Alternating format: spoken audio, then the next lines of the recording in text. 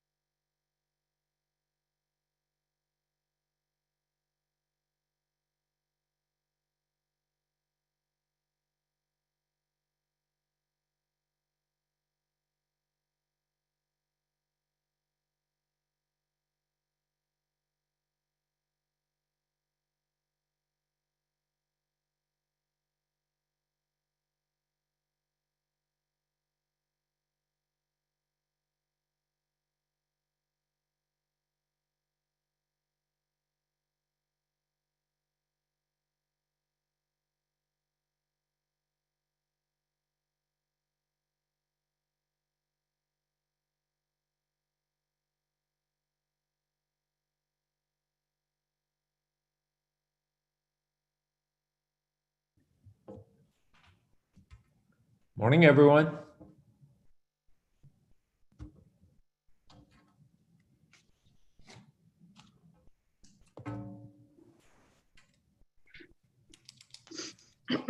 Good morning.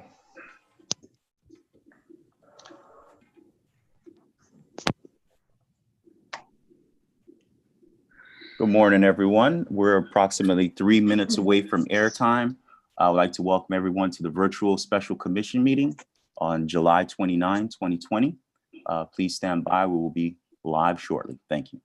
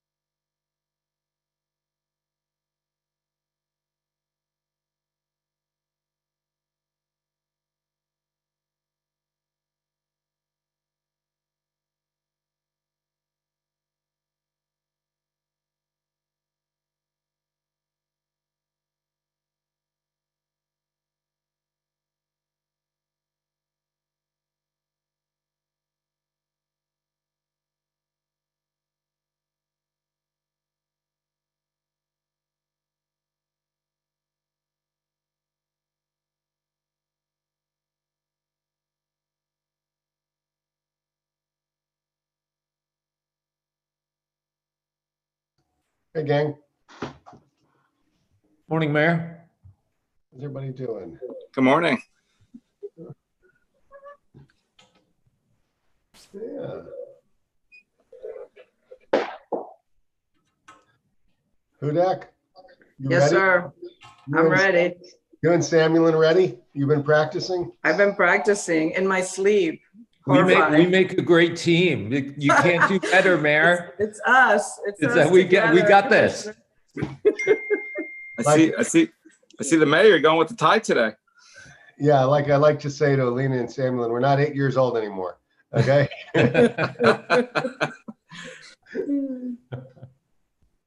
Yeah, we'll see how long that lasts.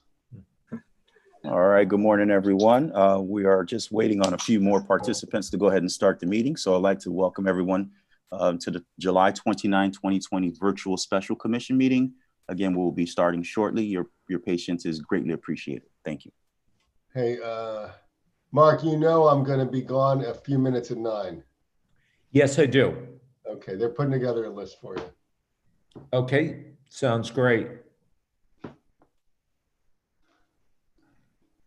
I promise, Mayor, I don't think I'll do well at all. And if I do, they'll strike that from the record like they did last time. The only thing I care about is that you're horrible. That's good. Thank you for the support, Mayor. I'm sure you're up to the task. Okay. Fair enough. Oh, we got 1, 2, 3. This is a commissioner here. Got 5 of us at least. See Mr. Morales. 1, 2, 3, 4, 5. So, I think we should start. Am I going to read this at the beginning? Yeah. By the way, can I just ask a question, PJ? The webinar ID number only applies to Zoom, right? That's correct, Mayor. Okay, so and the toll-free number applies to both numbers or just the 888? Just the 888. So the webinar, if you just give them the webinar ID, they should be able to access the meeting. The webinar is mostly used if you're calling in on the 1-800 number. Therefore, you have to put both numbers. But the telephone, the webinar ID is for the call-in? Yeah, the 1-800 is for the call-in, and also there's a long-distance number, I think a local number as well for them to call in. So you should have 2 numbers, but both of them will require the web ID number. Oh, and that applies to both Zoom and the web ID? Correct. Yeah, you've been doing it right, Mayor. Well, I've just been reading it, so thank you for letting me know that I'm capable of reading it without, Yeah, so what we've done is we've given the short Zoom address so we don't have to read the long one. So since we give you the short one, they do have to put that webinar ID. Okay. It's too difficult to give a very long, no Yeah, one's going to remember that one. So that's the way this is the reason we've done it this Okay. way. Let's get going. Thanks, everybody, for showing up. Let's go.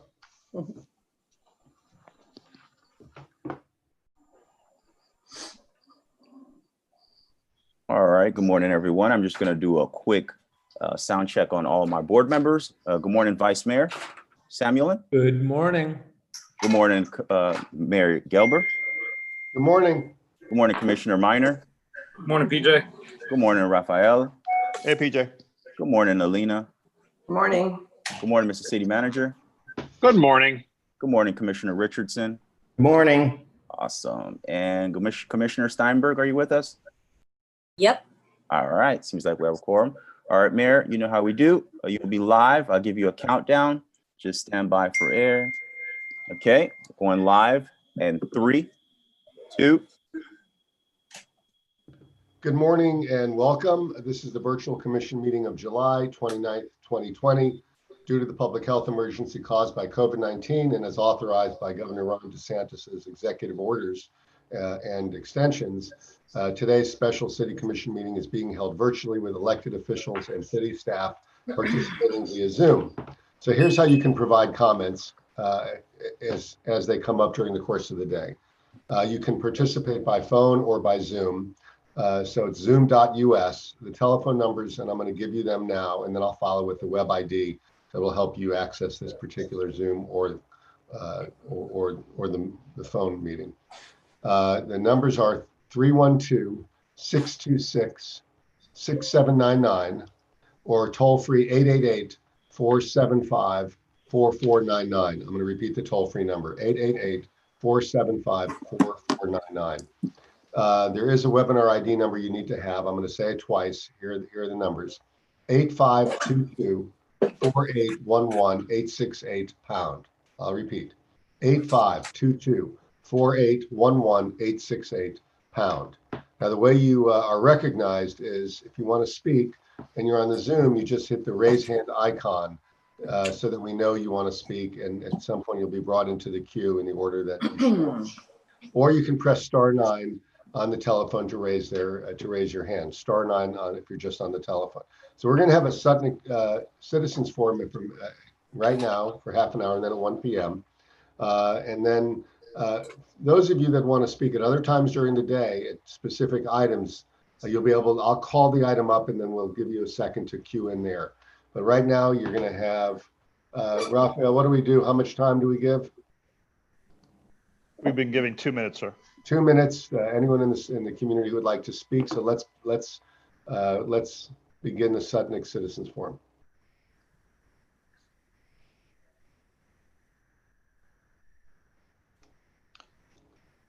And you can just bring them in and recognize them. I'll do that, sir.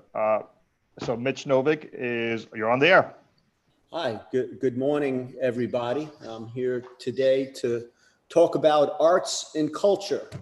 As an 8-year-old child, I vividly remember driving in my family's rent-a-car from the Seville to the Rascal House and passing Jack Stewart's, who was a mid-century artist, his masterpiece of Apollo pulling his sun chariot across the sky, which was located on the Versailles Annex, which was demolished 5 or 6 years ago.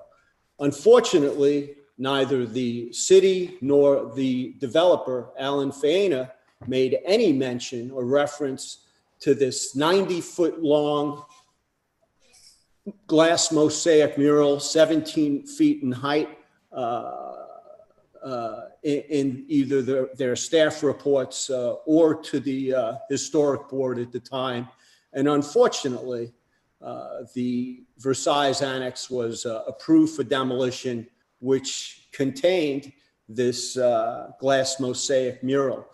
I began a campaign then, and Mr. Faena agreed to preserve the masterpiece, and Avra Jane, who developed or redeveloped the Vagabond along with other mid-century hotels along Biscayne Boulevard, took possession of it with the intent to incorporate it on an arts district in Little River.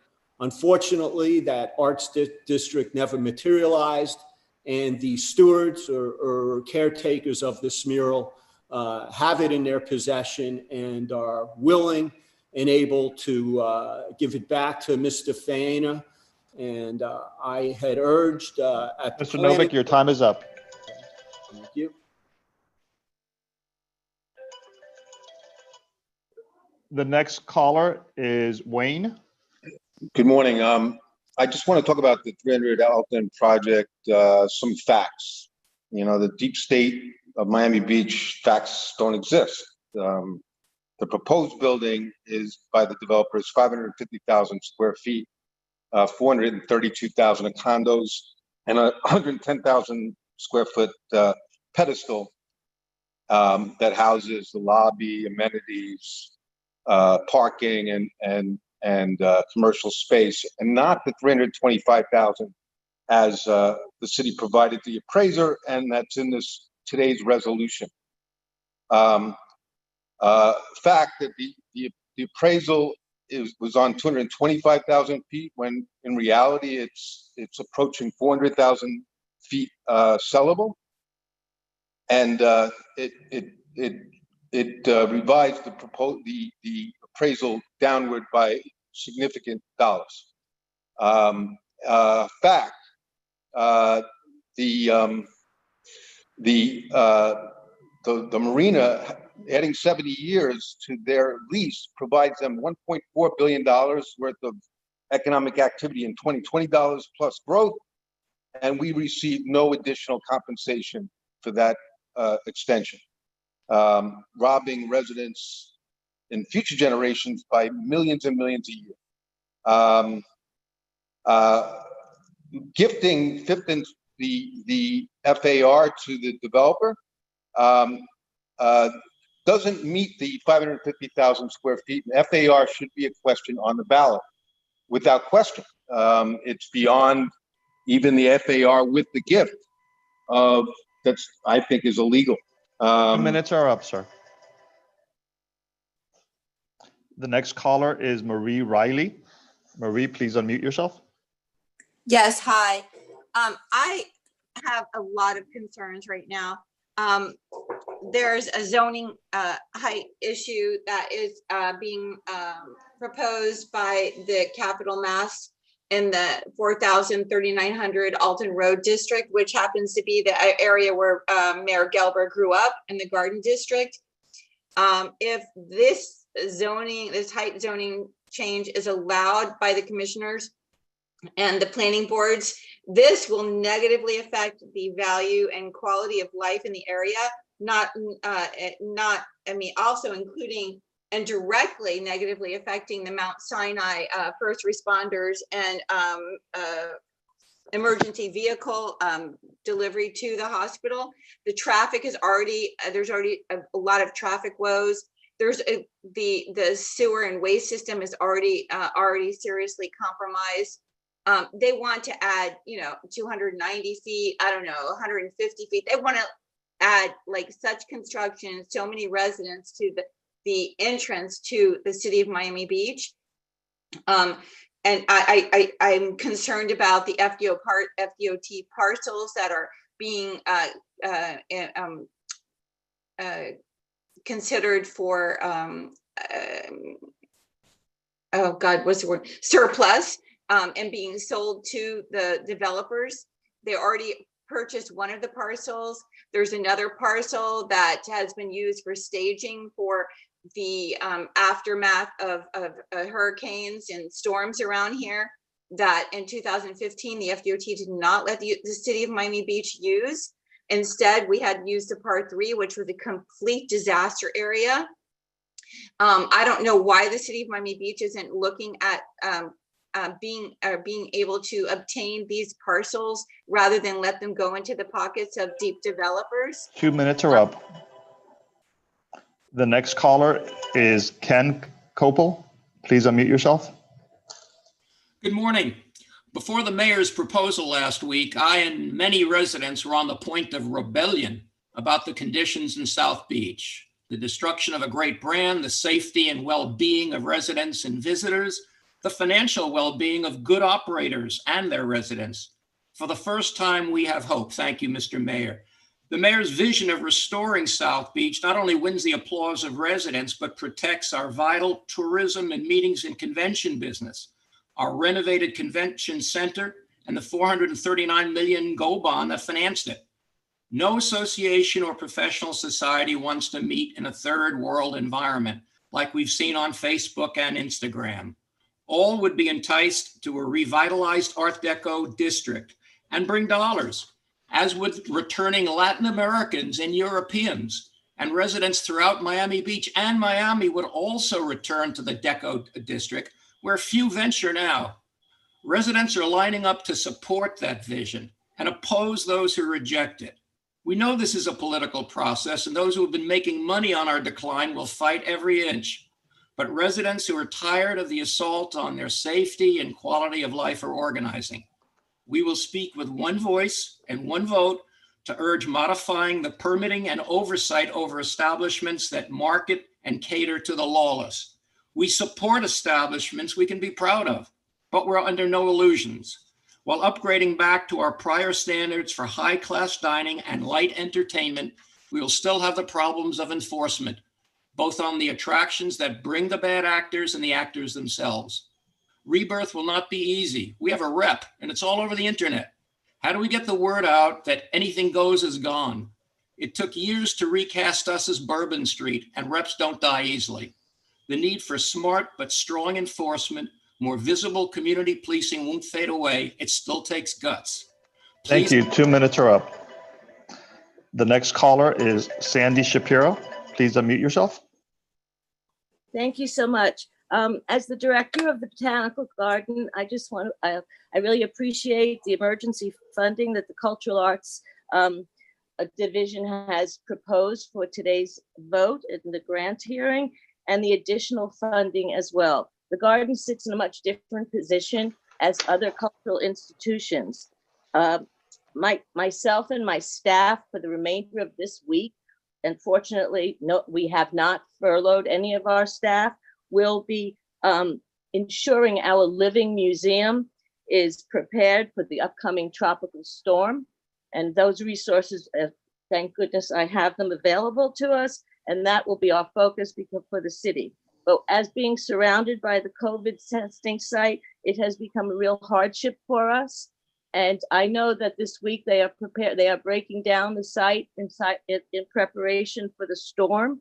And I'm asking if there's a way we can please ask them to, when they rebuild the testing site, to permit access into the garden so we can welcome the community in, as well as provide a way in for the upcoming election, as we are a precinct in August. And at this time, the voters would not be able to get into the garden with the current condition. I think this all has been very difficult for each and every one of us, as I've expressed in a letter to the commission and to you, Mr. Mayor. And I'm just really concerned about our future, our living museum, the upcoming storm, and how I can reopen the garden in its current condition without any access points, and the longevity of the institution itself, having that we've lost so much in all our revenue streams for the rest of the year, as far as rentals and bookings. So if you could please get involved in the reorganization of the site. Thank you, Ms. Shapiro. The next caller is Natasha Mennell. Natasha, please unmute yourself. Okay. Good morning. Go ahead, please. My name is Natasha Mennell, and I'm a representative at the Union 32BJ, and I'm also a security officer at the City of Miami Beach, employed by G4S. We really appreciate that the city has a living wage and has worked through the years to strengthen it and make it a real living wage. That has allowed us to make a decent wage. As essential employees, we have been working through the pandemic and risking our lives every day. However, we are disappointed that the increase for this year is proposed to be just 15 cents per hour. We request that you consider a larger increase that tracks inflation and allows our wage to keep up with our living expenses, such as food, rent, transportation, and our other needs. Thus, going by inflation, we believe that the increase should be 33 cents per hour instead of the 15. Thank you very much.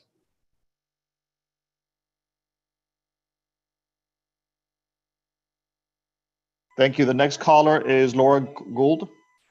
Hi, I'm Laura Gould, Hibiscus Island, regarding R7U MDPL Management Agreement Renewal. As I mentioned on June 24th, I was on the initial board of the Children's Museum for its move to Watson Island, and I've continued to serve on the board of the Bass Museum since the beginning of its new board about a decade ago. And I've been helping the Art Deco Museum recreate and reinvent itself, and I want to help bring it to the level that the new Art Deco Cultural District deserves. Our Art Deco Museum, especially with the museum's new plan, is an asset to the city and needs and deserves a 5-year lease in order to long-range plan. So thank you for your consideration, and please vote for a 5-year renewal. Thank you. Mr. Ciraldo, you're up. Thank you very much. And thank you to the previous caller too. Hi, Commission. So I am going to speak on R7U, but later during the actual item. I wanted to just speak briefly on the new vision for Ocean Drive, and I want to thank the Commission for bringing this forward and just provide a brief background about something that happened in 1986. There was an undertaking that I think will be similar to this, which was called Our Drive, Ocean Drive, where residents, developers, preservationists, arts and culture, business owners got together and talked about the future vision of Ocean Drive. This led to a geo bond that expanded the sidewalk in front of the Art Deco hotels, allowed for sidewalk cafes, and made a wide path in Lummis Park. This helped to usher in the last great South Beach Renaissance. People like Tony Goldman, Barbara Verkappenman, MDPL, Miami Beach CDC, and the city and others were involved in this. And MDPL now is going to be convening a similar type of group, calling it Our Drive, Ocean Drive Part 2, looking at 1986, the vision, looking at where we are now, 2020, and hopefully coming up with some additional ideas and recommendations for the commissioners to consider. But we just wanted to thank you for your focus on this. We think now is the right time to elevate and to rebrand, and I look forward to the discussion. Thank you.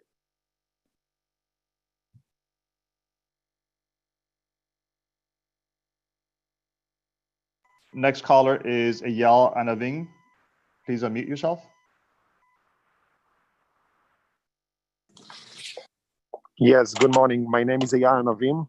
I'm part of ownership in a building in Ocean Drive, and I've made several attempts, probably 30, 40 attempts to speak both to the mayor and to the city manager regarding this plan.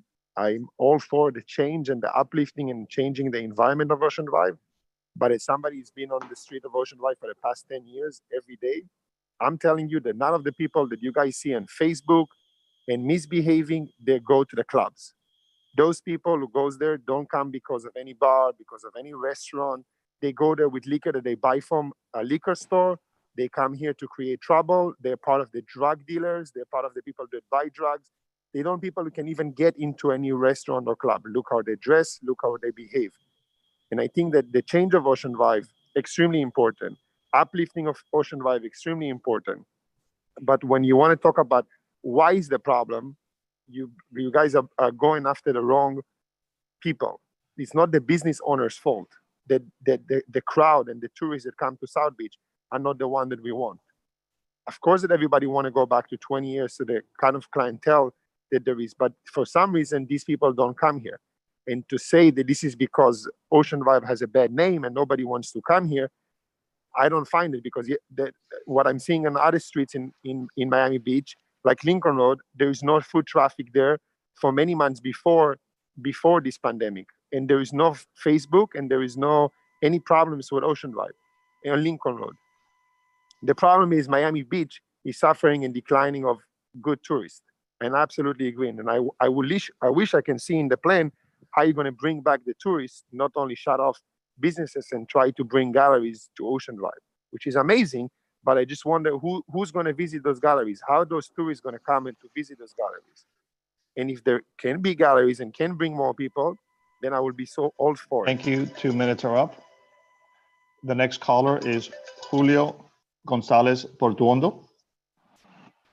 Good morning. I am the Community Association Manager for Triton Tower Condominium.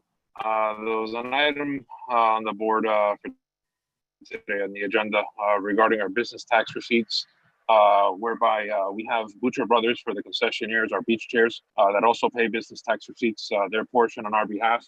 And there's some confusion there with the application of the payments, as I understand that the system does not allow application of the payments to specific invoices.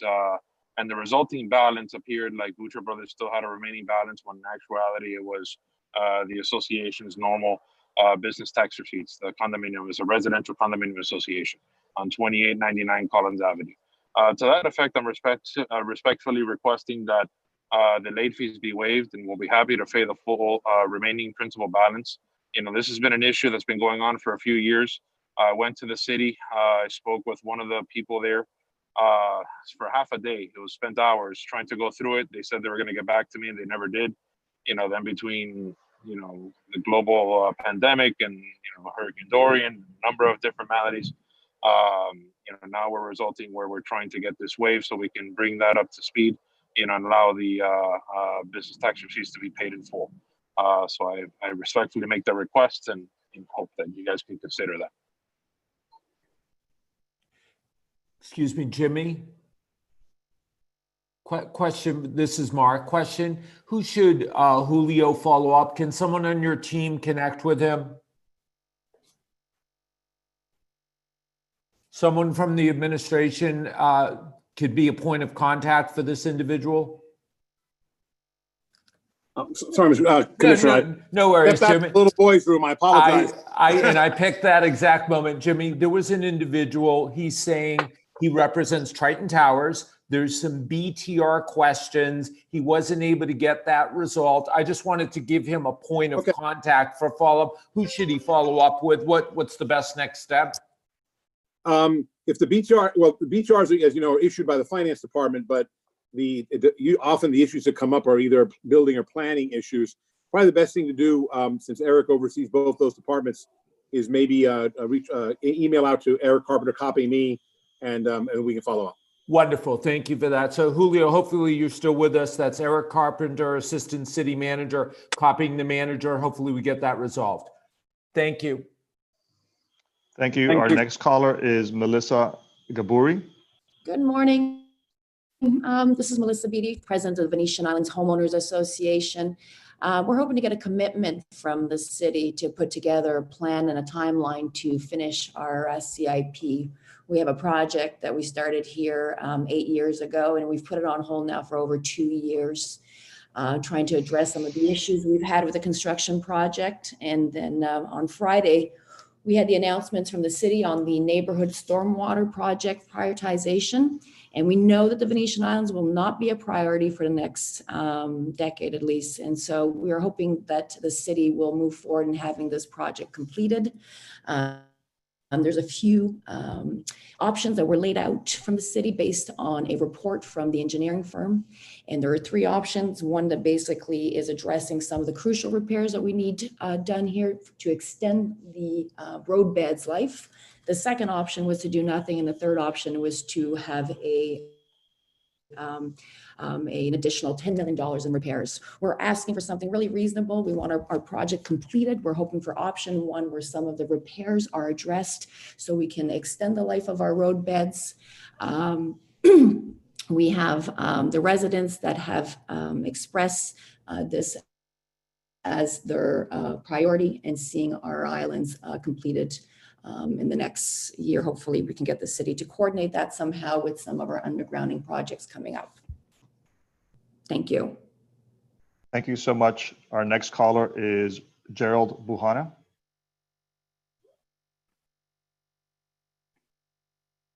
Gerald, please unmute yourself. Yeah, good morning. Thank you for letting me having a chance to express myself. I want to confirm what the gentleman Ayal said earlier. The issue on Ocean Drive is first and foremost the clientele that you have there, walking up and down the street.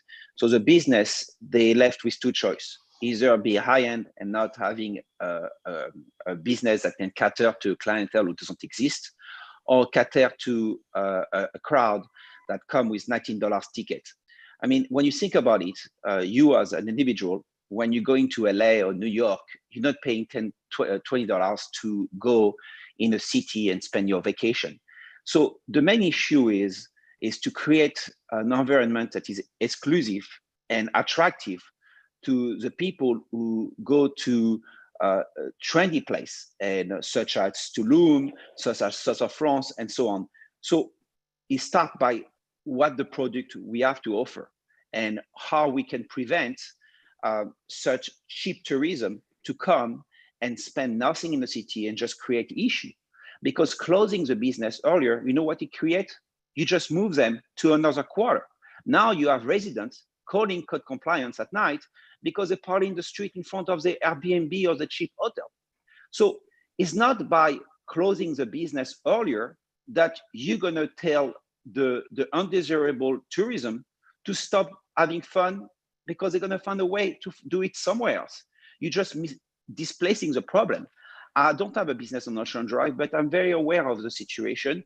And the bottom line is we need to create events that attract the right clientele and preventing the cheap tourism to come on the $19 ticket.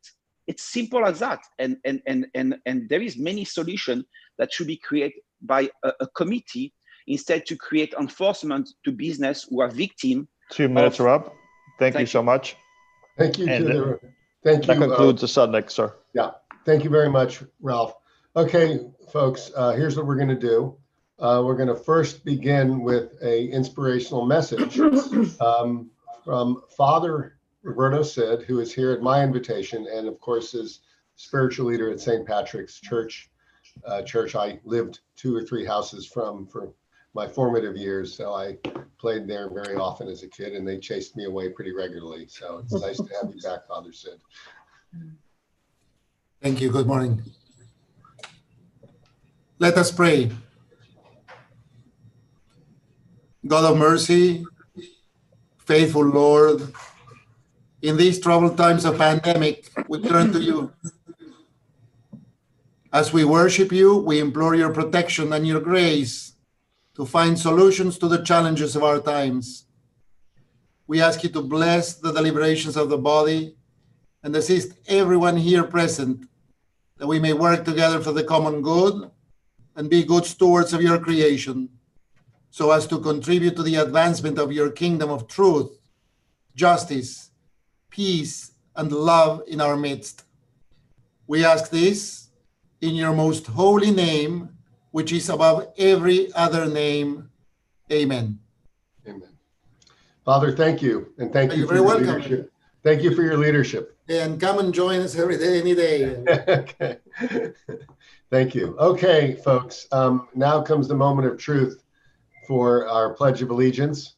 And we're going to call upon a reprise. We're going to have Commissioner Samuelin and our Assistant City Manager, Lena Hudak, together do the Pledge of Allegiance. And we're going to listen very carefully because we know how much they love our country.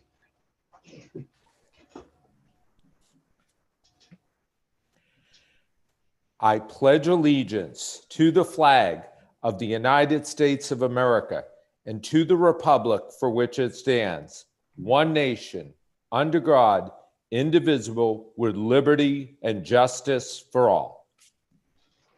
All right.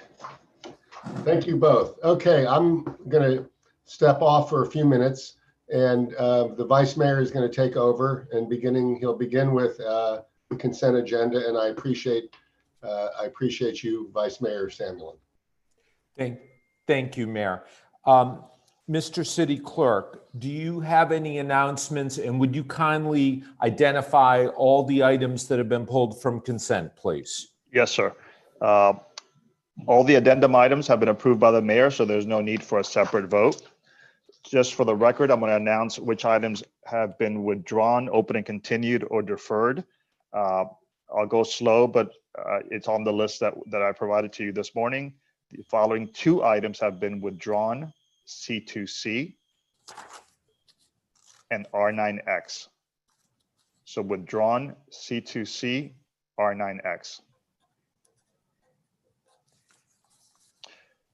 Open and continued is R7H.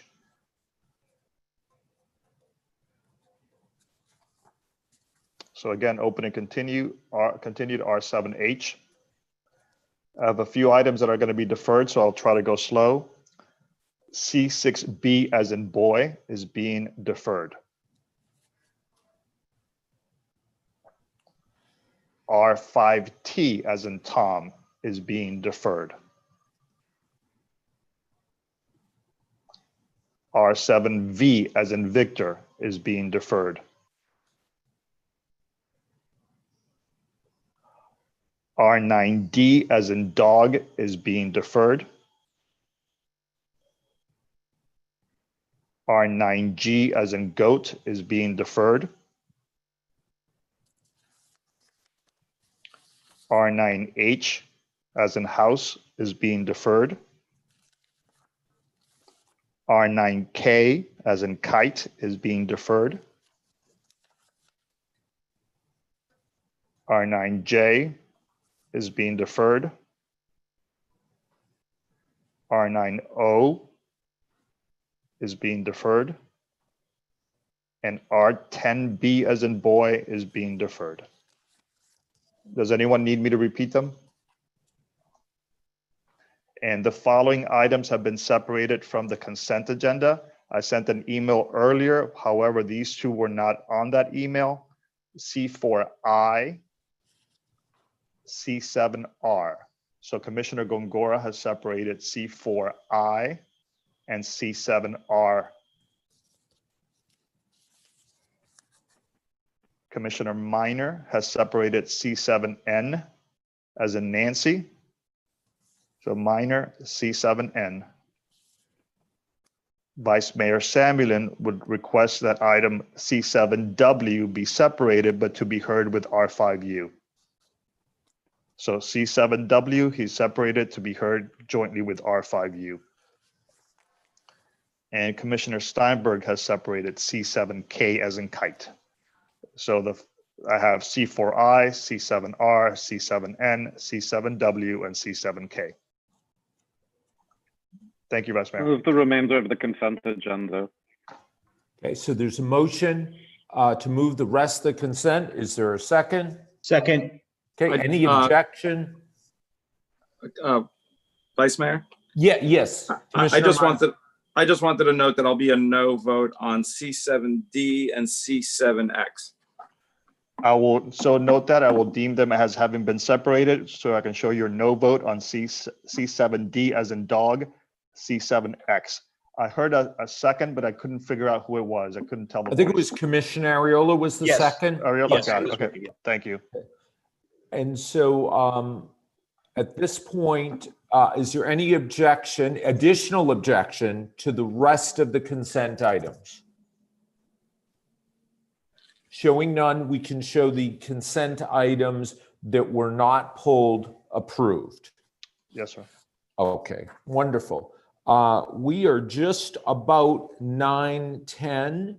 So, Mr. City Clerk, your watch, I think we're about a minute away here. Are we okay to just at least read the item? I'll start reading the item. Yeah, sir. thank Give me you. 1 sec. So this is R5A.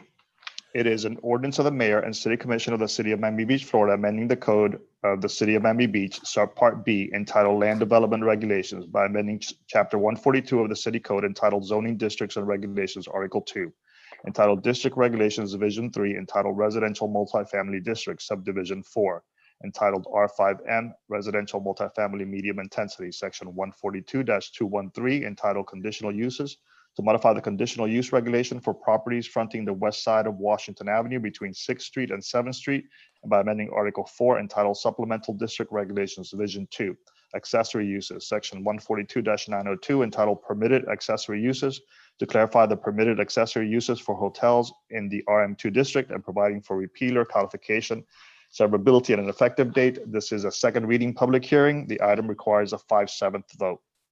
Thank you for that, Mr. Clerk. I believe Commissioner Ariola is the sponsor, so I'm going to invite him to either say a couple words or have someone from the city administration. And colleagues, I'll be watching the virtual hand rises, so if you want to be recognized, just raise your hand. And if I miss you, jump up and down and do whatever you need to do to get my attention. Commissioner Ariola, do you want to say a word to get us going on this? Two things. Yeah, I'm going to punt this over to Tom because he can walk us through it better than I'm going to. The other thing, if it's a 5/7 vote, I don't know how you all feel about it. I personally don't think it's controversial. I think it passed unanimously last time, but with the mayor out, if it's going to be a close vote, we might want to wait for him to come back. But with that, I'll pass it over to Tom. All right, good morning, everybody. This particular ordinance was approved at first reading on February 12th. And just to refresh everybody's memory, what it does is it creates some changes to the RM2 regulations that are specific to a very limited area along Washington Avenue from 6th Street to 7th Street on the west side of Washington Avenue. And this is the one block of Washington Avenue north of 5th Street that's not zoned commercial. And since it's zoned RM2, there are some significant restrictions regarding what hotels can ask for in terms of accessory uses. And so the ordinance that was approved at first reading created a procedure to allow for hotels to seek neighborhood impact establishments for certain types of accessory uses. One of the things that the proposer had wanted to do as part of this ordinance was also give the planning board the ability to allow for a review of a conditional use for outdoor bars, outdoor accessory bars. The administration had no objection to this, but it wasn't included in the original version of the ordinance at first reading. So the item was referred back to planning board so that the planning board could review the proposal to add outdoor bars as being allowed to be applied for conditional use. That was considered by the planning board this past Monday, July 27th, and the planning board did transmit that proposed amendment with a favorable recommendation.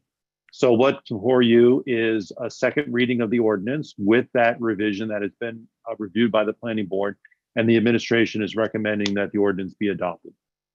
Thank you for that, Tom. We have someone on the line, Mickey Marrero, who I believe may be representing one of the parties. So I would like to recognize Mickey at this point. So if he wants to have a couple, 2 minutes is our sort of timeline here. Mickey, if you could say anything you want to share, please.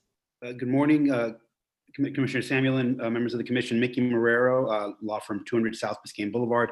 I'll be very brief. I think we've seen this item several times at land use, planning board, and at first reading. What it really does, as Tom says, is it allows the Anglers, which was recently redeveloped with a lot of investment, to be basically in line with all the other commercial uses along Washington Avenue. It would allow it to go back to the planning board and go through the process of requesting an NIE and open those restaurants and accessory uses within the hotel. So I'm available to answer any questions or go over the full presentation again. But I think you've all seen it a few times, so I don't want to waste too much more of your time. Thank you for hearing me this morning. Thank you, Mickey, for those comments. Let me see. I am not showing any other public comment. So colleagues, as I bring it back to the Zoom day, as just a reminder of what Commissioner Arriola said, we need 5/7 vote. There are 6 of us here. So if you have a question or if you think you may not want to support it, now would be a good time to tell us that. And let me see if anyone is recognized. I don't see any recognized, so I'm going to assume that we have the support here. So does someone want to make a motion? I'll move it, Mark. Okay, there's a motion, a second? Okay. Second. Any objections? Commissioner Gongora, second. Does anyone object? It's a roll call, sir. Then we'll do a roll call. Raphael, please take us through it. Commissioner Arriola, Yes. Vice Mayor Samuelin, Yes. Commissioner Steinberg, Yes. Commissioner Richardson, Yes. Commissioner Gongora, Yes. Commissioner Minor, Yes. and I believe the mayor is absent. So motion passes, the item is approved. Okay, next, Raphael, could you please call our next time certain R5B? R5B is an ordinance of the mayor and city commission of the city of Miami Beach, Florida, amending the code of the city of Miami Beach by amending subpart A entitled General Ordinances, by amending chapter 58 entitled Housing, by amending article 3 entitled Property Maintenance Standards, division 1, generally section 58-180 definitions, by creating division 4 entitled Abandoned and Vacant Property Registry to create the city's vacant and abandoned properties registry and establish applicable requirements and providing for repealer, severability, codification, and effective date. This is a second reading public hearing. The item requires 4 votes. Commissioner Ariel, do you want public Okay, just 1 second here. I just want to see if Commissioner Ariola wants to introduce the item or have someone from the administration. Yeah, say- let's have Tom. Tom, do you want to tell everyone why we're doing this? Sure. This particular ordinance is an amendment to Chapter 58, and it was an ordinance that stemmed from a much broader discussion that the Land Use Committee had on addressing demolition by neglect. And what this ordinance does is it creates a building registry process in Chapter 58. And so any contributing building within one of the historic districts, if it becomes vacated, it must register with the city. And what's important to note about this particular ordinance is that it would apply to not just the building owner, but the standards would also apply to any bank or financial institution that might be carrying a loan in terms of enforcement. The other thing that's important to point out is that there's a building registry fee that's predicated upon the size of the building. So the smaller 1 to 2 story buildings are not going to have the same type of significant fee that a much larger property would have. And the rationale behind that is that the much larger properties pose a much bigger danger. The ordinance was approved at first reading on June 24th with no changes, and the administration is recommending adoption. Thank you for that, Tom. And I believe I heard Commissioner Steinberg very helpfully informing us that we should open the public hearing. Thank you for that reminder, Commissioner Steinberg. So at this moment, let's open the public hearing, and Mr. Ciraldo is recognized. Yes, hi, Daniel Ciraldo, Miami Design Preservation League. This is a great ordinance, and thank you to the commission for bringing this forward. This is a result of a couple of years of the community really looking at large and small properties that have fallen into disrepair. And the idea of having a list that the city can know about the properties that have become vacant, you know, just overall seems like a good best practice to have. And we hope that this will lead to, you know, better maintenance and also detecting issues with properties early on, possibly that could lead to the city helping the property owner, or even MDPL could give suggestions for maintenance, and overall a great plan, and thank you for your support. Thank you for your comments. Seeing no one else from the public at this moment in time, we can close the public hearing, and let's bring it back to the virtual dais. Do any of my colleagues want to be recognized at this time? If there are no Move the comments, item. I'll move it. Or I'll Second. second it. Okay, there's been a motion. I believe it was Commissioner Ariola moved it. Commissioner Gongora, I think I heard second. Let's call the roll. Commissioner Minor, Yes. Commissioner Gongora, Yes. Commissioner Richardson, Yes. Commissioner Ariola, Yes. Commissioner Steinberg, Yes. Vice Mayor Samulin, Yes. and Mayor Gelber is absent. The motion passes. The item is approved. Thank you, Raphael. We have a 9:20 time certain R5C. Raphael, I don't know how long it's going to take you to read that one, or It's a little one. It's a little one, so not too long. I could pick up one from consent if you'd prefer. Yes, sir. Okay, then let's do that. So I'm going to go to the consent agenda, and there are a couple different items, but let's start with C7N, which I believe was pulled by Commissioner Minor. This is the award of the RFP for security services. So I believe Commissioner Minor, I'm going to recognize you to perhaps explain why you pulled it, questions, comments from you to start us off, please. Thank you, Vice Mayor. And I pulled it. I actually had questions about whether we would, as a body, be receiving the final contract once it's negotiated. That's something that I would request. And I think our city manager, Alex, was going to also just speak about this item briefly. Okay, is there someone from the administration? Commissioner, absolutely. The item right now doesn't have the contract coming back, but we'd be happy to do so. I mean, we have a meeting in early September. We're going to start negotiating now. I'm sure it'll be plenty of time to get it done and bring it September. We have no problem with that. Okay, that's great. Thank you. Yeah. Okay. Okay, and I see Commissioner Gongora's hand, so let me recognize Commissioner Gongora. Thank you. I had questions about this at agenda review. I wasn't going to pull it at this stage, but I'm glad that you did, just so I can make my comments. One, I look back at the RFP, and it's really like slim pickings. I think the only requirement for a security company to be able to bid on this was that they have 3 roving guards. So it leads me to believe that anybody could have applied for this. I think in the future, when we're doing security contracts, which is something so important to keep our city safe and assist the police and with those functions, I think we need to have more stringent conditions in future RFPs when we're hiring security guards. I thought that the RFP was pretty slim when I went back and read it last night. And I also was unclear. I asked you an agenda review to confirm it because I don't see it anywhere in the materials, what areas they would be providing security in. Although I never found it in the written form, you told me that this would also include the beach walk and the bay walk, correct? That's my understanding. I don't know if Alex Dennis is on, or I think it's police who oversee the contract, but I believe that is my understanding.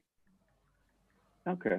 I'd like to confirm that. I guess if we're going to see the contract when it comes back, I'd like to make sure that we clarify all the areas that security is going to be providing services.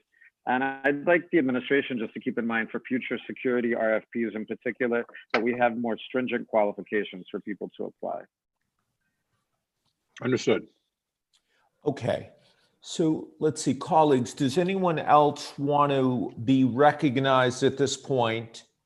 I think we've gotten confirmation that we would like to see the contract back, and we're going to be accepting the award unless there's any objection. So is there any objection to accepting the award for C7N, pending that we will also be receiving the contract? Showing none, show that done by acclamation, and we're going to now move to our 9:20 time certain, R5C.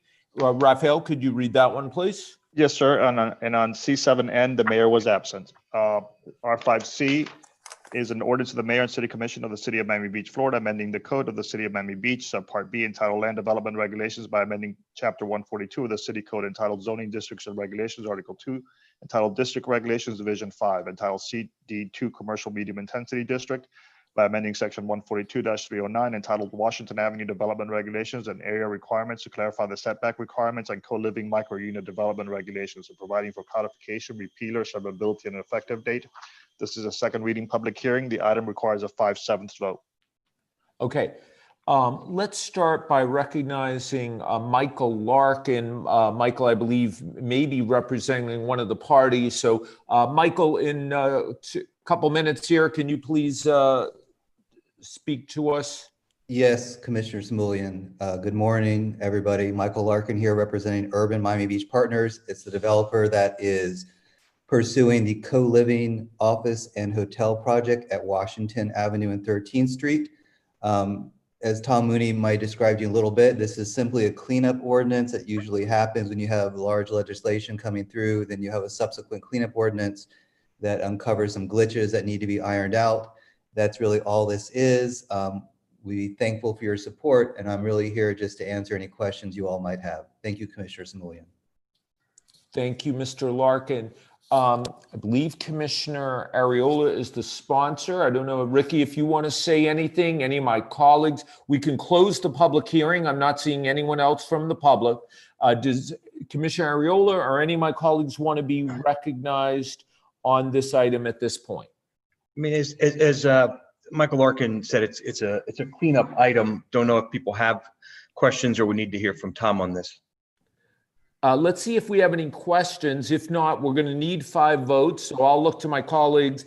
And if I don't see any questions or comments, I'm going to assume we may indeed be positioned to move forward and save Tom a little bit of time because he's got some other items coming. Move the item. I see there's a motion by Commissioner Gongora. Is there a second? I think we have a roll call here, I believe, but a second? I'll second it. Okay, and we heard a second. So now we can call the roll. Commissioner Steinberg. That's a yes. Commissioner Areola. Yes. Commissioner Minor. Yes. Commissioner Richardson. Yes. Commissioner Gongora. Yes. Vice Mayor Samulin. Yes. Mayor Gilbert is absent.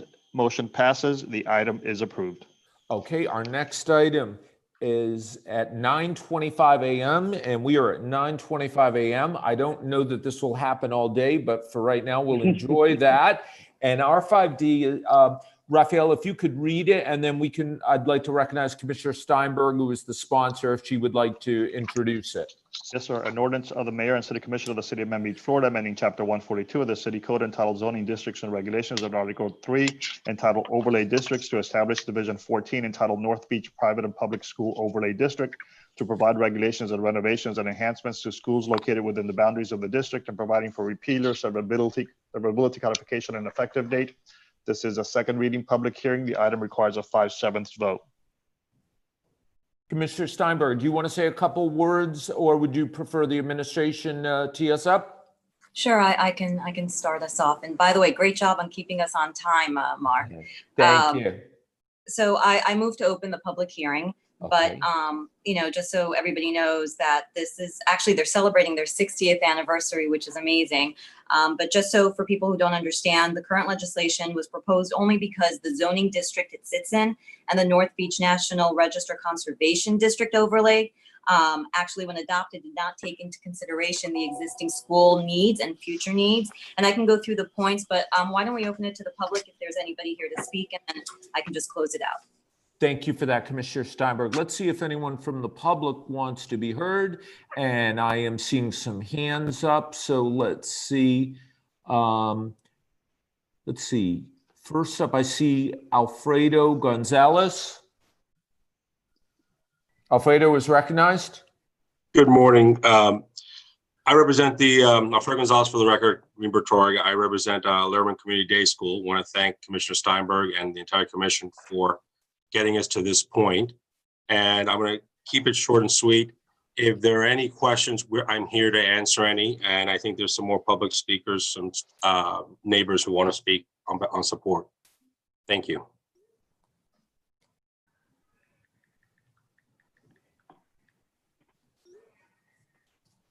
Okay, Adam Bergman is recognized. Thank you. Do you hear me? Yes, Adam, you're on. Thank you. I'm a resident of Miami Beach. I have an office in Miami Beach. I have 2 kids at Lehrman Community Day School. I think obviously it's a fabulous school, and it's super important for our entire community that the school is modernized and it has the ability to take into account some of the modern, unfortunate COVID-related needs. An expansion will do that. There's also updated security involving world condition needs that the school needs to meet. So I can share a personal story. I know a bunch of families that have moved into the Miami Beach area just to send their kids to Lehrman.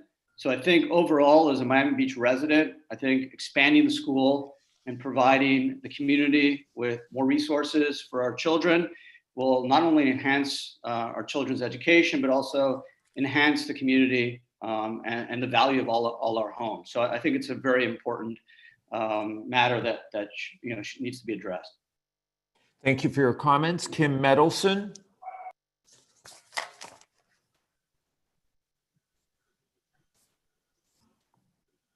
Hello. Hi, I am a resident in Miami Beach. I have 3 kids that have attended Lehrman. I'm a former teacher at Lehrman and a chairman of the board. And we really need you to help us, allow us to expand our school to serve our students. We are not looking to add students, but we are teachers who run around in our carts to each classroom in need of a little more space. We would really love a gym. We would love upgraded security measures and measures to help us with the COVID challenge. And thank you so much for hearing us. And we really appreciate being an institution on Miami Beach, and we're very hopeful for another 60 years. Thank you for your comments, Kim. Mara Geronomus, please. Hello, can you hear me? Yes, Mara, you're on. Wonderful, thank you. Hi, I'm Mara Geronomus. I'm the current chair of the board of Lehrman Community Day School, also a resident of Miami Beach, and I have 3 children who attend and have attended Lehrman, and just wanted the commission to know that I support this project wholeheartedly. As my fellow parents have mentioned, Lehrman is celebrating its 60th anniversary this year, and this project is so important to help us ensure that Lehrman's place remains on Miami Beach for another 60 years. It will allow us to improve our facility and match the high-class education that we offer inside to a beautiful structure outside, and very importantly, also allow us to enhance this security and create a more secure environment for our students and our staff. We thank you for helping us to ensure Lehrman's future. We've been met with unanimous support in this process so far, and we are hopeful that with your help, we can count on your support again today as we vote for the final adoption of this overlay district. Thank you so much. Thank you, Mara. Amanda is recognized. Hi, thank you to the commissioner for hearing us. I'm Amanda Adler. I am a resident of Miami Beach and have been for a very long time. And so is my husband, Matthew Adler, who has been supportive of the Lehrman Community Day School for 60 years. We hope for another 60 years with your support. Security is so important to our families, and allowing this to pass with a unanimous will help those families feel more secure with our security and education, and build a gymnasium. And we really appreciate your support. Thank you for hearing us. And thanks again. Thank you, Amanda. Dana Martorella is recognized.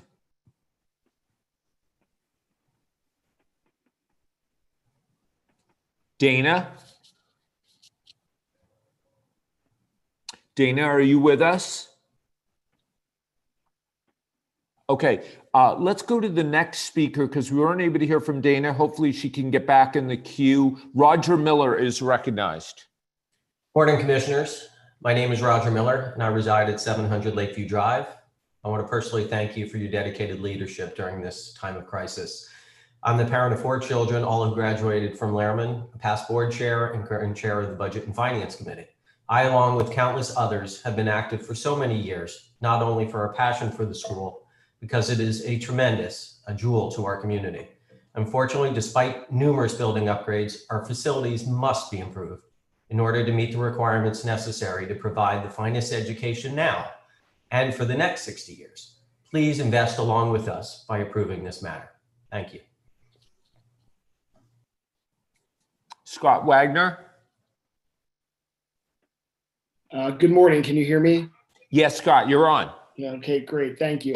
Well, thank you for taking the time to listen to all of us this morning. I am another parent and resident of Miami Beach, and I echo the comments of all the previous speakers. I think the only thing I'd just like to add is I want to commend both the administration and the board of Lehrman for really doing this the right way. Lehrman is not looking to expand its student body. It's looking to really enhance the experience for the current number of students that it has, and to really remain as a pillar in the community, as everyone said, for the next 60 years. And so with my friends and neighbors and other parents, I enthusiastically support the motion, and I hope that the commission will as well. Thank you, Scott. Next up is Wayne. Yeah, Mark, I just want to lend my support to any school, private or public, in terms of their needs, and we should show them as much latitude as we can. Our kids are our future.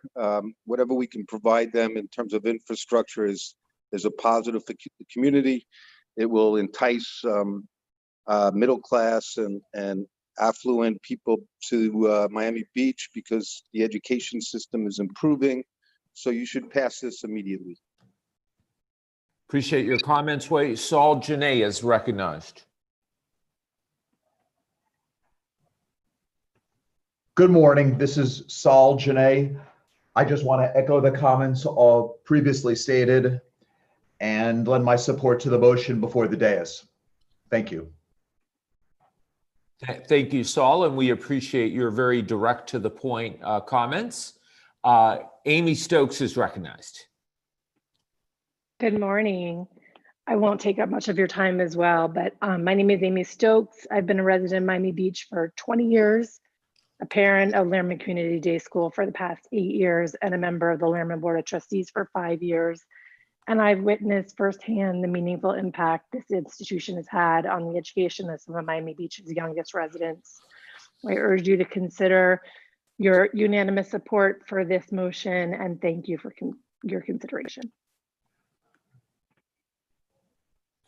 Thank you for your comments. I believe our last speaker will be Dana Martorella. Hi, good morning. Can you hear me now? Yes, Dana, we can hear you. I apologize for those audio issues. Vice Mayor, City Commissioners, my name is Dana Martorella. I am a former Lehrman parent, a previous chair of the Board of Trustees, and I remain a member of the Lehrman Executive Committee to the Board of Trustees. Lehrman has been a gem to the community for over 60 years, as well as a very unique institution of educational excellence that achieves and perhaps exceeds the expectations of its founder, Rabbi Irving Lehrman. The approval of this text amendment will ensure that Lehrman Community Day School may continue to properly serve the community with necessary enhancements, as well as geographically adapt to the increased development in the neighborhood for many, many generations to come. Thank you so much for your time. Thank you for your comments, Dana. Thank you for all those helpful public representations. Seeing no one else, we will close the public hearing, bring it back to the virtual dais, and I will look for hands. And if I don't see hands, I will keep looking for just another second. Second Mickey's motion. Okay, so we have a motion and a second. I do believe this is a roll call vote. Raphael? Yes, sir. Commissioner Gongora? Yes. Commissioner Steinberg? Yes. Commissioner Richardson? Yes. Commissioner Ariola? Yes. Commissioner Minor? Yes. Vice Mayor Samulin? Yes. And the mayor is absent. Wonderful. Motion passes. The item is Thank you for that, Raphael. We have a 9:30 time certain R5E. Raphael, if you would, please. Yes, sir. R5E is an ordinance of the mayor and city commission of the city of Miami Beach, Florida, amending the code of the city of Miami Beach, subpart B, entitled Land Development Regulations by amending chapter 142, entitled Zoning District Regulations, article 2, entitled District Regulations, division 21, entitled Town Center, Central Core, TCC. District, section 142-741, entitled Main Permitted Uses, Accessory Uses, Conditional Uses, Prohibited Uses, and Supplemental Use Regulations to modify the maximum number of co-living units, modify provisions relating to the reservation of co-living units, and clarify existing provisions and providing for codification, repealer, severability, and effective date. This is a second reading public hearing. The item requires 5/7 vote.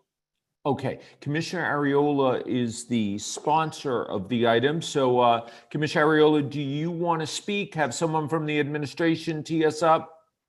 I think this probably will be one of these items that we speak a lot about. Is this a 5/7 vote also? Yes, it is. Yeah. So we may need the mayor for this, but Tom, do you want to first walk us through them? I guess we'll have people from the public. Sure. who want to speak on this. This particular ordinance was approved at first reading on June 24th, 2020. The only change made at first reading was that the number of hotel units that were previously capped at 2,000 was reduced by 141 units in order to offset the increase in the cap of the co-living units by 141 units. So the ordinance that is attached to this shows that the cap of the hotel rooms is now been reduced to 1,762, and the cap on the co-living units was raised from 312 to 453. When this ordinance was presented to you on June 24th, it was originally referred the previous February as a cleanup, and it really serves two functions. One, and I think probably as importantly, it establishes a much clearer process for reserving units based upon land use board applications. The previous sequencing and procedure for reserving units was very convoluted. This significantly cleans that up. The second part of it was increasing the cap on co-living units. And as we had indicated when this was presented at first reading, there have been a number of development projects within the North Beach TCC area, and a number of them have wanted to avail themselves of this co-living product.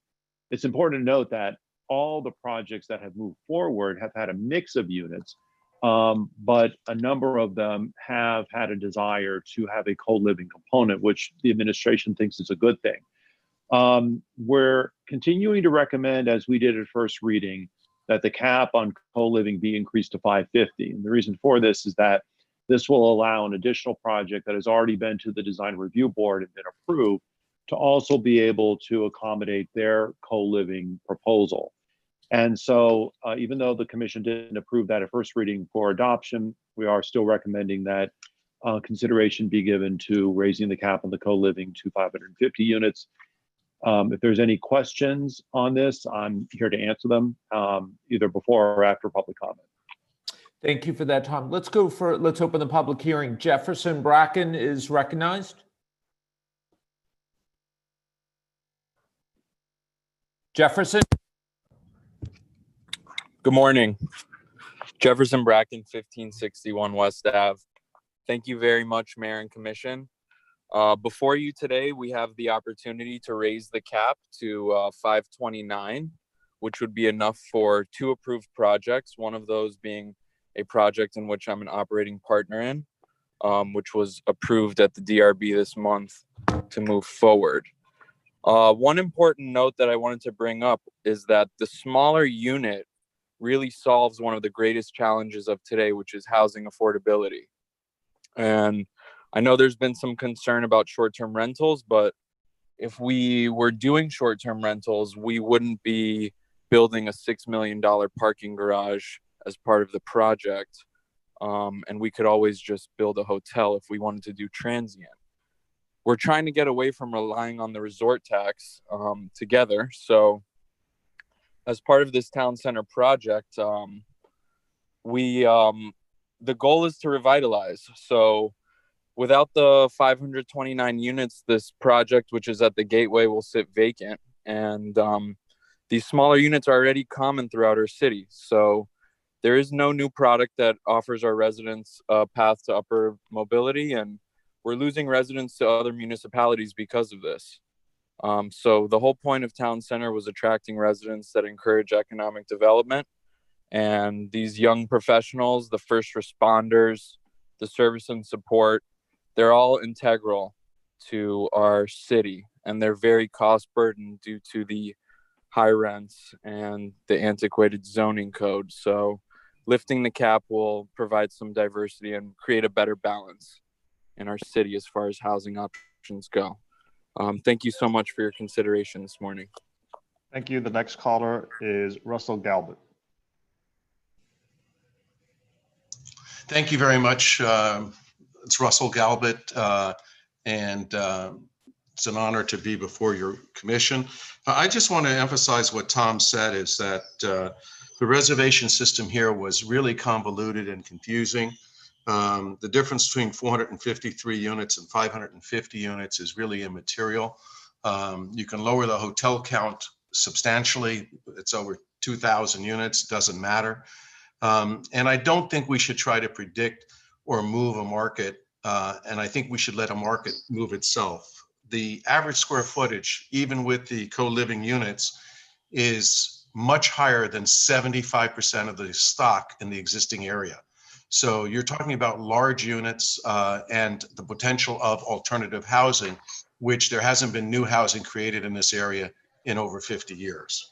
So this is a real opportunity, and that's what the people from North Beach went to support. I'm doing all in my power today to help projects, be a capital partner, to help projects move on Miami Beach, because that is the only way that Miami Beach will stay relevant. We have so many issues facing us today with this terrible, terrible virus that we have to do everything in our power to encourage the free market and to encourage redevelopment of our community. That is what the people of North Beach came together to develop, and that is what they supported with both the redesign of the center, of the town center, and we hope today that you will lift this cap to the 550, which will allow 529 units for the approved projects that have already been approved in the town center area. Thank you very much for your time today. Thank you, Mr. Galbert. I'm sorry. Thank you, Mr. Galbert. Wayne, I believe it's Wayne Roberts is next. I'm not an expert in North Beach, but I have experience with developers, and their objectives are to maximize profit. You know, they're not in the in the social service industry. Their objective is one, to maximize profit. And the city needs to design, to create a advocate for the city in terms of its vision. And our whole project, our whole design is all around what a developer tells the city is what we need, instead of identifying really what the city needs and what the residents need. And I'm not saying it's wrong to add more shared living. I just don't think as a city, our goal should be to have shared living. It should be for middle class and upper class, and to drive, additional revenue for the city and make a better community. And I don't think the developers really care about that. They care about profit. So my objection is that the city doesn't have its own plan, its own direction. It's all directed by the developers. Thank you. Thank you, Wayne. Ethan Wasserman is recognized. Good morning, commissioners. Thank you for the opportunity. Ethan Wasserman with Greenberg Charg, 333 Southeast 2nd Avenue, here on behalf of Robert Finbarb Companies. We have a project on 72nd facing the park. We're here today to support this legislation. The legislation is really narrowly tailored to fix a small loophole that came up really at the expense of my client. My client has been before the commission in June of 19, representing their co-living project. They immediately went forward with a design review board, a DRB application for a co-living project, went through multiple layers of review, and I think everybody understood that we were vested, or I should say in line for the co-living units available within the district. But then in January of this year, really at the tail end of the project, we found out that we weren't. And I think it caught everybody by surprise, staff included. And this legislation is really intended to clean up and provide clarity to that process. Our project has about 141 co-living units, and we support the increase to allow our project, which again has DRB approval, to proceed. We appreciate planning staff and the city attorney's office as well, and all of you for working with us to correct this issue. And I'm here to answer any specific questions you may have on this issue. Thank you. Thank you, Ethan. Seth Burrell is recognized.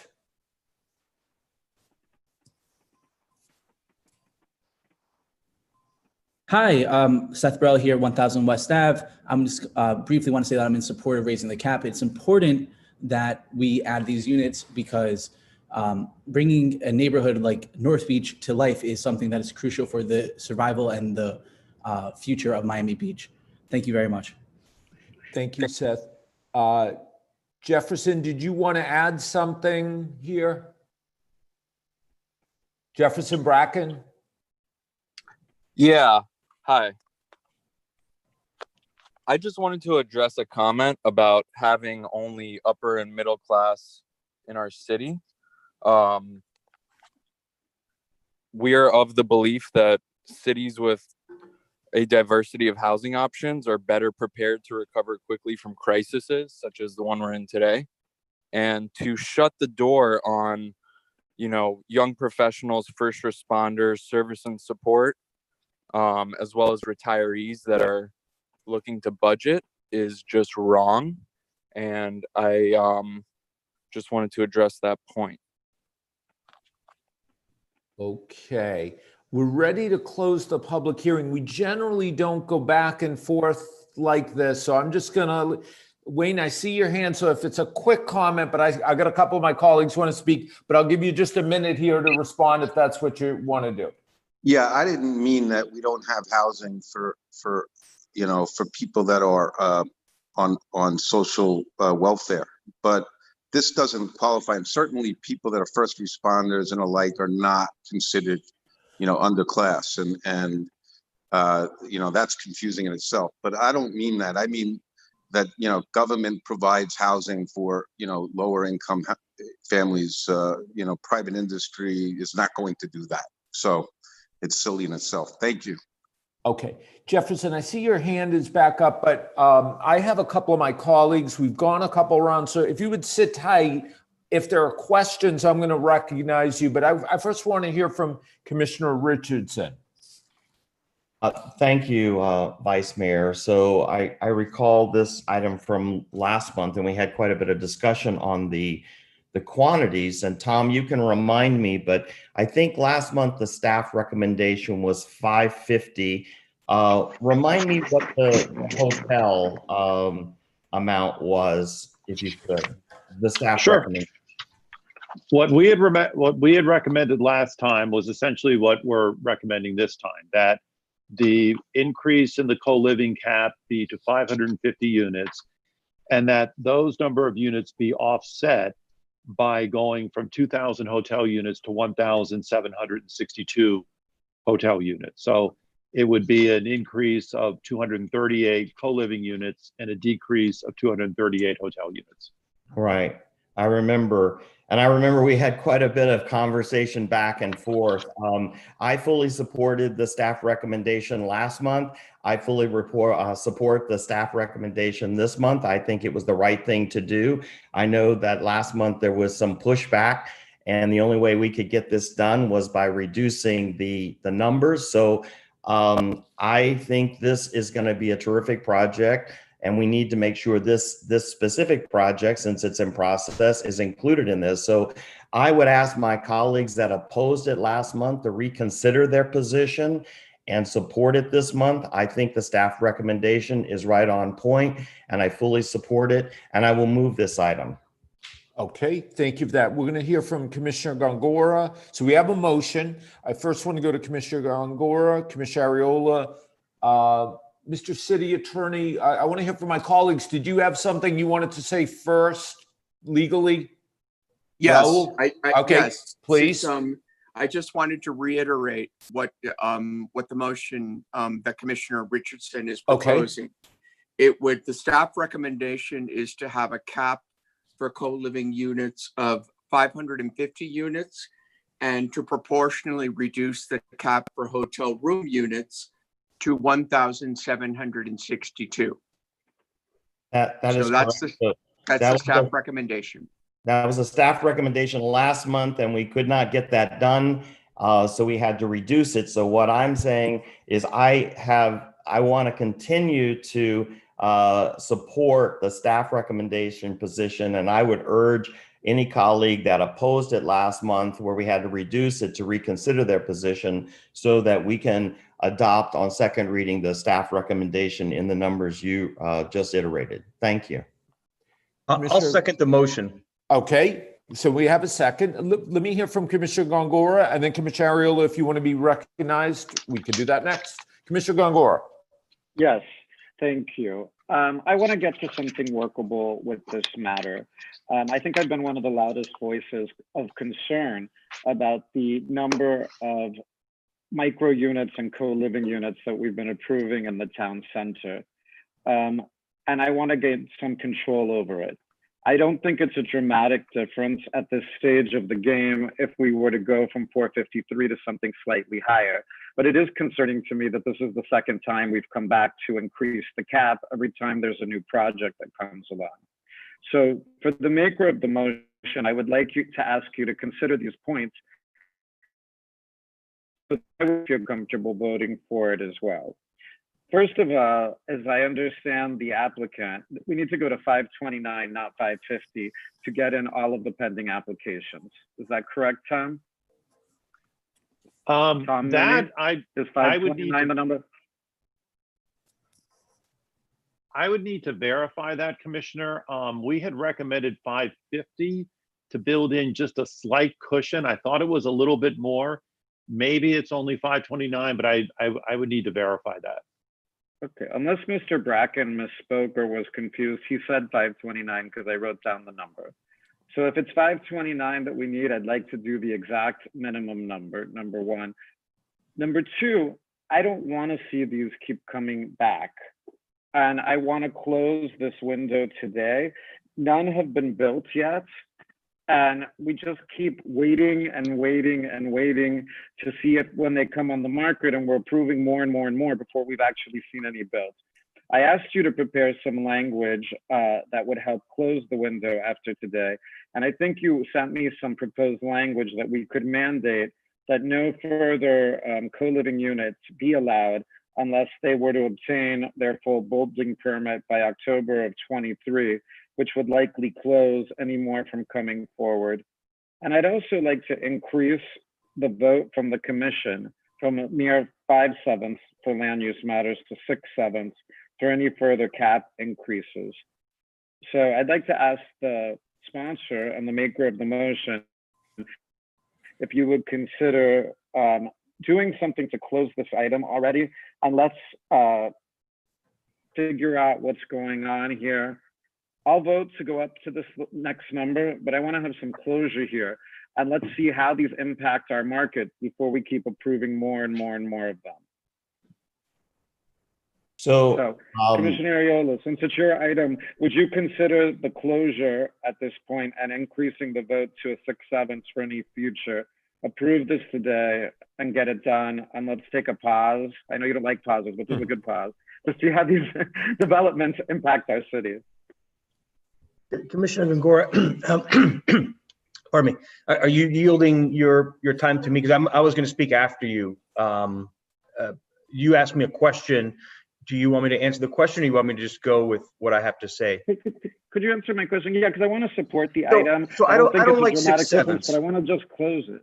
So generally, I don't like 6/7 on anything. 5/7 is a high enough hurdle to get to, as you know. So I couldn't. I think in almost any instance, I'm not going to support a 6/7 or even a unanimous vote, because I just think it's an extremely high hurdle, and sometimes good legislation can't go through because of that. So I'd ask you not to push that. 5/7 is a is, as you know, very high hurdle as it is. And Okay, I'll what give you my about- reasons why, so that you might feel better about moving forward with this. Okay, what about a sunset clause so that we take So how would the a sunset chance- clause, and I want to be clear, the staff recommendation was 550. I heard you say 529. What number are you on? I don't even care. For me, the 529 to the 550 is not a biggie. A biggie for me is no more of these coming. I think that Tom had prepared an applicability clause, which would help put a delay so we can get some on the market and see if we like them. Maybe Tom could explain how that would work since you prepared it for me. Sure. Okay, and Tom, before we go to you, and I do want to go to you just in a second, I see our city attorney has his hand up. So I just want to make sure from a process standpoint, we're covered. And then Tom, you're right up next. Raul, did you have something you wanted to add? No, I just wanted to stay online for the, for in case of the motion. I know Commissioner okay. was talking about the applicability clause, but Tom is going to read it.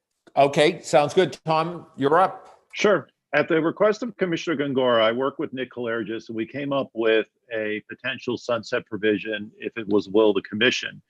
And basically, it would require that any of the co-living unit projects that have already been approved up until today, because essentially we're at the cap with all the DRB approvals, those projects would have to be permitted by October 1 of 2023. If they weren't permitted by October 1 of 2023, then they would not be able to get a permit for co-living. So it basically sort of expedites their need to get their building permit for the co-living.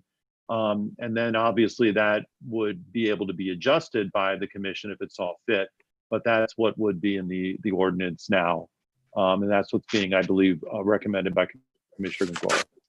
So commissioners, that would be a proposed amendment to section 142741 sub B2 little 4. And it would now read co-living units, notwithstanding the foregoing limitations, there shall be a limit of 550 co-living units built within the TCC district. Additionally, co-living units shall only be permitted for projects that have obtained a full building permit by October 1st, 2023. Yeah. That's Commissioner Gongora's proposed amendment with the sunset provision. Mr. City Attorney, I just want to clarify something because I am very interested in this line of discussion and potentially supporting this today, but I don't want to keep having this conversation. With this amendment that Commissioner Gongora has put forward, would that enable, or let me say, would that prohibit additional requests to increase this cap up until 2023? In other words, could someone come forward in 90 days and say, well, now we're not really happy at 550, we got to go to 750? Could that happen, or would this amendment prohibit that? Yeah, no, of course. That's true of any ordinance. That could happen to any ordinance that you have. I mean, you could put this restriction in now, but the restriction is an expression of this of sentiment of the body. So I would be, if the body votes for this sunset provision with an applicability clause, I would imagine that if an amendment comes forward, in a few months, the body will take this into consideration. But you can amend any ordinance, to take this, to take this out in the future. But you need 5/7 vote. Okay. All right. Thank you for that. But that's true. That's true of any ordinance. The same thing would be if you agree to 453 today, an amendment could come before you in the future, increasing it to 550. So. Okay. Just want to bring it. Thank you for that, Mr. City Attorney. Commissioner Gongora, you're sort of finishing up, and then Commissioner Ariola is next. I see Commissioner Richardson hand up, which may be for round 2 or maybe not. So Commissioner Gongora, are you done, or do you have more to say? I'll wrap up my comment. I would like to add the provision, even though this can keep coming back, because I think sends an expression to the development community that we're not looking to see more of these applications. And I want to also say publicly, while I do like to compromise on development issues, I'm concerned that we've approved all of these co-living units without one single unit being built. And before we even have one project, we continue to increase the cap. So for purposes of today, if we can add some kind of an expression that we don't want more of these, I'll support it, but I will not be voting for any more. I'm done. Okay, thank you for those comments. Commissioner Ariola is now recognized. Let me yield for a moment to Commissioner Richardson since he had his hand up because there was an amendment to his motion. Is that what you wanted to talk about, Commissioner Richardson? If not, I'll go and speak my mind. Yeah. Yes. Yes. Do you want to recognize me, Vice Mayor? Yes, Commissioner Richardson, you are recognized. Thank you. First of all, I would agree with the comments of Commissioner Ariola in that I don't like 6/7. I don't think we need that. 5/7 is a huge hurdle. It really is right now. And then on the question of the sunset, I don't really see the point in it because we could come back next month or in 2 months and change it again. I think, and I personally want to get to 550 on this, and then I want to see some activity in the community so that we can see how this is working out. So I'm not encouraging beyond that, but the amendment that Commissioner Gongora proposed raised an interesting question in that what if one of the projects that has already been approved as part of the 550 suddenly falls apart? Then would we allow another applicant to come in and apply to do a project as long as it was within the 550? So perhaps Commissioner Gongora could clarify exactly what he's asking for on that, because that could happen. We could have an applicant that's in the queue right now and may decide that they're not going to be able to complete their project. So I would like to have the flexibility that somebody else could come in and make an application. Okay, I'm going to recognize Commissioner Gongora because his name was called so he can respond and maybe clarify, because I too am interested in how do we, if we want to move this forward, make sure that we're not having this conversation every meeting. So we are on item R5E. This is the district co-living. Commissioner Gongora, do you want to respond to Commissioner Richardson? Sure. My understanding of the sunset and applicability clause that town prepared is if one project fell through, they didn't get their financing, whatever happens, they don't go forward, that probably another project would not be able to come in and replace it right away because they wouldn't likely be able to get their full building permit by October 1st, 2023, which I'm okay with because I want to state again on the record, I'm not in favor of a lot of co-living units because I'm very skeptical about them becoming permanent housing, which is something that I want to create. I've been going along with these items because primarily I want to see the town center succeed. And we have so many good developers that are rushing to ask for them that I want to give them the opportunity to create them for their projects. But I don't necessarily want to keep leaving the window open for more people to get the idea to come in and do them. And I think by constantly increasing the cap, as we've been doing, we're basically telling the world, yeah, come, we'll give you whatever you want. So whatever happens today on the item, I would like to have some kind of a message from the body that this is it. We want to build these. We want to see how they work. We're not looking to see more applications for co-living units. We just want to build the ones that are approved. And you want to know what? If they're successful and I'm wrong, and these are great housing units and they become an incredible model, I will be happy to vote to keep opening that window. But until one has been built and we have some idea of what we're doing, I think it's very dangerous to continue to leave the door open to keep increasing the cap on these units. So whatever we do today, I would like to send the message that the door is closed. So can I react to that? Yeah, yes, you're recognized, Commissioner Richardson. Here's what I would support. I would support a recognition of a cap of 550 on these units with applications at October 1st, 23. However, I would only support it if we would allow other applicants to come in if one applicant drops out. And I'll tell you why. I'm hearing that it's quite possible that one of the applicants that currently has a reserve, if you will, on the 550 may never come through. It may not happen. And I would like others to have the opportunity to come in because, quite frankly, I would not want a business model or an example only from one or two. I would like to see micro units from 3 or 4 different developers, because then it'll give us a greater opportunity to be able to evaluate which model we think works best and how it fits into the community. So I recognize that we need to get some of these built, but I would like to see a more variety, if you will. So if an applicant drops out, I would like another applicant to be able to step forward. And so I would be willing to support in that way. But the most important thing is that we need to accept the staff recommendation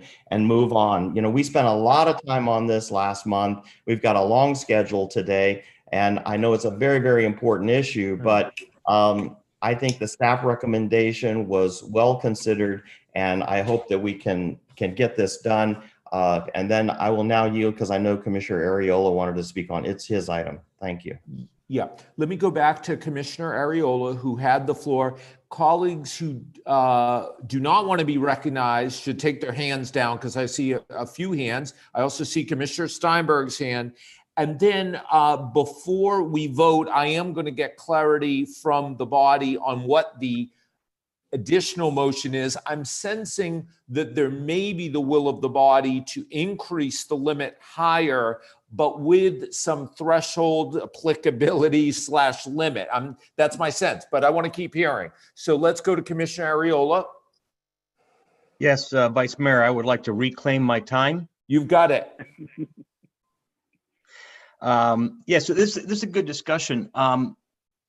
So it's several thoughts. I mean, you know, co-living is new to our community. It's being explored across the Bay and the city of Miami. Wynwood now has some buildings, and I think downtown has some as well. And outside, senior living facilities, co-living is a fairly new concept with appeal to the millennial generation and possibly even to empty nesters. But it's new to us, so it's still a fraction of 1% of our total housing stock. So it's not like this is something that is running rampant here in town. And I think any good city needs a mix of housing options, whether it's single family, apartment, or these co-living. So I'm fully supportive of this. I'm fully supportive of the higher threshold that staff has recommended. If we are really going to take affordable housing seriously, then we need to explore all options. And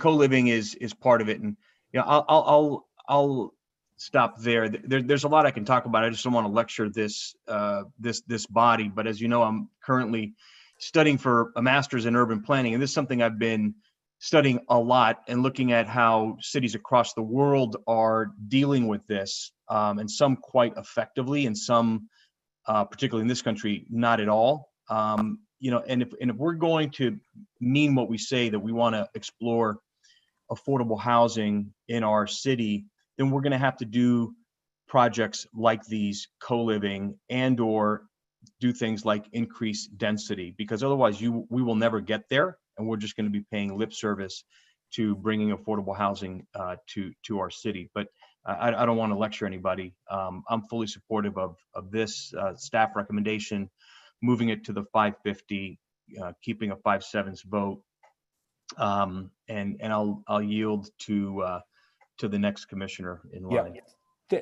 Thank you, Commissioner. Just so everyone's clear, there is a motion in a second to move to the 550. So that is on the table.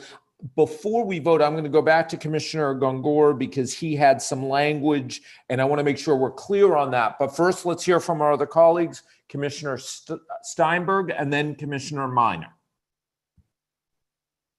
Commissioner you. Steinberg. Yep. Thank you. So just to simplify some of this, when this came back to us, came back for two reasons. The first was, I think we have a built-in, and Tom, please correct me if I'm wrong, we put in a built-in provision that it had to come back to us to be reviewed so we can gauge where we were at. Is that correct? Yeah, and it came back to you last July. And so when it actually, I'm sorry, it came back to you this past February as the look back. And that's when we recommended in February that you refer an ordinance to the planning board that did two things. One, amended the reservation process, which I don't think is controversial.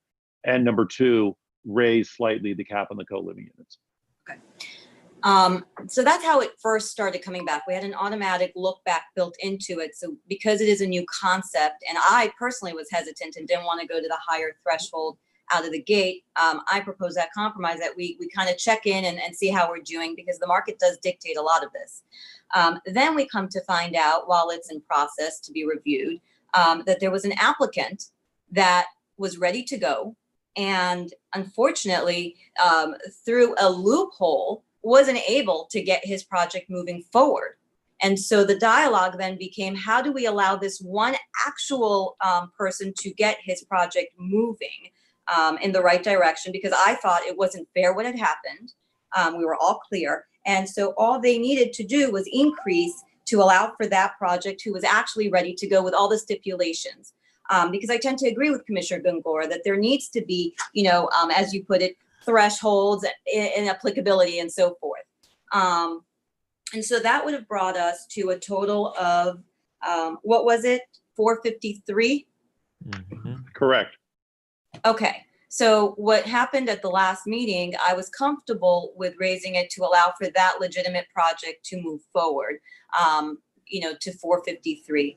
Today, now staff, and last time that was staff's recommendation to go to 453, but the planning board had recommended go to 550 and reduce the number of hotel,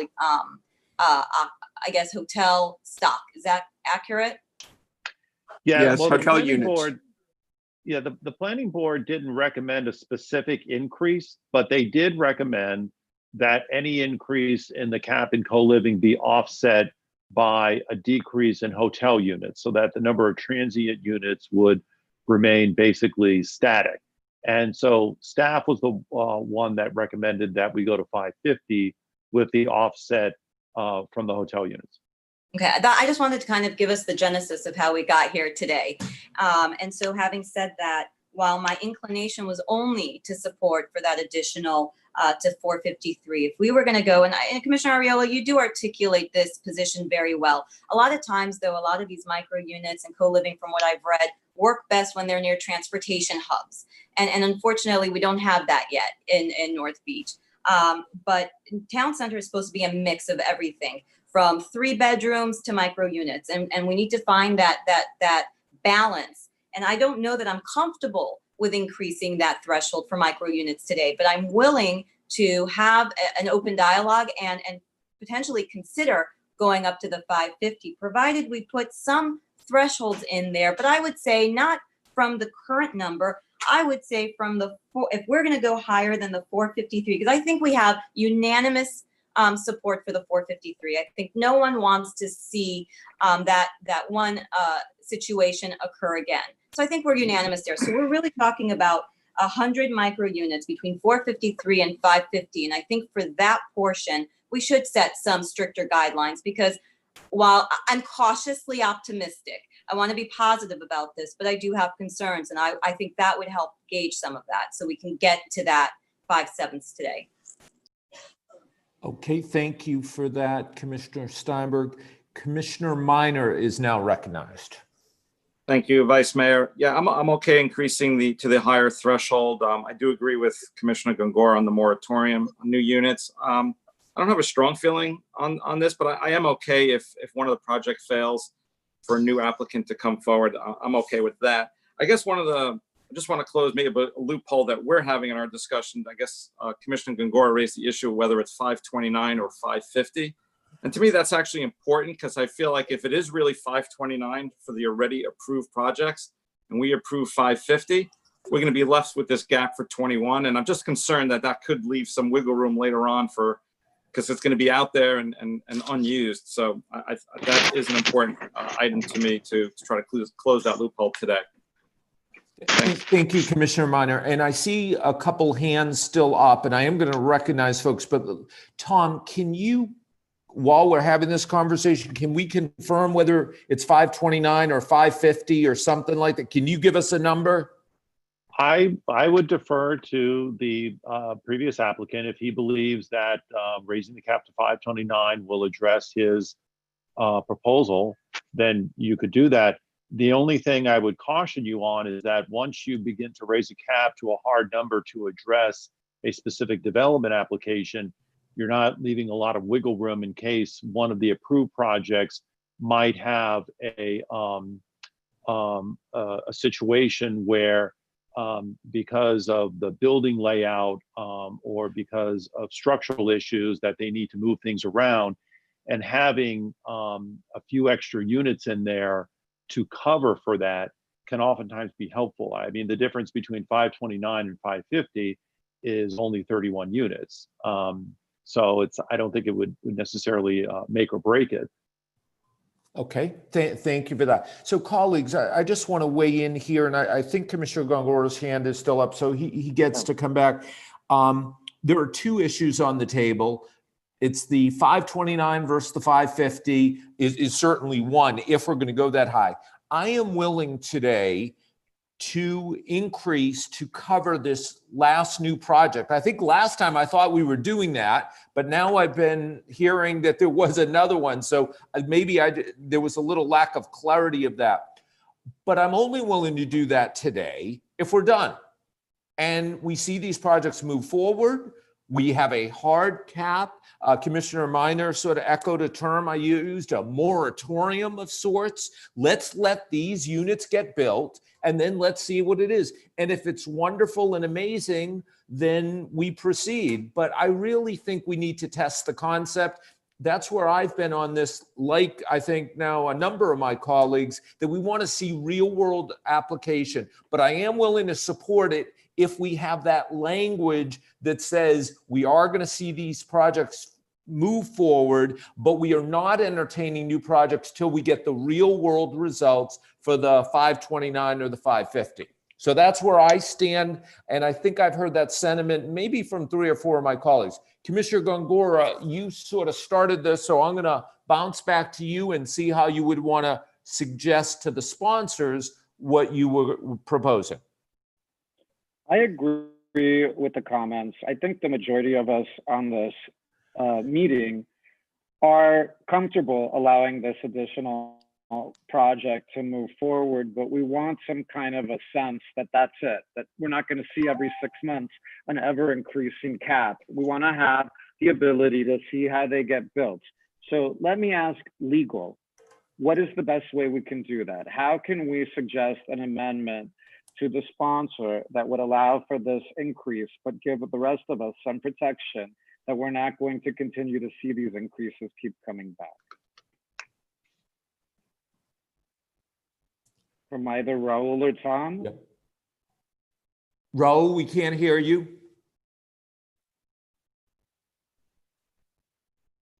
Can't hear you. No, Raul, we're not hearing you.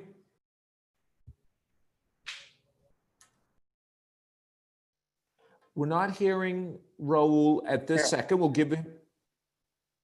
I'll speak until he can speak. Okay, Tom, Tom, I just want to also offer Tom the opportunity, or do you want to wait for Raul, Tom? And I think you get the sentiment that we're probably got the votes to pass this, but that's, I think Commissioner Gongora if you wanted to include the draft language that Raul read into the record regarding the sunset provision, that's not the same as a moratorium. Right. It would add language to the regulations that would basically put a hard cap on the units at 550 and state further that these must be permitted by October 1 of 2023. And so if any of the projects that have had co-living approved by the DRB do not get their permit by October 1, 2023, then they would not be able to move forward unless you were to legislatively amend that. And as Raul correctly pointed out, as is the case with any ordinance, you can amend any ordinance with a 5/7 vote. Raul, are you back on? Yes, I'm back. We had two suggestions. First of all, I know what Commissioner Minor is talking about is after this is approved, he'd like to see a moratorium on co-living units in North Beach. Now, there are two issues to moratorium that you have to be legally aware of. First of all, moratoriums have to be done by separate action. So we would have to come back. You would adopt something today, and then we would come back with a separate resolution declaring a moratorium.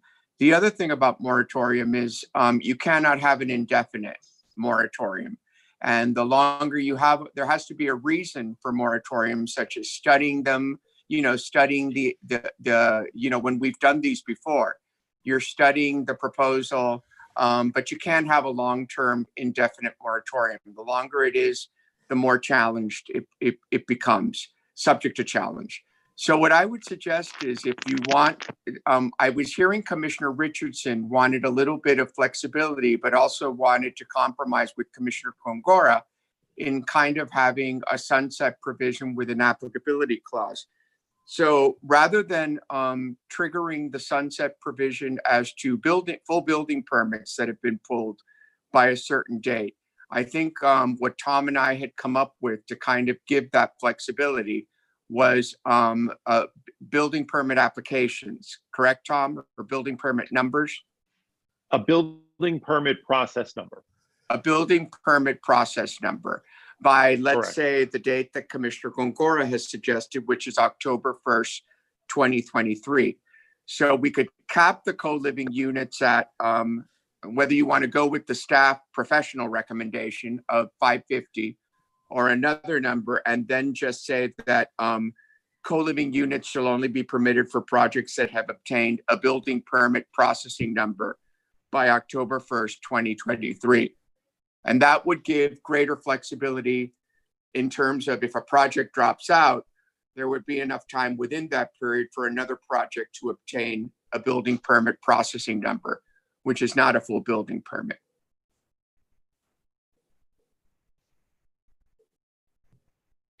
Okay, Either that, or if you're Yeah. not happy with any of that, then just Yeah. go to the 453 that you approved on first reading, and leave it at that. But that can be changed.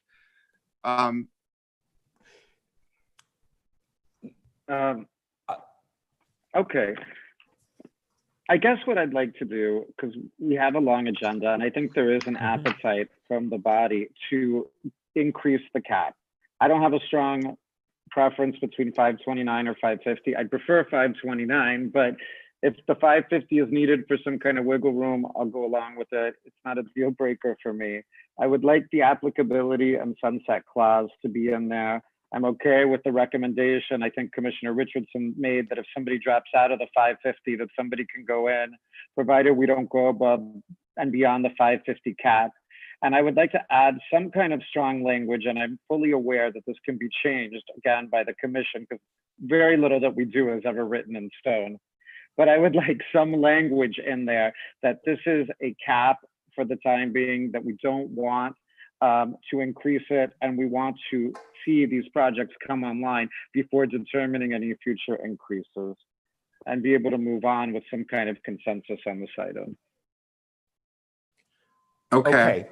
So is that to the sponsor, Commissioner Areola? Do you have a reaction to that? That's it's Commissioner Richardson's motion.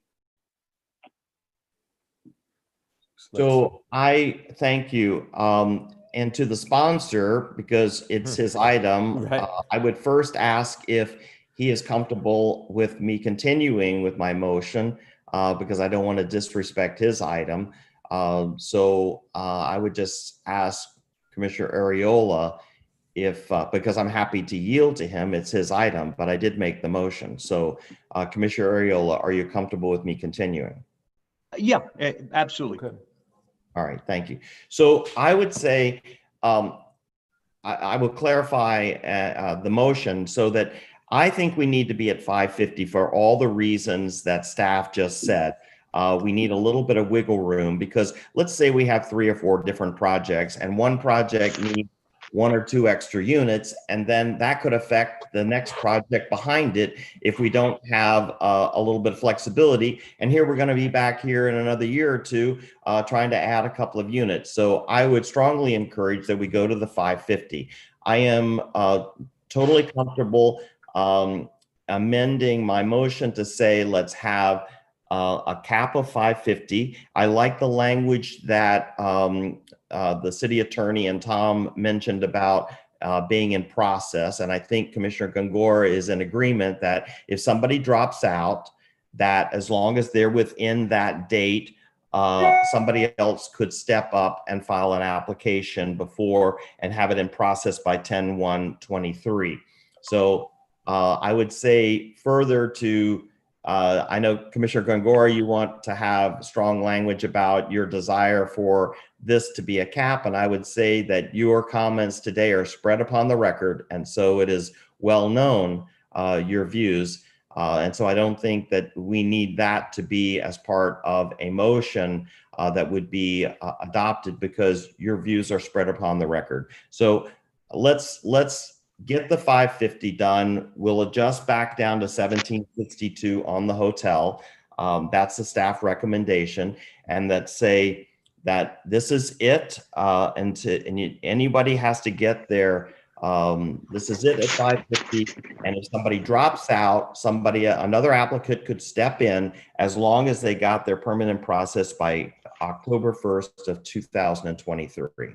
Okay. And that's the motion amended. Okay, so that's Commissioner Gongora, your hand is up. I have a question for those of you that are hesitant about this number. I know that the sponsor doesn't like this idea, but I'm curious to hear from the other 3 of you that have concerns, how you would feel about requiring a 6/7 vote to keep increasing the cap to add some more protections. I would support that. So I'm going to immediately weigh in because I like the way this has come together. I like what Commissioner Richardson just said, but the teeth behind that we're really behind this cap is with some sunset provision, right? That it's a 6/7 vote to increase past the 550. So I think that's the best of both worlds. We get this project done. We allow these folks to go forward, but we're saying that's it. So I am supportive of that, Commissioner Gongora. Could I ask Commissioners Minor and Steinberg how they feel about requiring a 6/7 to further increase the cap?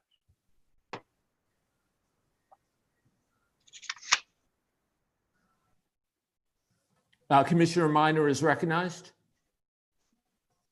Yeah, I mean, I hear the point you're making, Commissioner Gongora, and I could see where you're going with this to sort of solidify it. I too, though, share a little concern about going that high. It really kind of locks in us or any future commission. So I hear what you're trying to do, but I'm not comfortable doing that at this time. I have a quick question. Why, Commissioner Richardson, why don't you want a cap built into the ordinance? Because, we had a cap the first time as well. And I appreciate what you had to say for the record, but I, for one, would be more comfortable if we put a cap in there. I mean, look, we know that any ordinance can always be brought back and changed, but I think I would be more comfortable if we're going to go to the 550 that we cap it at 550 for now. No, I think, well, that's exactly what we're doing. So yeah, the cap is 550, absolutely 550. So that would be it. So it's 550 and no one else could come in. If one of the people, individuals in the queue right now, for whatever reason, their project dropped out, another applicant could come in up to the 550 as long as their permit's in process by October 1st of 2023. So that is the cap. May I, Chair? Yes. And my other question is, Tom, Minor brought up the point between 529 and 530, and you cautioned us not to keep it so specific, to give some latitude. But are we going to be in a situation like this where another applicant wants to come in and they need another, 40 units potentially? How do we protect the city from going down that path again in this manner? Because we've talked about this now, probably spent more time on this today than any other important issue. So I want You vote no. You vote no for future caps. Yeah, I mean, Commissioner, that could happen even if you only raise the cap to 453. You could have a developer coming to you in 3 months saying, I need this, I need this. I mean, that's just something, regardless of the number, if somebody wants to ask, somebody's gonna ask. Yeah, so somebody else could put an item on the agenda 6 months from now. But Mr. Chair, I'd like to call the question. Okay, so we have a motion. In a second, anyone else want to be recognized? Let's see, I keep seeing hands. Hold on. Let's see. Commissioner Gongora, you had the floor. Will you finish? Then I'm going, okay, your hand is down. Commissioner Ariola, then Commissioner Minor. Am I up? Yes, you are. Okay. Ricky. This may be a close vote. If somebody can call the mayor to get him to participate, that could be helpful. Folks, the motion does have a cap, 550. If this doesn't prove to be popular, with tenants, developers aren't going to build anymore. But if it is popular, then we may want to increase the cap. And we'll do that in a future commission, and we could do that with a 5/7 vote. But we should let the market for this product develop. I think we've spent already enough time deliberating this. We all seem comfortable with the 550. Let's move forward with this. But I would just encourage us, if this becomes popular in the market and we see millennials or empty nesters looking for this kind of product, that's a good thing. We need more different types of housing stock. We're going to have a diversified city. And so, I encourage us to move forward with this. And then if it takes off, we relook at it in a future commission. So I see the mayor got back. Yeah. If somebody wants to catch up the mayor, we have a motion and a second, Mayor. Yeah, I'll do that in just a second. I want to recognize Commissioner Minor, and then I'll ask maybe the city attorney to sort of recap so we all know what we're voting on. Commissioner Minor, your hand is up. Did you want to be recognized? Yeah, just briefly, I just wanted to follow up on the differential between the 529 and the 550. And I hear what Tom is saying about that. I guess I'm wondering if we can close a little bit of the loophole by saying that it would only apply to these projects, that 21 wiggle room, and there wouldn't be a new applicant that would try to come in and get access to the 21 units. That might be a little difficult to administer, and I'll tell you why. Right now, we have a number of projects that have received DRB approval. And as Commissioner Richardson correctly pointed out, if one of those projects just doesn't move forward, there would be an opportunity for a new DRB project to come in. And then to say that this was only for those that had previously received DRB approval, we'd be creating a situation that would be difficult to manage. I don't see a project coming in with only 20 co-living units. I mean, I think the extra 21 units would be to ensure that if one of the existing projects that has already been approved runs into a structural issue or some type of operational issue where they need to move things around, that gives them a little bit of wiggle room and a comfort zone, and that's it. But anybody who wants to do a significant co-living project at this point will know, based upon this new adopted legislation, that they wouldn't be able to move forward unless one of the other projects somehow either goes away or decides not to move forward. Okay. No, that's helpful. I'm comfortable with the 550. Very good. Colleagues, I'm going to borrow a term from the mayor. We're going to bring this in for a landing. I would just ask the city attorney, because there's been a lot, would you please restate just so we have clarity on what we're voting on here? Gladly. You are voting to accept the staff recommendation to cap co-living units at 550, to lower the cap on hotel units to 1762. And we are also including an applicability clause that says, additionally, co-living units shall only be permitted for projects that have obtained a building permit processing number by October 1st, 2023. Thank you for that. We're ready to vote unless the mayor has a question. I just asked a couple colleagues, I see hands. Let's get those hands down if we could. Unless you want to be recognized, that I'll do it. Commission, all right, all hands are down. Mayor, we're about to vote unless you have any questions or comments. I think we have something that looks like it's about to pass. And I won't ruin it. Okay, let's call the roll. Commissioner Ariola, as amended, we're on R5E. Yes. Commissioner Minor, Yes. Commissioner Gongora. Before I vote, I got to say it one more time. I am not voting to increase the CAPS development community. Do not bring this item back again, but reluctantly, yes. Commissioner Steinberg, Ditto. Commissioner Richardson, Yes. Vice Mayor Samulin, Yes, with the ditto. Mayor Gelber. What he said. Thank you. Item passes. The item is approved. Okay. I thank you, Vice Mayor. I think everybody agrees they'd rather have me here, but thank you for all your efforts. No. Actually, all right. Let's just. Mayor, don't agree you to have another call to disagree. get on? All right, let's get, thank you, though. You did a great job. That was not an easy issue. Mayor, are you reclaiming your time? I'm only reclaiming the gavel. All right, listen, first of all, I need to record my votes for the following items as yes: R5A, R5B, C7N as in Nancy, R5C, R5D. And thank you again. You can't do that to me too quickly. Say it again. Say it. Oh my goodness. R5A, R5B, C7N, R5C, R5D. Did I capture everything that we did? I think so. In addition to the consent items, obviously. Got it. Okay. All right. And thank you, Vice Mayor. You did a great job. That was not an easy issue. Sort of glad to see you dealing with it. We're going to move to the time certain on the marina now, which is the 10:05 public hearing. We're a little behind, but which is the R7A1 sequencing. So how many of them do you want to pull up? Mayor, I have to read all the R7A titles, so that's going to take me a few minutes. So let me do that first. Okay, and then are you going to call up the R5? Are you going to call up all of the items? Or are you going to first do the R7s, then we're going to do the R5s and our Raul? Yes, what I would suggest, Mayor, is that the city clerk read all the titles for R7A1, R7A2, R7A3, and R7A4.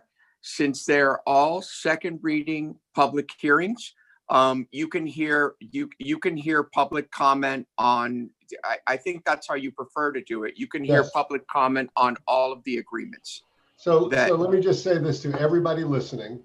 What that means is we have a lot of different items on the marina. In fact, right. We have R7 items, we have R5 items, we have, it looks like we have more R7 items as well. Right. And then we have ballot items that are R7 items. This is how I suggest you do it, Mr. Mayor. We're going to call, I would suggest we call up R7A1 through A4, which are the agreements. Yeah. And those also have public comment. So you can take public comment on those. And then we can call up R5F and R5G, which are the comp plan and LDR amendments, which are also second reading public hearings. And then we can do the referendum questions, which is R7B through R7E.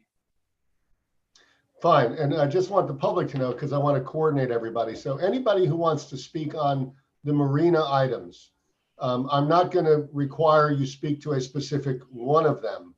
The public hearing will be open, and I think, Raul, I can do this for all of the items that that were just referenced by the city attorney. Is that okay? Yes, sir. Okay, so if you want to speak on any of the marina items, you should get into the queue, and we're going to take you. Some of them require public hearings, some do not, but I'm going to open up the public hearing for all of them, and I will ask that the city attorney reference or clerk reference all the ones that require public hearing, because I'm going to ask anybody who wants to speak on those items when they are called to put themselves in the queue now. You can speak on all of them or one of them, but you should only be speaking about the marina, which is something that you should know what that is, obviously, if you want to speak on it. So why don't you just, so we get through the legals, tell us which items. It looks like it's R7A1, R7A2, R7A3, R7A4, R5F, R5G. Those are all public hearings. And those are all public hearings. So those are the ones technically you're speaking on, but if you just want to make it easy for the public, you're speaking about the marina deal that we'll be voting on in about 7 or 8 different measures right now, maybe more than that if you include the referendum items. So with that, let's start the process. Yes, sir. R7A1, a resolution of the mayor and city commission of the city of Miami Beach approving the following second reading public hearing, a development agreement as authorized under section 118-4 of the city code and sections 163.3220-163.3243 Florida statutes by among the City Marina Residential LLC and Marina Park Commercial LLC jointly and severally referred to as the developer, which development agreement 1 delineates conditions for the development of the city-owned properties located at 300-390-Alton Road, the current upload site of Miami Beach Marina, folios 02-4203-009-9210, 02-4203-0000010, and 02-4203-009-9250. Collectively, the development site, with such development site limited to a maximum floor area of 3,019 square feet, of which there shall be a maximum approximately of 275,000 square feet for residential uses and approximately 45,000 square feet of retail, restaurant, office, and marina uses, with the building constructed thereon limited up to 385 feet in height, with up to 60 residential units, and which shall include an at-grade park consistent of at least 1.0 acres. The Marina Park project. 2, memorializes the conditions for the city's sale to Marina Park Residential LLC of the portion of the development site, an air parcel within which the approximately 275,000 square foot residential portion of the Marina Park project is to be constructed. Sale of residential parcel and the city's 99-year lease to MB Marina Park LLC, an affiliate of Suntex Marina Investors LLC, of the development site excluding residential parcel, and associated lease of submerged lands for marina use, the marina lease or new lease. 3, memorializes conditions for vacating the western half of the city's right-of-way at Alton Road adjacent to the development site pursuant to section 82-37 of the city code and section 1.03b4 of the city charter, collectively the city right-of-way area. And 4, provides for the developer's design, permitting, and construction of the marina project, including resiliency enhancements and other capital improvements at the developer's sole cost and expense, further authorizing the mayor and city clerk to execute a development agreement with the foregoing development agreement, subject to and contingent upon approval of the marina lease and the sale of the residential parcel by a majority of the voters voting in a citywide referendum pursuant to section 1.03b1 of the city charter. R7A2 is a resolution of the mayor and city commission of the city of Miami Beach, Florida, approving following second reading public hearing pursuant to section 82-37A2 of the city code, a purchase and sale agreement between the city of Miami Beach, City and Marina Park Residential LLC, the purchaser, in connection with the proposed development of the Marina Park project on the city-owned properties located at 300-390 Alton Road, the current upland site of the Miami Beach Marina, folio numbers 02-4203-009-9210, 02-4203-0000010, and 02-4203-009-9250. Collectively, the development site, which PSA memorializes the terms for the city's sale to the purchaser for a portion of the development site and a parcel of air located above the grade surface of the development site, the residential parcel, for the construction of approximately 275,000 square foot residential portion of the Marina Park project in accordance with the terms and conditions of the development agreement by and among the city, Marina Park Residential LLC and Marina Park Commercial LLC, approved pursuant to the City Commission's resolution number 2020- to be adopted with such PSA and or related agreement, providing among and other terms for 1, a purchase price in the amount of $55 million, of which $5 million is payable to the city at closing, and the balance of which is payable in specified installments, evidenced by a promissory note and secured by a first mortgage on the residential parcel in favor of the city, and 2, additional non-cash consideration to the city in the amount of $22,500,000 for specified capital improvements to be constructed on the development side, which additional non-cash consideration is set forth in the development agreement and or the lease agreement between the city and MB Marina Park LLC, an affiliate of Suntex Marina Investors LLC, approved pursuant to the City Commission Resolution number 2020-blank, to be determined, further approving a reciprocal easement agreement, purchase money promissory note, purchase money mortgage, and master sublease recognition agreement between the City and Marina Park Parcel LLC, each in substantial form and with such changes and corrections as may be approved by the city manager and the city attorney, in accordance with the terms of the PSA and the requirements of this resolution, and authorizing the mayor and city clerk to execute the PSA and exhibits thereto, further waiving by 5/7 vote the competitive bidding requirement of section 82-39 of the city code, finding that the public interest would be served by waiving such condition, and further providing that the sale of the residential parcel shall be subject to and contingent upon approval by a majority of the voters voting in the citywide referendum pursuant to section 1.03b1 of the city charter. R783 is a resolution of the Mayor and City Commission of the City of Miami Beach, Florida, approving following a second reading public hearing pursuant to section 82-37A2 of the City Code, a lease agreement lease between the City of Miami Beach and MB Marina Park LLC, an affiliate of Suntex Marina Developers, the lessee of the city-owned properties located at 300-390 Alton Road, folio numbers 024203, 009-9210, 02403, 000-0010, and 02423, 009-9250. An approximately 3.51 acre site, more particularly described in this resolution, the leased property for the operation of the Miami Beach Marina, which lease shall provide for 1, the construction of a new facility of approximately 45,000 square feet for retail, restaurant, office, marina uses in accordance with the terms and conditions of the lease and the development agreement by and among City, Marina Park Residential LLC, and Marina Park Commercial LLC for the Marina Park project approved pursuant to the City Commission Resolution 2020-blank, to be determined, development agreement, the city's sublease to the lessee of the submerged lands areas leased to the City of Miami Beach Redevelopment Agency by the Board of Trustees of the Internal Improvement Trust Fund of the State of Florida, as may be amended, BOT file number 130765469, area 2. 3, a term of 99 years commencing on January 1st, 2022 and expiring December 31st, 2020. An annual rent to the city consisting of the greater of the minimum annual guaranteed rent or a fixed percentage of the gross revenues of Miami Beach Marina, and 5, lessees construction at the sole cost and expense of additional capital improvements in the aggregate amount of $40 million within the first 35 years of the lease, further providing that the lease shall be subject to and contingent upon approval by a majority of the voters voting in a citywide referendum pursuant to section 1.03b1 of the city charter, and closing on the sale of the residential parcel as contemplated in the development agreement and related agreement attached as exhibit thereto, further waiving by 5/7 vote the competitive bidding requirements of section 82-39 of the city code, finding that the public interest would be served by waiving such requirement, and further authorizing the mayor and the city clerk to execute the lease upon the satisfaction of the foregoing conditions. R7A4, a resolution of the mayor and city commission of the City of Miami Beach, Florida, approving following second reading public hearing of this resolution, the vacation of the western half of the Alton Road adjacent to the city-owned properties located at 300-390 Alton Road, the current upland site of the Miami Beach Marina. Folio numbers 024203, 009-9210, 024203, 000-0010, and 0243, 009-9250.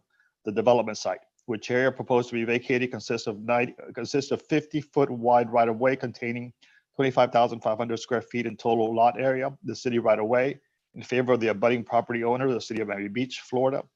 The purpose of including the city right-of-way area as part of the unified development site for the proposed development of the development site, which proposed development shall be limited to a maximum floor area of 319,802 square feet, and shall include residential, retail, office, restaurant, and marina uses, the Marina Park project.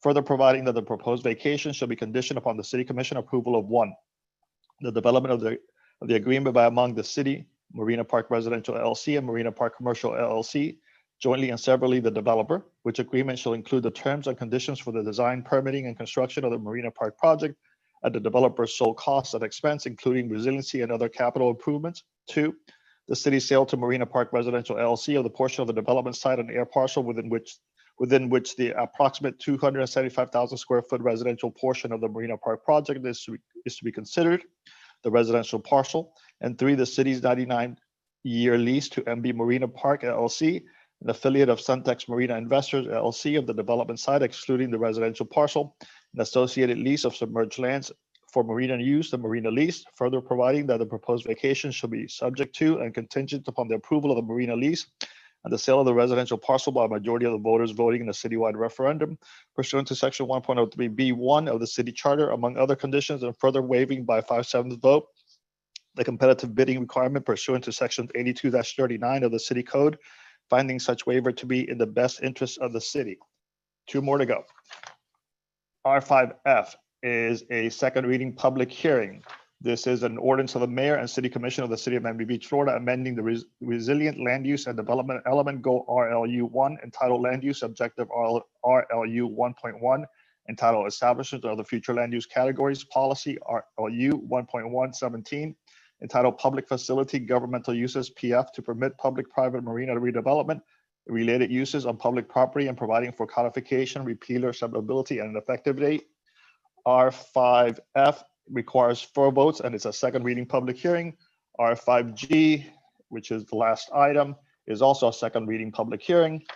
It is an ordinance of the mayor and city commission of the city of Miami Beach, Florida, amending the code of the city of Miami Beach, subpart B, entitled land development regulations by amending chapter 142, entitled zoning districts and regulations, article 2, entitled district regulations, division 18, entitled PS performance standard district by creating section 142-708, entitled additional regulations for the public-private marina mixed-use redevelopments to create the development regulations applicable to public-private marina mixed-use redevelopments, incorporating city-owned marina property and providing for codification, repealer, severability, and effective date.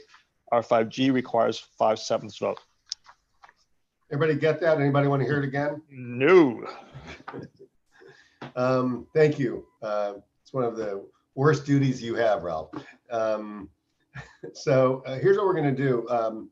Before we go to public hearing, I'd like to invite my colleagues to ask and to talk a little bit about this. This is second reading, so we're pretty familiar with it. But if there's any inquiries that you want to make on just these items, we're going to address the referendum separately because I think there'll be, I know there's some competing referendums. There'll be some debate on that. But why don't we right now just deal with the deal and these 6 R7 and R5 items that were just raised. If any of you have any questions of Tom or of Commissioner Areola or myself, now would be the time to make it. So, Mr. Mayor, could I kind of kick this off? Sure.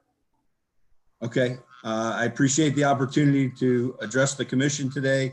Honorable Mayor and Commissioners, Mr. Manager, Mr. Attorney, Mr. Clerk. My name is Eric Carpenter. I'm one of the Assistant City Managers here, and I've been heavily involved in these discussions. I just wanted to kind of remind everybody why we're here today.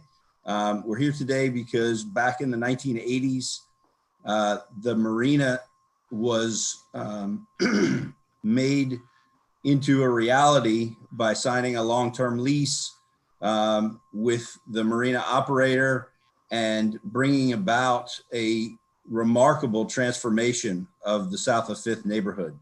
Unfortunately, now, over 30 years later, the marina site has become a little bit dated, a little bit tired, and we really appreciate the proposal that we've gotten to bring the marina back to a world-class facility. I wanted to take a moment and thank the negotiating teams on both sides, with a special thanks to Rafael Paz, Jason Jacobson, and Mark Millicitz for the late nights and long weekends hammering out all of the terms of this very complex deal. If I could just really briefly share my screen and talk about the updates since first reading, just like to show everybody kind of where we are with the Marina Park project. So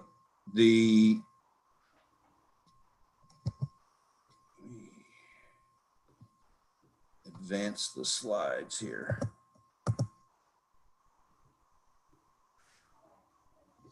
Can everybody see my screen? Yes. Okay, good. Eric, if you can go into presenter mode, so it's not displaying your second slide. So it's under display settings. Okay, so let me stop share and see if I can.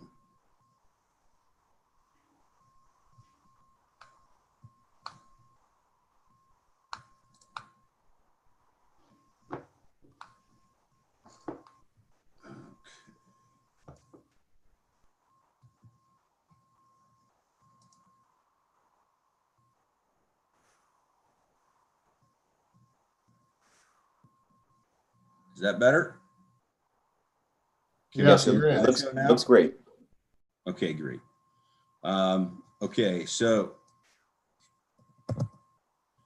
the agenda items you're going to hear today, as the clerk just read through, consist of the development agreement, the sale of the residential parcel, which is subject to a citywide voter referendum, the new marina lease, also subject to a citywide voter referendum, and the vacation of the city's Alton right-of-way. It also requires a LDR and comp plan amendment to be able to realize the proposed redevelopment. You've got three basic components of the upland property that we want to clarify. There is the commercial portion of the marina building, which would replace the existing marina facility, comprised of approximately 45,000 square feet of restaurant, retail, and marina commercial uses, a residential tower that we have capped at 385 feet, a maximum of 60 units, and a maximum square feet of 275,000 square feet of FAR. Just to clarify, FAR is the area under air from the exterior wall to the exterior wall. And then the third component, which is a significant movement since the last time you heard this, is the city was able to gain control of the 1 acre park and carve it out of the leased premises.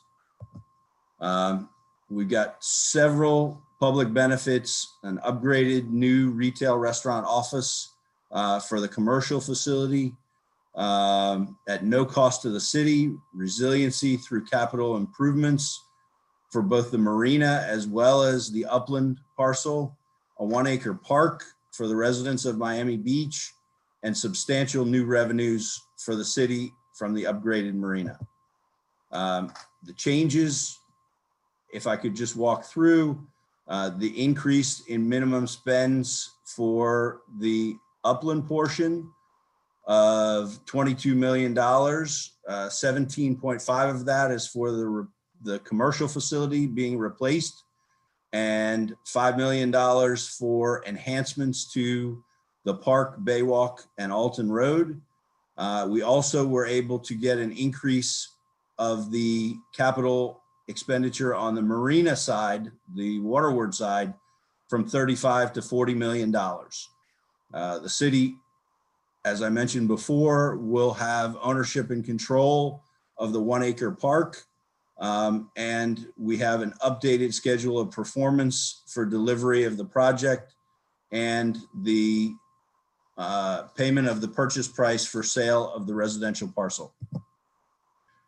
We've also gotten in place, along with those project schedules, liquidated damages payable to the city in the event the developer doesn't hit agreed upon milestones. We've also gotten a concession from the lease agreement that if for some reason the development agreement unwinds, that the leasee is committed and required to build a minimum of $22.5 million alternate replacement facility for the upland commercial portion of the marina. We've gotten the leasee to agree to standards that would maintain it as a world-class marina throughout the life of the lease, and we've gotten the leasee to agree to pay portions of the rent owed to the state for the submerged lands in future years. Basically, the deal in a nutshell is we'll receive payment to the city of $55 million plus a $22.5 million minimum capital contribution for a total value of $77.5 million. That does not include the value of the park. It also does not include the $40 million that we're getting in capital improvements to the marina itself. And this package of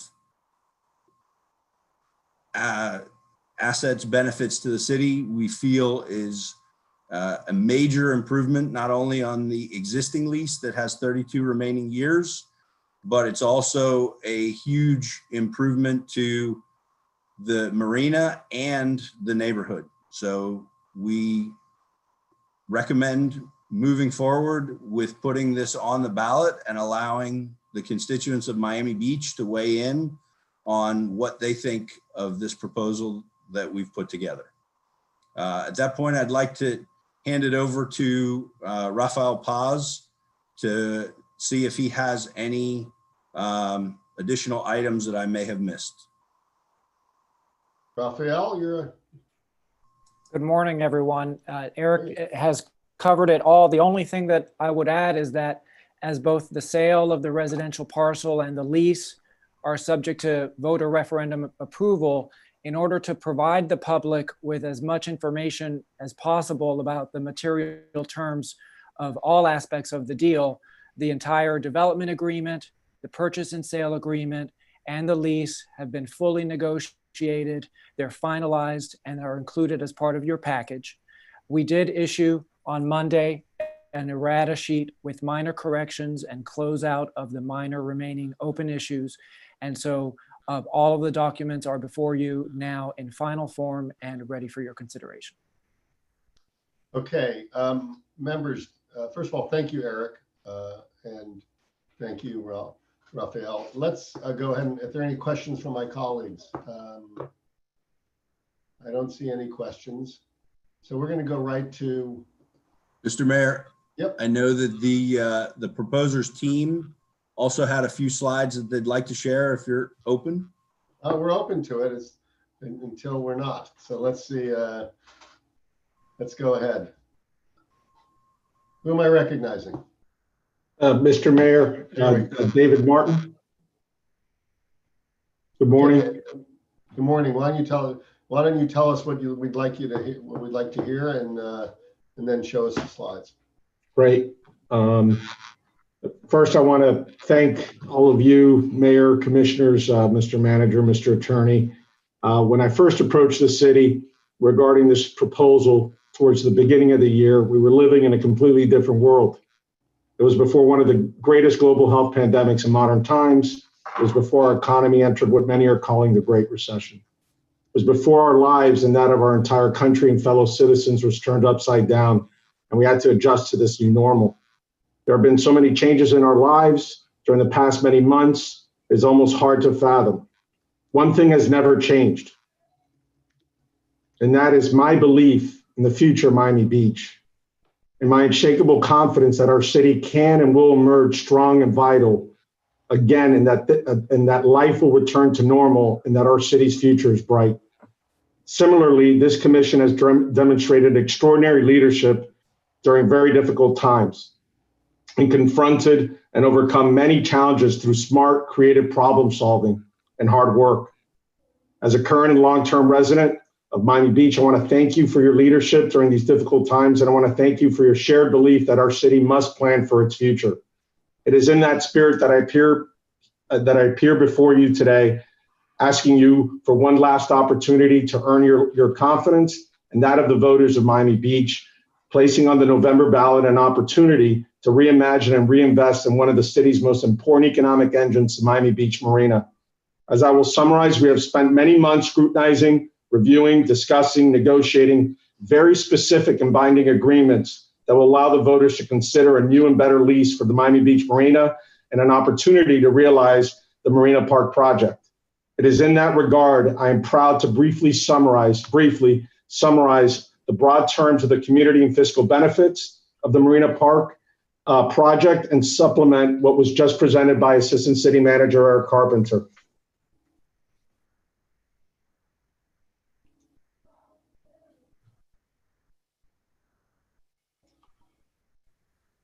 Whenever you're talking about a public-private partnership, the beginning and end of the conversation is what is in this proposed transaction for the city and the City of Miami Beach residents.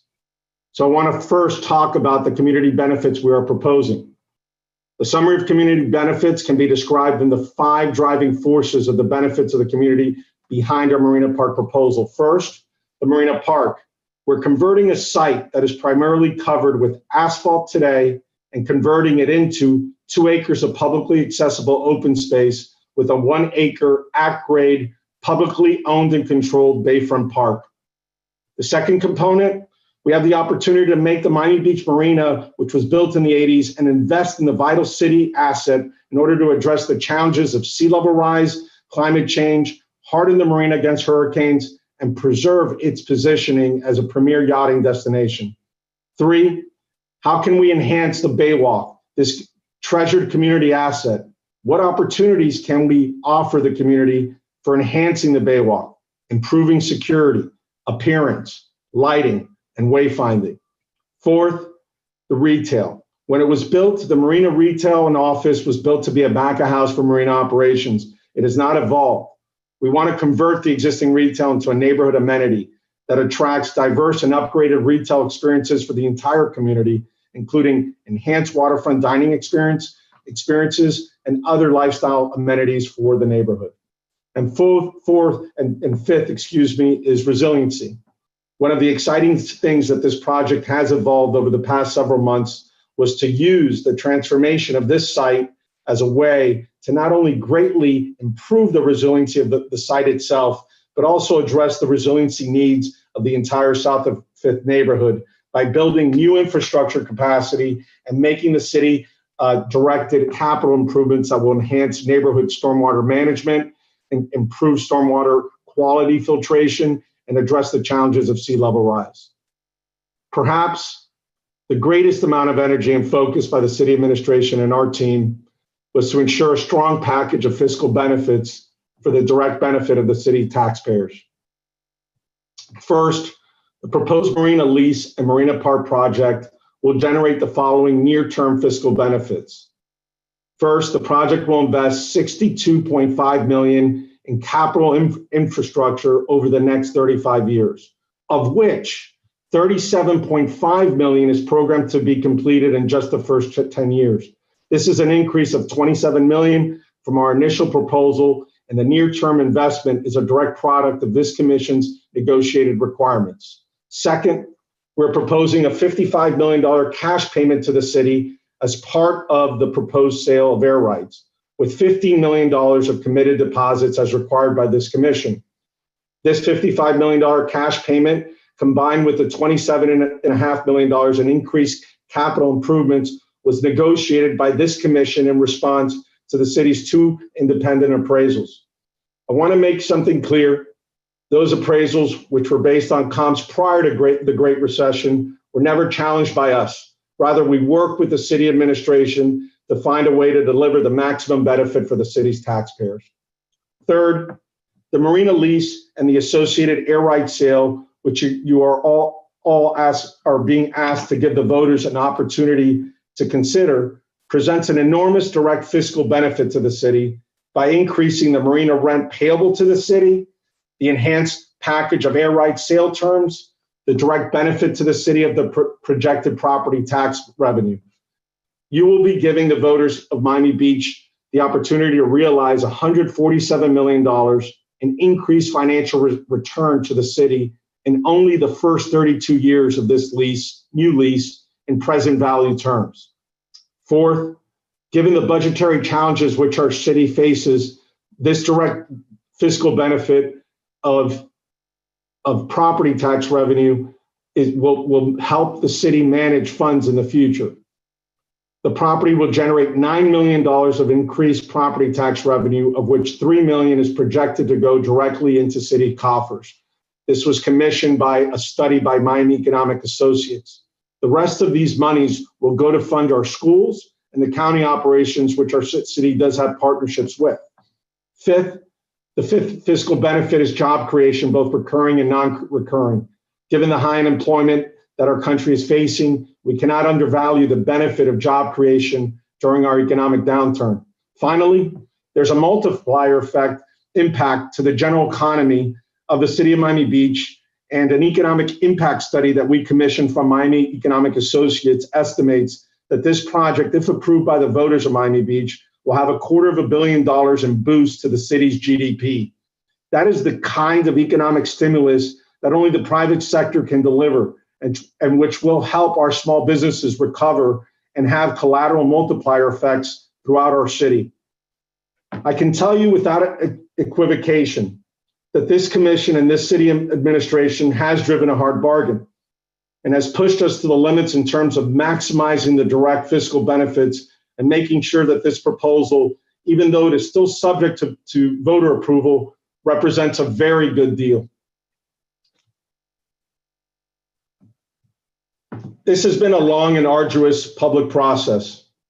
I want to thank each and every one of you for your rigorous review, City Attorney's Office, City Manager's Office, and consideration of our proposal. Today is the 10th time the City Commission would have considered this project on its agenda. Believe it or not, it has been a 4-month public review process.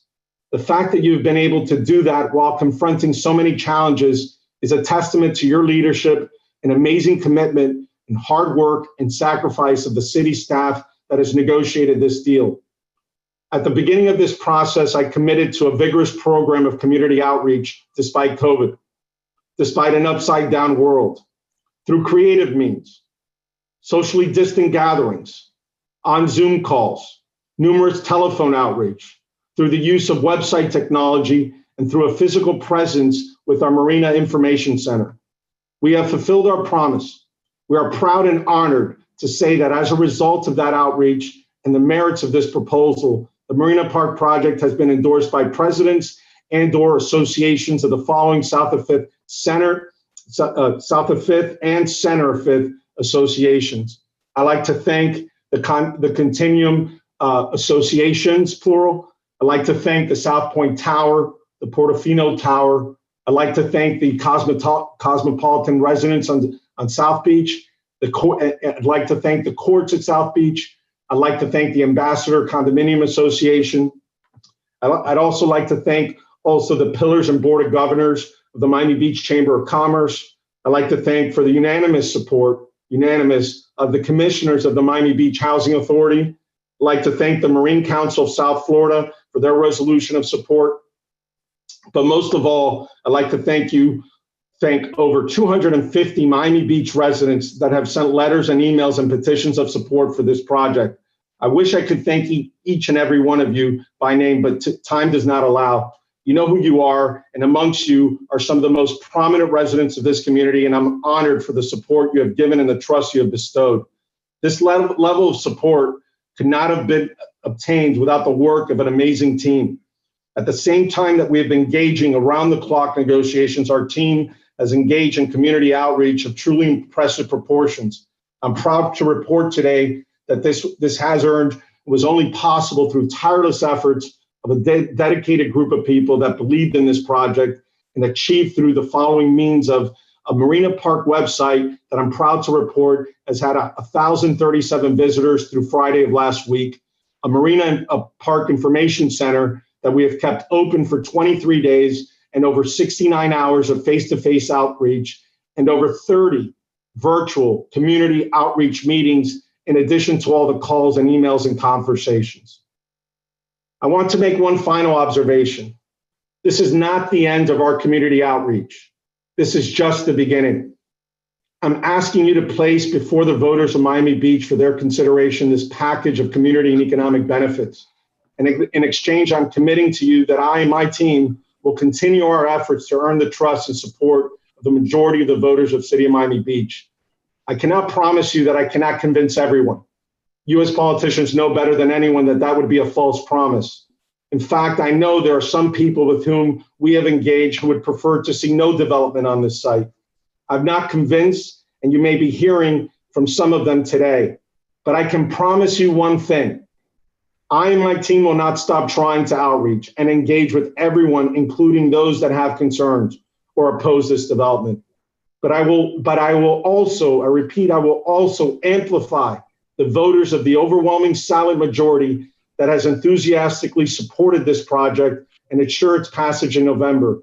I ask you to trust us to deliver in this promise. I ask you to trust the voters of Miami Beach, and I ask you today to approve these 3 proposed ballot questions. Thank you to you and every resident listening on the Miami Beach, and stay safe and stay engaged, and together we will prevail. Thank you so much, sir, and everyone. Thank you, David. Eric, are there anyone else? Nope. Sorry. That's it. All right. So listen, first of all, thanks. Thank you, the proposer, Mr. Martinez and his team. Thanks, Eric and Mark Milsitz also. And also to the attorneys, not just Raphael, but also Jason Jacobson and of course, Raul Aguila. This took a lot of work and it was in a pretty short period of time.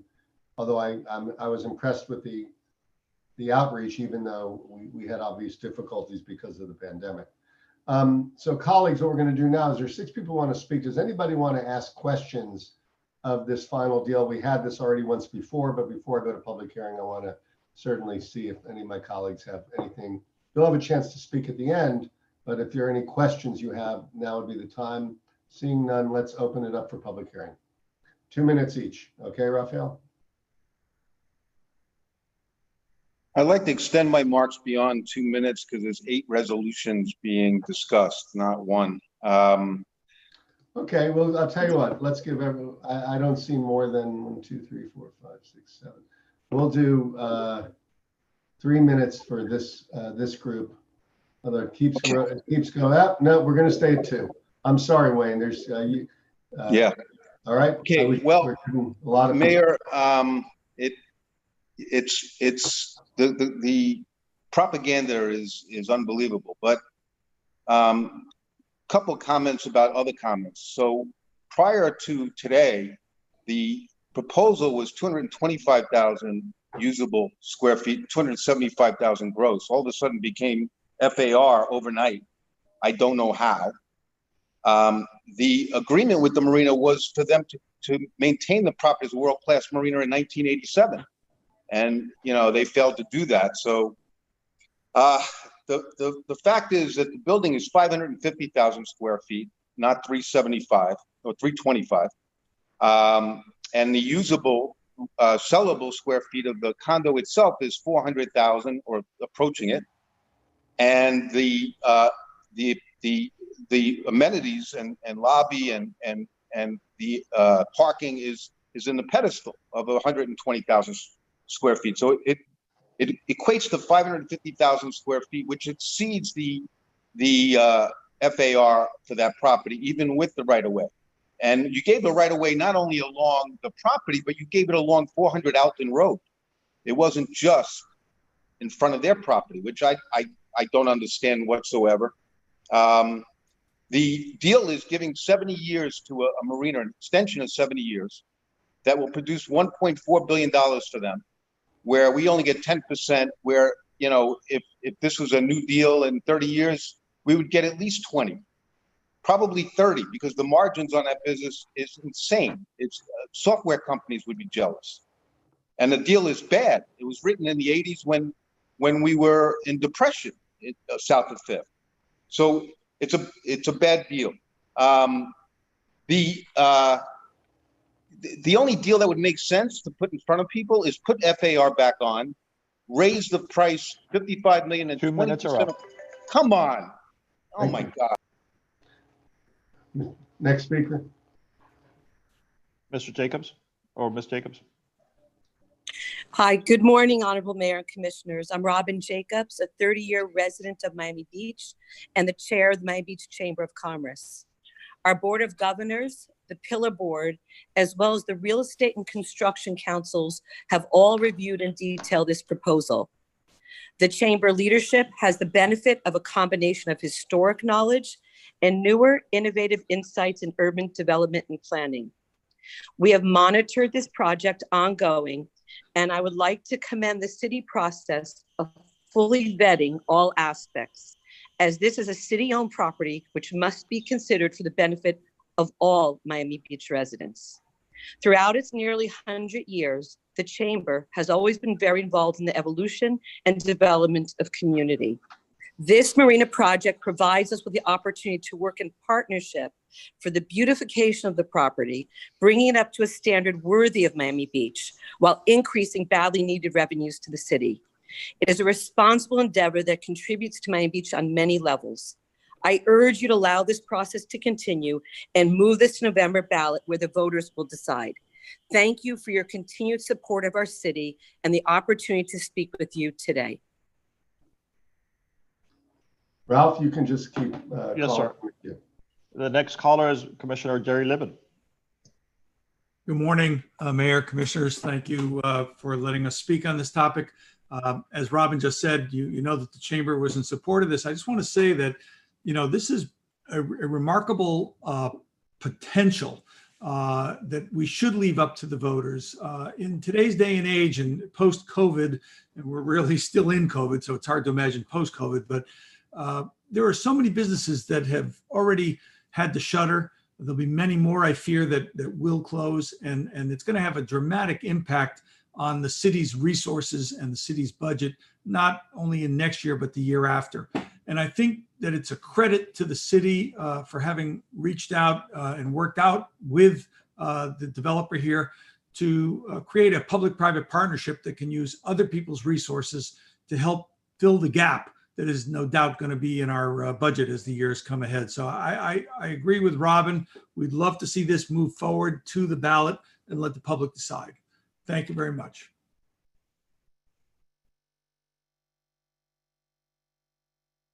Next caller is Keith Marks. Please unmute yourself.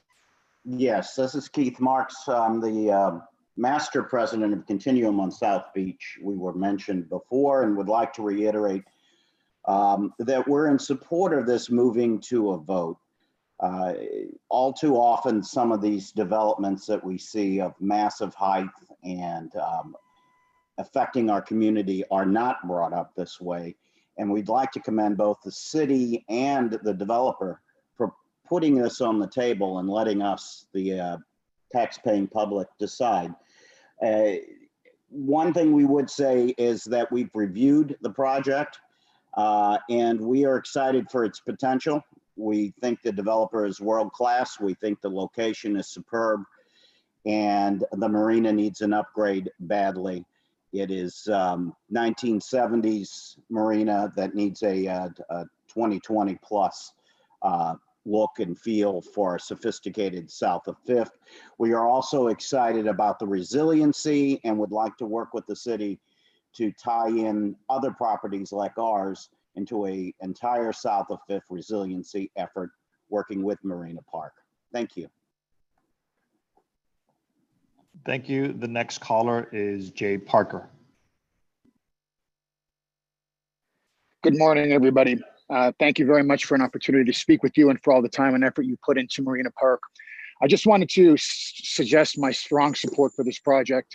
Having worked with many of the most significant developers in South Florida, I believe that David Martin and Tara will bring to the South of Fifth neighborhood this incredible opportunity to showcase the entry point to our beach in the way that it should be reflected. I also believe that the economic sustainability and improvement of that product location is critical to the success of the South of Fifth neighborhood, particularly in light of the times that we're currently facing.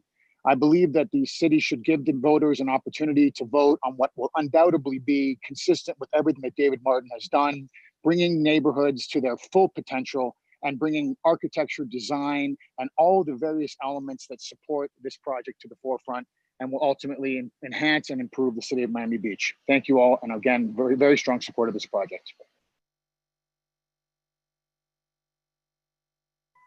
Thank you. Next caller is Steve Kravitz. Good morning, Mayor and Commissioners. I am speaking in support of putting this project on the November ballot for referendum. Living here in Miami Beach, I really enjoy our beautiful sites, some of which are natural and some of which are man-made. And our beaches, our lush parks, golf courses, our architectural treasures all make it a great place to live and visit.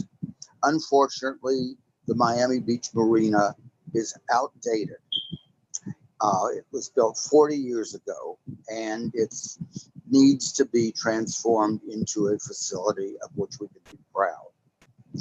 And this project will not only transform the marina and the adjacent area into a beautiful new neighborhood, but it will bring incredible financial benefit to the city and its residents. So therefore, I urge you to move this project to a referendum. Thank you. Thank you. The next caller is Patricio Fernandez. Hello, can you hear me? Yes, sir.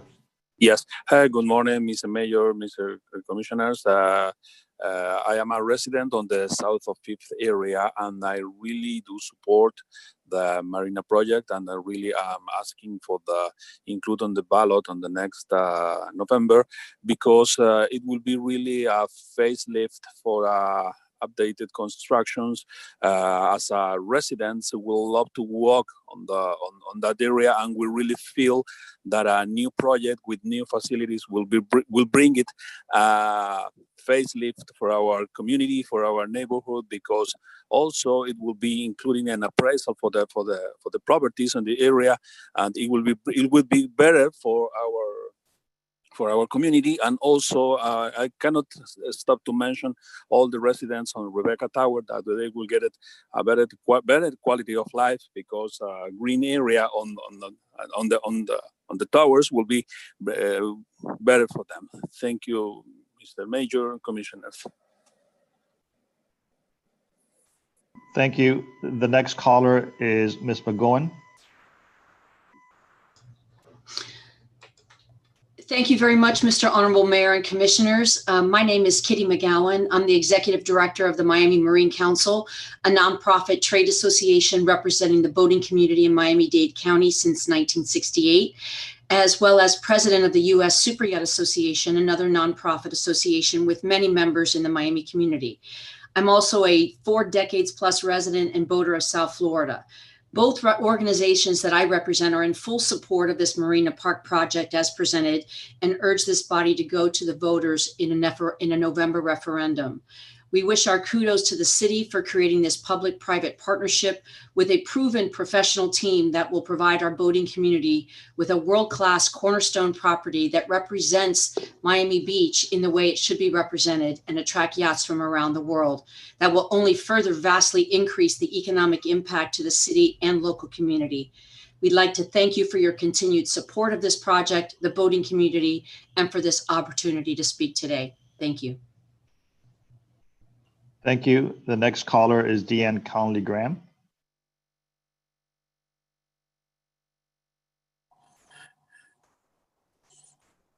Hello, can you hear me? Yes, we can. Okay, great.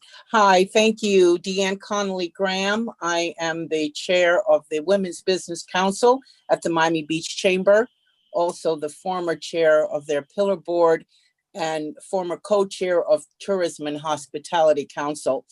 As in all of those capacities, I've had the pleasure of working on Miami Beach for over 20 years and have seen its evolution and also the many changes that have happened. It's because of developers like David Martin, who have lived on Miami Beach, who care about Miami Beach, that we're able to have such an amazing public-private partnership. I am in full support of putting this referendum on the ballot for November, and I would encourage that all of the residents take a look at the advantages, not only to the city's budget, which desperately needs an infusion of capital, but also with the upgrade and the improvements that would be made with this project. And I want to commend David Martin for his dedication and his passion for this project, and hope to see it on the ballot in November. Thank you. Thank you. The next caller is Seth Fuhr.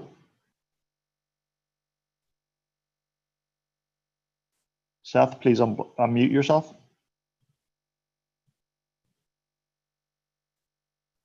Sorry about that. Good morning, everyone. Good morning, Mayor and Commissioners. Thank you for your time. I'm an 18-year resident on Miami Beach. I also work professionally on the beach all of these 18 years as well. I just wanted to say today that Miami Beach has lost ground in so many areas. Our marina is dated. Look at the waterfront in Coconut Grove and the amazing renaissance happening there. Here we have a one-time chance to not only catch up, but hopefully even lead again.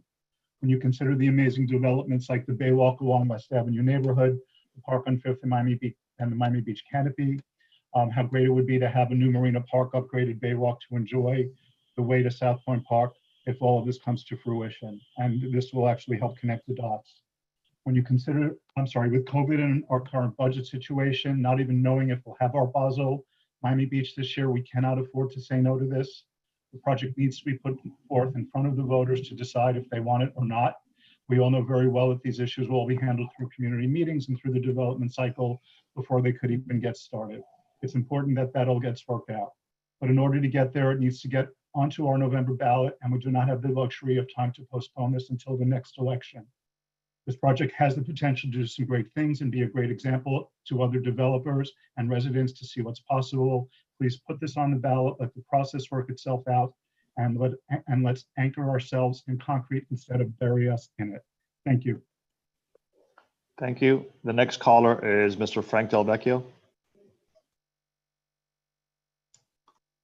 Frank Del Vecchio, 301 Ocean Drive, south of 5th. Like many residents and many condominium associations, we were extremely concerned about an initial design which would have constructed a barrier building along Alton Road, blocking view corridors, which we all cherish. So predicated on the developer's brilliant plan for a tall, slender building, I know I'm speaking for many in supporting a project which is the most fully detailed public-private partnership development plan I've seen in the city's history, and should be put on the November 3 ballot so the public can give their verdict. If the mayor, if I have any additional time and the mayor agrees, I'd like to yield it to Wayne Roberts. Thank you. Bye. Thank you. Next caller, and you had 1 minute left over, so we'll do that. Next caller is Robert Lansford. Good morning, Robert Lansbury, 90 Alton Road. I am in favor of the project. I would just urge that in anything, the devil is in the details, and that the development agreement speak to what sizes and specifics the commercial area is suitable for, and that it lend itself to neighborhood-friendly uses and businesses like we have now. Thank you so much. Next caller is Wayne Roberts. We'll grant you the 1 minute. Yeah, thanks. Thanks to Mr. Del Vecchio. He's a great man. So my objective is to try to find fairness for the city. It's not to be a pain. And the appraisal done twice was based on 225,000 square feet of FAR. You're now proposing 275,000, but the reality is it's close to 400,000. So the value of the property to the city, we own it, should be fully valued. What's more, the property, the marina itself should be fully valued year 30 to 70. So what I propose is 55 million is fine. 20% of sale price is the ultimate price that they pay. And in year 30 through 99, they pay 20%, which would be fair to the city and give this guy a lot of money, a lot of profits. What's more, Monty's is so important to the community. Thousands of residents visit it weekly. Thank you, Mr. Roberts. Last name of Lerman. Please Good go ahead. morning, Mr. Mayor, commissioners, the three resident, business owner, and member of the leadership of the Miami Beach Chamber. Please allow me to lend my support of the Marina project.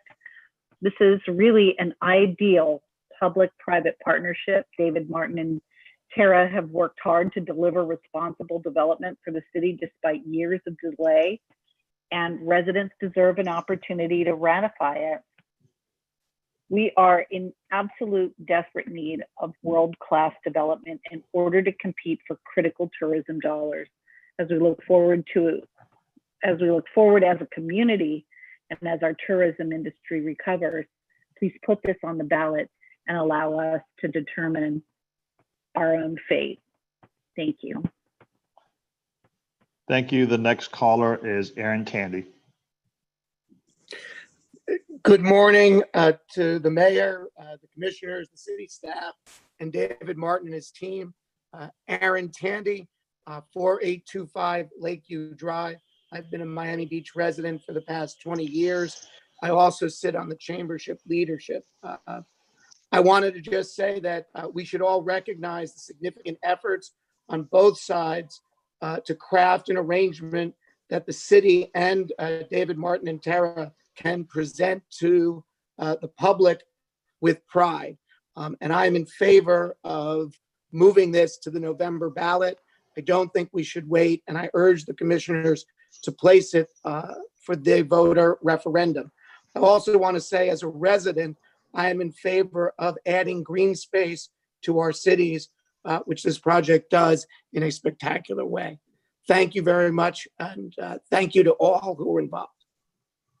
Thank you. The next caller is Merv Senturk. Hi, thank you. My name is Marve Senturk, and I'm a longtime resident of Miami Beach.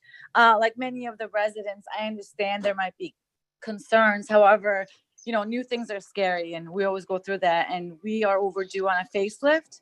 I do believe this will impact the neighborhood and the city financially tremendously. I'm a strong believer, and I really, really hope to see this project move to the November ballot, so it will get.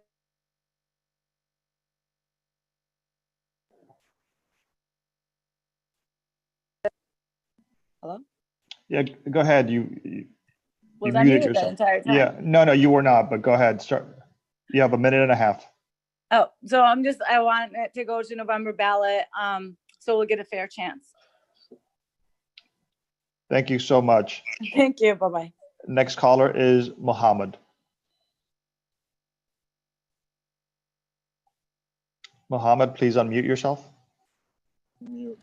Yes, I've been listening to conversations. I would like to say that this would be a great project for Miami Beach, for South of Fifth, for the tourism, which is going to be really hard to bring back after this epidemic.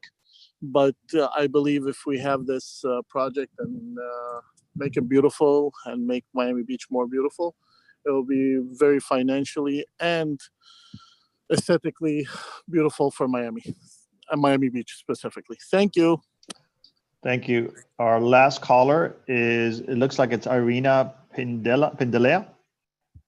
Hey, good morning. Can you hear me? Yes, ma'am. Go ahead. Okay, so I'm also Miami Beach resident for over 20 years, and I'm pro this project. I think we really need something to bring Miami together and to make it, you know, especially with what's going on right now. Businesses are losing a lot of money. Everybody's losing. So hopefully we all put this beautiful building in our neighborhood is going to bring back the tourists and everybody, good class people. So I'm pro this project, and hopefully we get it in November. Thank you so much. That ends the public period of these items. Okay, so I'm going to close the public hearing for all of these items. And we're now going to come back to the commissioners. And who would like to be heard before we start to vote? Commissioner Minor. Thank you, Mayor. Just a couple of questions just to make sure I'm satisfied before we go to vote. Sorry, I have my video off. I just wanted to confirm with legal that they're comfortable that we have full legal protections from any increase in FAR in this development agreement? Yes, sir. The maximum FAR that is available on this site is included in the development agreement and as part of all of the documents, and it's 319,802 square feet of floor area. And if there were for some reason, any challenge, are we fully indemnified for that?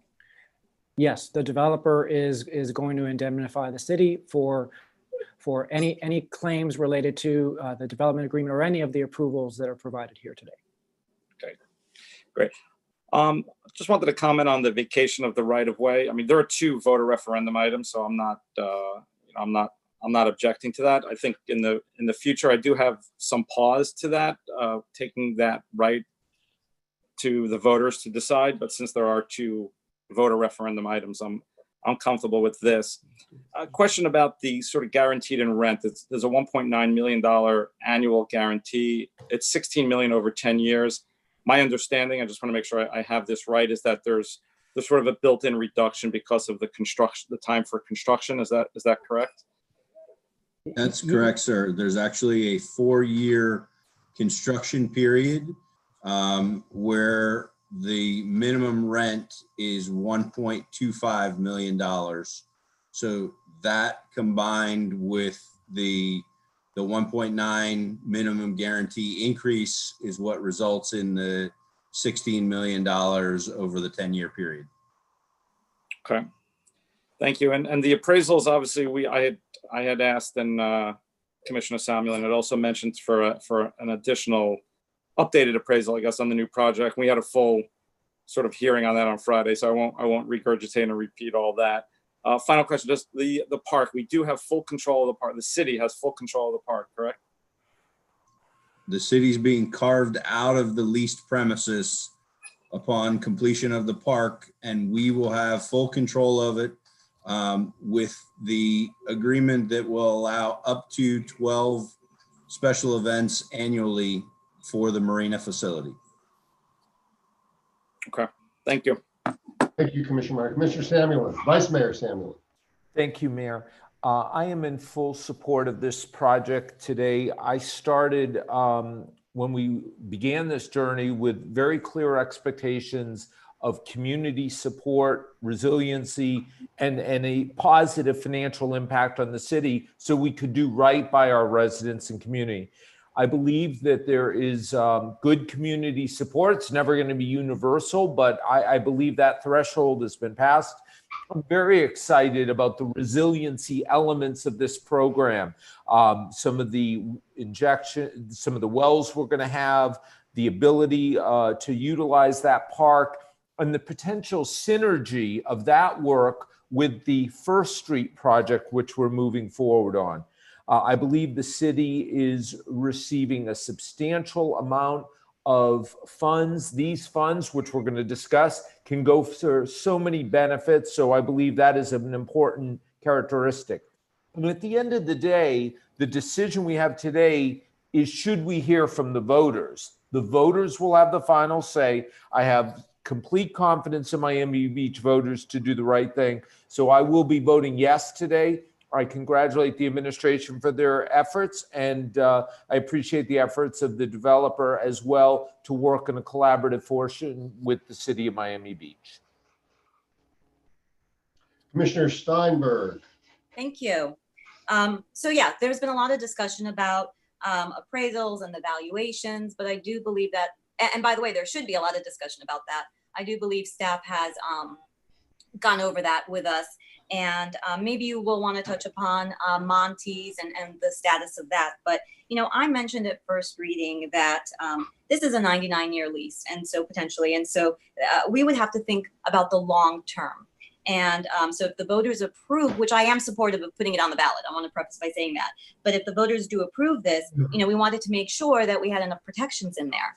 And I just want to go through some of the points I brought up at first reading, because I said between first and second reading, I wanted us to land somewhere where we could all be very comfortable. And I believe we've achieved that. So if I may, at first reading, and thank you, Commissioner Minor and Samuel, for mentioning the park, I did mention the city's control of the park was an important public benefit. And now we know the city is going to have full control of that park. And that's a really important public benefit to basically protect and enhance the neighborhood. I think it's fantastic.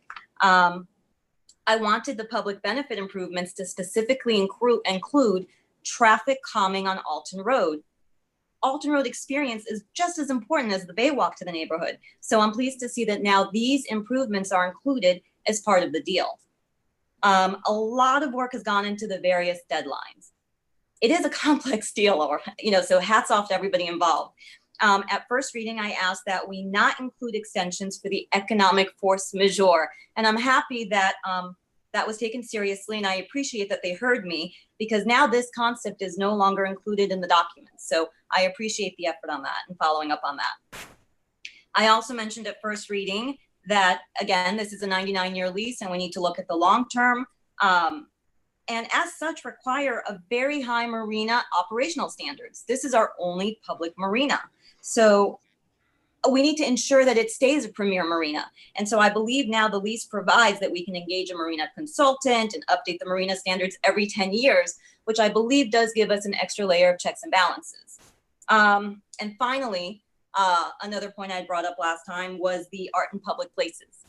And the contribution will be handled now, as I understand it, separately from the additional $5 million public benefit improvements. And if I'm not mistaken, I think the developer even committed to exceeding the required contribution. And so with that, I do believe that it is absolutely worthy of the voters' consideration. I appreciate where we've landed on a lot of my requests from first reading to second reading. Thank you, Commissioner Steinberg. Commissioner Gongora. Yes, great comments from my colleagues, some of which I was going to raise, so I won't. I will say, when Mr. Martin first brought this idea or concept to me, I think last year, I thought you were a little overly ambitious, and I questioned whether you would be able to gather the community support necessary to bring such a project like this forward. And congratulations, you have, other than Mr. Roberts, who has raised some very legitimate concerns with regard to the appraisal and other points. You had activists from Mr. Del Vecchio to condo owners in the area actually helping champion this. So kudos to you. I think worthwhile for the voters to ultimately weigh in on. A couple of points that I wanted to clarify. So the First Street project that got approved is removing those 24 parking spaces. I wanted to confirm again that those spaces for medical providers at Rebecca Towers will be able to park, that's part of the development agreement. Is that correct? Commissioner, that's correct. That item is incorporated into the development agreement and the marina lease. Okay, wonderful. Thank you. I can't really get further beyond what you've said as to the appraisal. I know there have been concerns that the appraisal did not provide adequate money for the city, but you are telling us that they do, and you certainly have put information before the commission to indicate that we are getting a good economic benefit of this deal. I think later we're going to be discussing the ballot questions a little more, but it's important to me that if the voters approve this, ultimately that money get used for some really critical issues in Miami Beach, including affordable workforce housing, replacing our reserves, elderly and senior services, and our resiliency projects. And yes, that would provide something very good for our city. I also think you said this, but I want to clarify, because this wasn't in the Ocean Terrace. There is a clause in the development agreement that the developer can't transfer this, drop the project on us. He's got to see this through. Is that correct? Certain transfers are permitted, but Commissioner, the developer is going to retain control of the project and the day-to-day control of the project through CO of the project. He's also agreed to restrictions on transfers consistent with what you're accustomed to in the past for any new owners to be acceptable owners that meet the city's criteria, and all of that is included in the development agreement. Okay, I think that's important for our community, because certainly for me and a number of people that spoke, Mr. Martin is a member of our community, and that makes us feel more comfortable. that we have a local developer here in the community that's going to see the project through and not just try to do something quickly to flip it and walk away. Certainly gives me more comfort. Finally, I just wanted to raise, I believe if I understand this correctly, there will be 2 questions on the ballot going out to the voters with regard to this item, one with regard to the air rights and the other one with regard to the marina use. The voters will not be voting on the waiver of that little portion of Alton that we would be waiving to give them a unified site for more FAR. That is going to require a 6/7 vote of the commission, as I understand it, but that is a conditional approval on the voters approving the other ballot questions. Is that correct? Absolutely. In R7D, the vacation item is subject to majority approval for both questions. The voters have to approve the sale and the lease in order for the vacation to be effectuated. Okay. I think that's important. I do want to get away from this because I think one of the things that we've done as a trend, the body, the commission as a whole, and the city as a whole, is we're seeing more and more of these 6/7 waivers, and I would like to get away from that. If it weren't that there were already 2 ballot questions on the ballot in November for the voters to weigh in on, I would have wanted to see that on the ballot. This is something that I don't like, that we're doing these more and more by commission waiver, but the fact that the voters get not 1, but 2 chances to vote on the project already gives me some more comfort. So I'm ready to vote on these items today, and I guess I'll reserve my questions on my comments on the ballot and the usage of the monies for when that item is called, unless we're doing it all now in a lump. And we're going to have a separate discussion about that. Okay, then I'm done. Thank you, Commissioner Gongora. Commissioner Areola.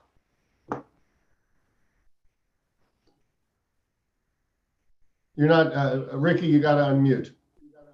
Can you hear me? Can you hear me? Barely. Can you hear me or no? Yeah, a little bit. It's a little low though, for some of the older guys like me. Strange. Let me turn it up. Give me a second.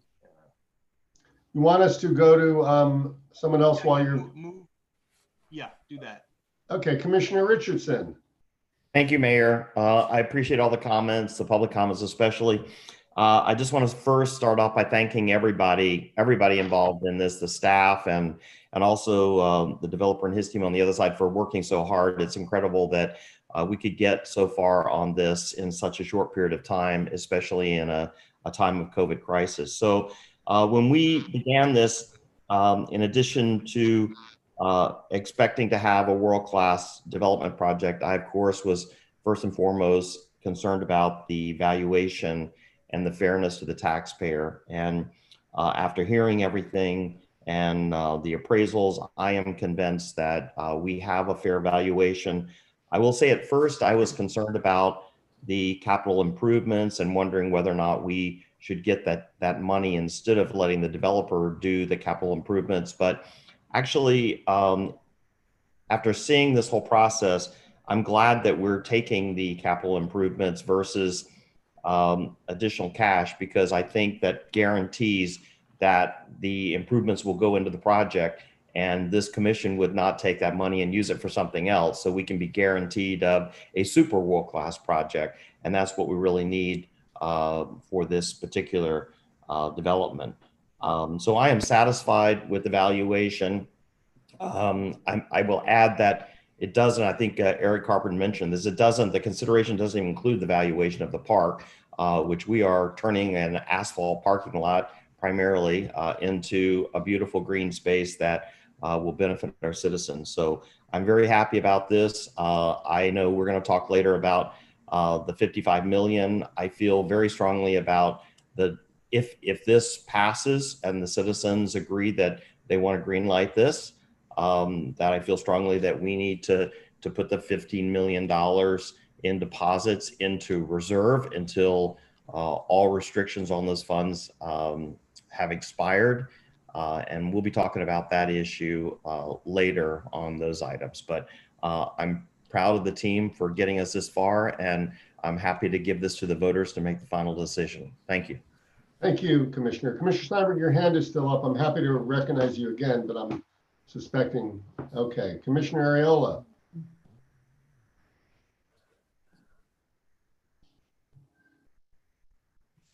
Can you hear me now? Very well. Perfect. Give me a second here. All right. Just a second. And Commissioner Toggling. Richardson, your hand is up.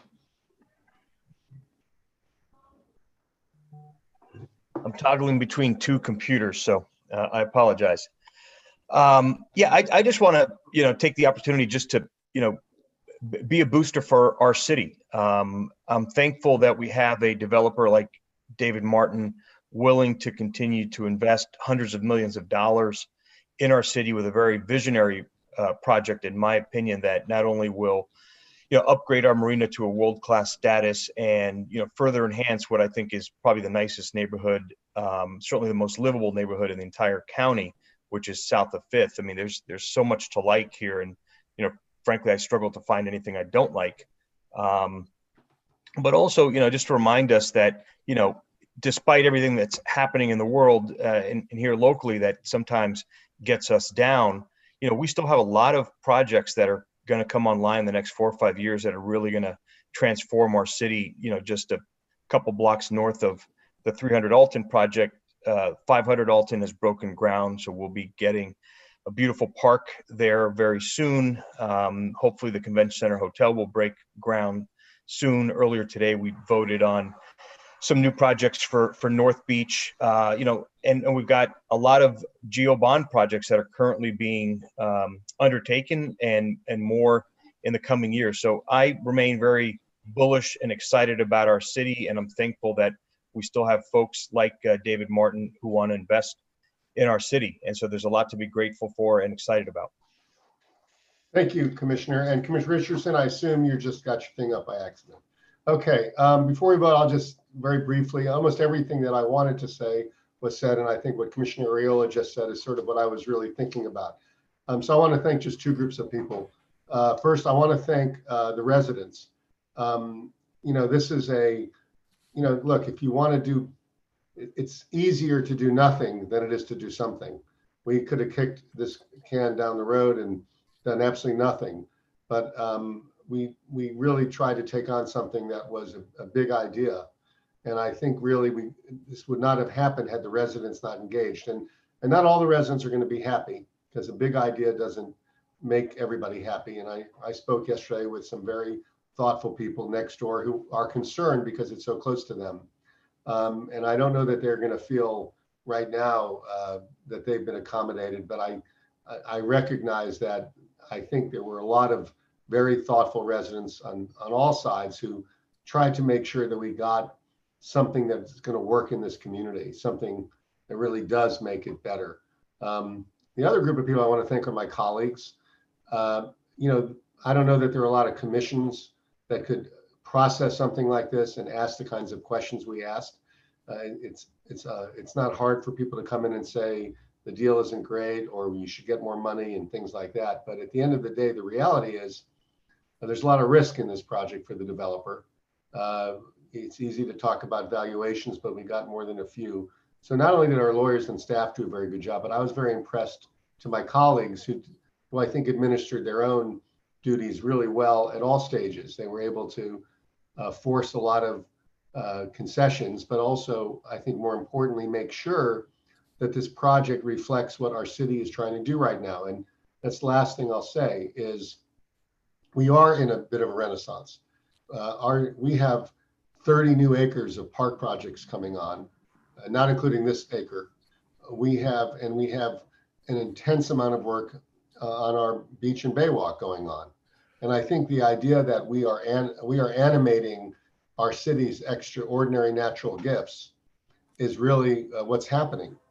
We are making sure that the reasons why people probably move to our city or live here so long, namely vistas and green space and waterways, are being animated in ways that they've never even been thought about. One thing I love about this project is it's a skinny building that will allow people from Alton Road to see into the bay. That's just something that will, it'll be a little thing, but it'll be something that's terrific. And so finally, I'll just close with this. This is one of those items. My dad always said, sometimes the most important things you do, you're never gonna cut the ribbon on. And the truth of the matter is, most of the people on this dais won't see this as an elected official on the commission when it comes to fruition at the end. But I think that's why I'm so proud of your leadership in this, in that it's important to do things that, down the road, somebody else will probably cut the ribbon on, but you'll be very happy to know that you lit the fuse on it in a way that you should be very proud of. So to my colleagues, I want to thank you all. So with that, let's begin our voting. So let's, R7A1 is the first. Is anybody going to move R7A1? I'll move. Commissioner Areola, seconded by Commissioner Gongora. Now, these are all, this is not a 5/7 vote, but what I'm going to do is, I don't think there's anyone voting against these. So unless I hear an objection on each one, Ralph, you're going to be able to call a unanimous vote. Okay, members? Yes, sir. But for the record, A2 is 5/7, A3 is 5/7, and A4 is 6/7. Okay, so we're going to do each one at a time. So we're R7A1. A1, are there any objections? All right, show that pass unanimously. Everyone present, yes, sir. Yeah, let's do R7A2. It's been moved by Commissioner Areola, seconded by Commissioner Gongora. Marina Park project, any objections? Show that a 5/7 vote. R7A3, it's a 5/7 vote. Moved by Commissioner Areola, seconded by Commissioner Gongora. Show that passed unanimously without objection. R7A4, the Marina Park project, moved by Commissioner Areola, seconded by Commissioner Gongora. Show that a unanimous 7-0 vote. We can move now to R5F, correct? Yes, sir. And I've read the title. And we've had public comment, so I just need a motion in a second. Okay, moved by Commissioner Areola and seconded by Commissioner Gongora. Show that passed without objection unanimously. No, sir. I need to. It's a roll call. Oh, okay. So Commissioner Steinberg on R5F. Yes. Commissioner Richardson. Yes. Commissioner Areola. Yes. Commissioner Minor. Yes. Vice Mayor Samuelin. Yes. Commissioner Gongora. Yes. And Mayor Gelber. Yes. Motion passes. The item is approved. Same thing for R5G. Yes, sir. R5G, Vice Mayor Samuelin. Yes. Commissioner Areola. Yes. Commissioner Steinberg. Yes. Commissioner Richardson. Yes. Commissioner Gongora. Yes. Commissioner Minor. Yes. And Mayor Gelber. Yes. Item is approved. Thank you. Okay, let's move to the call up the referendums. And my understanding is there are two referendums, R7B and C, which are the approval of the sale and the approval of the marina lease. And then we have three referendums, Mayor. And then we have two referendums for the third one that is in that. So why don't we take care of B and C first? None of these are public hearings. So why don't we just move to R7B and C, and then we'll debate R7B and E. R7B is referendum approval of sale residential parcel Marina Park project. R7C, referendum approval of Miami Beach Marina lease. Okay, is anybody going to move one of the two of them? I'll move it. Okay, Samuelin's moving it, and we've got a second. Anybody want to raise their seconded by Richardson? So let's show those approved without objection. Okay, Yes, let's move to, you didn't need a roll call, right? I did not. Okay, let's go to R7D and E. So we've got R7D is a referendum. This is dealing with the use of the proceeds, and there are two different ones. So why don't we begin by letting, I'd like to do this. Who's the sponsor of R7D? R7. Well, Mayor, Gongora, hold Samuelin. on. Excuse me. Yeah. Hold on. R7D, which is the use of proceeds from the sale. There's only one question. There's two versions of the resolution, R7E, but R7D we can go ahead and vote on. That was the one that was presented at Finance.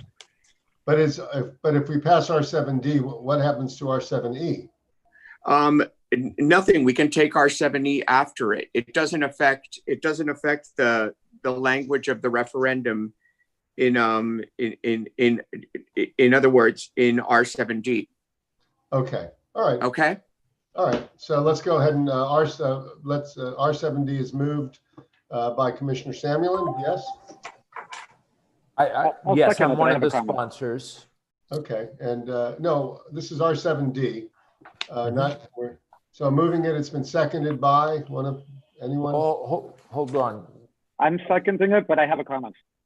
Okay, so, all right, so let's go ahead and discuss R7D, and then we're going to pull up R7E.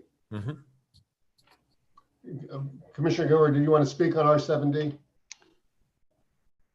Yes. Okay, go ahead. Yes, thank you. And thank you, Commissioner Samuelin, for co-sponsoring this. The city should obtain significant financial money should the voters ultimately approve this. And it's important to me that those monies get used on important public projects and purposes that we need. There's 4 of them listed in the ballot question, and I'm happy with it and I'm ready to support it. But first and foremost among them for me is really the affordable workforce housing, which we have not been able to move forward with because quite frankly, we don't have money. Everything that we do to incentivize affordable or workforce housing doesn't seem to work, although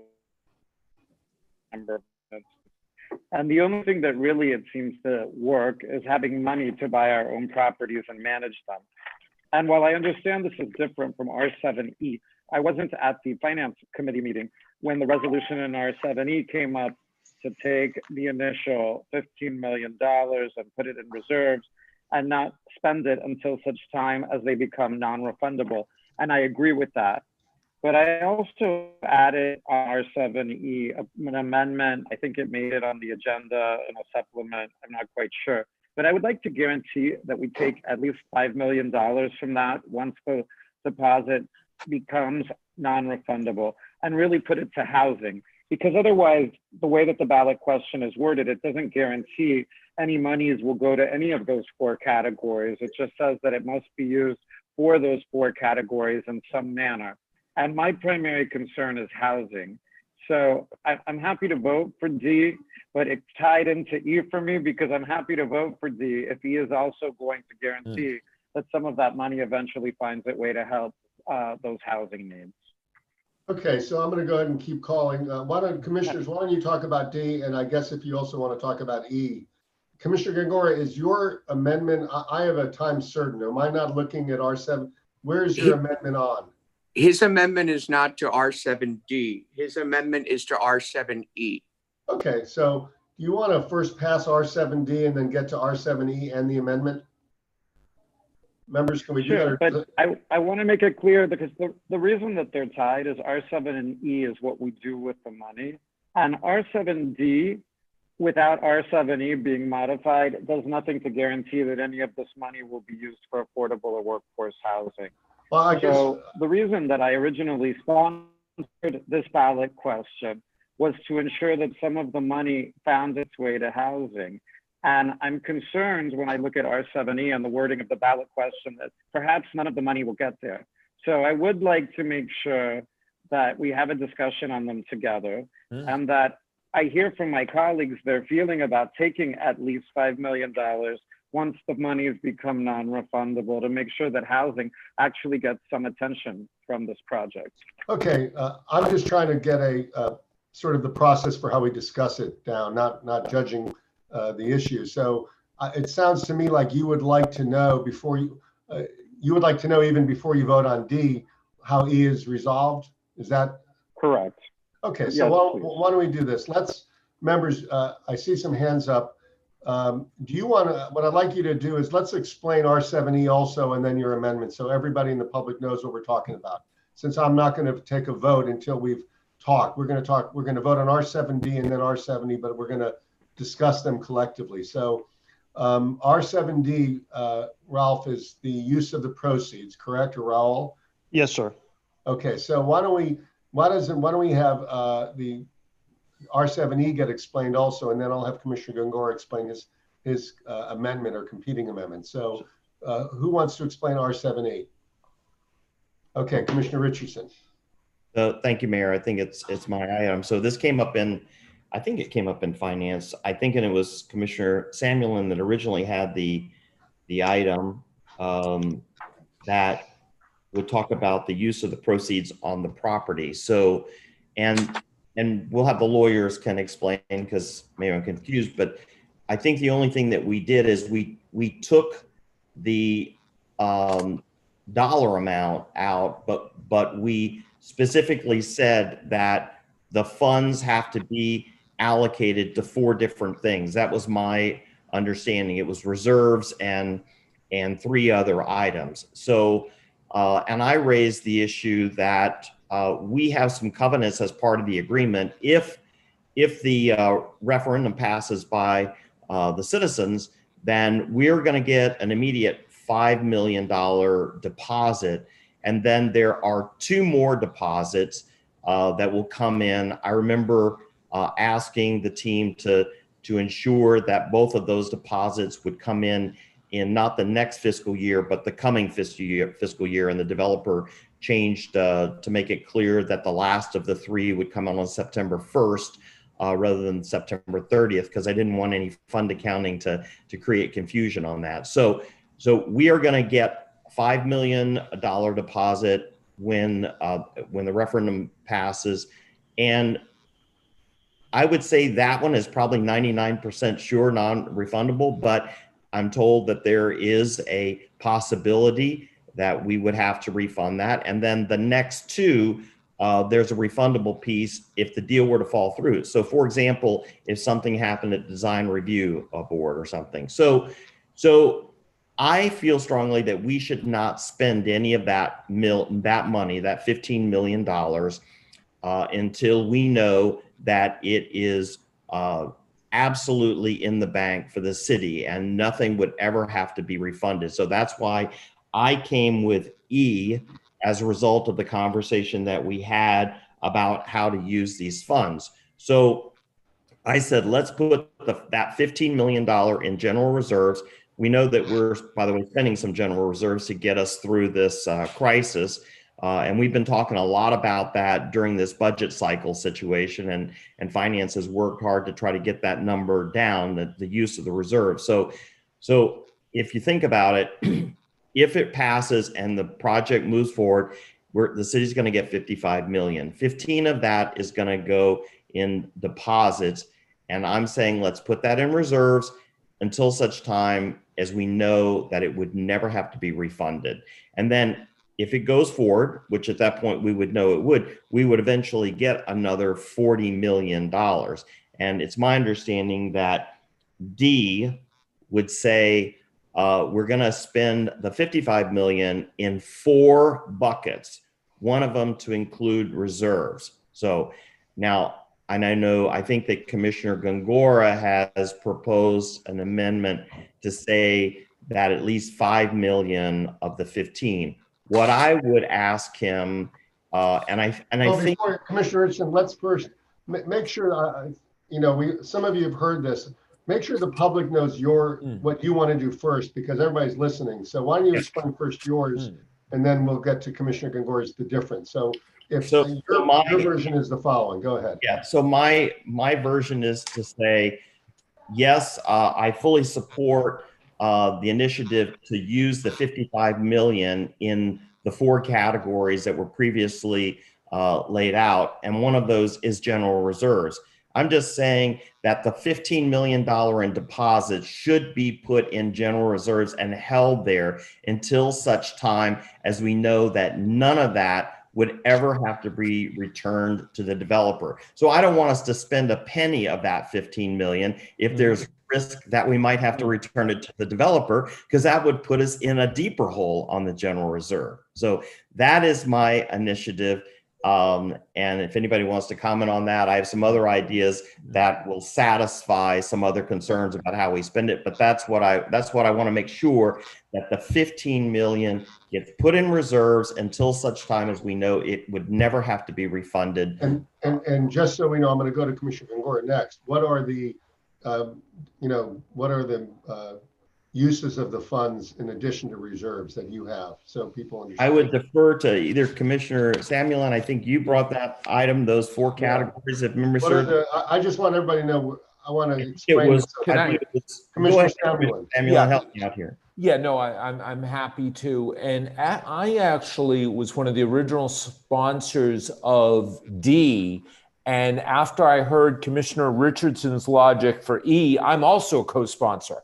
I think they work collaboratively together. So Mayor, the short answer to the question under D is resiliency and sustainability, affordable workforce teacher housing, programs to benefit the elderly, and increasing budgetary reserves. So we're taking the 55 million and we are making a commitment that 55 million will be dedicated to those four buckets. And we're doing so because a logical question for the voters is, if this were to pass, where do these monies go? And that's what we're doing. What Commissioner Richardson has added, which I strongly support, is that we don't spend money that we're not 100% certain of getting. So, and correct me if I'm wrong, Commissioner Richardson, but he's taking that first 15 and saying that is dedicated to the reserves. That leaves us 40 million that we anticipate getting for the other uses as well. So it also sounds like that would be available once we knew it was ours forever. Exactly. Correct. And I think, thank you. Let me just say, Mayor, that I may be able to satisfy the other concern, because I know that Commissioner Gongora wants to spend at least $5 million on the affordable housing piece. So I would certainly be willing to take a friendly amendment to say that at least $5 million of that 40 million remaining must be spent on those three areas. So we put the 15 million in reserve. We're still going to be left with $40 million, but we had no allocation of how that would be split. And I would be happy to offer, if my colleagues want to do it, so that all three of those other buckets will get no less than $5 million. And quite frankly, some would get a lot more, because we have a total of 55 to spend. So I just put that out for discussion. Okay, and of course, this is the problem when you put a Wharton graduate and a forensic accountant on your Mayor. I'm going to go to Commissioner Gongora now. Is that all right, Raul? Is that where you? Mayor. Commissioner Gongora's got a. Yeah. Well, I just want to read Commissioner Gongora's amendment, which I think Commissioner Richardson just said he's okay with. And I don't think we have to go any further. I want to give Raul,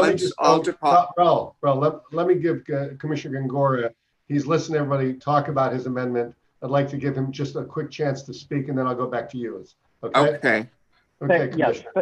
Thank you, Commissioner Richardson. That proposal makes me feel more comfortable that each of the buckets would at least get some amount of money, since they're all so important. So I appreciate that, and I accept what you stated, that each of the other three buckets besides the reserves would be guaranteed at least 5 million. Obviously, some would get a lot more, but that way each of these critical needs gets some money. So I do appreciate that. I'm glad you accept that. And now I'm ready to vote for everything. Yes, okay. Yes. City Attorney, Mr. Aguilar. Okay. All right. So let me just read the resolution as amended. Commissioner Richardson's initial language was that from the 55 million in sale proceeds that are going to be used towards these pots, all deposits and installment payments received from the sale in the aggregate of 15 million shall first be applied toward increased budgetary reserves and will not be expended until such time as all deposits and installment payments become non-refundable in accordance with the terms of the purchase and sale agreement, development agreement, and lease agreement for the Marina Park project. So that's the 15 million that gets used for reserves. Then the amended language that Commissioner Richardson and Commissioner Gongora had agreed on is once all deposits and installment payments received from the sale become non-refundable, a minimum of $5 million shall be used as expeditiously as possible thereunder to fund resiliency and sustainability initiatives, affordable workforce or teacher housing, and programs to benefit the elderly each. So Okay, that's 5 million for those additional pots. Minimum. Okay, guys, I think you don't have to answer, but if you don't say something, I'm assuming everybody thinks that's right. All right. Okay, listen, so I've got a couple hands up. Commissioner Gongora, do you want to speak? I see Tom Mooney's hand is up. Mr. Mooney, do you want to weigh in? Yes. Okay. Not on this, but Mr. Mayor, I'm sorry. I wanted to clarify. I tried to get my hand up when you were voting on R5F, but I just needed to clarify that the adoption of R5F included the recommendation in the memo regarding policy RLU 1.1.17. Okay, let the record show that that was included without objection. Thank you. Okay, let's move to Commissioner Gongora. Your hand is up.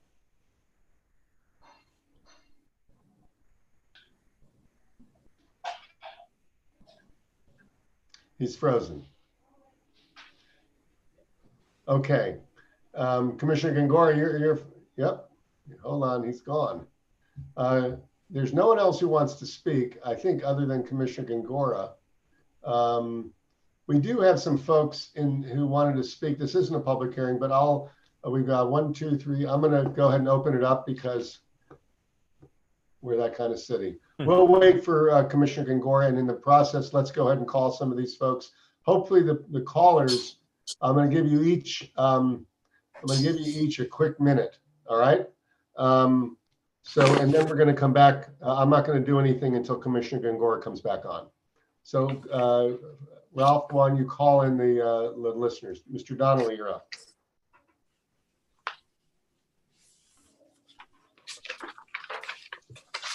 Jeff Donnelly.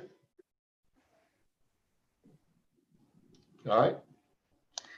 So we'll go to the next caller because we cannot hear Mr. Donnelly. And oh, go ahead, Mr. Donnelly. Go ahead. Yes, thank you. Yes, Mayor Gelber, members of the commission. I would just like to speak briefly in support of the 5-year lease for the Miami Design Preservation League. In support of this, I would really point out that the Wrong league. item. Jeff. Yes. Yeah, we're on the marina item. Oh, I'm sorry. I thought you read Sutnick because it's okay. No. We'll get back to Sutnick in a second. If you're here for Sutnick, we'll come back to you. This is for the items on. Okay, it looks like we're going to be getting all the Sutnick people. Can I get a motion on the resolution as amended? Yeah, I just want to see if this person, Ronaldo, are you here on the? What item are you here on? Mr. Borges. Okay, Ralph, we're going to stop the, I'm assuming the listeners are here for Sutnick, which will begin in a moment. Mayor, Ms. Maj is probably here on this item, though. Okay, Moj. Moj? Good morning, everyone. Thank you for the opportunity to speak. Yesterday, we submitted a resolution from the Housing Authority of City of Miami Beach with 4 recommendations to prioritize affordable and low income housing and to define low income and affordable as 20% of AMI. I know you get bombarded with resolutions and paper, but if you could just take a few minutes, we support everything that you're doing, but we are grateful and we have the opportunity to create further housing and shelter for those who require it in our city. Thank you again. And I just want to put your attention to the priorities that we submitted in support of the expenditure of $55 million, hopefully, that will come to the city as neighbors of Marina Park and as developers of more housing as needed in the city of Miami Beach. Thank you. Thank you. Okay. I don't know whether Deanne or Amy are here for this item. Nope, Amy's left. Let's see if she is. Amy? Hello, Amy. Okay, this is not a public hearing. Last person. Hello? Caller, you're it. Thank you, Mayor and Commissioners. This is Victor Diaz, a resident of South of Fifth, and also speaking to you as president of the North Beach Senior Center. I want to thank the Commission, first of all, for your public service and for your incredible work in considering this Marina Park proposal. I also want to thank Commissioner Gongora and Commissioner Simoleon and all the commissioners for the change you've just made on the dais to ensure support for all of these important segments of the community. I'm speaking today on behalf of our senior community, which is 20% of our adult population in Miami Beach and 17% of our voters.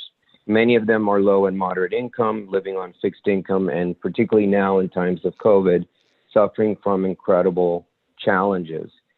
I think it is amazing that you are remembering them and including them in this referendum ballot question, because I think it is not only politically smart, but it is a test of the moral character of this commission. 1 minute And I'll has just elapsed, close Mayor. by... Yeah, go ahead. Okay. Go ahead, sir. Go ahead, Victor. They're giving you like. I just want to close with a quote from Vice President Hubert Humphrey that I think, Mayor, you have parroted in many occasions at the dedication of the Department of Health and Human Services, when Vice President Humphrey said that the moral test of government is how that government treats those who are in the dawn of life, the children, those who are in the twilight of life, the elderly, and those who are in the shadows of life, the sick, the needy, and the handicapped. And in that spirit, I call on the Commission to support this resolution as amended, and thank you for your public service. Thank you, Victor. Okay. Thanks, Victor. All right, so listen, we're done with the, let's get to this referendum. We have R7D. I think we need to Well, hold on, Mayor. I just need, are we going to vote on the resolution? Yeah. Okay, I need a motion and a second. Yeah, I'm doing that. I'll move R7D. All right, and who's second is Commissioner Richardson. I saw a hand before. So R7 as amended. As amended. So without objection, let's show that approved. R7D is as amended. Yeah. Do we even get R7E at this point? Yes. Raul, do we need to do R7E? Yes. Well, we just did that's the vote I'm asking for, is the vote on R7E, which is the reso. Correct. No, but is the ballot question that doesn't get touched. Okay, so we that's just that. approved R7E as amended. Okay, but we just did R7D, right? Okay, but for the I had said the resolution. So we're voting on R7E, Raphael. Correct, but we have to redo R7D because Commissioner Samulin moved it as amended. So this is as is, Commissioner Samulin, R7D? Yes. Well, point of order, I don't think that we amended R7D. No, we did not. Okay, we amended R7E. Point of order. Yes. Yes, fair enough. So, but unfortunately, Commissioner Samulin moved it as amended. So I'm just trying to clarify that. Yeah, no, let's clarify. Sorry. Right, because nobody listens to me. Okay. Okay, so Mayor, you want us to first take R7D? R7D. Okay, exactly. I will move R7D. And as is. Second. Yes, okay. Richardson is seconding it. Show it unanimously. Move to R7E as amended. Thank you. And R7E is moved by Richardson and seconded by Samulin, and show it approved unanimously. Okay, that concludes, I think, all of our very seamless voting on the marina. David, you now have a lot of work to do, and we appreciate that. I really do appreciate everybody today taking care of this. I think probably if I can ask, would some of you like a short break before we come back? I think the city PJ needs to fix something, is what I've been told. So why don't we, PJ, do you want us to leave our Zoom on or not? Yes, you could actually leave it on. Just turn your camera and mute yourself. That's just for your own personal embarrassment. But mute and close your camera, and it's 12:30. Why don't we come back for Sutnick at 1 o'clock? All right? Everybody okay with that? All right, we'll see you in 30 minutes. Thanks. Thank you all for this. Thank you, Mayor.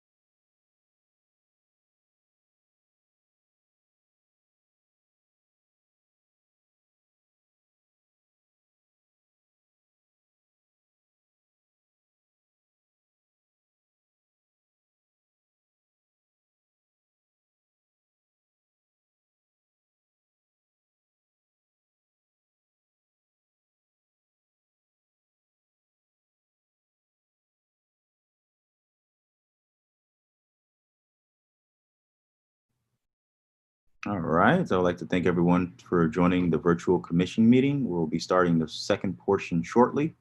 We're scheduled to go live at 1 p.m. Thanks again for your patience.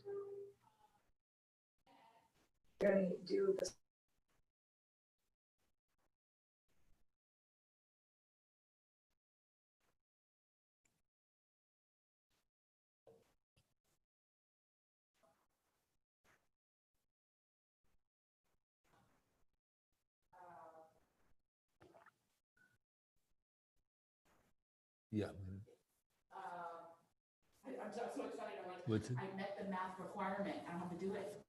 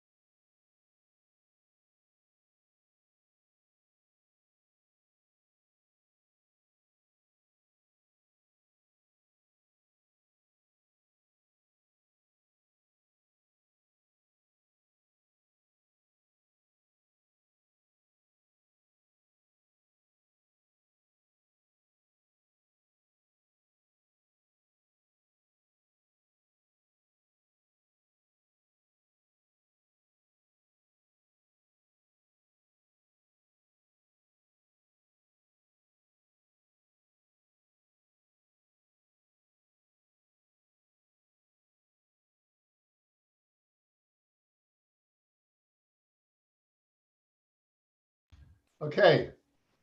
Can we go back on the record? How are we doing? I see, there we go. I see a lot of friendly faces. PJ, can I begin? Absolutely, Mayor, you're live. We're live on all platforms right now, so you can go right into it. All right, that's terrific. Okay, listen, welcome back. Thank you to all my colleagues for taking such a brief break. We're going to go to Sutnick. And with that,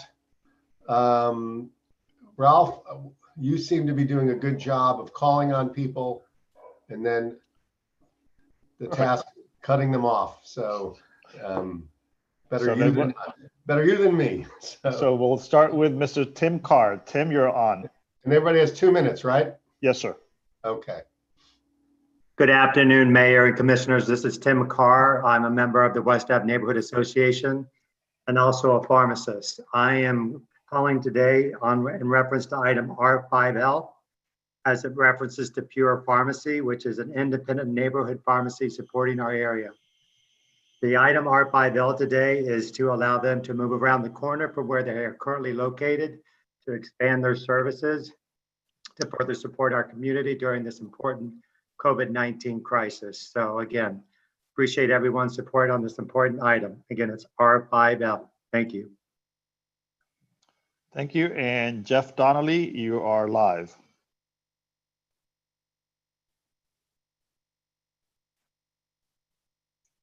Jeff, please unmute yourself. Yes, okay, thank you. Mayor Gilbert, members of the commission, I'm speaking again, as I started earlier, in support of the 5-year lease for the Miami Design Preservation League. And in support of that position, I would argue that the league has in fact been able to restart its tour program with social distancing and all precautions and so forth, demonstrating that it really is a nimble organization that will play a good role, but it needs to have some kind of assurance for the future of their presence on Ocean Drive. So thanks very much for your attention. Thank you so much. The next caller is Jack Johnson. All right. This is Jack Johnson. I'm the chair of the board of the Miami Design Preservation League. Honorable Mayor and Commissioners, thank you for your continued support of the Miami Design Preservation League. We at MDPL look forward to partnering with the City of Miami Beach to make the 2023 World Congress on Art Deco a big success for the city as well as for MDPL. This afternoon, you will be considering the renewal of the management agreement, which will enable MDPL to continue for the next 5 years to do all that it does for the City of Miami Beach from the Art Deco Welcome Center.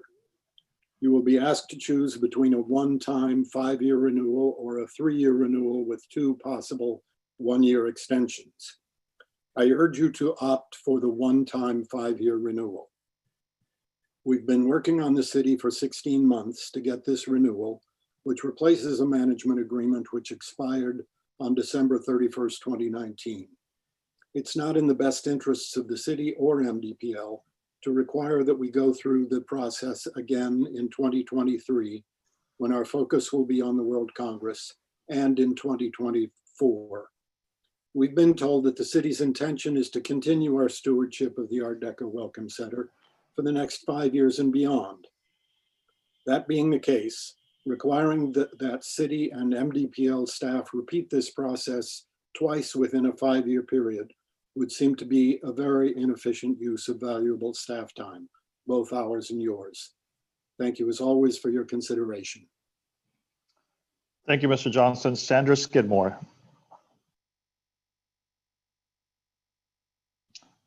Good afternoon, Mayor Gilbert and Commissioners. My name's Sandra Skidmore. I'm a resident of Lincoln Road and a new MDPL board member. And regarding item R7U, I support a clear 5-year renewal of MDPL's lease by the city rather than a 3-year term with 2 1-year renewals.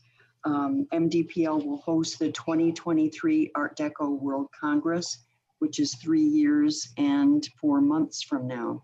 It's So MDPL is also involved in plans for an upgraded museum, as well as maintaining their current program. So long-term planning for these projects would be challenging without a clear 5-year renewal. Thank you. Thank you. The next caller is Michelle Alsabag. Yes, good afternoon, everyone. Mr. Mayor, Commissioners, my name is Michal Alsabal. I'm the owner of and the pharmacist of Pure Neighborhood Pharmacy. I'm calling to ask your support for item R5L, which will allow my pharmacy to complete its move within the same building to facing West Avenue. This will definitely help us, especially during these hard times, expand our business a little bit, offer more services to our neighborhood that we love and we've been serving for the last 10 years. So I'm grateful for all your support, all your efforts so far, and everybody from Commissioner Samoyan to the rest of the commissioners to Mr. Mayor to the planning boards to Mr. Mooney, and I just hope you guys can help us get this to the finish line. Thank you so much. Thank you, sir. Our next caller is Nancy Liebman.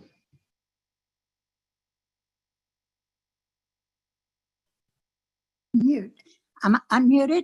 Good. Yes, ma'am. Go ahead. Oh, I finally learned how to work this. I'm just here to tell you that it is so important to consider MDPL's request. This organization is 40 years old. We have never had a problem with where we were going to be. People were always happy to have us as preservation people who supported the movement. So to say now that we can have 3 years just makes no sense, because by the time the 3 years are up, we have to start all over again, looking for our next home, obviously. And we don't appreciate that at all. It's just as important as many other things that go on in this city, and probably longer lasting than a lot of them. Thank you. Thank you. The next caller is Elaine Sisman. Good afternoon, Mayor and Commissioners. My name is Elaine Laser Sisman. First, I want to thank you for everything you are doing to get our beautiful city back on the right foot during this very challenging time. The Georgian Condominium Board of Directors, 1621 to 1623 Collins Avenue, has sent a letter to the mayor's office regarding the blasting music we have encountered since last October 2019, coming from a restaurant across the street at 1628 Collins Avenue, 9 Latin Beach, that starts every day, 7 days a week at approximately 11 a.m. and continues until closing. We are saved by the curfew now, and when that ends, will we be blasted by their outdoor speakers again until after 2 a.m. daily? Is it really a citizen's job to call code enforcement on a daily basis? What about when that does not provide relief? We have over 1,100 tax-paying residential units on that block. Why would anyone be allowed to position outdoor speakers to blast Collins Avenue, one of our most important main tourist roads? I ask that during this time we consider music for what it sometimes is, noise pollution. Lastly, I ask that you address that as part of your cleanup efforts to attract a better crowd to Miami Beach. I am hopeful that one of you will take that up for the residents' quality of life issue it is. Thank you very much for your time. Thank you. And we have one last caller, no name, call-in user 1. If you could state your name, please. Sure. This is Matthew Goltanoff. Hello, Mayor and Commissioners. I'd like to offer my support for the proposed Slow Streets program that will be discussed later today. There's been successful implementations all over the country, and this would be a welcome addition to residential neighborhoods in our great city. Thank you. Thank you. Thank you, Mayor. That concludes Sudnick. Thank you very much. Nope. So let's go with one last one. Kevin Azamaga. That's it's not. Kevin, go ahead, please.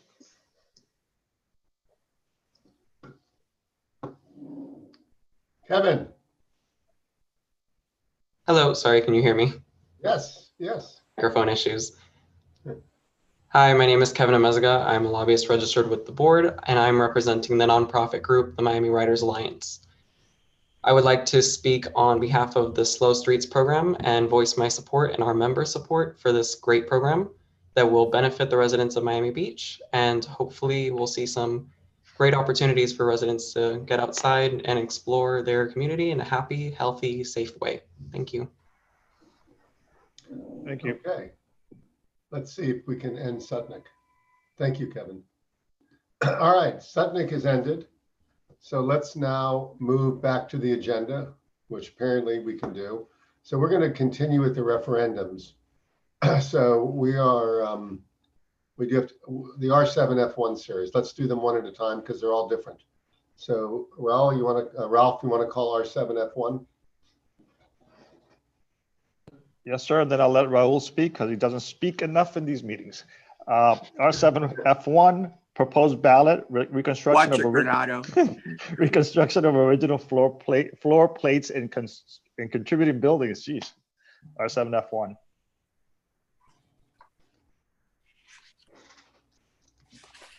Mr. Mayor, Raphael, are you done? Oh, you just want me to read F1 or all of them together? Well, no, one at a time and call it up first. So if it's queued up, let's have Raul explain it. So F1, Raul. Mr. Mayor, I'll just summarize this briefly. The following three questions, starting with R7F1, are suggestions that came out of the Land Use Committee pursuant to the City Commission's prior directive as to, what if any ways can we incentivize developers to incorporate resiliency and workforce housing efforts into their projects by means of incentives. And one of the biggest incentives for that, of course, is to allow them floor area ratio increases. These three questions were vetted through land use. These are the ones that emerged as recommended by land use. Starting with R7F1, Mr. Mayor, this is a question that we had in 2019 that failed by a very narrow margin regarding the reconstruction of original floor plates within the interior design of historic buildings. At this time, we're bringing a revised question to you, which has been brought before the Land Use Committee and recommended by the committee, which would only provide that those buildings those contributing buildings in historic districts who had that would be allowed to restore their interior floor plates to pre-1997 levels as they existed before 1997. And we think that by making a narrow exemption to this, number one, by keeping it within the historic districts and by limiting it as to contributing buildings within the historic districts, as opposed to citywide. And number three, by only allowing the restoration of floor plates as they existed prior to 1997, we think that perhaps the question has a much more favorable chance of appealing to the voters, since it's not as broad as the prior question in 2019. So that's one more thing I wanted to say. If this question is passed, we also have a companion ordinance, which we will bring to you, which we're bringing to you today also for approval on first reading. If the question is put on the ballot and it's approved by a majority vote of the voters, then second reading of the ordinance will be after November. So this is the question.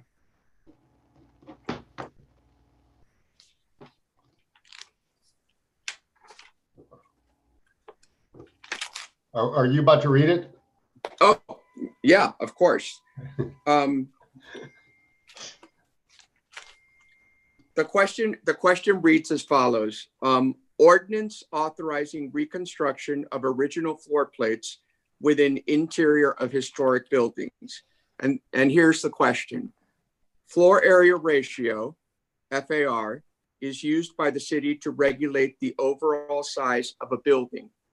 Currently, new floor area cannot be added to the interior of historic buildings that have no available floor area unless the city's voters approve an FAR increase under Charter Section 103C. Shall the city adopt an ordinance authorizing the reconstruction of original interior floor plates as part of the restoration of historic buildings if such floor plates were removed prior to June 4th, 1997? That's the question. Okay. So let's do these one at a time. I think that makes some level of sense. So members, do you have any questions about this? Tom, you're there. I see Tom Mooney there. Tom, you want to add anything? You support this, I assume. Yeah, no, Raul explained it perfectly. So if you have any questions, I can certainly answer any questions. Okay. Okay, I see Gingora has got a question. Move the item. Move the item's been moved. Is there a second? I'll second it. Let's show the item done without objection. Good. Okay, you don't need a roll call, right? Good job.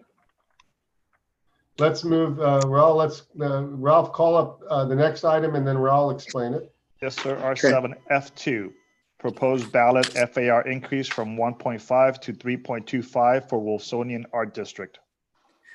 Mr. Mayor, again, as I said before, this question also has two companion ordinances that are before you today as items R5M and N. There's a comp plan amendment and there's an LDR amendment. This question pertains to the proposed Wolfsonian Museum expansion. Just to give you a little background, the Wolfsonian received $10 million from county GO bonds and for a proposed 25,000 square foot expansion of their museum on Washington Avenue, which is obviously one of the cultural gems of this city. They must use the county bond monies or forfeit them.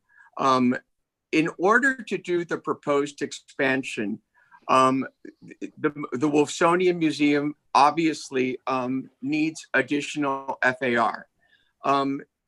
The ordinance that's part of this ballot question not only requests an FAR increase from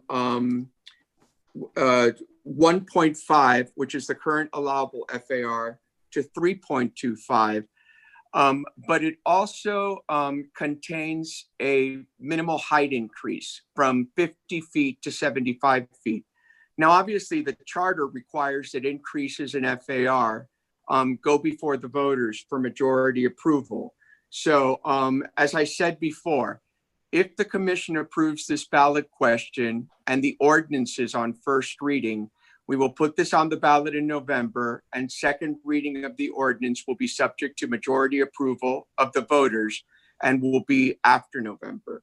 So let me read the question. The question is floor area ratio increase from 1.5 to 3.25 for proposed Wolfsonian Arts District. Floor area ratio is used by the city to regulate the overall size of a building. Any increase to a property zoned FAR requires voter approval under City Charter Section 1.03C. Shall the city adopt an ordinance increasing FAR from 1.5 to a maximum of 3.25 for properties within the proposed Wolfsonian Arts District, generally located at the northeast corner of Washington Avenue and 10th Street, and located within the CD2 zoning district? That's the question. Okay. All right, members. Commissioner Richardson. No, Mr. Mayor, I just wanted to, this referendum item relates to R5N and R5O. So if you choose, we could go and do R5N and R5O, and then we could do this referendum item, which really follows on those items. Raul, does it matter which sequence we do? Since I got a feeling if the referendum doesn't pass, it doesn't the other. That's correct, sir. The proposed ordinance. Okay. Richardson, you think it'll be easier to explain if you go over the other items first? I'm sorry, say it again, sir. You think it would be easier to explain this one if you go over the other items first? That was my suggestion, sir. Okay. I would defer to Tom and ask Tom to just talk about R5N and R5O. We can move those and then we can go there. I think that way we don't have to explain them all separately. I think that's a good suggestion. Raul, you okay with that? So why don't we, yes, pull up R5N and O? Those are the only two related to the Wolfsonian Arts District, right? Correct. Yes. Okay, so Ralph, let's pass. We're going to pass this one and move to R5N and O. Call them up and then Richardson will explain them along with Tom. Yes, sir. R5N. It is an ordinance amending the City of Miami Beach 2040 Comprehensive Plan pursuant to the expedited state review process of Section 163.3184, subsection 3, Florida statutes by amending the Resilient Land Use and Development Goal RLU 1 entitled Land Use, Objective RLU 1.1 entitled Establishment of Future Land Use Categories, at Policy RLU 1.19 entitled Medium Intensity Commercial CD2, to increase the maximum floor area ratio FAR within the Wolfsonian Arts District and designating the Wolfsonian Arts District on the future land use map and providing for inclusion in the comprehensive plan, transmittal, repealer, severability, and an effective date. This is a first reading. It requires a 4/7 vote.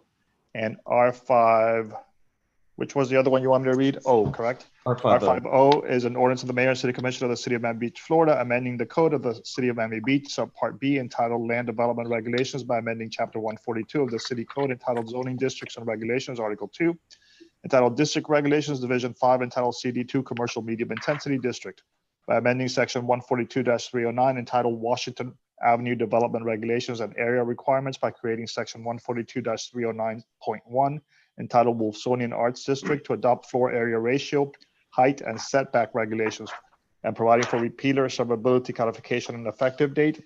This is R5O is a first reading. It requires a 5/7 vote. Okay, so Commissioner Richardson, why don't you take us a little bit through this, and then I think I'll have Tom weigh in. And I see I'm going to yield to Tom. He'll walk us through this if that's okay with you, sir.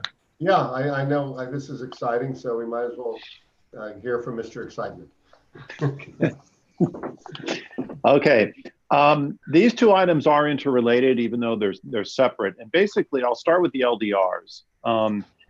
This creates within the CD2 medium intensity zoning district regulations an overlay for the Wolfsonian Arts District. And it's a little bit more than just an FAR increase because it's specific to the larger Wolfsonian property. And the reason for this proposal is because the Wolfsonian wants to do an expansion that's associated with their GEO bond approval. And to take you back a couple of decades, in the early 90s, they added on to the existing larger main Wolfsonian museum site, which used to be historically the Washington Storage Building.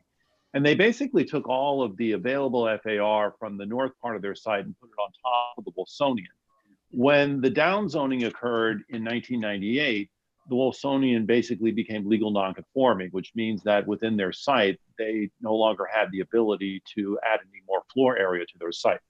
So what they're proposing to do now is to go to the voters to get an FAR increase from the current maximum allowable FAR of 1.5 to a maximum of 3.25.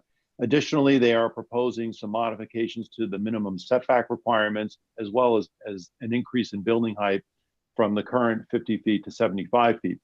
It should be noted that along Washington Avenue within that area, certain types of uses can already go to 75 feet. And the existing Wolfsonian also is close to that height. So we don't believe that there will be any negative impact on the site or the surrounding area. The comprehensive plan amendment, which is the companion to this, amends the future land use designation in order to allow for the increase in FAR. Our comprehensive plan has to follow our LDRs. So we needed to do this companion comprehensive plan amendment.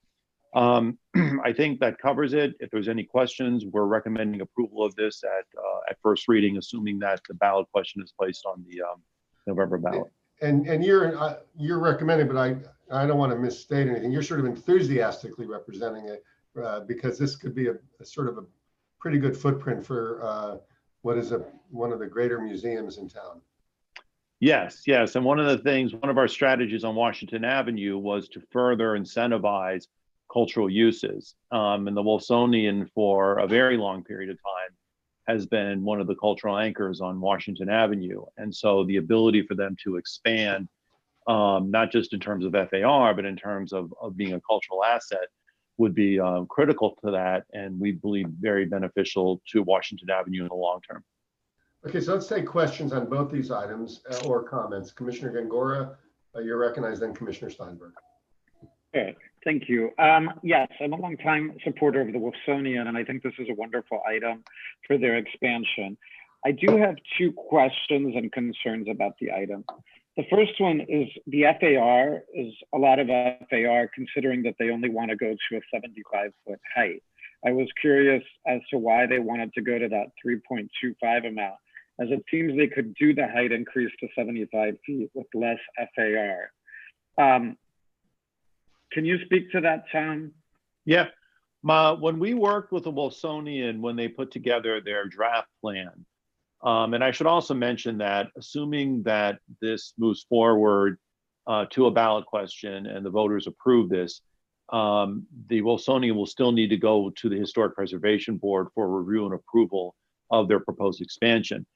They were looking at an FAR that was a little over 3.0 in terms of being able to accommodate the footprint of their proposed expansion.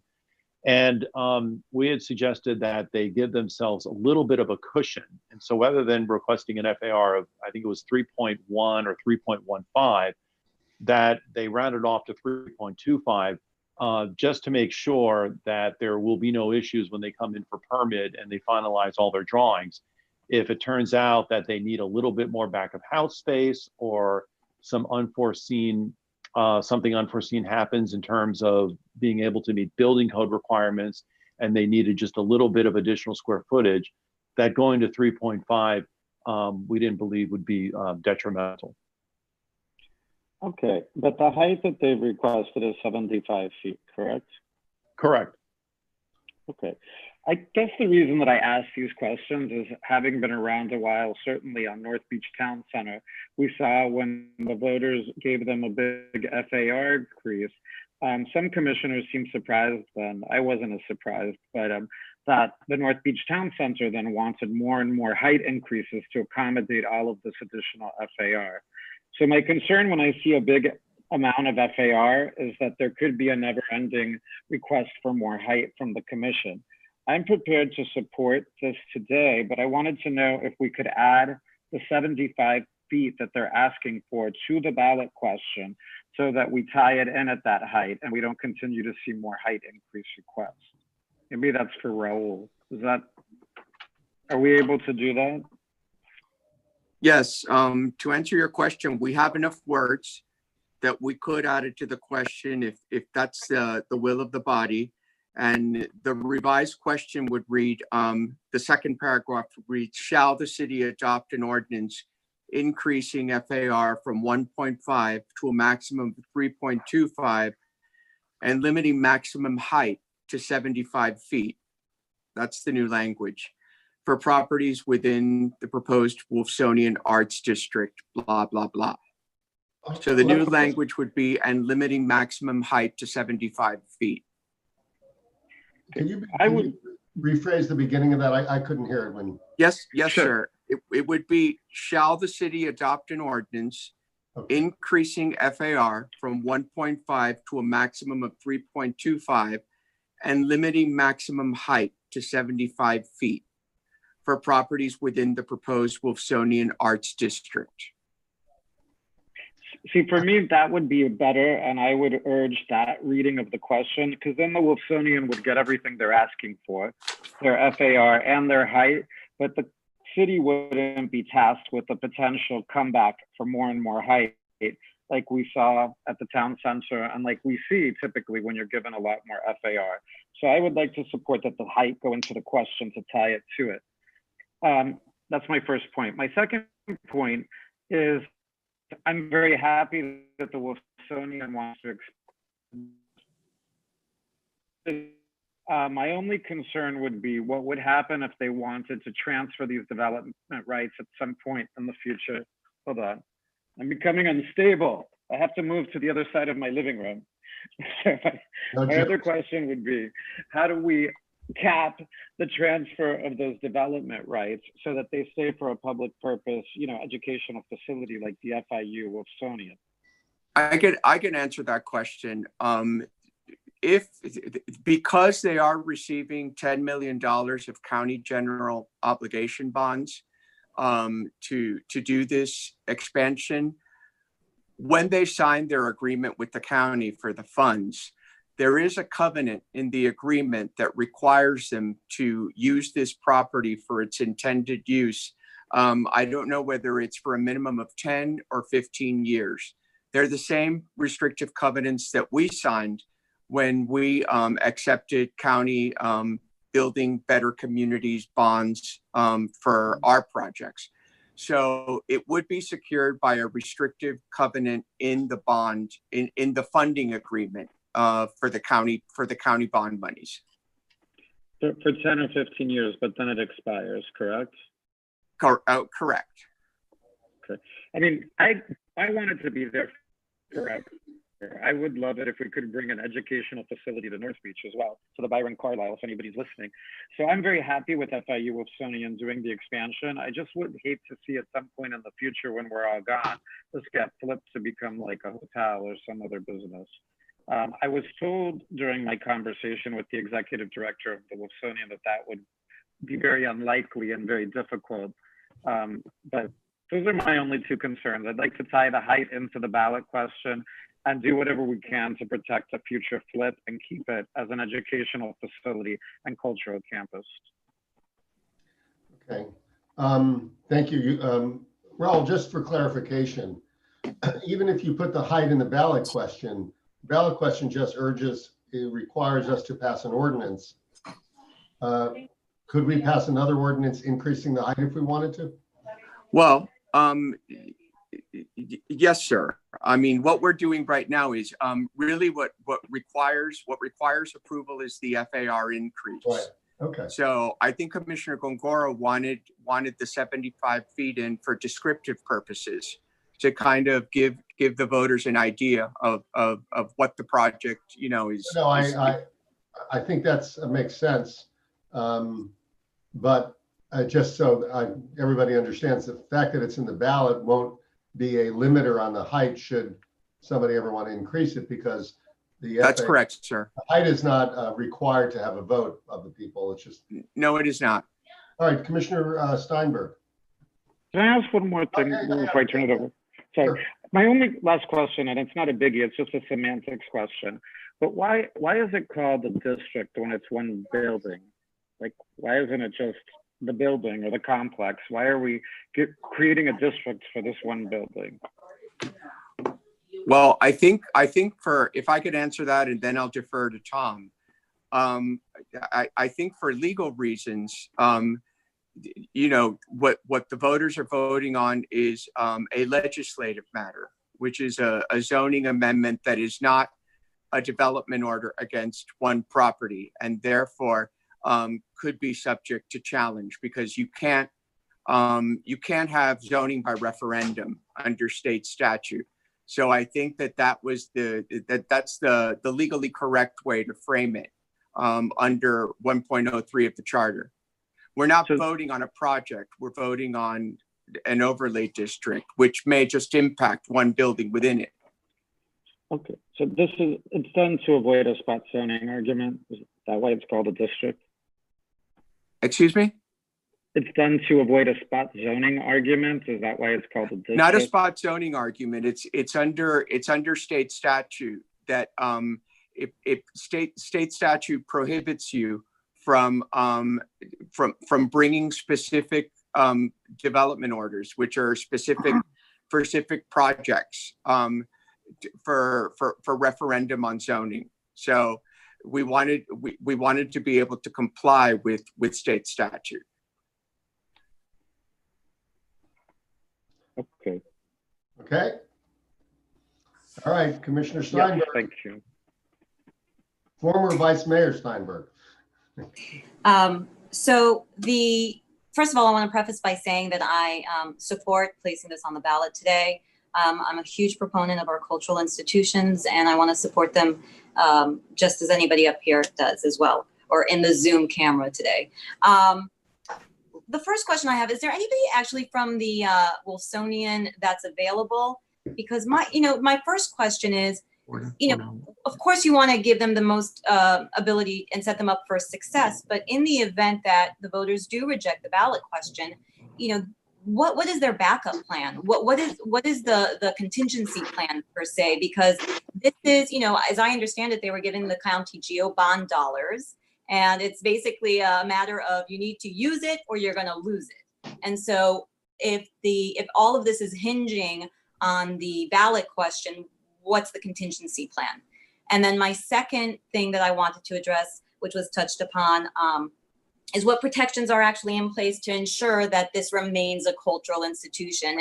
And you touched on that, Raul, but maybe between first and second, we can work on something to ensure a little bit more protection, that this, forever stays and not sometime in the future becomes just a generic office building, because we all want to see the Wilsonian Center here for a very long haul.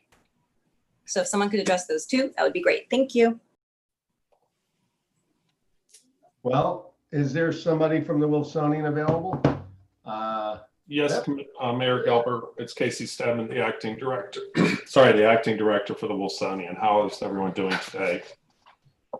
Particularly to your question, Commissioner Steinberg, in terms of a contingency plan, you are correct that the path forward for us is really to focus our efforts on the development and expansion of the Wilsonian here on Miami Beach. That is sort of the epicenter of all of our activities. And as well, we have a collection storage facility here on the beach. So that would remain our focus. Should we not succeed on the ballot initiative in November, we would of course need to step back, work with the county government. They had asked that we present a plan to them by the end of this calendar year, and we would have to begin to immediately explore other options. We do have some properties here on the beach that we could explore for options.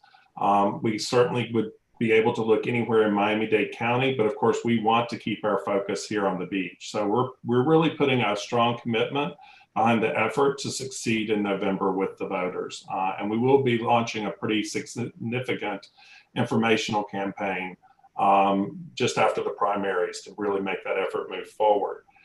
To the other question about concerns about what happens in the future, that we don't want this facility to turn into an office building or something of that nature. Our founder, Mickey Wilson, made the commitment that he wanted the Wilsonian here on Miami Beach. We stand behind that commitment, and he certainly still stands behind that commitment. The idea that we would make such a significant investment, making these investments for a nonprofit is pretty challenging. So when we make them, we're usually in for the very long haul. So I don't foresee that there would be any reason or any opportunities where we would realize more monies to do something differently. So we really are committed to being part of the arts and cultural fabric and continue our role as a major anchor here on the beach, especially as we continue this conversation about sort of enhancing and growing the arts and cultural experience here for Miami Beach. Thank you. Any other questions? No, thank you so much for letting us know, and good luck. Yeah. Okay. Mr. Mayor? Yep. Raul? I just wanted to answer Commissioner Steinberg's and Commissioner Gongora's question, and I think it takes care of their concern, that under the agreement that the Wilsonian would execute with Miami-Dade County for the building better bonds, building better communities bond monies that it's using, they have to maintain the project for its intended purposes for 25 years.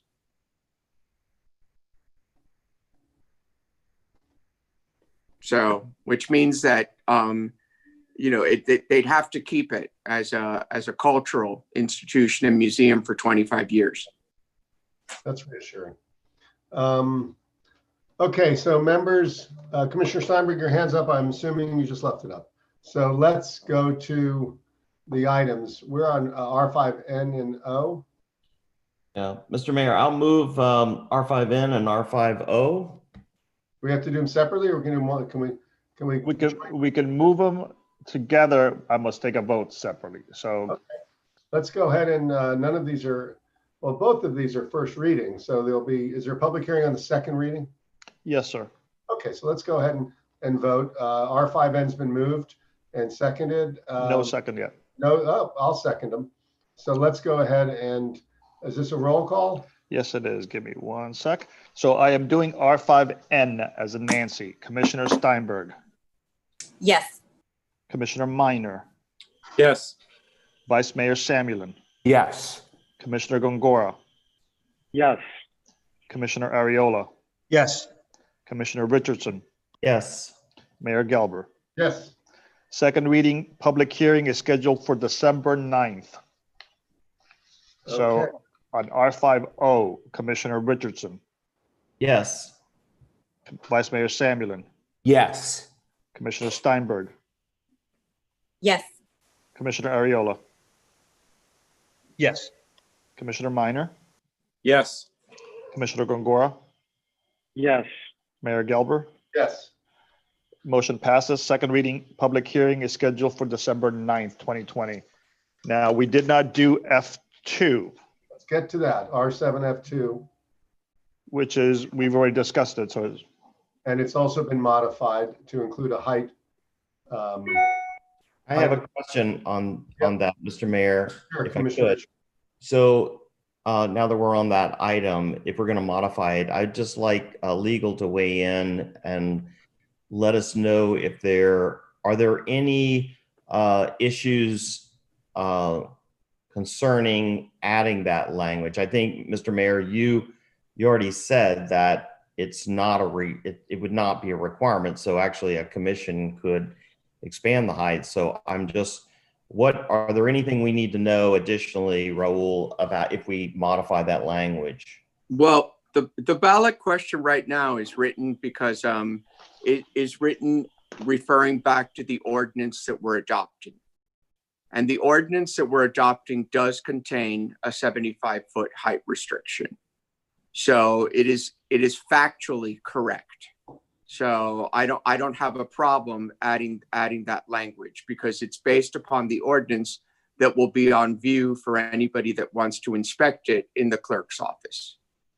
So if I could, Mr. Mayor, I think we should get Casey back in and ask the question, because I know the drawings that they initially did were preliminary. And my question is, what if the final drawing comes in at 75.5 feet? I mean, Casey, where are we? Do we have final drawings? Is 75 feet is that going to be the max, or do you need another half foot?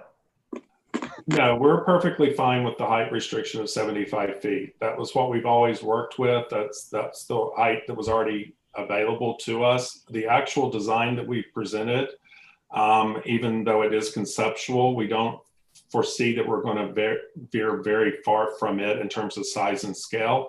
I think the height is right around 57 feet. So we have no intentions right now of in any way, and I don't foresee us having any intentions of going to 75 feet. Please keep in mind that we have the $10 million to support this construction, and we, of course, will probably have to fundraise to supplement it. So each time I add another foot in height, it means a little more effort on our part to find the dollars and secure the dollars to make that happen. So we can deliver what we think is a really wonderful project and a real enhancement to the community as it is within the height restriction that exists. Okay. All right, great. Well, Mr. Mayor, I will move the item, the referendum item as amended then with the height. Okay, I'll second it. All right, is there any objection? We don't have to vote, roll call, I believe, so show it unanimously done. And Casey, thank you very much.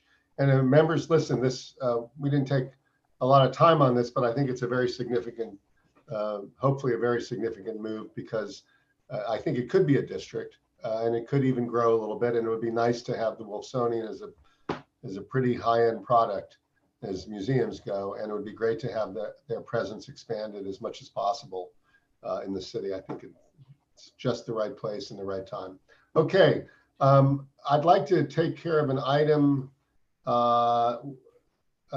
Higgins is here for which item? It's the RDA items. They're 1:30 on your time list. Can I do, is it too early? Can I do her item? She's still here for 10 more minutes? Yeah, sure. What is that? Is that RDA? It's the RDAs. Okay. Which is 1:30. Because and we're gonna recess as a commission and come back as an RDA? Yes, sir. You want to do that now? Yeah. Yep. Okay, so we're going to do RDA 1 and RDA 2. So the City of Miami Beach Commission meeting is recessing and we're reconvening as the RDA. For the city, all members are present. RDA 1 is a joint item, grant executive director authority during city commission recess, RDA 1.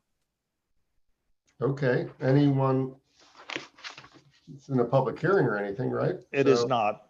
Anybody want to be heard? I see no one want to be heard. Do we need a roll call? No? No, sir, just a motion and a second. I'll move, who's moving it? Give me a hand. Move it. Higgins is moving it and Gengor is seconded. You're brave. Show it done without objection. Let's move to the next one. Yes, sir. The second one is RDA joinder to Miami Beach Marina lease. This is a companion case to the leases that we just heard. It requires a 5/7 vote. Okay, but no requirement of public hearing or anything. No, else. sir. Okay, it's being moved by, come on, somebody step up. Moved by Commissioner Higgins. I'll move it. Only brave I'll move it. And moved and Ariel a second. All right, call the roll. It's a voice vote, so right. everyone's in favor? Yes. Yes. Okay, adopted without objection. Yep. Are we done? We are done with the RDA, and I believe Commissioner Higgins had some statements that she wanted to make. Yeah. Higgins. Hi, everybody. Nice to see you. I just wanted to quickly, while I was Zooming with you all, talk about a couple of things that might be interesting. The first is we've had a lot of discussions about CARES expenses and how they're being divided and spent for city and county expenses. And I just want to reassure everybody in Miami Beach that the city of Miami Beach will be the recipient of their fair share and even more of the CARES funding. And I intend to make sure of that. And just to give you a couple of examples, what we've been doing is trying as the county commission is to create countywide programming that must be spent by district. So Miami Beach, as you all know, is represented by District 5 and District 6. So every single program we're creating, the residents and the business owners of Miami Beach need to be sure they're aware of them. And I know Rachel is always communicating with your offices and with Adrian to make sure that we're getting the applications out there. And some programs specifically are designed to actually not be more divided by economic necessity. So for example, yesterday, we just passed $10 million in CARES relief for cultural and artistic institutions. And based on my first cut estimates of that, Miami Beach institutions will receive a minimum of about $1.5 million. We were just talking about the Wilsonian. They, of course, are on the list. But next month, we have just approved about another over $100 million in business and direct assistance to residents. And all those programs are going to be launching during the August break, which I'm not taking a break. And so Rachel will let you know. But for example, we are launching a program that will aid small landlords with less than 5 units where their residents may not have been able to pay the rent. They would be able to receive assistance. A restaurant worker program, $30 million in grants to restaurants for their losses. And you all know Miami Beach has probably a greater percentage of restaurants per square foot than anywhere else in the county. And that launches next week, and Rachel will make sure you have the applications. We also are launching grants for CBOs $10 million in grant decision for any CBOs. And that will launch probably the week after that. And then I am working with Wendy Kalergis and her team on a package for hotels, because we know the surge has put a lot of pressure, and actually several hotels have decided to close until it's over. So during the month of August, there'll be about another $115 million in aid launching. And we just will continue to keep your offices informed so that you can keep your residents informed about how to apply and make sure that funding gets moved. And then I've been working today with your city manager, with Jimmy and Marcia, and we will be submitting from the city of Miami Beach all of your CARES expenses that are eligible for FEMA. And the county has assured me that they will match every single, that the CARES funding for Miami Beach will cover the FEMA match, and that you should also submit all of your other CARES eligible expenses that we've already incurred and that are forecasted through the end of the year. And she has assured me that the county will find a way to make sure that those are also covered. And that should also include the convention center. You know that it's, even though the city of Miami Beach manages it, it is a countywide asset. But since you all know it more intimately than any other municipality, please include those expenses on the list. So just wanted to give you a little update on that, and appreciate the time and the interruption to your meeting. Thank you. Nice to see you, Commissioner Higgins. All right. Jimmy, you got anything you want to add? Two things. One, I want to thank Commissioner Higgins. She's been really throughout the pandemic reaching out at all points, and over the last couple of weeks, particularly on the funding issue, and literally at times during the meeting today, when I took my picture off, is because I was on the phone with her or texting with her about different issues, including making sure the county, she got, I think, an agreement from the county that they will cover a lot of the expenses we are incurring in terms of PPE and otherwise to make the convention center not just ready to reopen at some point to the kind of events we normally do, but even in connection now with the alternative care facility, we're offering services to the people there and the expenses incurred there. And we've been working on hopefully finalizing the spreadsheet.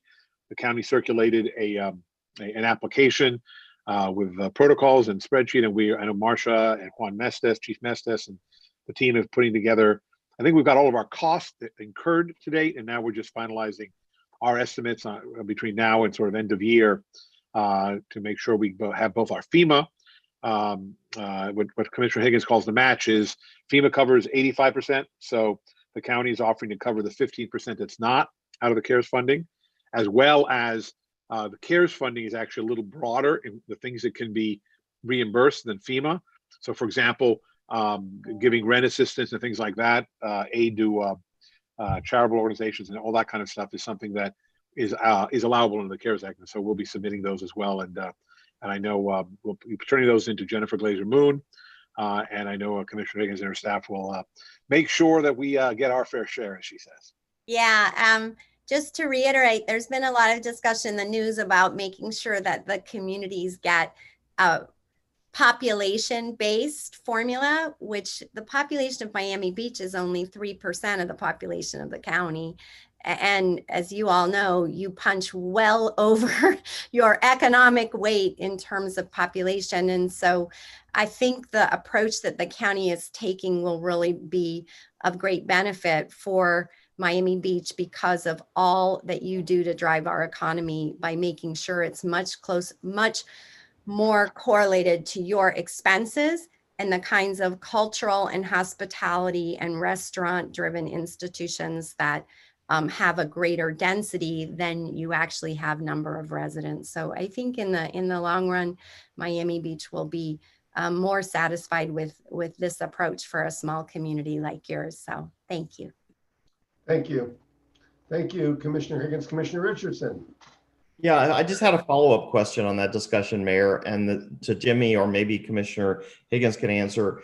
I'm a little confused about where we're going to submit. So, and the timing of any potential reimbursement? Because normally during a hurricane cycle, if we have expenses, we'll submit, and sometimes it takes 2 or 3 years for us to get our FEMA. So are we going to have to submit in that same way for this this crisis? And is it going to take 2 or 3 years, or is it going to be fast tracked? Or maybe one of the two of you or both of you could speak to that. Let me, I can address it first, and Commissioner Higgins can correct me if I miss something. The FEMA process is still going to be the FEMA process. So we have in fact been submitting, I think all of the expenses we've incurred to date have been submitted to FEMA. And obviously as we continue through this pandemic to incur expenses, we will continue to submit those. And so those are 85% reimbursable to the extent they're eligible expenses. And that money we'll see when we see it. It could be 2 years, it could be 3 years. You know, what the county has proffered with the money it's got is in fact to, based on the comments that were made, I think even yesterday at the press conference that Mayor Jimenez had, in which Jennifer Glazer-Moon was on, that the 15% would be paid actually timely. Like I think this year we would be paid the match plus the CARES Act money, which has to be spent, before the end of the year, would also be paid timely. So, it's a mixture. The 85% of those FEMA eligible items will get at whatever the time is as the money goes to the federal and state government. The CARES Act dollars will come presumably this year throughout the course of the year or no later than the end of the year. So that's also one of the advantages of it. So we're actually submitting 2 claims. We're doing a FEMA claim and we're doing a CARES Act claim. Is that right? Correct. And then maybe Commissioner Higgins can speak to the money that came to, I was talking to my friend Jared Moskowitz runs the Department of Emergency Management. And I was asking him about an issue about 3 or 4 weeks ago. And he says, well, we gave all this money to the county, go get some money from them. So what exactly is all that money being used for? And it sounds like 15% may be held in reserve as a match, but is the county going to be spending all that money that our State Department of Emergency Management gave to the county? So I don't know exactly what Jared is talking about, but I can, and I have to hop up, I'm sorry, but I can, what maybe I can do is next time we get together, we can get Jennifer Moon to go through all this. But certainly we have at our Emergency Operations Center, any municipality that has needed any, whether it's masks, hand sanitizers, supplies, we have been sending that out. We have been also making sure that some of the smaller police and fire department, if they've had trouble procuring that, and we've gotten that from the state, that has gone out. Now, some funding is dedicated sources. So for example, can only be used for the airport, can only be used for transit. And so we don't have the flexibility to move that around to other sources. But unfortunately, I have to hop off. I had but we'll get back to you. Okay. We'll get back together on that. Thanks, Commissioner. Good. I'll give you a call. Thank you. Thank you. Okay. Thank you, Commissioner. Hola. Hello, Eileen. Hi. Have we finished the RDA items? Yes, sir, we have. So that concludes the RDA. However, we need to do a companion item, R7S, which is the companion to the RDA item, which is granting the city manager authorization during the city commission recess. So it's the equivalent item, but for the city, R7S. Okay. R7S, now we're back in our city commission meeting. The RDA is recessed. This is back. Why don't we move that item? Move the item. And seconded by me. Is this a voice vote? Yes, sir. All those in favor? Aye. Aye. Nobody objected. Aye. Okay. Let's get back to the order of the agenda. We finished. Okay. Where were we on the? We haven't done R7F3 yet. All right, let's take it. We are on R7F3. And I guess to follow Commissioner Richardson's procedural suggestion, can we do R5M, which is the companion ordinance to that ballot question? So R5M is a companion to R7F3? Yes. R5M is an ordinance of the mayor and city commission of the city of Miami Beach, Florida, amending the code of the land of the City of Miami Beach as Subpart B entitled Land Development Regulations by amending Chapter 114 entitled General Provisions by amending Section 114.1 entitled Definitions to modify the definition of floor area by amending the list of exceptions from the definition and providing for codification, repealer, severability, and an effective date. This is a first reading. The item requires a 5/7 vote. Tom, are you there with us? Sure. This is an ordinance that was actually came out of a very lengthy and comprehensive discussion that we had on FAR in general with the Land Use Committee. And this is one of a number of different options that was presented, and it was probably the most narrow and most limited of all the options. Under Chapter 114, or Section 114.1 of the City Code, FAR is defined, and then the exceptions to the definition of floor area are expressly listed. And what this proposal would do is it would add 4 new exceptions. Now, it's important to point out that these 4 new exceptions are very limited in their own right. The first is stairwells and elevators located above the main roof deck. So it would only be those stairwells and elevators that are above the main roof deck. This primarily will benefit existing buildings that may be legal non-conforming as to FAR, because it would allow them to activate their roof decks if they don't currently already have either an elevator or a second set of stairs. In terms of overall square footage, you're talking about less than 500 square feet. The second one is electrical transformer vault rooms. And again, this would also primarily benefit existing buildings. Currently, when buildings go through major renovations, Florida Power and Light will typically require that particular project power not just that site, but upwards of sometimes the entire block. And they're oftentimes required to put in these large vault rooms. And if the building does not have any available FAR, they oftentimes end up losing 1 or 2 hotel rooms or a residential unit.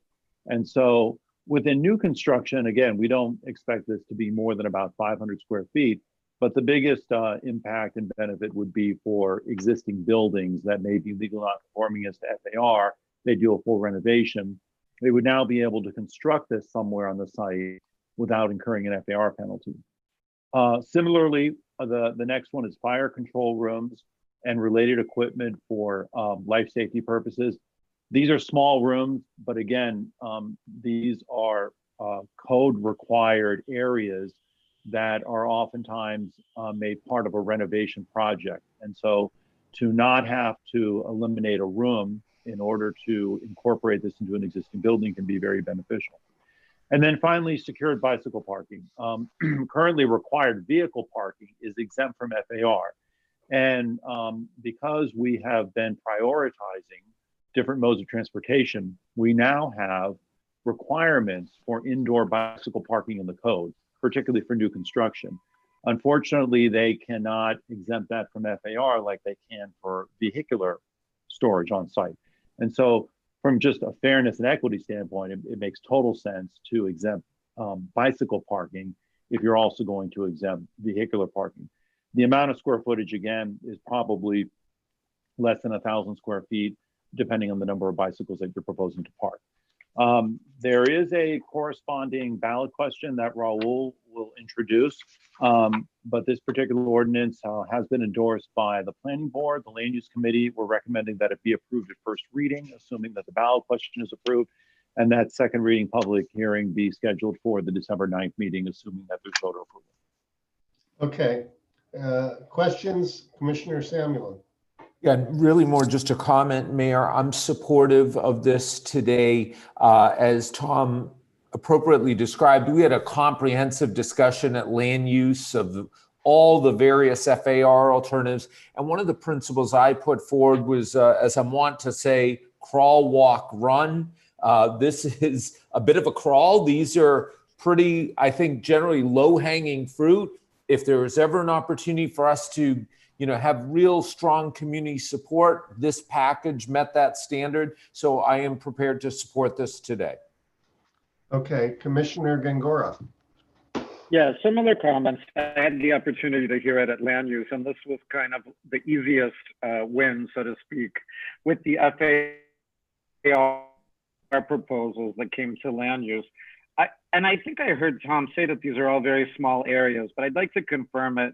For some reason, this is one of those issues that Miami Beach United is choosing to oppose. But as I understand that each of these four elements, as you describe them, are approximately 500 square feet to 1,000 square feet for very specific uses like bike spaces and fire control rooms. Are these small areas that are limited somewhat in size, Tom? Yes, correct. And I did see that resolution by MBU, and I think they may have misunderstood, particularly the stairwells and elevators. This is not the stairwells and elevators for the entire building. This is only for those portions that project above the main roof. And so the total area is under 500 square feet. You're talking about a very, very limited area that would primarily benefit existing buildings. Okay, that's what I thought. I just wanted to clarify it on the record. I'm prepared to support this. So I'll move it if you want. Oh, we got it if somebody else wants to. Commissioner Areola. Commissioner Areola. Can't see you or hear you. There you are. Oh, okay. You got two. We still can't hear you.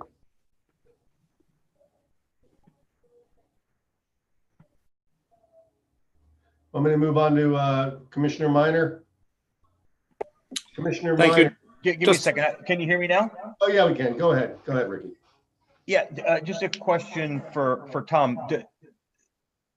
The elevators and stairs and parking lots, is that included in this? No. Should it be? It wasn't part of the discussion at land use for this specific item. I wouldn't recommend making it part of this one because it significantly expands the area of the FAR increase. And it's a lot more encompassing than the elevators and stairs above the roof line. Okay, Commissioner Minor. Thanks, Tom. Just a quick question. Do we have an estimate as to how much FAR could be impacted citywide from this? It wouldn't be much because these are very limited areas, and they would be primarily for existing buildings that don't have these already. So you're talking, I mean, if down the line, if multiple buildings took advantage of this, you're probably looking at between 500 and 1,000 square feet per building that took advantage of it if they did the stairwells and elevators above the roof, as well as a new FP&L transformer vault. Okay, thank you.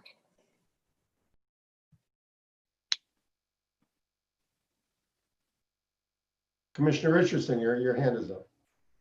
Thank you. Yeah, I just want to follow up on the question that Commissioner Areola had, and maybe Tom, you can expand on it, about the in the parking lots, the elevator and stairwells. Was the item discussed in committee, and there was a rejection of moving forward with that element? So can you just give us a little bit more information about that?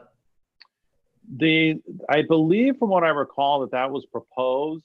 It was not included in this particular set of FAR exceptions in the ordinance. We had expressed a concern with doing that as part of this because it's a much larger area of FAR, because it's important to keep in mind that the stairwells and elevator cores within garages also function as providing access for not just parking spaces, but they also will provide access to liner units that frequently will surround the perimeter of a garage, as well as adding to the bulk and mass of the building. So we had recommended that be considered as perhaps part of an overall FAR increase, but that as an exception, it would be a pretty significant exception and a lot more square footage than just allowing an exception above the roof line. So could you just state again exactly what the exceptions we're proposing today? Sure. Go. The first new exception would be stairwells and elevators located above the main roof decks. The second one is electrical transformer vault rooms. The third one is fire control rooms and related equipment for life safety purposes. And the fourth one is for secured bicycle parking. Okay, thank you. Okay, Commissioner Minor, your hand's still up. Okay, Commissioner Sorry. Ariel. Commissioner Ariel, your hand's up. Nope. Okay, that's it. Hold on. Okay, I don't see this thing is going to pass. So we're on the statute, right? We're on R5M as in Mary. Okay, so let's go ahead. If there's no other, it's first reading. If there's no other debate, it's being moved by Commissioner Gongora. And I'll second it. This is a roll call. Vice Mayor Samuelin. Yes. Commissioner Richardson. Yes.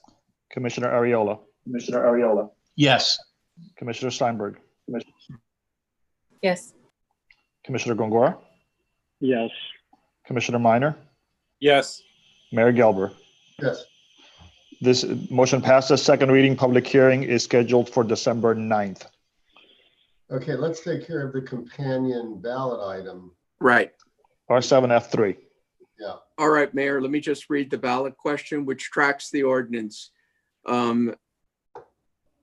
Ordinance excluding certain areas of a building from calculation of floor area. Floor area is used by the city to regulate the overall size of a building. Any increase to a property's maximum floor area requires voter approval under City Charter Section 1.03C. Shall the city adopt an ordinance excluding the following areas from the calculation of a building's floor area? Secured bicycle parking spaces, stairwells and elevators located above main roof decks, electrical transformer vault rooms, and fire control rooms and related life safety equipment. That's the question. Okay, we already know what's going on. We've already talked about it. This is just a ballot item. It's going to be moved by, show me somebody. Move it. Gongora's moved it. I'll second it. Show it approved without objection. Thank you. You know, I apologize to Henry Stoller, who wanted to speak on something I think we've already voted on.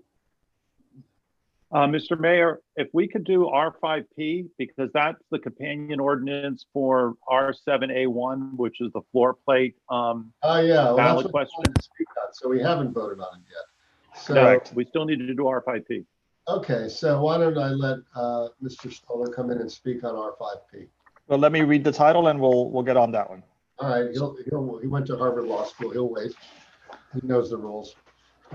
Mr. Stoller, yes. R5P is an ordinance of the Mayor and City Commission of the City of Miami Beach, Florida, amending the land development regulations of the Code of the City of Miami Beach by amending Chapter 118, Administration of Review Procedures, by amending Article 9, Nonconformances, by amending Section 118-391 entitled Repair and or Rehabilitation of Nonconforming Buildings and Uses, to authorize the Historic Preservation Board to approve the reconstruction of original interior floor plates in contributing buildings on lots that are non-conforming as to floor area ratio, subject to certain specified conditions, and providing for repealer, codification, severability, and effective date.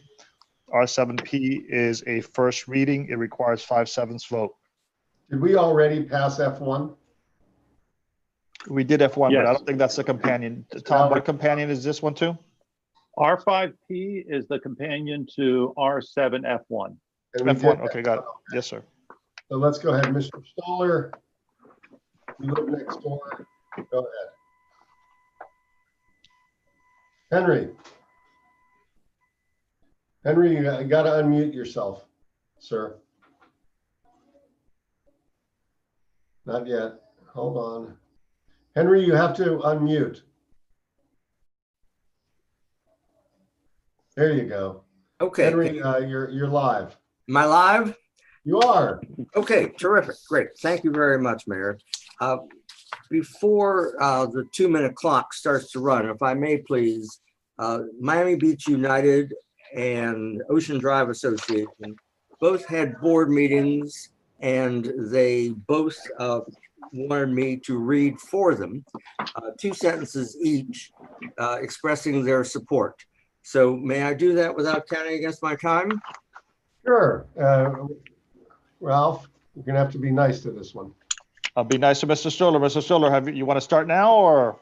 I'll start reading the 2 endorsements, and after that, the 2-minute can run if that's okay with you. So Ralph. what about, I'm going to give you 4 minutes. Thank you very much. Thank you. Okay. Starting now. Thank you. The Miami Beach board met on Saturday. Miami Beach, this is what they asked me to read. Miami Beach United supports this ordinance and R7F1, the attendant ballot referendum item, which restores our iconic historic buildings to their original design and allows for character of place adaptive reuse. All projects taking advantage of this ordinance change must fully comply with the residents' right to know ordinance, and affected residents and neighborhood groups shall be a part of the process from the beginning. The second one that I'm going to read is from the Ocean Drive Association. Their board met on Sunday. Please be advised that the Ocean Drive Association board has reviewed the request by the property owners of the Bancroft Hotel for a change in zoning. The board determined that they have no objection to this proposal and urges the city commission to pass this item.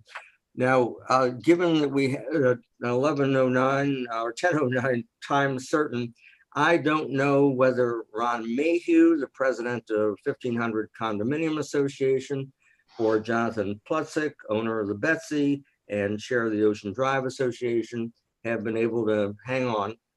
So maybe we can cross that bridge when I finish. Thank you, Mayor, for introducing and sponsoring this ordinance and the related ballot proposition. For reasons that Raul has explained in the colloquy about the Wilsonian, this ordinance has the dry title of replacement of floor plates in non-conforming contributing buildings, but it could also have the subtitle of saving the Bancroft Hotel. The Bancroft Hotel is located at the northeast corner of Collins Avenue and 15th Street. The intersection of Collins and 15th and the intersection of Ocean Drive and 15th are both streets which are T-shaped intersections so that they both dead end where they are in this immediate neighborhood. I live at 1500 Ocean Drive. We are the 114 unit condominium, which is directly to the east of the Bancroft Hotel. So looking at these 2 corners, the southeast corner of Collins Avenue has been a vacant lot for at least 17 years. It has no prospect of changing anytime soon. The Charles Hotel was demolished first by neglect and ultimately by clearing the lot. The CVS building of a store there has obviously been abandoned, and the property is for sale. So 2 local families, the Weissfishes and the Galbets, each owns 35% of the property. The remaining 30% is owned by passive investors in Montevideo, Uruguay. By the property, of course, I mean the Bancroft. The Weissfish Galbet proposal is to restore the Bancroft Hotel to hotel use. This is an Albert Annis historic building constructed with 88 hotel rooms. The Weissfish Galbet proposal is to reopen the Bancroft Hotel with 57 hotel rooms, a 35% reduction over the original 88. The 2 restaurants that were at the Bancroft, Quality Meats and Tequila Chicas, are gone and not coming back. That leaves the entire Bancroft vacant, except for a leased underground parking garage. This legislation is just to begin a process to authorize restoration of the Bancroft to hotel usage.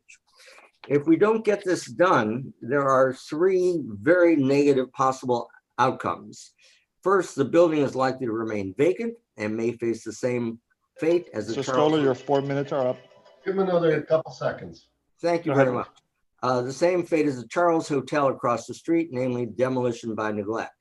Second, the building has vast terraces on both the Collins side and the 15th Street side, as well as a large plaza directly facing the north terminus of Ocean Drive. In its present status of being vacant, these large terraces and plaza become a welcoming home for the homeless. Third, usage by a club could be resumed, subject to a requirement to obtain a conditional use permit. The club Billboard Live and its successor Chakra had an authorized occupancy of 1,200 people, with resulting noise, traffic, disorderly behavior, litter, and alcohol as a consequence. Mayor, I have 7 bullet points which explain why your ordinance is brilliantly drafted, precise, rifle shot, ideal for the purpose. If you'd like me to send them to us, Henry, this thing is going to pass overwhelmingly, I believe. So let's. I got to get through the agenda. Can you send it? Good enough. Thank you, Mayor. And thank you for your support. You're welcome. Let's get to Ron Mayhew. He's here. Ron, you're up. Yes, I am. Thank you, Mr. Mayor and commissioners. And thank you, Henry, for a good overview of the Bancroft Hotel. I'm the president of the 1500 Ocean Drive Condominium Association, and we're obviously adjacent to the property in question, the Bancroft Hotel. And our board has discussed this issue in detail, and I simply wanted to lend our voice as being in full support of the, in favor of the concept of reconstructing original foreplates in historical buildings. And we simply wanted to make the commission aware of our position in that regard. Thank you very much. Okay, who's next? Plutzik? Mr. Plutzik. You got to bring him in. There we go. Jonathan, you're up. Can you hear me? Yes. Okay. Very quickly, because those are 2 distinguished gentlemen I followed. I just want to emphasize, one, our support. Of course, just for everyone's benefit, I live at 1455 Ocean. I own the Betsy at 1440 Ocean. And as somebody pointed out, I'm chairman of the ODA, but I don't speak on the ODA's behalf. We've already done that with documentation. I just wanted to mention that, as Henry was alluding to, this is interestingly one of the most important kind of sub-market intersections that we have. It's a bit challenged at the moment. We're delighted that the Axel Hotel is close to opening, the former Haddon Hall, that Mr. Galbut's proceeding now with this project, but we have that empty lot that's likely to remain empty for a long time. The block between Collins and Washington on Espanola Way is a very challenged block. Grillfish is empty. So whatever we can do to move this intersection, which by the way is very wide and kind of signals the arrival of in South Beach in many ways. So we need to upgrade it substantially. And I'll put one more bug in your ear if I can, and then I'll stop, which is it would be great because this lot where CVS was going to be built is going to remain empty for a long time. It's a piece of beautiful grass. We should work together to find how we can put a piece of monumental sculpture there until someone builds something, because that would dramatically increase the attractiveness of our neighborhood. Thank you very much. Okay. Let's get through this. Sander, you got 2 minutes. Sander? Okay, now you can hear me? Yes, sir. Okay. Thank you for letting me speak. I just wanted to not just voice my support for this ordinance, but I wanted to give you practical examples of where this is I think going to be helpful.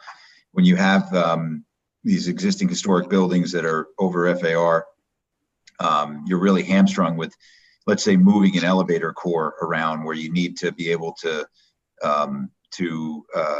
make it work better, because where it was put historically was, you maintain that, but you also need to put in a service elevator or something like that.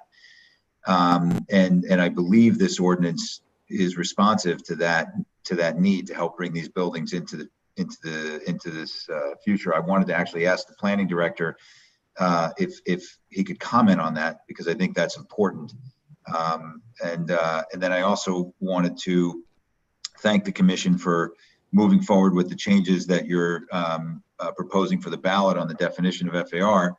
It's been kind of well documented in my previous communication that I felt like that didn't really go far enough. And I just would ask the commission to please stay focused on the fact that we need to have a meaningful and comprehensive discussion about this. I don't really feel like that's happened yet. As Commissioner Samuelin mentioned, the crawl, walk, run, and that this is more of a crawl. We really do need to get that conversation moving. The land use meeting about the FAR was very limited in what it covered, and there really wasn't any sort of robust public discussion. So just if the planning director could, going back to my original question, could comment on being able to, let's say, add a service elevator in a historic building where you're over FAR, but you're not necessarily changing the outline, the shape, or the design of the building. That would be interesting to understand if this ordinance actually solves that issue, because that's common for all these historic Thank you. buildings. 2 minutes are up. I don't know if you know the answer, but anytime you're doing work within an existing building, and people have done this in the past where they've added additional elevator cores, since elevators cores already count in the FAR, you can already do that if you're doing it within the existing building. So I think that's what he was asking. This particular ordinance that would allow for the reintroduction of floor plates is more specific to those floor plates that were removed, and then the building became legal non-conforming after that. This would allow for those original floor plates to be introduced. If portions of those floor plates included elevators, you could certainly reintroduce the elevator. okay. Commissioner Gongora, you got your hand up. Okay. This is, so I'm on the right item. We're voting on the companion ordinance at this point on the floor plates for the Bancroft and other historic buildings. We're voting on the correct? Referendum item. Right? Okay. No, R5P, which is the ordinance for the floor plates. That's correct. Right. That's what we're For the voting on. companion to the ballot. On the ordinance. I move Correct. it. I move it. I'll second it. Okay. Only thing before we vote, I just want to say I've been out there and people are sort of wondering, and there's a lot of people that listen. If you haven't been to the Bancroft and you go in there right now, it's set up for a big party area because that's what they created. And what this is going to do is allow that hotel to go back to being a working Art Deco hotel, as opposed to the only use it really has right now, which would be a huge party place, which is what it sort of was made into years ago.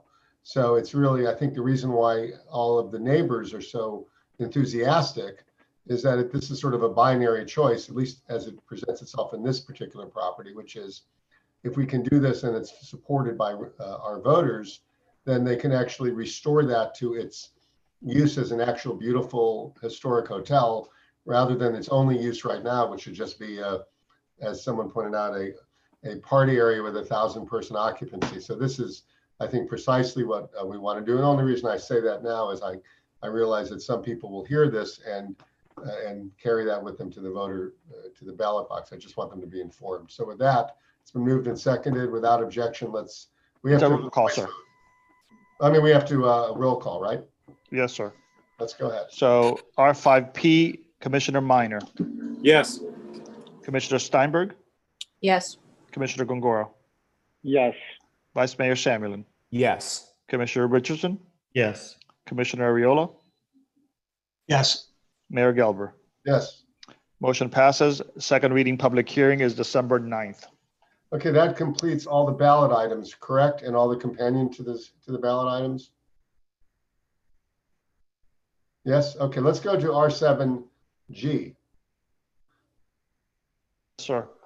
R7G is, I have to read it, a resolution of the Mayor and City Commission of the City of Miami Beach approving following second reading public hearing a development agreement as authorized under section 118-4 of the City Code and sections 163.3220 through 163.3243 Florida statutes between the city and Say International Inc., the owner, which development agreement provides for owner's voluntary consent to the designation of the property at 2301 Normandy Drive, the development site, as an individual historic site pursuant to Chapter 118, Article 10, Division 4 of the City Code, subject to and contingent upon the City's Commission's enactment of certain amendments to the City Code, land development regulations, and comprehensive plan at the City Commission's sole discretion. R7G. Okay, this is second reading. and it's a public hearing. So let's open up the public hearing first. This is the International Inn. I see that we lost the only people that were on the public hearing. No, nobody's there. All right. Is there anyone on a public hearing? I saw 2 people. Yes, sir. You have Mr. Ciraldo now. Okay, let's bring in Mr. Ciraldo. Daniel, you're up. Thank you, everyone. Daniel Ciraldo, Miami Design Preservation League. I was planning, Nancy Lieben is planning to talk, and I'm not sure if she'll be on, but She's here. so maybe I'm giving her a few extra seconds. No, Daniel, she's on. So I'll just wrap up and say we're in support of this. This has been a great collaboration with the property owner, and we're very excited for the future of the International Inn as a landmark at the entryway to North Beach. So thank you very much. Okay. Thank you, Daniel. And Ms. Lieben, you're up. Nancy, unmute yourself. And I there am you go. so happy that we have finally gotten to this moment. It's been a long time since we started planning, and I'm thrilled to support its second reading of the ordinance. So I just look forward to everybody enjoying a new special place in Miami Beach called the International Inn. Thanks. Okay. Thank you. All right, let's come back to the item. And I see we got a couple, Commissioner Gongora.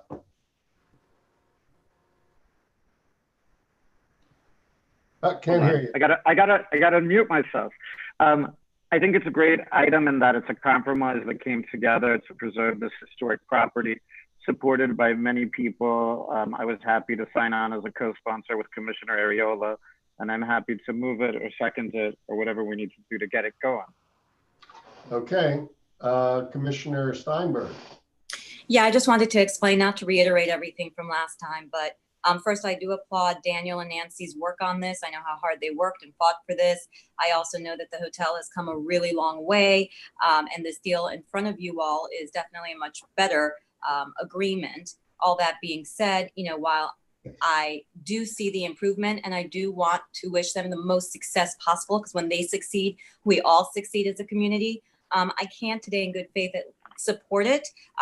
Only because the non-conforming becoming conforming in an RM1 district has always been concerning to me. But I wish them luck, like I said. I hope that Mrs. Meisel comes back and shoots some more scenes at the hotel, and maybe the Jonas Brothers will come back and do another video. But with that, I just wanted to, you know, let people know why I wasn't supporting, but I do wish them, like I said, true success, and looking forward to working together in the future. Commissioner Minor. Yeah, I want to reiterate that I remember this issue, and it seemed like there was all pretty far apart. So I'm glad to see everybody was able to work everything out, Nancy and Daniel. And also I met with the owner, Ricky, with Jamie Straz, and I think this is a great win for our city. Thanks. Okay, Commissioner, I'm about to call on Mr. Tatchman, so he actually has his right there, so he wanted to speak. Did you want to speak again, Commissioner Gongora? No, I'll move it. I'm ready to move. Okay, well, let's hear Mr. Tatchmas. You have 2 minutes. Can't hear you. Mayor, hi. I'm not going to interrupt the vote. If there's any issues, I'm here to answer any questions. Thank you. Okay, thank you. All right, Commissioner Minor, your hand is up. Sorry. Okay, it's been moved by Commissioner Gongora. Had you moved it? Yes. I'll second it. I'll second it. Let's go ahead and call the roll. It's a voice vote. Well, I think you need to call the roll anyway. Okay. Commissioner Ariola. Yes. Commissioner Gongora. Yes. Commissioner Minor. Yes. Commissioner Richardson. Yes. Commissioner Samulin. Yes. Commissioner Steinberg. No. Mayor Gelber. Yes. Motion passes. The item is approved. Okay. All right. Let's see. Have we completed all the morning public hearing, all the morning items? Yes, you have. Okay. Let's get to the time certains in the afternoon then. R7I, is that the next one? R7H and R7I. R7H is been requested to open and continue, so by acclamation, may we do so. Okay, show that done. R- And R7I. R7I is a public hearing, approve revocable permit for 915 Washington Avenue. Okay, this is a public hearing. Anybody want to be heard? I see nobody. I'll give you another second. Still not there. Public hearing is closed. What do we do? Do we do this by? Move the item. Move the item. Who's moved it? Commissioner Gongora. Moved it. I'll second it. Show it done by acclamation without objection. Go to the next one. Next one is R7J, public hearing, adopt sixth amendment for fiscal year 2020 capital budget, R7J. All right, I got a feeling we're going to get somebody. Woodruff, is John Woodruff on? I am. Yes, sir. All right.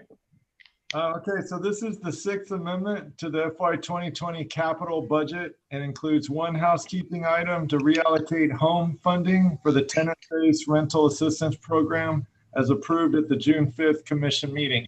In other words, the item was already approved, but now this is the budget action after the fact to make it work.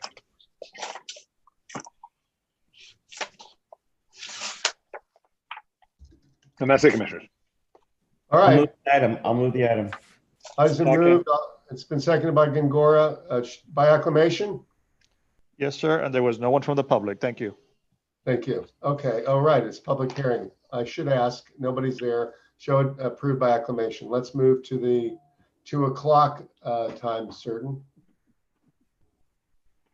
R7U. R7U is execute amendment management agreement with MDPL 10th Street Auditorium. Okay. Is this the 3 or 5 year thing? Yes, sir. Okay. Members, this is the 3 or 5 year. I think I don't really care. 5 years is fine, especially if it has the convenience clause. So is there anybody want to be heard on this, panelists? I will get to Mr. Ciraldo in a second, but first let me get to anyone in the commission wants to be heard. Commissioner Samuelin. Yes, thank you, Mayor. I am fully supportive of this item with the 5 years that I think we sort of voted on last time. I believe we did. So I think we should have a 5-year agreement. I think MDPL has played an incredible role in this community for decades. And I think with our emerging discussions around the MXE and South Beach, that their role is going to grow.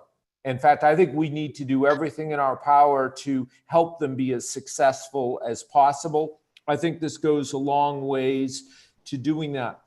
The one thing I would comment on is this exit, for convenience, that we have the ability to sort of exit from the contract.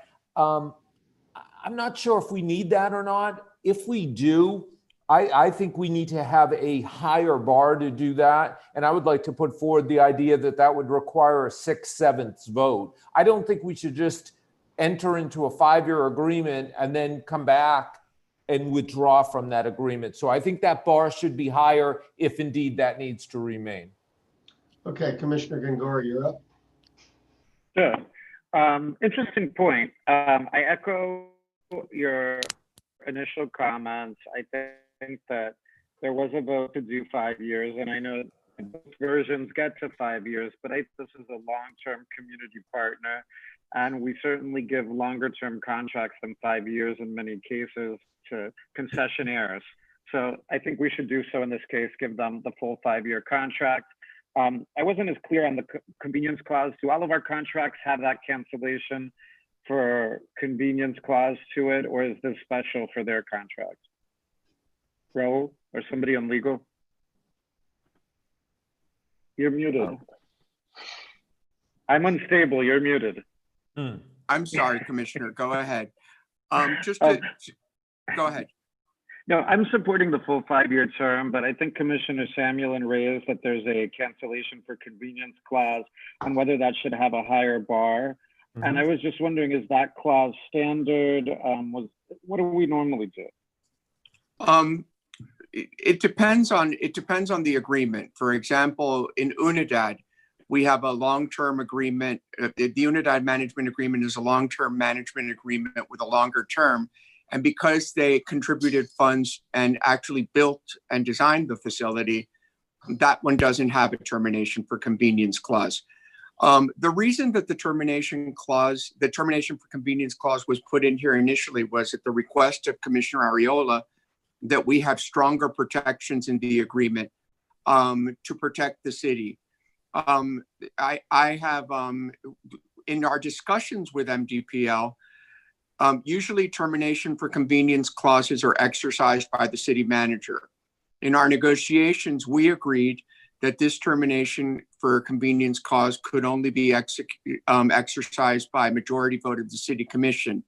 I don't have any problem with requiring a 5/7 vote of the city commission to terminate the agreement for convenience.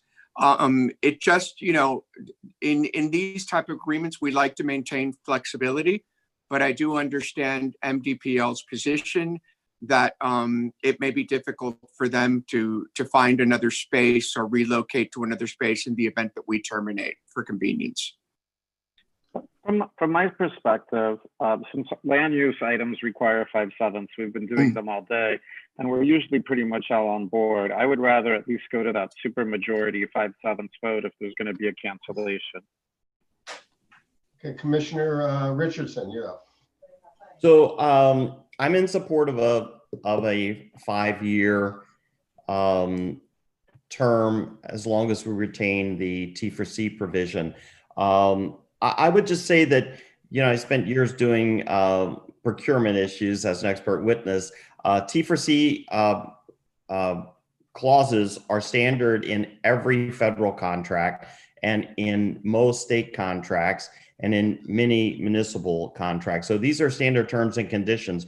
Normally, the administration would have the right to terminate any contract for the convenience. We've already moved to a super standard here of requiring the commission to approve a termination. So that's already a higher level than what would normally be seen in any contract. But having said that, I have no problem moving to a 5/7 vote for a T4C on this specific contract. I think it sends a message to the community that we would like to see them stay there. So that's where I'm at. So I'll just weigh in, and then I'll go and then I'll call you minor. Let me go first, if that's okay. You're a little late. So first of all, 5 years is fine. I have confidence in them, but I want everybody to sort of remember and step back for a second. The only reason we've had this issue was the organization went through a sort of an insurgent moment where we lost control of a city asset. It's just that literally happened. So we're there, it's not MDPL's asset, it's not our asset, it's the residents' asset. So there are really there's really two different things here. One is giving them a place to be, and secondly, giving them a place to manage. And I think they should be there, and I think they should manage it. If there was a capital investment like we get in other places, well, then we would be having this discussion for real. Like, the reason why the folks who manage the Fillmore want a long-term contract is that they want to put 10 or 20 or 30 million in. They have a right to say, I want to make sure I'm in it, because if you kick me out after I drop all that money and 2 years later I'm without remedy, it would make no sense for me. The same thing happened up north. But we certainly can't lose control of it. I am fully supportive of a 5-year. I think the convenience out is a protection for our residents more than anyone else. And it's not something we made up. It's something that happened since we've been in office, since I've been in office, where the place was literally, they were fighting over who had possession of the premises, which I thought was crazy, that the city would lose possession of one of its great physical assets. That can't happen ever again, obviously. And so I don't care if it's 4/7 or 5/7 or whether Jimmy has control over it. I just want to have that safeguard so that if Because it is unusual to, typically when you have an asset that you give to somebody else, you might put a clause in there that says, well, if you change ownership, we have a right to revisit whether you're the manager of it anymore. In this case, we gave it to an organization whose management can change without our control at all. In other words, 5 people could come in and say, we want to use it for something else. And then what do we do? Which is almost precisely what already has happened. So it's a very unusual situation. But what we're suggesting, I hope MDPL doesn't, I mean, they've been so upset about what we're doing, but all we're trying to do is protect the asset in a way that I think they should embrace, because I think we all have really big plans for them to be more active and have a larger footprint, especially now that I think a lot of us are thinking about this area in a more cultural and historic way. So I don't want them to think for a moment that we don't have that level of confidence, but we certainly can't let that happen again. That was malpractice almost, that we lost control of it. So that's why I think the convenience must be there. I don't think it needs to be 6 sevens. I don't think it needs to be 5 sevens, frankly. If 4 members, the majority of a city commission doesn't think that has a problem with management of a city asset, that should be enough for us to retain control of that city asset for our residents. But if you all want to make it 5 sevens, fine. But I just think that people need to step back and understand this was not an imagined concern we had. It was one that we all felt and watched. So with that, Commissioner Steinberg, you're up. Oh, no, Commissioner Minor. Thank you. Yeah, and I'm glad to see that the city and MDPL was able to negotiate and get to the table and work this out. I think there's some good modified terms in this agreement I'm happy with. 5 years, I'm supportive of, and I agree. I think that's a pretty good protection that we have the city commission voting on it. So I'm fine either way with the 4 sevens or 5 sevens. Okay, Commissioner Steinberg. Yeah, no, I'm prepared to move a 5-year agreement, and then we can figure out the mechanism of what we want to do as far as the, clause. Okay, Commissioner Areola, you got us in this. I agree with you, Mayor, everything you said. I mean, we had a really rough time last year when there was an attempted coup of that board, and we don't want to see that happen again. Similarly, 5, and I support the 5 years, but in 5 years, who knows who's on that board? Maybe they don't do such a great job like this current team does, and maybe we want to look to see whether something needs to be done there. So I don't want to bind us forever.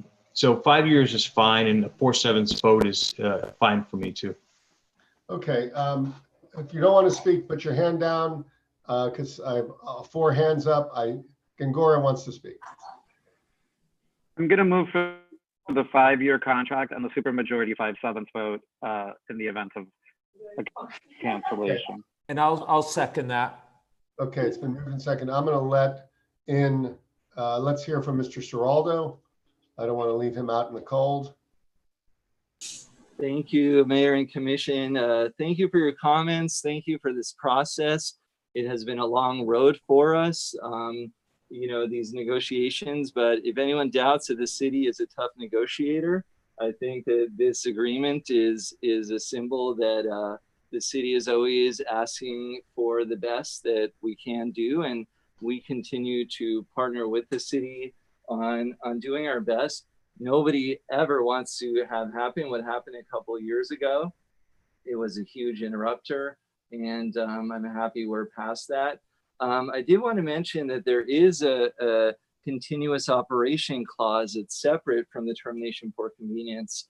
And in addition, there are many other requirements, including new requirements for the store and the merchandising. And I know the mayor and I spoke about that, as well as the museum, and really elevating the level of the museum. There will be capital investments by us. If you see our master plan in the documents, there will be that capital investment, but our main investment is $1.5 million a year in operating the facilities. So please don't think that just because we didn't build the building, that we are not totally committed into and investing in it on a regular basis. We're the only cultural institution open right now, and I think that's a testament to our dedication to the Art Deco district. So, you know, I think Michael's compromise, if you must have the termination, the 5/7 gives a little bit more certainty, because it really shouldn't just be for no reason at all.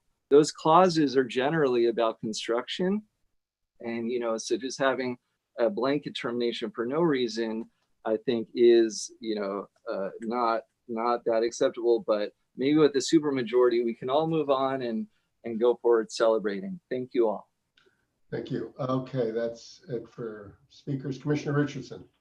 No, I just had a question as we were going through the point of order. As we were going through, it sounded like I counted 4 or 5 people of us that were comfortable with 4/7 vote, but then we have a motion and a second that they want 5/7. So it's, but because if we vote against it, then if you're on the losing side, I don't know that you can make a motion for reconsideration. So let me recommend this, that if you want to see if the 4/7 work, why don't you move to amend, add an amendment to this? I would do that because it sounded like that is I would move to amend the motion to accept the 5-year and to keep, I already feel like having the commission vote on the T4C is a super vote, because normally it would be left to the administration. So I would amend the motion to have a full 5-year term, but have a 4/7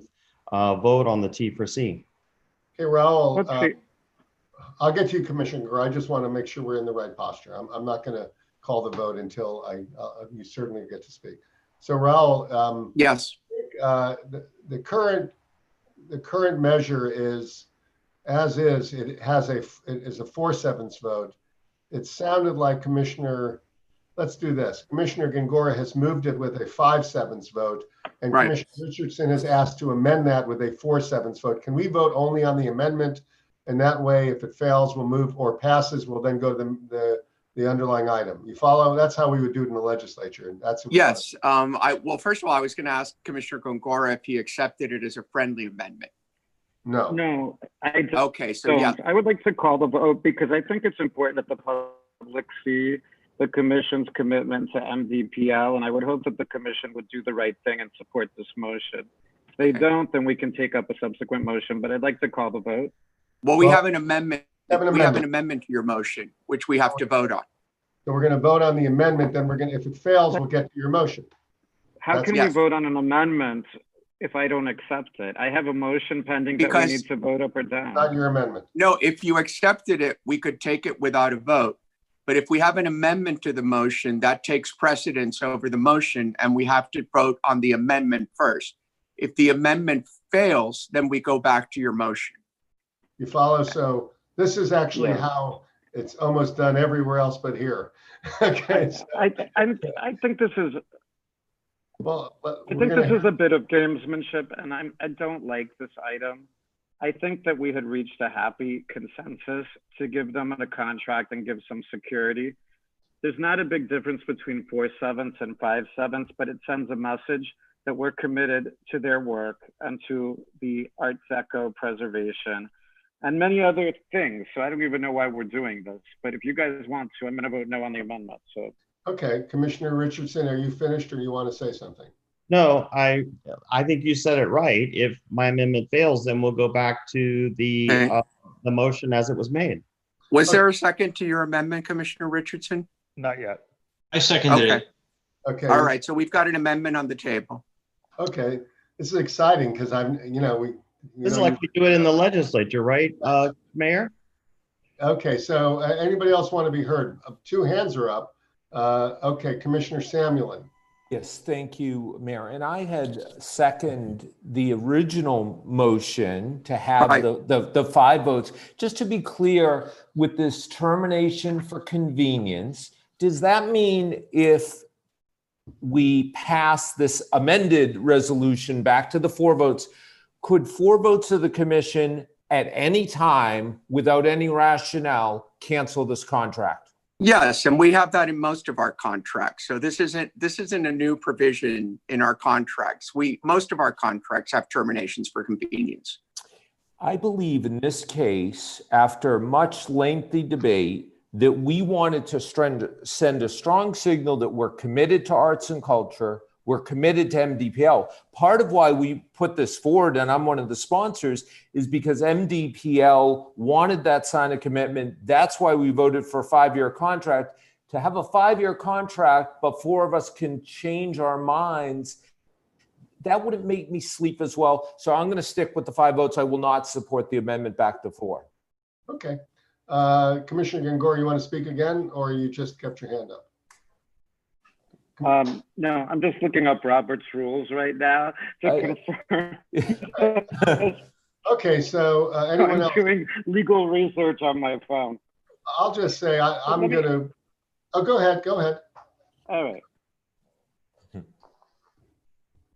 Who's seconding proposed amendments?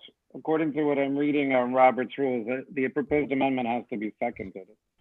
It was seconded. It was seconded. Yes. Commissioner Reilly seconded it. So it's on the floor. No, it's the property of the floor is, I think, the term that Robert would use. So with that, Commissioner Minor. Well, maybe I'll break the log, Jim. I see both sides to this, the 4, 7, 5 cents. I'm assuming that if we're going to impose this clause, it's something going to have to be pretty severe that happened. It's probably, hopefully unlikely. But Yes. I'm also guessing that if it happens, we'll get the 5, 7. So I'll go along with the 5, 7s. Okay. I don't know that you, well, you may, Commissioner Stein, I don't know if you still have it, Commissioner Steinberg? Yeah, no, I'm fine with the 5, 7s. Okay, well, I think you've only got, you don't have votes for, doesn't look like you have votes for the 4. You still want to vote on it? No, it sounds like Commissioner Minor changed his position, so we accept that. It sounds like we're back at 5, 7s. So the amendment, Mayor, the amendment is withdrawn, and we are back to Commissioner Gongora's original motion for a 5-year term with a termination for convenience subject to 5 7s vote of the City Commission, and that's been seconded. Okay. All right. Let's. I assume. Are there any objections to this? This is not a voice. This is not a roll call. Any objections? No. Okay. Let's move on. It's a show it done. Thank you. Pass 7-0. Thank you. Let's as go. Amended. As amended. So it's, I want to make sure I'm not past the time. Let's go. I've never had this problem where our time certains we're almost ahead of them. 225. Yeah, but 225 times certain. Yeah, let's do that. R9L. R9L, presentation of upcoming FPL projects requested by Commissioner Ariola. Is this Commissioner Ariola leading us, or is it someone from the committee?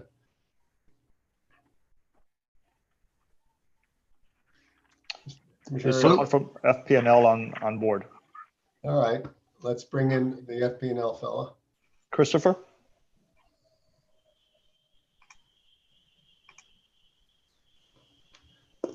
Has Commissioner Ariola had the background the whole time? And I didn't notice it? I just put it up. Oh, okay. I just put it up. Can you hear me? Yeah, we can hear you. Hi, good afternoon. Can you hear me? Yes. Is that? This is Christopher Ferreira with Florida Power Lane. A little bit. You have to speak up.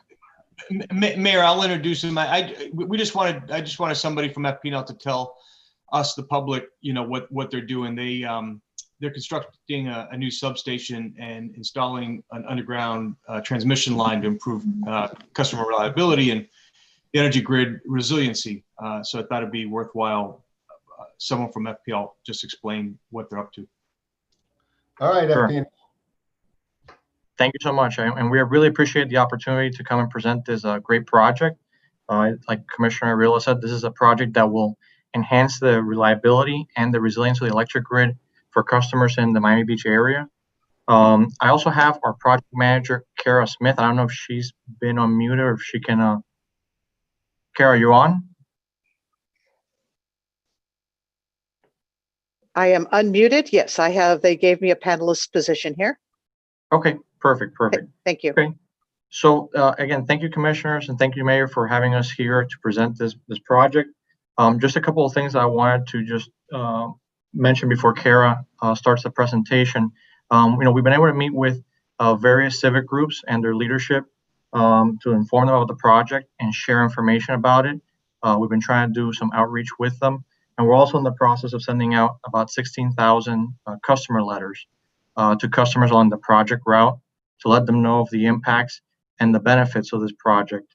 We've met with some of you before earlier this year and or your staffs. So some of this presentation will look a little familiar, but we just want to get an opportunity to present in front of the City Commission and also provide you an update and share some additional information with you. So with that, I'm going to share my screen and then Kara's going to take it from here.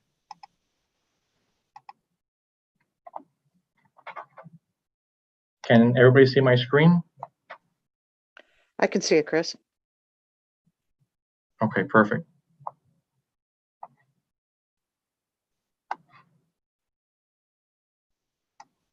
Kara, if you want, go ahead and introduce yourself and we can start from here. Okay. Yeah, this is a picture of our Elton substation that we are going to be building on 4th Street, just east of Elton Road, and just in between Elton and Michigan. So from there, if you'd like to go ahead and proceed, Chris. I think you're driving the slides here. Very good. Of course, the whole function is to provide improved service to the community with the construction going on, a lot of growth in the city of Miami Beach. This substation is now needed to make sure that we can serve all of the customers adequately. Next slide.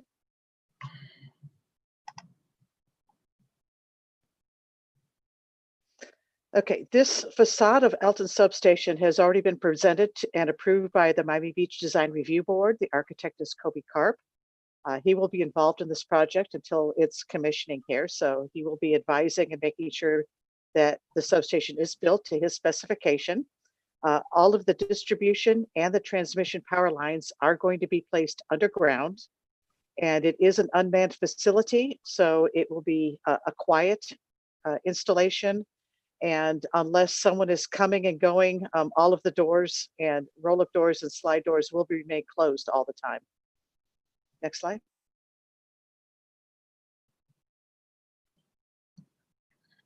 Okay, our new underground transmission line, which is it's the big part of our project, so to speak. We have sent that out for bid. We have a contractor on board for our civil underground work, and we also have a contractor on board for our electrical work. And it will be starting down at the south end of Miami Beach, at our Miami Beach substation. And the nice thing about our underground lines is this is going to be a second transmission line connecting Miami Beach substation to Venetian substation at the north end of town. It will provide us some reliability and some resilience because if something happens to one line, we can swap the transmission line over to the other line. Now, in the course of making the plans for this project, we've been in touch with the City Public Works Department. We did receive the list of no work periods, such as Thanksgiving, Christmas, Art Basel, so different times. And so we will not be working during those periods. Of course, as with all our projects, we do comply with all of the recommendations established by the COVID-19. We comply with all the different counties. If nothing else, we asked our contractors to kind of go above and beyond for their personal protection. Most of our work schedule will be Monday through Saturday. If there is a need for a Sunday work, it will be requested in advance with permission. We don't anticipate that, but just in case, again, we would be requesting permission from that. And it'll be during daylight hours. This is not the type of work that we can do, at night. So it will be all daytime hours. Next slide. Okay, this is just a nice overview of the route. We're going to start at the bottom left at the Miami Beach substation. We'll be boring underneath the causeway, and from the grass, the DOT grass median there between the causeway and the bay, we'll be doing a horizontal directional drill under the bay and will be popping up on 5th Street, right near the median. And from there, we'll have a little bit of open trench down to our Alton substation. But from that manhole, we will be doing directional bore right up Michigan Avenue.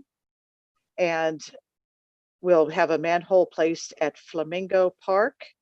And then we'll be going back underground again. We will pop up again at the golf course where we'll have another manhole. And then we'll have an open trench heading back to the west where the green dot is our Venetian substation. So the above ground impacts are going to be minimal. They'll be localized in just a few different areas. And we have, as Chris mentioned earlier, we've reached out to all the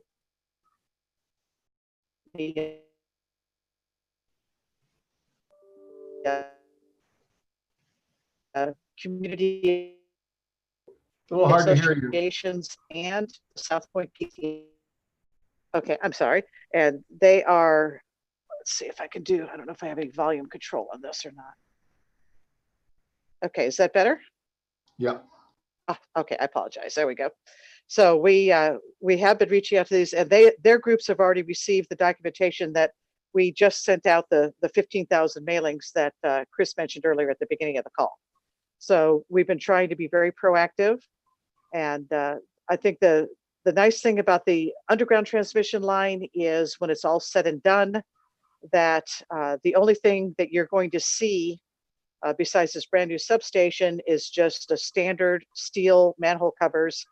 There will not be any exposed overhead facilities as far as the transmission line is concerned. Chris, you want to go to the next page?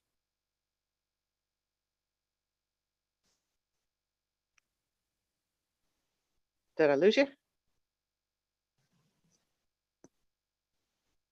Oh dear. Okay. Okay, I think we're back now. So I think we connection for a second. You lost me? Yeah. Oh, because I was here. Okay, let's go ahead and do the screen again. I apologize. It might have been on my end.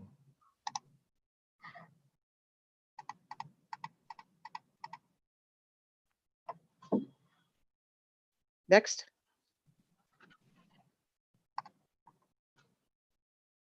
Okay, these are just a couple of quick slides just showing our location of our substation. This is where our Miami Beach substation is, right there adjacent to Government Cut. Next slide.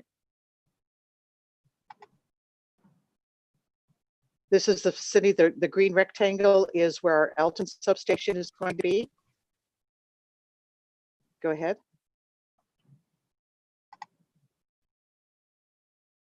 And this final green square is where our Venetian substation currently is. Okay, next slide.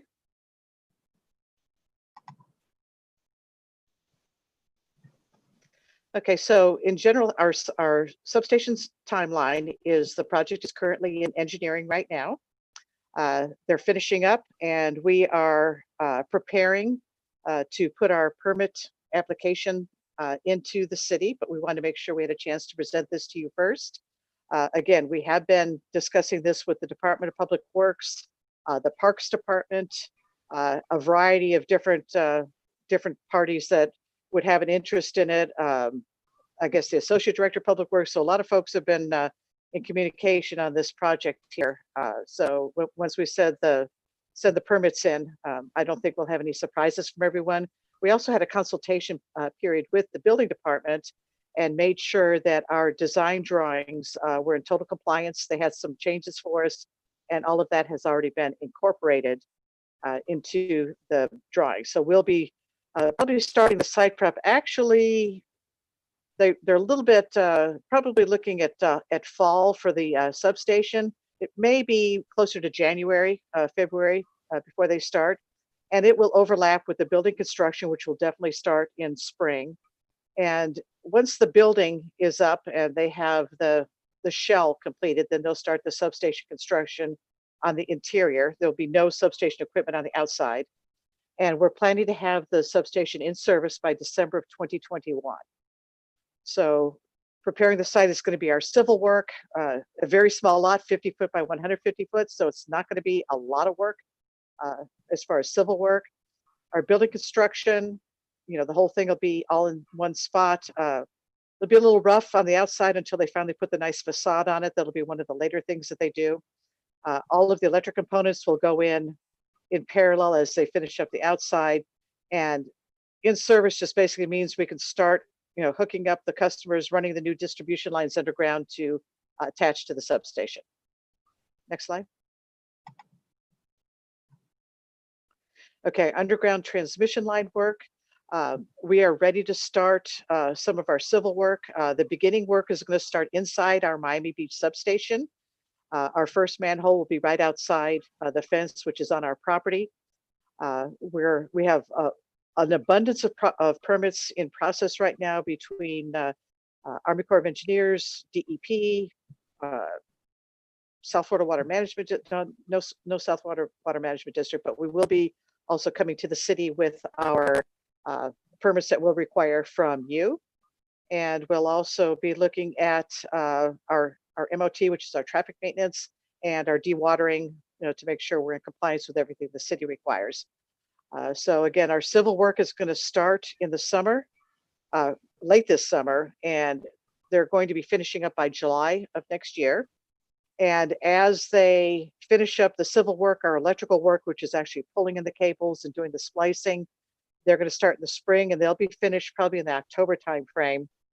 And at that time, we will start all of our restoration work because, we will be putting in the manholes, we'll be trenching. So we're going to have extensive restoration work to make sure the roads are back up to standard. We want to leave the sidewalks and the landscaping as good as or better than it was. And that'll continue through December because all that'll be happening outside of the substation. And then the substation goes to service in December. And we'd be looking at the final approvals and inspections and that by January and February as far as being able to close out the project. Go ahead, Chris. Next. Okay, like Chris mentioned, we've done extensive community outreach. We've had the opportunity to speak to several of the commissioners and their staff as they were available. We've spoken to the mayor and his staff, and then also several of the neighborhood associations and the South Point Elementary PTA. Next. Oh, okay, so that's it. So like I said, I'd like to open it up for any questions anyone might have. Commissioner Areola, I'm under the water. Yeah, thank you. The reason I asked FPL to do the presentation is because this is actually a really important project for our city. It's going to serve our city well for decades to come, and it's probably not on most people's radar. We're also taking this opportunity to make sure, partnering with FPL, that they make it beautiful, right? So a lot of times utilities or infrastructure projects are done by government, and what's left behind is something not so pretty or beautiful. And I think they're really going to make a lot of effort to have this be beautiful, both in landscaping and the road work, sidewalk work, as well as the substation. So I thank them for that. But I think sometimes we get so tripped up on other things that are a lot less important than this. And I wanted them to have the opportunity to present this to the public for those watching, because it's a project that will be here long after we're all gone and serving all of us and future generations. So thanks to them for coming in. Okay, Commissioner Steinberg, you got your hand up. Yeah, two things. One, I guess since this was brought forward not by staff, I wanted to get staff's input on this presentation. And then secondly, since FPL is on the line, I figured I'd put you a little bit on the spot and ask you, with the possibility of a storm approaching and being in the middle of a pandemic, how fast you will see power being restored if lost, and hopefully nothing happens. And will we have outside state help? Okay, I can answer some of that, but go ahead, Chris. It's on the phone. Oh, I was, if you want to hear, I'll take the tough question. Actually, right now, as we speak, we're in the process of implementing our storm plan and our pandemic plan. We are, as we always have, working to bring in outside resources to be ready and able to restore power as quickly as possible. However, with the pandemic, it has proven some challenges to us. And I'm happy to share that we had our storm dry run actually about a month ago now, and we did include pandemic scenarios into it. We were able to work through each of those scenarios. As a matter of fact, right now we are working on testing some of our staff to make sure that we're good to go. We've implemented social distancing measures at the staging sites. We've worked with the Miami Beach EOC and some other EOCs to help work remotely and connect us to them so that we can actually provide the same service we always have, but helping make sure that in your EOC you can maintain social distancing and that we can maintain everybody safe. So we currently are working on putting all that together. The storm is still a little bit away. As the days come by closer and closer, obviously things will get a little bit more certain, but we are ready and we are committed, as we always are, to get out there as soon as it's safe after the storm and restore power as quickly as we can. Thank you. Commissioner Ariel, you have your hand up. Nope. Okay. All and right. then the question to staff. Yeah, I have not been privy to conversations with FPL about this project, but I'm sure Roy or Jay have been. Roy, are you on? Yes, sir. Yes, Okay. sir. I'm prepared. Yeah, I've had many meetings with FPL on this project. We're excited about it also. Probably the thing that I would ask of FPL at this point is if they're prepared to share with us all what their ask of us is. I think they're in need of some easements from us that would ultimately have to come back to the commission for approval. And that what I've asked of FP&L before we put those forward, that we have a proper community outreach and make sure everybody's informed of what that means. Because I know there's going to be some proposed drilling operations. And as all of you remember, the last time we did a big drilling operation, it was for a wastewater project and it was loud and disruptive. And we just need to identify all of that in advance before we begin and not get caught in the middle with complaints. Sure. And we're more than happy to work with the city and the Public Works Department to identify those spots. And we can even have folks go out and literally knock on doors if we need to. If it hasn't gone out already, it's about to go out. We have a letter that's going to be sent out, and we'll share that with the commission and staff that's going to all the customers along the project route, notifying them of the project. And actually the fact sheet that's attached to this item is being included in that letter. And as part of that, we have a phone number there that if anybody has any questions, they can call and speak to a live FPL representative, mention the project name, and they can get somebody to reach out to them back to address any questions. So to Roy's point, there is going to be some easements that we're going to probably need from the city. But I think we have some work to do with staff on determining those easements and bringing them back to the commission. Chris, have Mr. you Mayor. determined your route yet, or is that still in flux? No, that's been, can I go ahead and speak? Sure. Go ahead. Yeah, no, the route was set. It was determined almost 2 years ago. The route was set. They started this project almost 5 years ago, and there was a lot of input from the public works people, the parks department, the community on the route itself. So the route that you saw on the presentation, which Chris can send to you, it's totally available to look at. That route is set. The design drawings are complete. We reviewed the design drawings with the building department, with Public Works. I'm thinking there was a Mr. Luis. I'm sorry, I don't have my notes in front of me. One of the building department people that would be reviewing our plans. Again, that's where I mentioned that we'd already incorporated some of their suggestions, flaws that they noticed in our drawings, and we corrected those. So we're in compliance with the City of Miami Beach requirements for our installations. So we have been doing extensive outreach now as far as speaking to, like you talked about the outreach. Again, we're sending out the 16,000 letters, but we have spoken to the neighborhood associations that are going to be nearby where our above ground operations are going to be occurring.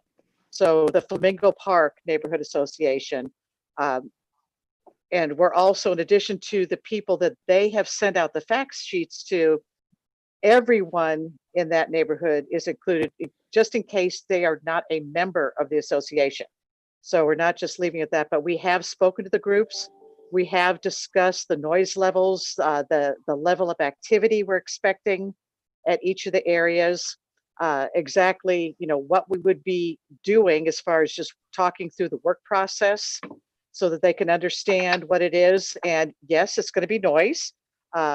We will do as much as we can ahead of time we are going to have somebody embedded with the contractor that's going to go ahead. He's going to knock on doors and say, hey, we're going to be here. We're going to be here in, 2 days, 3 days, whatever the situation is. I'm here for you if you've got questions. So in addition to having the letter with a phone number for contact, which will ultimately come back to me once they speak to the contact person that answers the phone, we'll have a person right there that can address the concerns immediately. And he will have the phone numbers for any of the appropriate parties, whether it's myself or the lead engineer or anything that needs to be addressed. So we have already been actively engaged in the public outreach. This one here, we want to make sure, because we knew we'd have a wider audience with this meeting than just with the individual groups. Thank you so much. In effort of time, Mayor, would you like for us to maybe take all this to our neighborhoods committee and work all these issues out? Yeah, I don't some time here.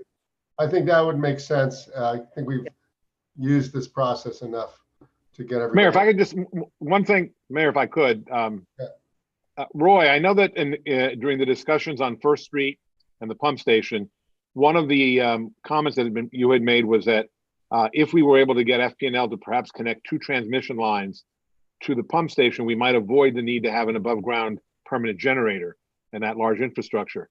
Is this project going to be helpful with that because it's connecting 2 different substations? Certainly will help anything we need, and FPL has agreed to a conference call with us later this week to discuss how we accomplish that. And it sounds like everyone's on board to try to get 2 power feeds there to perhaps limit the risk without a generator. Well, I would certainly, Mayor and Commissioners, ask Christopher and Kara to please, if as part of this project, that would be extremely helpful with respect to minimizing the impact above ground south of 5th. That's probably 3 hours of a meeting that we would have to eliminate also. Sure. Hey, you have my commitment. We'll do whatever we can to help. Listen, you get a proclamation from us. Good catch, Jimmy. Good catch, Jimmy. That's all right. That's why you're the city manager. I'm waking up. I'm finally waking up here. That's why you're the city manager, Jimmy. Good. All right, Commissioner Reilly, thank you for bringing this. If only that happens, it was well worth it. All right, thank you all from FP&L. Go prepare for the tropical storm. So we appreciate your work always. All right, thank you. We're gonna go. We're gonna take up a couple quick consent items that we went through. I think one of them is C4I. Yes, sir. C4I is a referral to Land Use and Planning Board, Ocean Drive and MXC area land use regulations. It was separated by Commissioner Gongora, C4I. Okay, Commissioner Gongora, you went after my item. Go ahead. Thank you. My AirPods are out of charge, so I'm going to sit very close to the computer. On C4I, I think this is a wonderful item, and I know that it's going to receive unanimous support because we're all very concerned about Ocean Drive and ways to make it better. So I compliment you for putting this on the agenda. A couple of quick points that I wanted to highlight and why I pulled it. 3, pretty much. Number 1, I wanted to take a moment to highlight something I discussed with Jimmy and Raul in my agenda review, that when I was on the commission before, this practice of dual referrals to the land use and the planning board was never done. I've been kind of surprised since I've been back on the commission, but how frequently it's used. But I do understand there's times when we need to move very quickly, especially if we're under a deadline with a ballot or some other nature. The first concern and question I had, I guess for the city attorney, is why we're doing C4I as a dual referral when C4J, which was the companion, is only going to land use. And I thought they should be heard together. Because if planning board were to take this up for some reason, which we don't know if that may or may not happen, that could have unintended consequences of creating some kind of zoning in progress before the land use committee has had the opportunity to weigh in. And I have numerous substantive thoughts, but I want to do that at committee, and I understand that's why it's a referral. Procedurally, I would like to see this as a single referral to land use first, so that we have the opportunity to weigh on this item and give it the weight it deserves. Secondarily, I would like to suggest to the chair of the Land Use and Sustainability Committee that this item get its own special workshop, because this item could easily be a 4-hour meeting to give it the type of thoughtful consideration that these types of zoning changes require. And then finally, this is a really small point because I don't think that you had anything to do with semantics, but I think you called it like the Art Deco Cultural District. For me, it's the Historic District. I like to keep calling it the Art Deco Historic District, especially since we're looking to boost up the cultural campus around Collins Park so much. But that name can float out later, and that's the least of it. So I wanted to ask the sponsor and my colleagues how you would feel about that. And I'd like to have our city attorney give us a little bit of explanation of the history of dual referrals, what's happened in the past, where we're at, and what potential consequence could it be if the planning board were to take it up before the land use committee did. Are you on, Raul? Sure. With regard to dual referrals, that you are correct that is a relatively new phenomenon that emerged within the past 5 or 6 years. The impact of a dual referral would be obviously that once it's done at land use, it doesn't have to go back to the commission for discussion. It would automatically go to the planning board. And then depending if the planning board were to adopt certain LDRs, that would trigger zoning in progress when it comes before the commission for first reading. The difference between a dual referral and what you're proposing, Commissioner Goncora, is the items would be referred to the land use committee. They would be discussed at land use. Land use would make a recommendation, and then it would come back to the commission. And the commission would determine whether it wants to accept the land use committee's recommendation or make a recommendation of its own, including what items it wanted to forward to the planning board. And at that point, it would go to the planning board. And if the planning board were to recommend in favor, then zoning in progress would kick in until first reading before the commission. So the big difference is that if it's not a dual referral, it has to come back to commission after land use and doesn't go straight to planning board. Right, and I guess my concern is if it were to go to planning board before land use is able to hold a workshop and give this the thoughtful consideration it deserves, if planning board took it up and voted for it, then these businesses would then become legal non-conforming while the land use committee is still trying to figure out what it is that we want to do with the ordinance. Is that correct? Right, yes. With regard to if some of these LDRs were to go to planning board after land use and the planning board approved them, then zoning in progress would kick in at that point. So let me ask Tom, I followed your recommendation on the referral. So why don't you explain what your thinking was? Sure. Everything Raul said was correct about the process. The reason that we had recommended that this be a dual referral in this particular instance was that the next land use committee is not scheduled until September 22nd, which from a timing standpoint would then bring it back to the commission in October for a referral to the planning board, which means it probably wouldn't get to the planning board until November. And so in order to keep the momentum going, we had recommended a dual referral so that once the land use committee is done making its recommendation, we could then notice it for the next available planning board meeting. Also, it's important to point out that this particular ordinance or particular referral contains proposed amendments to non-LDR sections of the code. And so those particular sections of the code don't technically require planning board approval, and they can go right from land use back to the city commission.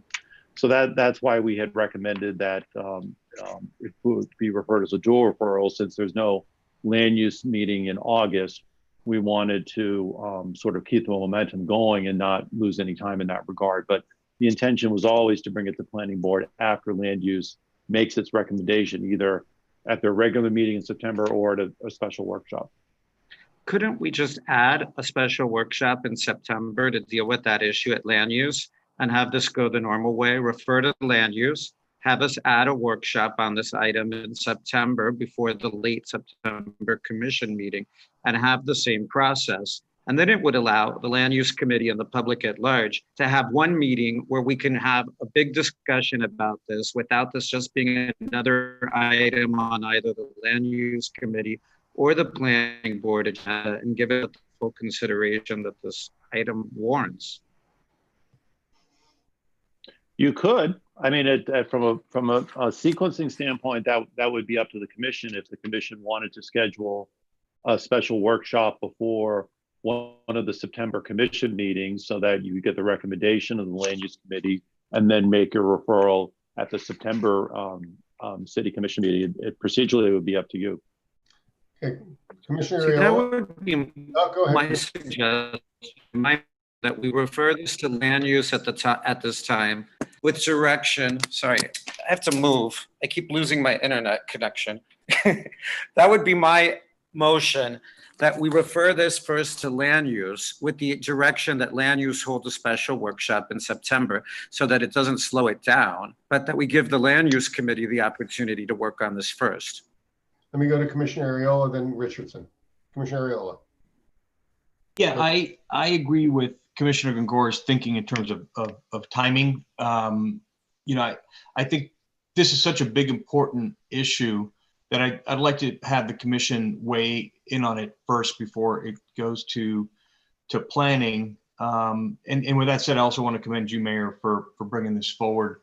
I think there's going to be a lot of support for this, but I think it's a lot more complicated personally than just cracking down on bars and clubs, and I want to do this right because I think it's going to be a combination of a lot of things. You know, certainly restricting, you know, alcohol licenses and hours of operation is a part of it, but I don't want to make a mistake and think that that's the only thing that's going to make this work. There's going to be a lot of, you know, real urban planning. There's going to be a lot of economic development. There's going to be a lot of programming. There's a lot of things that need to happen to make this whole area get repositioned. And I want to do this very thoughtfully and deliberately, and you know, bring in some experts to help guide us on this. And I know we all want to get this done quickly, but I think it's more important that we do it right. We've all been working since I've been on this commission. We've done so many things to try to fix this problem. I mean, we've hired our own prosecutors. We've banned, you know, liquor stores and occult bookshops and vape shops, tattoo parlors. We've cut the hours of operation on Ocean Drive to 2 a.m. On outside cafe permits. You know, we got rid of the ugly gauntlet that used to be on Ocean Drive. I mean, there's a litany of things that we've done. We're still not where we need to be.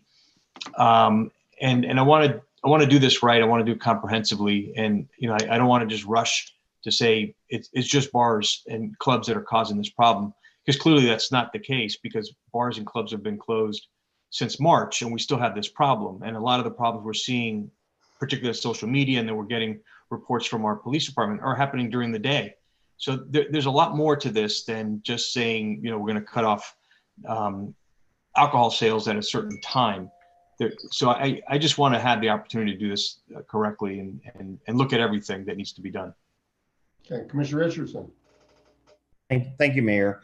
You know, it seems to me that there are at least two big sectors in this conversation, and that is the operations, like alcohol sales and cutoff times and so forth, and then the infrastructure in terms of the urban planning, what the city looks, what that street should look like and how it can be best utilized and have its maximum potential for our community. So I think it's going to be hard for me to comment on the operational issues until we have a better sense of what the urban planning is going to look like. You know, I want to make sure we get this right. This is so important and it's so critical as we move forward. I'm glad that we're having the conversation. It's a conversation that's probably overdue.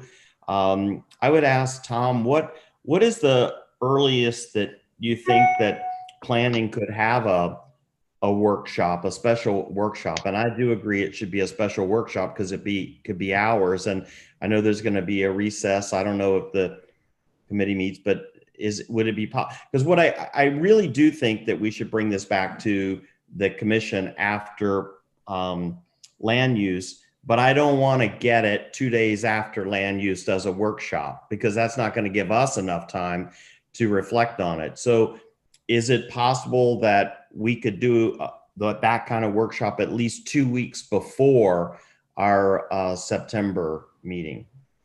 We would, if that's the direction of the commission, we would certainly poll the members of the land use committee to see what their availability is in early September. And we would attempt to have the meeting as early in September as possible. If we couldn't get it far enough advance of the regular September 16th meeting, and we were able to get it enough in advance of the second meeting in September, we could bring a referral to the planning board to the commission at their second meeting in September. So you would have enough time to review the recommendations of the land use workshop. But we would need to poll the board members and see what Zoom dates are available before I could tell you exactly what the meeting date would be. Can somebody remind me what the second meeting date in September is? The 16th would be the first, and what's the second? If somebody It's the 29th. The 29th. Ralph can correct me if I'm wrong. Yeah, I'm looking. It is September 29th at 5 p.m. Okay. So wait, what is 29th at 5 p.m.?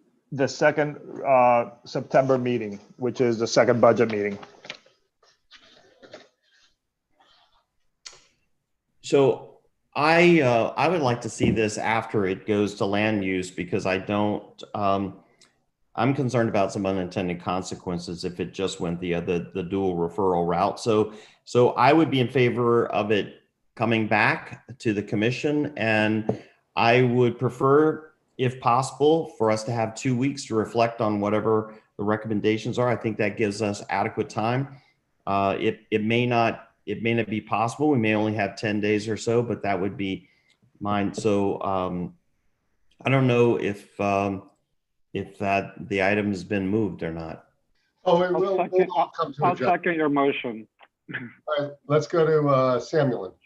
Thank you, Mayor. And thank you, Mayor, for your leadership on this important item. We all have different opinions and ideas, but you certainly have taken the opportunity to sort of catalyze this discussion. I just want to pick up first procedurally, the Land Use Committee, given my two fine colleagues are game for a workshop. I'm absolutely game for a workshop. This needs dedicated focus and attention. So I think Commissioner Gongoro's suggestion is a good one. I would echo some of the good comments of my colleagues that, we want to get something done and be thoughtful about it. And I just want to tee up two specifics building on the other points that have been raised. And hopefully this is the type of thinking that can be brought forward to the workshop. Number one, I think it's easier to say things we don't want than to incent and bring the things we do want. And I think that we need a very deliberate conversation about being real clear about the things we want and how we're going to do that. It's one thing to say we want certain things, but whether it's economic incentives, recruitment, that is a complex topic that we need some very good guidance and thought. The second thing, I know we're sort of focused on the entertainment district, the MXE, but sometimes I've heard, Marin, you appropriately talk about South Beach, because I think we need to be very cognizant of what we do in this neighborhood and what impacts it has on other neighborhoods. So I am game to have a spirited discussion around this. I appreciate the leadership from the mayor. A workshop's a good one. And those are at least two big questions that we could use some guidance on as we deliberate. Okay, anybody else? Let me just see. Okay, all of you all have your hands up. I'm going to talk for a moment. Commissioner Minor. Okay. Thank you. I'll be brief. Just, I'll echo a lot of the comments, and thank you for bringing this to the forefront. I liked it so much that I added my name as a co-sponsor. So I do agree with the comments and mindful of what we're doing, and there's going to be consequences. It's all encompassing, but I think we all recognize that this is really a unique opportunity. The political will, the will, and the sort of the buy-in from much of the business community, our residents are demanding it. So we're really in an opportune moment. So while we need to be mindful of obviously our actions and make sure we get it right, we also need to move quickly as well. Thanks. Okay, so let me just say a couple of things since it's my referral. I think, first of all, I agree with Commissioner Reilly. It's not just about liquor sales. In fact, I think what I tried to do, and more importantly, I think a lot of the community received it, was as really something a little bit more organic and intrinsic than just trying, because I think we've all tried to, as I've described it, battle this around the edges. And I think we've tried to do a bunch of things that didn't ultimately change the dynamic of the entertainment district. And so there are a couple of things that I want to do, and they're overarching more than they are detailed, because these are details that we're talking about. The first thing is, I agree with Commissioner Minor. There is no question that there is a insatiable appetite right now on our residents to do something. And I don't mean just casually. I think the volume and depth of people that expect us to do something significant is, I wouldn't underestimate it by any means. I think it's there, and I don't think I have found one or two people who don't want to do something among our residents, and I've found 98% or 99.9% who sort of are angry that we haven't done it already.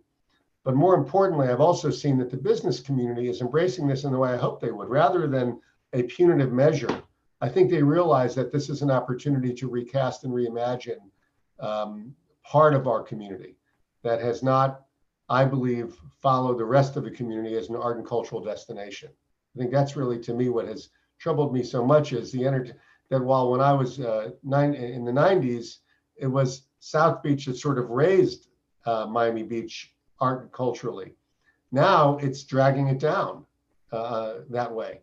And that's the problem. So I think a number of business leaders and art and culture leaders have reached out to all of us in the last week or two. Really is heartening in a sense that they really think that there's stuff we can do. And by the way, it is it's going to be their genius and investment that makes it happen. Since I've sort of thrown this out there as the kind of sea change that I hope we can muster, people have called who want to invest in the area because they believe, hopefully they should, that there's going to be something different. And a lot of the measures we just passed, whether it's the Wilsonian, the Bancroft, all those things that we just did, I think are going to be pieces of that. And there's already lots of development in the area that seems to be suggesting that there's interest for this. So here's what I would say. The first thing is, I don't want to rush it. All of us have been looking at this for a long time. I'm not the only one, I know that. Most of you have chaired commissions and committees and blue ribbon committees on Ocean Drive yourselves. So we know we have a pretty good history of this place and its challenges. So I don't want to kill this by the clock going out, and I don't want to lose the opportunity right now where there is this enthusiasm, because I think that would be terrible.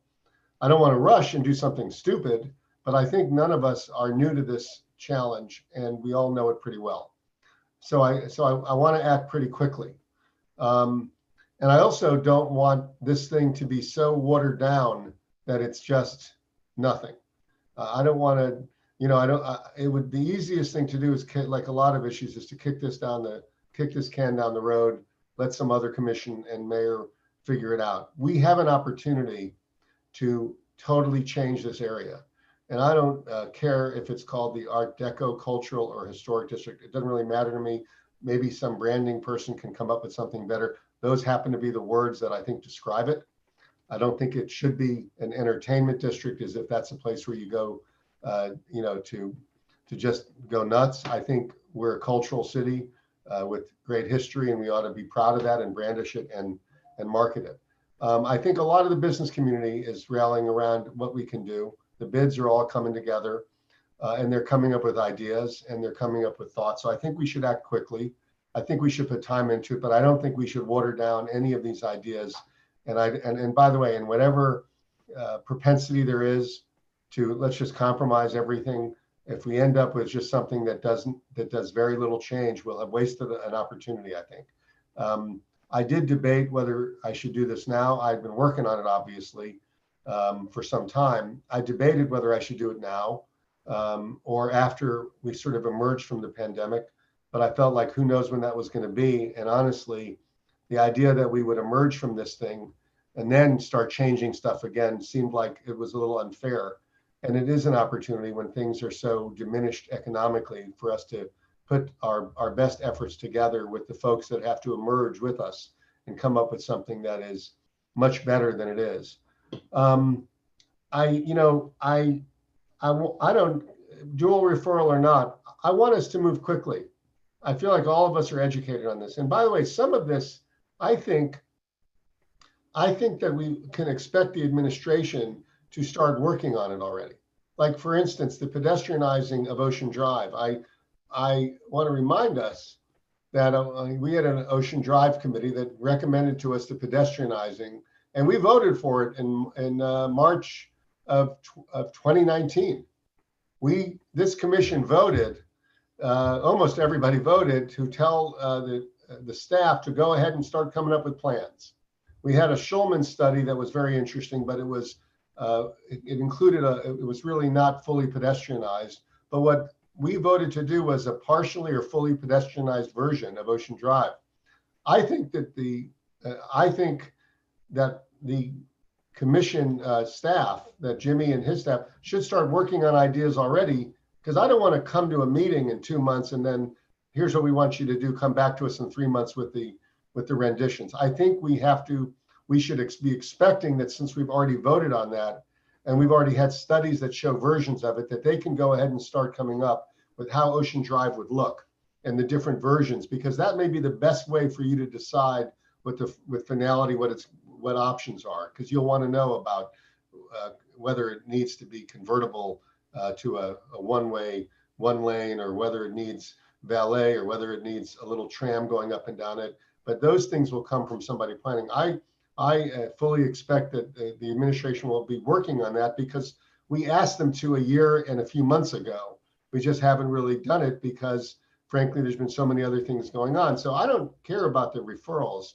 All I care about is that we get this done pretty quickly, that we get it done in a deep way and not in a way where we've compromised every possible good thing we could do, and that we let the community know, and more importantly, the investment community know, that this is where we're headed.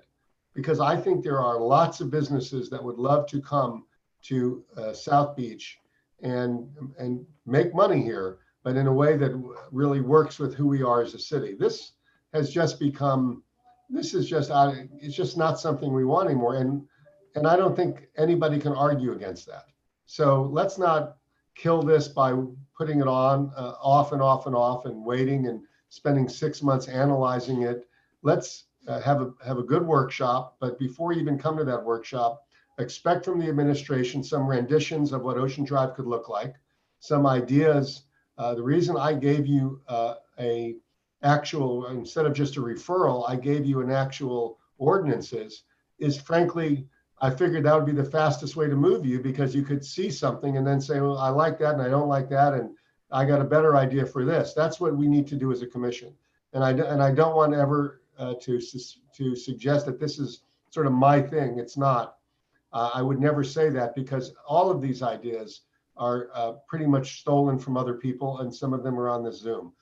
So that's what this is, our product. And this is our chance to change something pretty quickly, by the way, that I think will have which is desperately needed, and will have one of the great things that we do as a commission. So I don't really care how we do it, but I think we all have to agree we're going to do it fast, we're going to do it right, and we're going to do it meaningfully, not just sort of optically and artificially. This has to be done. Sorry to speak so long. Anyway, so what do you want to do, Michael Gongora? You want to send it to a planning board, to Samuelin's committee for a workshop, and then back to the commission before we send it to the planning board? I want to send it to a land use committee workshop in September to be scheduled, as Commissioner Richardson suggests, at least 10 days before our last September meeting, so that we move forward quickly in September and bring the commission something back by that meeting. Okay. I don't think, does anybody object to that? Everybody okay with that? Anybody? I'm not objecting. I just want to add one thing, because I think you said something very important, Mr. Mayor, and that was that there's an expectation that the administration would work on the idea of some possible renderings and so forth. You know, I'm one of a couple of us that wasn't here for that vote in 19. And so I don't have the same history that the rest of you do. If it has been already decided that we are going to pedestrianize Ocean Drive, then I'm not asking that we rehash that question, but I would just amend what was said by saying that the administration should move with great dispatch to bring us back some suggestions and drawings so that we can reflect on that as well. Because I don't know how we really start talking about operations until we know what we want, what's the vision in terms of the infrastructure. So that's important, at least to me. So yeah, I don't think you could. And right. That's why if you look at Schulman, the Schulman study, it was different, but it had very nice renditions. And so this was already asked for. We asked for a pedestrianizing or semi-pedestrianizing or convertible pedestrianizing. It was approved. It was sent to us from a committee I created. We considered it and we set to do it. So I would like them to have stuff done by the time we have a workshop. Now, by the way, that doesn't preclude you from talking to Tom or Eric or Maria, whoever's going to be responsible for it, and letting them know how you feel. But my hope is that there'll be different versions of this thing at your workshop, and you can think it through. And instead of theoretically talking about something, you can look at something, even if it's just a sort of a preliminary rendition, because I want to move this from an idea to an actuality, and I think we all need to commit to that. So I think if Tom and his team and Jimmy can do this, then when time you have your workshop, we should be looking at things. And by the way, a lot of this has nothing to do with it. It has to do with other parts of that area. So that stuff can be worked on as well. I think we've got to move on this. Commissioner Gongora. Do you think that listen, I'm not an urban planner. That's not my area of expertise. And I'd like to hear from experts. The Schulman, I think, was done some time ago. I don't know. And I don't have any, I don't know who to hire, and it wouldn't be something I would nominate. But are we going to consider bringing in an urban planner to talk to us about the infrastructure and the street? Is that something the administration is planning, or we're just going to take these schematics that were done before and then what are you thinking? To do more, but I think what we voted on, and the manager stated that there's money in the bond, the GEO bond set aside for the drive, including making streets friendlier to pedestrians. First thing to do is create a design. Once they get a design that everyone supports, they put it out to bid for a bid build. They ought to be looking at traffic studies. It's easier. The design itself, the selection of the contractor will all come back for some review. I mean, my view is, so, I reread that because the truth is it was a little different than some of this, but it wasn't that much different. I think we had contemplated a one-way lane or convertible to wholly pedestrian, which isn't far from what we're thinking about now. What I'd like to see is for our manager to present to some options to go in a little bit in the community so that we can begin so we're not beginning the discussion for the first time in September, but we already have figured out a lot of these things already, because by the way, we have been thinking about this and looking at this. The fact that we have so many other studies tells you that this is deja vu all over again. This is that show where the guy wakes up every single day and it's the same place. It's time to make decisions. So I'd ask Jimmy to take what we've done to sort of look at this referral and to start presenting options to a workshop when you guys schedule it under Chairman Samuelin. And then you guys can come to some judgments. You can listen to people as much as you'd like, spend as much time as you'd like, but send to the commission what you think this thing should look like. And I think that is that's almost the lighting point, because then we go to the planning board and we start to show movement. If we wait to have that first discussion in September, then it will be 6 months to 2 years before we do anything. And I don't have that appetite to wait, and I know our residents don't. So if you want to get this done, I'll get to you, Michael. Don't worry. That 10:37:50 a.m. March 8th, 2019 vote actually put us on a road at that point to get something. I'd like to see it. Commissioner Gongora would like to hear it. Right. Part of the problem, and I don't recall the vote as much as you do because I haven't reread it, but we did vote to explore what pedestrianizing Ocean Drive would look like. We issued an RFQ. I'm not really sure if the city ever selected a vendor or brought back the urban plan that we had requested them to. So I think as part of this, the city should, at a minimum, do a letter to commission and give everybody, the new people, the history of where this was, and for those of us who were here, a reminder of where this left off. A lot of us went to something at the Wolfsonian with Bernard Ziskovich when we were talking about Washington Avenue and reimagining that. And we talked about having Ocean Drive, Collins Avenue, and Washington Avenue work as one corridor and come up with a plan for the entire neighborhood. And I think that's important. If the administration needs an expert or needs a vote to go out and retain somebody now to work on this and bring it to the land use workshop in September, I'd incorporate into the motion to please do so. I think Jimmy has the discretion under the vote we did earlier in August to make decisions and bring them back in September for ratification.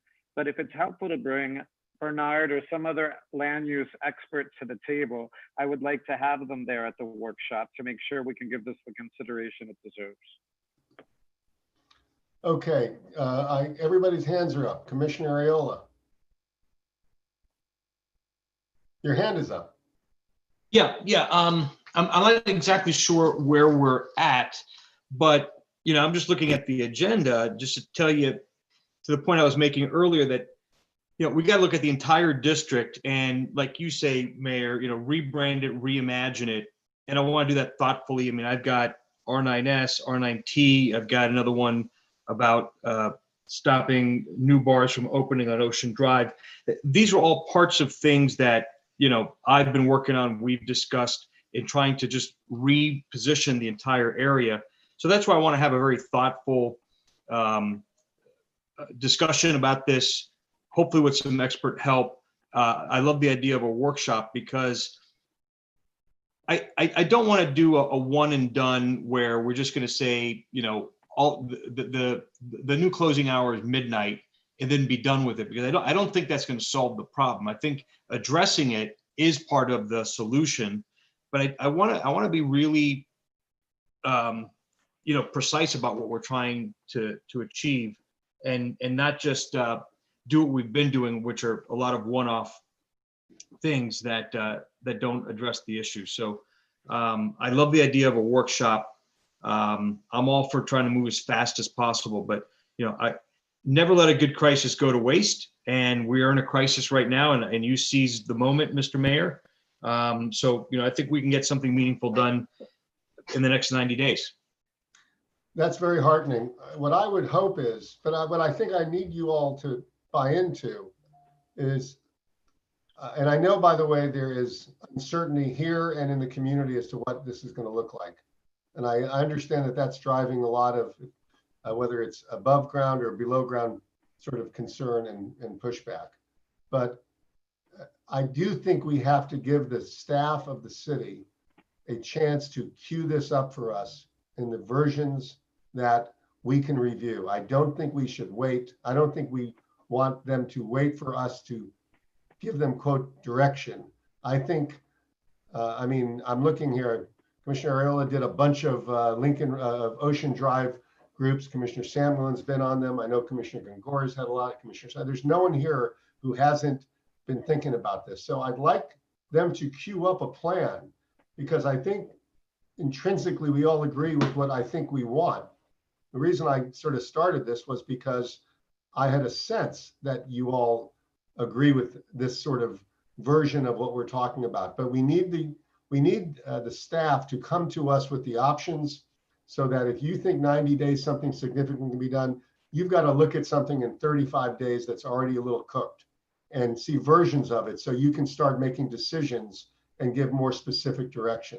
And so I'd like, and not just in renderings, but also in other ideas. And I will say, just because the alcohol time frame has been so focused on, I don't believe this is going to be a punitive thing at all. I didn't intend it to be.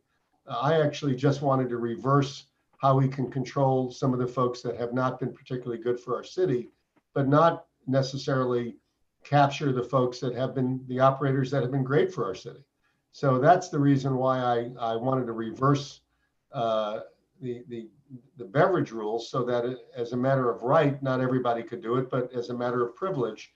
And I sort of imagine that, although that would be controversial, if you do it the right way, it'll actually work. And that's why they spent so much time on it on the staff and figuring it out. So I'd like Jimmy to have some direction from us that we're going to have a workshop, but we certainly hope when we have that workshop that we're going to be able to look at ideas, ordinances, and renderings that will allow that committee to make some clear judgments that it sends to the commission, and that we move into the marketplace, because people will be watching. Commissioner Ariola or Samuel and Richardson. Let's start with Ariola first.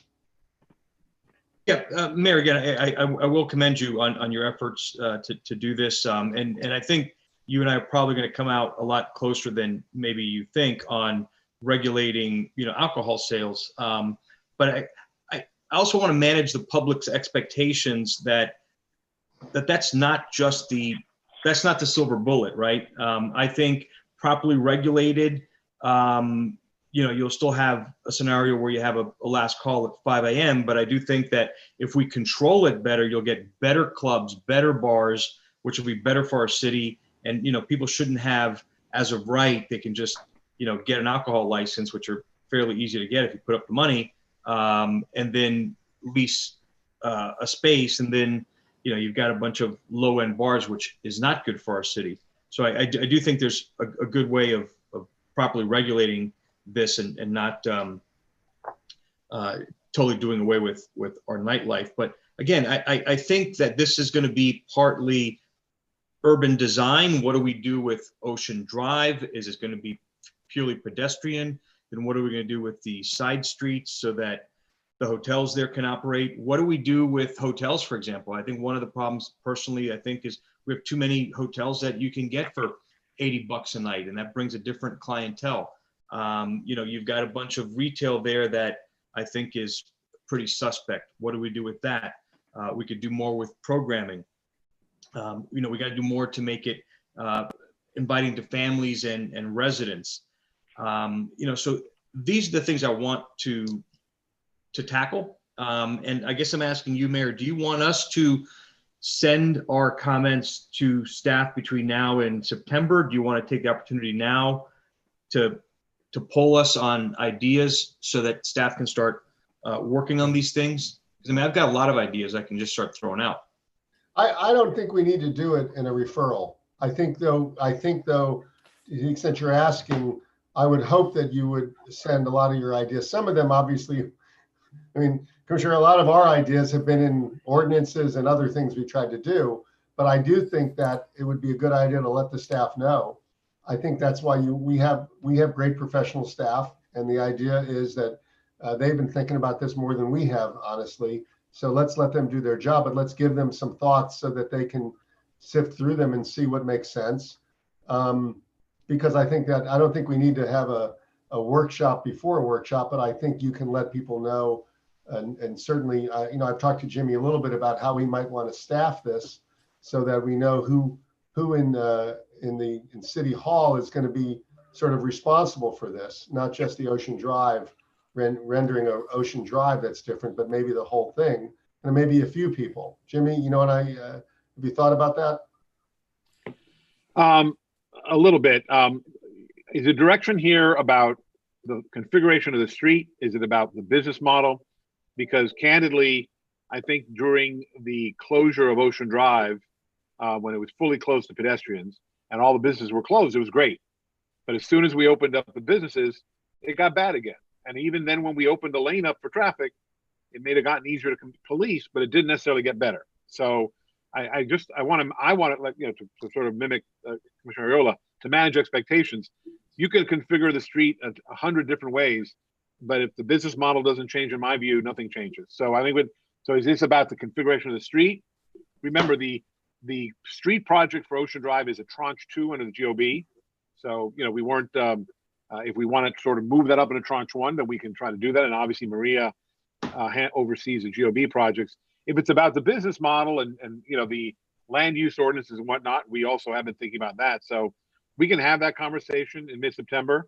I'm going to speak on behalf of my staff. I want to give them a little time off because candidly, most people have been working nonstop for the last 4 months. But we'll do the best we can to try to give you something in mid-September. But candidly, the stakeholders are going to have some say on that too. And they've been, and I know there's been a lot of emails going around about what the brand of the city is going to be. And if we're going to engage in that large exercise, that's a big, that's a big firm somewhere, probably in New York or somewhere else that we need to retain. If that's going to be part of that discussion, I don't know if that's the same thing, but there are a lot of moving pieces here.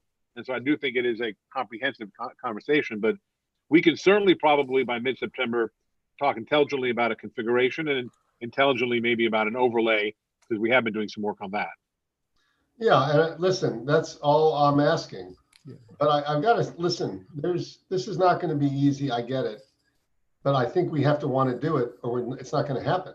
So, I mean, that's just the truth. If we wait 2 months to then decide what we want to do, and then we wait 2 or 3 months to see what that looks like, and then give more direction, we'll all be here in a year or two talking about how it's been a year or two, but that's just the way it is. We need to decide that we want to get it done now. And with that, Commissioner Samuel, you have been waiting and listening to me, so I'm sorry. Yes, thank you, Mayor. And I agree with you. We're at a unique moment and we want to seize this opportunity. I just wanted to pick up on a couple of things.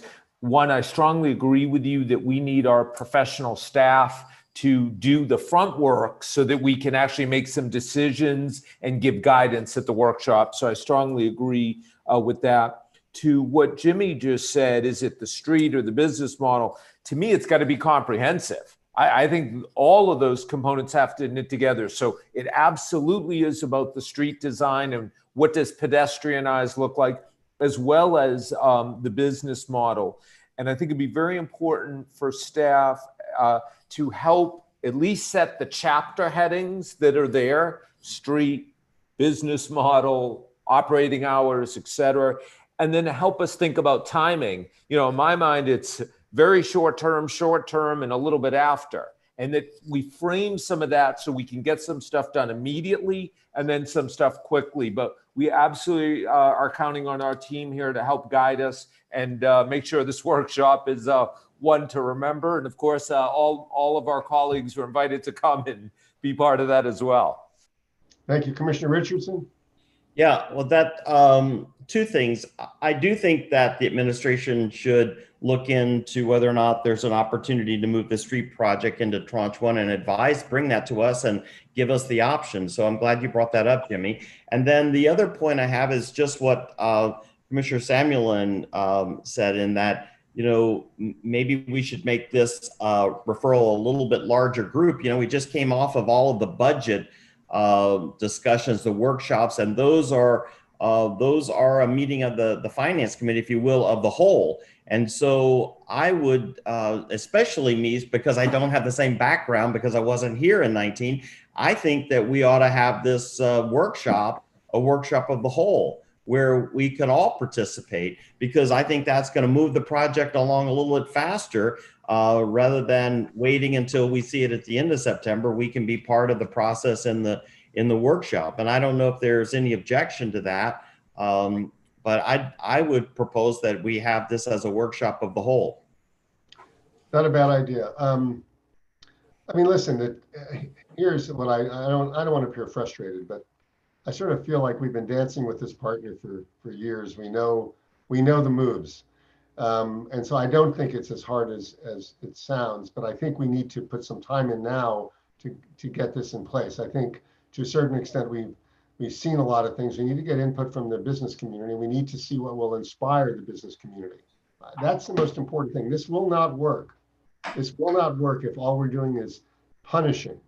This has to work if we inspire and we embrace things as well, because we all have seen this area in different incarnations work terribly, work amazingly, work sort of in some ways in a mixed way, and work in ways that are incredibly troubling. So we got to figure out how we tame it, but how we don't destroy it. It's so special. So I don't mind that idea at all. Everybody feel okay with? We could do the meeting.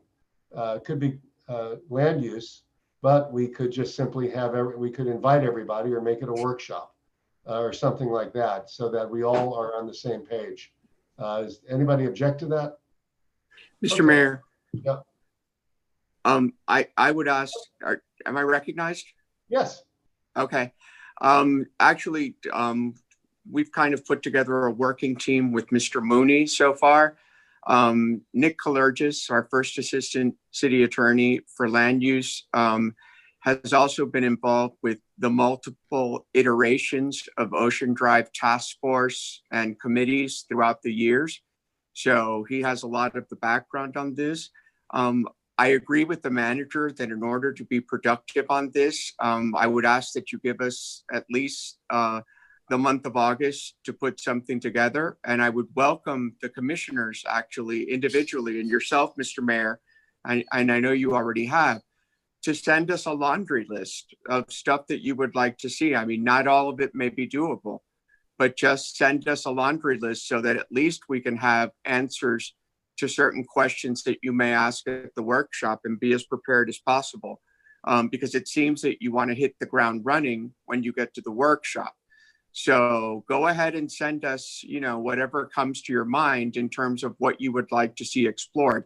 And of course, I'm speaking more from the regulatory and legislative perspective. In my case, Tom is the planner and we have construction people, for the physical improvements. But with regard to legislation, please send us your comments as early as possible.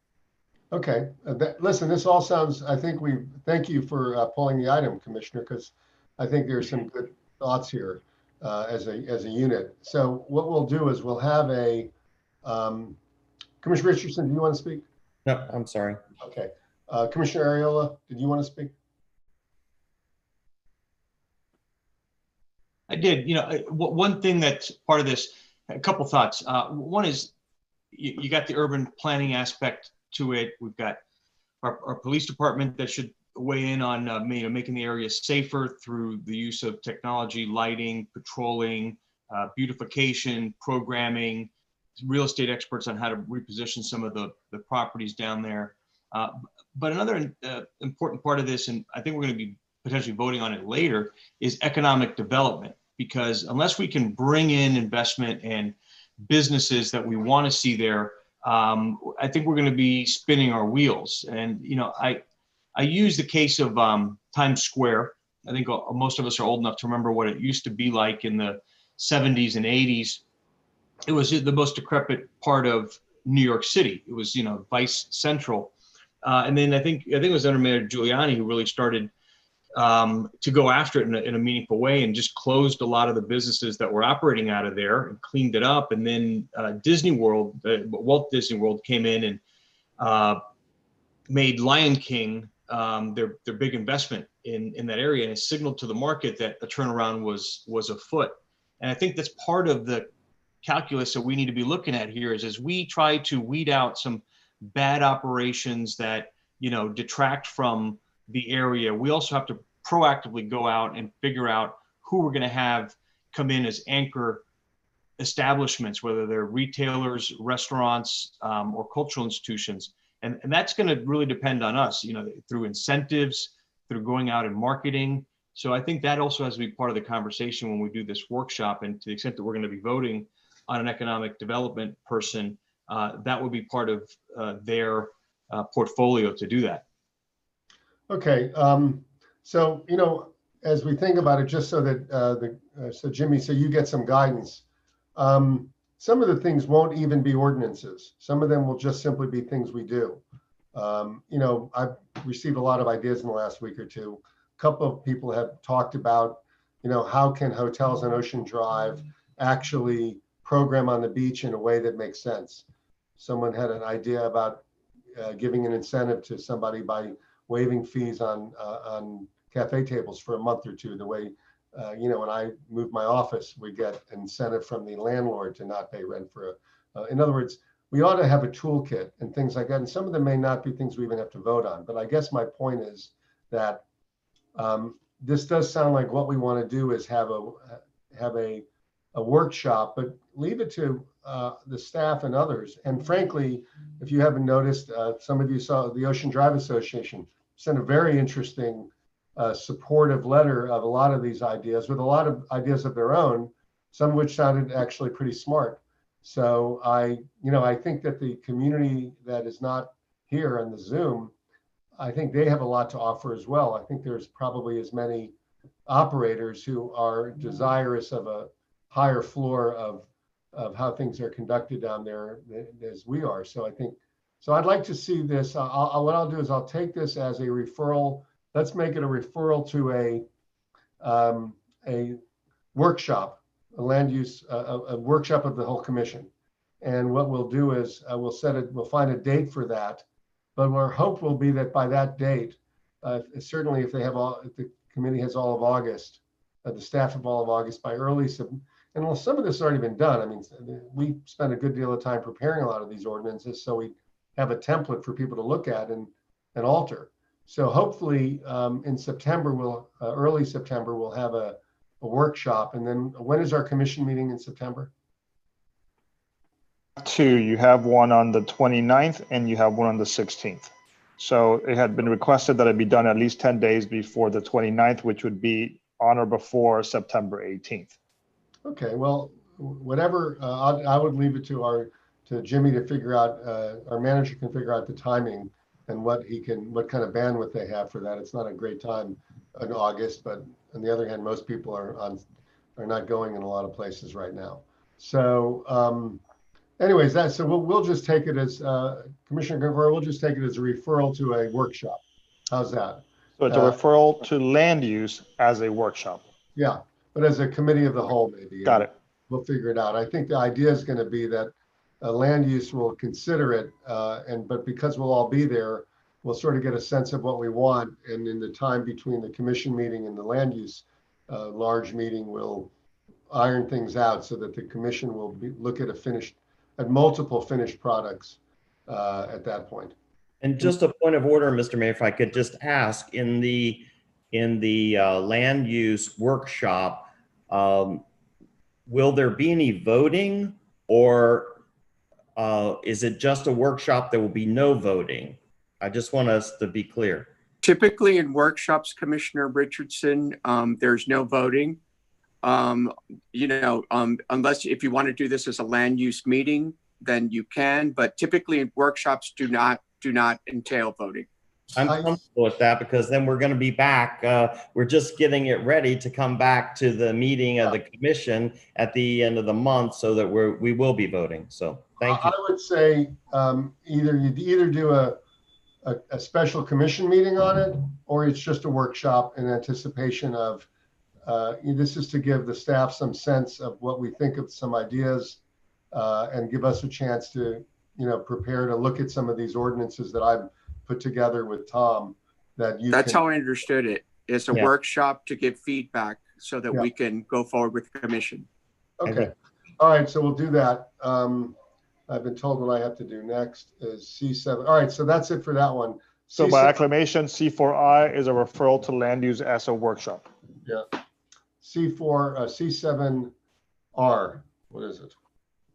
C7R is an award RFQ 2020-057 ND cultural programming and event producers It was separated by Commissioner Gongora. Yes, thank you. I separated this item because as I was reading it, local companies that do a lot of projects, in particular KCC, that does a lot of our things at Collins Park and North Beach, contacted me that they didn't even know about this, so they would have bid on it. I'm sure that it was properly advertised, but I wanted to highlight it because I've been talking to our city attorney a bit about doing some type of Miami Beach local preference when we do bids, do a bump up on points. And I don't know anything about these companies. I'm sure they're great. I'm going to vote for this today. But as we move forward, especially with these smaller contracts like cultural arts and programming, I'd like to make sure we're doing more local outreach to our local companies, trying to make sure that they're aware of this bidding process and have an opportunity to bid. And I would like to see in all of our contracts some type of small bump up a few points for local vendors as opposed to out-of-town vendors. Same thing I talked to you about, Raul, before. You look perplexed. Okay, all right. I would like to work on that for the September meeting, then some kind of local bump up preference, but that's it. I told it to highlight that and that I was upset that we're not seeing Miami Beach-based companies getting the award this time around. Okay, this is an award of an RFQ, right? This is to create a pool of companies, 3 companies to put on events and whatnot, programming at various locations throughout the city. And this was, of course, to go negotiate with each of them for the pool. I don't, off the top of my head, I don't know if some of these companies are local or not. I just don't have that committed to memory, but certainly, you know, we can work with legal on any kind of local preference, but they did not participate in this one. So I don't know whether they knew about it or not, but I know they were not a bidder on this. So. No, I know as well. That's it. I mean, I'll support it today. I just would like to see us, especially with these types of local, smaller contracts, that we do more outreach to our own companies. That's it. Okay, so C7R show awarded without objection. Did we do C7K? We have not. All right, that was pulled by somebody. C7K accept recommendation, issue RFP for curb management service. C7K was separated by Commissioner Steinberg. All right, Commissioner, you don't do that a lot. Excuse me? You're not a separator by nature, so. I wanted to vote against this item today, so I didn't want it as part of the consent because I kind of don't understand why we would pursue curb management services right now and spend the tax dollars to do that when we're in the middle of a pandemic. The loading zones are not at the same capacity they would be. The deliveries are not in the same manner. In some respects, you have more deliveries because people are doing online. In some respects, you have less because the capacities are lower. So I just didn't think this was the best time to pull the trigger on this. And also in the short term, if we wanted to do something, we can have our parking department right now do an assessment of what's there. I'm not saying that this isn't something I'd be open to in the future, but today I just didn't think it made sense. Okay, it's my item. Can somebody tell me why we should do it now? Well, this was the Mayor, this was a recommendation that came out of committee, I believe. If I'm not mistaken. Correct, Mr. Manager. Saul Francis here. So at the Finance Committee, that was one of the concerns we raised, but it was discussed at the Finance Committee and the direction was to proceed with the issuance of the RFP. Oh, okay. So staff didn't recommend? The staff recommendation at that point was to wait for a period of time until the pandemic had somewhat passed or we were on the road to recovery. I believe, I'm going off memory here, but I believe it was a 6-month period. But at the Finance Committee, the direction again was to proceed with an issuance of an RFP. Well, and if the recommendation is to wait, we ought to wait, right? Commissioner Gongora? I mean, if that's the staff recommendation, then why are we rushing this? Why don't we just put this on hold? I'm suggesting that. So show it deferred. Commissioner Steinberg Still got 1,000% batting average on pulled consent items. So deferred until when? December? Sure. Our next meeting. Let's see what, let's hope for, just show it to the next meeting. So deferred to September 16th. Yeah. So pull it again. All right. Mr. Mayor, if I could, Alex Dennis, our procurement director, tried to get on the last item. Apparently, KCC actually did receive a copy of the RFP and even submitted questions during the pre-bid process. So I don't know why they said they didn't, but they actually got a copy of the RFP and submitted questions. So, but we can try to, reach out to companies, but apparently that company actually participated in the pre-bid process and then never submitted a bid. Okay. So thank you. Move it along. All right. The next item is the moped thing. What number is that? C7W was separated by Commissioner Samuelin. Is that the one you're looking at, Mayor? Accept recommendation electric moped sharing program, and he requested it to be heard with R5U. Okay, so we'll get to that later. Anything else on the consent items? No, that's the only one missing right now. All right, we'll get to that later. Let's get to where are we on public hearings?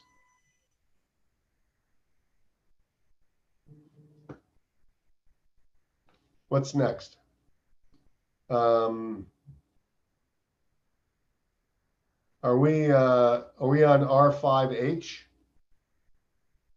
You have at 2:30. You have time certain R5H at 2:30. All right, let's get there. Let's start that.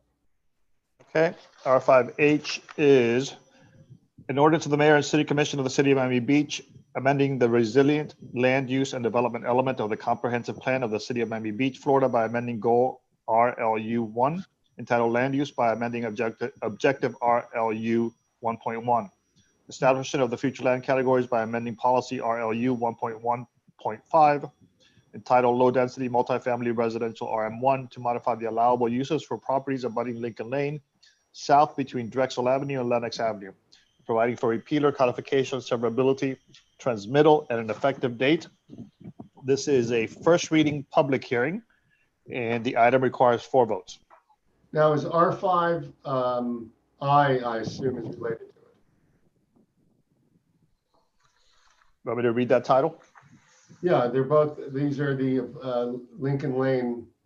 One's the comp plan, and the other is the LDR amendments. So R5I is an ordinance of the mayor and city commission of the city of Miami Beach, Florida, amending the code of the city of Miami Beach by amending chapter 142 entitled zoning districts and regulations, article 2 entitled district regulations, division 3 entitled residential multifamily districts, subdivision 2 entitled RM1 residential multifamily low intensity section, 142-152 entitled main permitted and prohibited uses to amend permitted uses for properties abutting Lincoln Lane, south between Drexel Avenue and Lenox Avenue, amending chapter 130 entitled off-street parking, article 2 districts requirements, section 130-32 off-street parking requirements for parking district number 1, to amend the off-street parking requirements for hotel units abutting Lincoln Lane south between Drexel Avenue and Lenox Avenue, providing for repealer, severability, qualification, and effective date.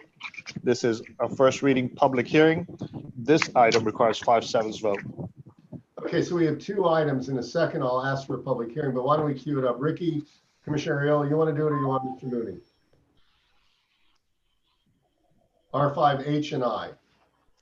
Yeah, I got it. Let Tom walk through it because it's actually fairly technical. We voted on something I think a lot more substantive several months back with respect to allowing hotels on Lincoln Road. So from a policy perspective, we've already opined on this favorably to move forward. But this is a sort of to allow very limited hotel use on the other side of Lincoln Road and the adjacent properties. Okay, I can take the commission through this. The clerk read both titles into the record. They are both interrelated, so you'll need to make separate motions. R5H is a companion comprehensive plan amendment that would permit, in very limited circumstances, hotels as an allowable use in the RM1 district. R5I, which is the LDR amendment, sets forth the more specific regulations for this. And basically what it would allow for is for RM1 properties that abut Lincoln Lane South to have hotel units within that building, provided that they are connected to a hotel on the north side of Lincoln Lane South, fronting Lincoln Road. In particular, the Lincoln Lane property, which is at Euclid and Lincoln Road, they have already received approval to be able to do hotels within that building fronting Lincoln Road. However, the property owner owns a vacant lot to the south of Lincoln Lane that they use for surface parking. That owner would like to do a new building, but would like to utilize the building for hotel uses as opposed to residential apartment. This would allow for those properties that are no more than 100 feet in width, so it's very limited to a couple of lots fronting Lincoln Lane South, to be able to have hotel units within that building that are affiliated with a hotel on Lincoln Road. You would not be able to have accessory uses within that building in the RM1 property, and all of your check-in operations would have to occur on Lincoln Road. Additionally, the ordinance would allow for a no parking requirement to be extended to that hotel use. Currently, there is a no parking requirement in place for hotels on Lincoln Road. This ordinance has been endorsed by the Land Use Committee and by the Planning Board. And the city administration is recommending that both ordinances be approved at first reading and that second reading be set for September 16th. Okay. And this is a public hearing, Mr. Mayor. Both of these are first reading public hearings. Okay, any questions before I go to the public? Nope. Let's open up the public hearing.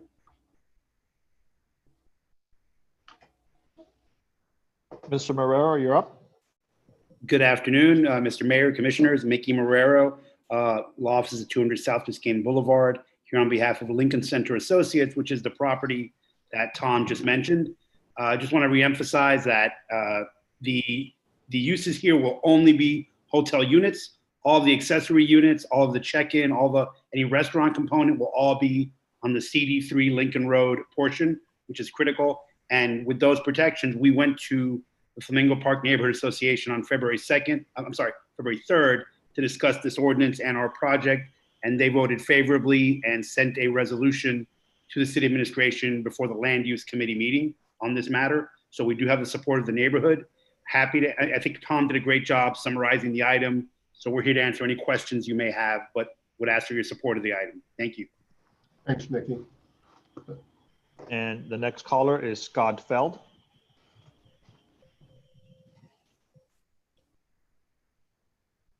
Mr. Feld, unmute yourself, please.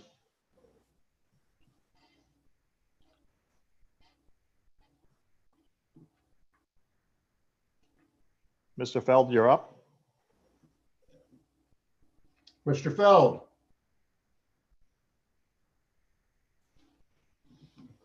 Okay.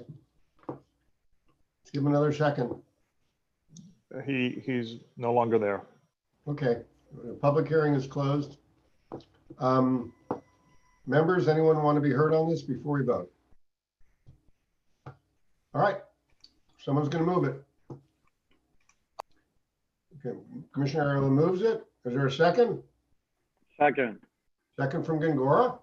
Let's go ahead and call the roll. It's a roll So call. this, correct, it's a roll call on R5H. Commissioner Richardson. Yes. Commissioner Steinberg. Yes. Commissioner Ariola. Yes. Commissioner Minor. Yes. Vice Mayor Samuelin. Yes. Commissioner Gongora. Yes. Mayor Gelber. Yes. Motion passes. Second reading public hearing is September 16th. Can I have the same individuals make the motion on the second on R5I? You got acceptable? it. So moved. So Vice Mayor Samuelin. Yes. Commissioner Richardson. Yes. Commissioner Minor. Yes. Commissioner Gongora. Yes. Commissioner Steinberg. Yes. Vice Mayor Ariola. I'm Yes. sorry, Commissioner Ariola. Mayor Gelber. Yes. Motion passes. Second reading public hearing is September 16th also. Okay. Let's move to something non-controversial. R5J. R5J is an ordinance of the mayor and city commission of the city of Miami Beach, amending the code of the city of Miami Beach by amending chapter 6 entitled Alcoholic Beverages, article 1 entitled In General, section 6-4 entitled Locations and Use Restrictions in order to permit outdoor motion picture theaters fronting an alternate road to sell and or offer alcoholic beverages for consumption by amending chapter 142 entitled Zoning Districts and Regulations, article 2, District Regulations, division 5, CD2 Commercial Medium Intensity District, section 142-305, prohibited uses, and section 142-310 entitled Special Regulations for Alcoholic Beverage Establishments to provide regulations for outdoor motion picture theaters and accessory outdoor bar counters by amending article 4, division 3, section 142-1109 entitled Accessory Outdoor Bar Counters to permit outdoor bar counters as an accessory use to outdoor motion picture theaters by amending Division 5 Height Regulations, sections 142-1161, entitled Height Regulations Exceptions to amend the list of height exemptions and providing for codification, repealer, severability, and effective date. This is a first reading public hearing. The item requires a 5/7 vote. Okay, Commissioner Reilly, you want to explain it, or you would like Mr. Mooney to? I mean, I'm happy to explain it. It's fairly simple, right? This is about allowing an outdoor movie theater on Alton Road on top of a building. This particular movie theater, I think all of us have been part of a briefing on this. I know most of us have. What's unique about this concept is that it's watching a movie with headphones on. So no noise will escape the establishment when someone's watching the movie. I think there's some things in this legislation to address some concerns that some people may have in terms of hours of operation. And I just ask that we be mindful that if we don't move forward with this, the property owner as of right could put a restaurant on top of that roof of up to 299 people and all the associated noise and et cetera. So having a movie theater with limited hours of operation whereby the patrons listen with headphones is far better than a restaurant. Secondly, I think we really need to take seriously the possibility that we might lose the Regal Cinema on Lincoln Road. There's all kinds of rumors out there. We know that I believe they filed for bankruptcy. I know one of their competitors did, and they may not be able to make it. This might be the only movie theater outside of O Cinema that we have in Miami Beach for a while. So I ask that we pass this. I think it's a good concept, and I think we'll all enjoy it. Okay. This is a public hearing. Yes. It's a public hearing. Yes, it is. It is a public hearing, but there's no one from the public at this moment. Okay. There's one person now. That's somebody. Maybe Tom does want to fill us in a little bit more about the actual crafting of this, so we know what we're going to vote on. Tom, tell us about it. Sure. As Commissioner Areola mentioned, the purpose of the ordinance basically is to allow for movie theaters. Because of the complicated nature of our code, it has required multiple modifications to multiple sections of the code to address all of the different issues. So through the Land Use Committee and through the Planning Board, there have been a number of safeguards that have been proposed, and the Planning Board did endorse this at their last meeting. They transmitted with a favorable recommendation on June 24th. They made some recommendations that are part of the draft ordinance for first reading.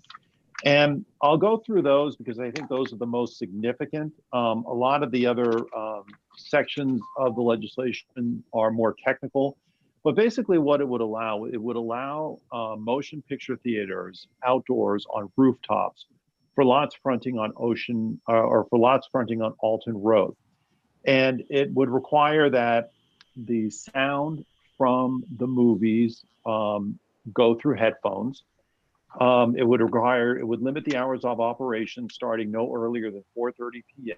and no later than midnight on the weekdays and 1 a.m. on the weekends.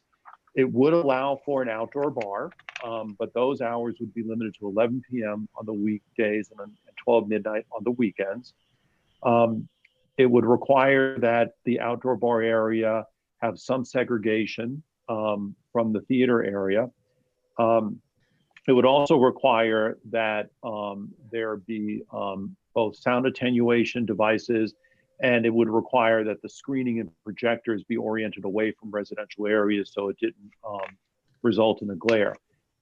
Finally, as indicated in the draft legislation, this would require conditional use approval from the planning board. So it's not like when this legislation is approved, they can just go out and open up the theater. Assuming the legislation is adopted, then they would have to make a separate application to the planning board for conditional use approval, and all of the safeguards associated with the conditional use approval would be put into place.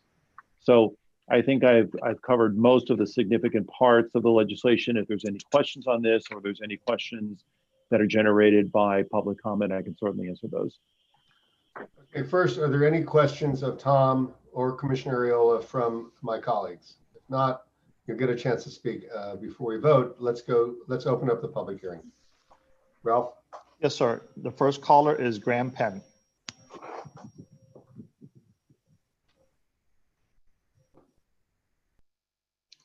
Mr. Penn, please unmute yourself.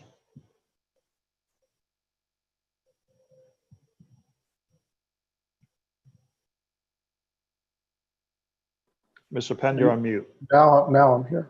Jesus, I apologize. I'm trying to unmute myself twice unsuccessfully. 200 South Biscayne Boulevard is the address. We represent ARRP 1600 Alton. As Tom explained, this ordinance has a significant number of baked-in protections for this use, because we understand that folks in the West Avenue corridor were concerned about allowing this use, or even allowing this use to be requested in the corridor. But as the commissioner noted, as of now, under the current code, rooftop restaurants are permitted with no requirement for a CUP unless you become a neighborhood impact establishment. This use, because it has a CUP requirement, will require sound studies, traffic studies, all the typical review before anything can get done. And so on top of the hours of operation, which are very limited, the headphone requirement, the requirement that the concession stand cannot be opened without the movie theater, the limit on screens to a single screen, the limit on showings to 3 per day. We think that the CUP process will ensure that any cinema that gets opened in the corridor will be a good neighbor. And as for our project for 1212 Lincoln, we've partnered with Rooftop Cinema Club, which is a very successful operation that started in England and has operated successfully for years in major cities throughout the UK and the United States. So we would ask for your approval on first reading, and we're here for any questions you may have. Thank you. The next caller is David Abrams. Hi, thank you so much. Good afternoon. My name is David Abrams. I represent ownership on the retail leasing of 1212 Lincoln Road. I'm a managing director at Newmark Knight Frank, and I've been with the firm for over 10 years. I specialize in retail leasing and represent both landlords and tenants. I think it's important to mention that Forbes published an article at the beginning of July, which listed over 11,000 stores permanently closing in 2020. Since the article was written, hundreds more have closed, and others like Microsoft have announced closing all retail operations. It's extremely difficult in this environment to attract retailers and restaurants to consider new retail leases. And according to CoStar, in Miami-Dade alone, there are 2,650 retail spaces available today, of which 1,750 spaces hit the market in only the last few months. We're very lucky to be speaking with an innovative tenant that understands the value of entertainment and providing a unique experience. We are focused on creating a community experience with a heavy focus on the needs of the nearby residents and families. And I strongly believe Rooftop Cinema Club will be an incredible amenity for all of Miami Beach to enjoy. Thank you so much. Thank you. And the next caller is Lori Bacon. Hello, this is Lori Bockham, 1446 Lenox Avenue. First off, thank you all for everything you're doing. It's been a lot of good things passed today. I'd like to say I've been a resident at my Art Deco condo, 1446 Lenox Avenue, since 1997. And I support and hope that you will support this movie theater use. It's me and many of my neighbors and friends that live in the area that's a residential area that abuts Alton Road are active and like to do things within the community. And this seems like a wonderful thing. Also, as a local realtor, I know that the people that I have as clients coming into the area are looking for fun things to do that are well managed and good concept. And I think it's exciting. Thank you. Thank you. We have no other individuals to speak. Okay. Let's get back to us. Vice Mayor Samuelin. Thank you, Mayor. First off, this is a very creative concept, and we're clearly in a tough time. So I think the points made about hard to attract retail are very fair, and this is unique in that way. I don't have any qualms whatsoever about the movie aspect, because I understand folks are going to have headphones on. That doesn't seem to be any concern. My questions, and I've got a couple things I want to raise, really relate to alcohol and the impact, if any, on the neighbors close by. And you all may recall when we referred this, there were a number of folks who asked questions about that. And I like the notion that I heard from Graham about being a good neighbor. So it's in that spirit that I want to explore a couple things. Tom, if I may, first question is, as currently written, what are the geographic boundaries of this Alton Road overlay? Where might such establishments be on the rooftops? The ordinance allows for rooftop theaters to be located on establishments fronting Alton Road within the Alton Road overlay. And the reason that the code was amended is because under the current regulations of 142-310, on the west side of Alton Road, from 6th Street to the Collins Canal, you're not allowed to have anything on a rooftop other than a restaurant. So this code amendment was necessary in order to allow for a use other than a restaurant. So the boundaries on Alton Road would go from 6th Street to Collins Canal, as presently drafted. Right. So thank you for that. And that was consistent with my understanding. One thing I would say, colleagues, if we do want to move forward with this, my first thought is that I would like to really limit the boundaries here. Not that I anticipate that the same concept will be on every block, but you don't know what you don't know. And I would like to sort of propose that we limit it. Tom, you can weigh in here, but one suggestion might be from 16th to Lincoln, something like that, much more narrow scope of the ordinance. That would be my first thought, that I think would provide protection for our residents. Second topic, noise. You mentioned noise attenuation, Tom, and I'm thinking about the adjacent buildings. What is currently baked in terms of either, landscape buffering or a wall? What is in there so the folks who are really close to this should feel okay that they won't be adversely impacted? So in 142-310, there's specific standards that must be met for an outdoor movie theater. The biggest one, obviously, is planning board review and approval, because not only would you have to meet the standards set forth by the planning board, but also there would be future progress reports, and the planning board would maintain jurisdiction. But in terms of noise in general, one, the fact that you are going to have sound going into headphones will obviously cut down significantly noise being generated, because unlike a regular movie theater where the sound can sometimes be overwhelming, in this particular instance, you literally won't hear the movie. Somebody who is either not watching the movie with headphones, or somebody who is down on the sidewalk, it would appear as a silent movie. With regard to the bar area, And with regard to the area where people may not be watching a movie yet, there is some language that has put in place that says that the area surrounded by any bar counter in which alcoholic beverages may be served shall be segregated to comply with the applicable requirements of Chapter 6 of this code and shall incorporate sound attenuation devices in order to reduce the level of noise. So as part of the planning board review, they would be looking at those sound attenuation devices to make sure that any conversations that is generated by, say, the congregation of people around the bar area would be, to the greatest extent possible, retained within the rooftop. Thank you for that, Tom. And that, I know we're at first reading here. For me, anything we could do to just ensure that the adjacent buildings are not adversely affected. I'm not a sound expert, but I don't know if they could put a wall or do something that would help in that. That's really my biggest concern.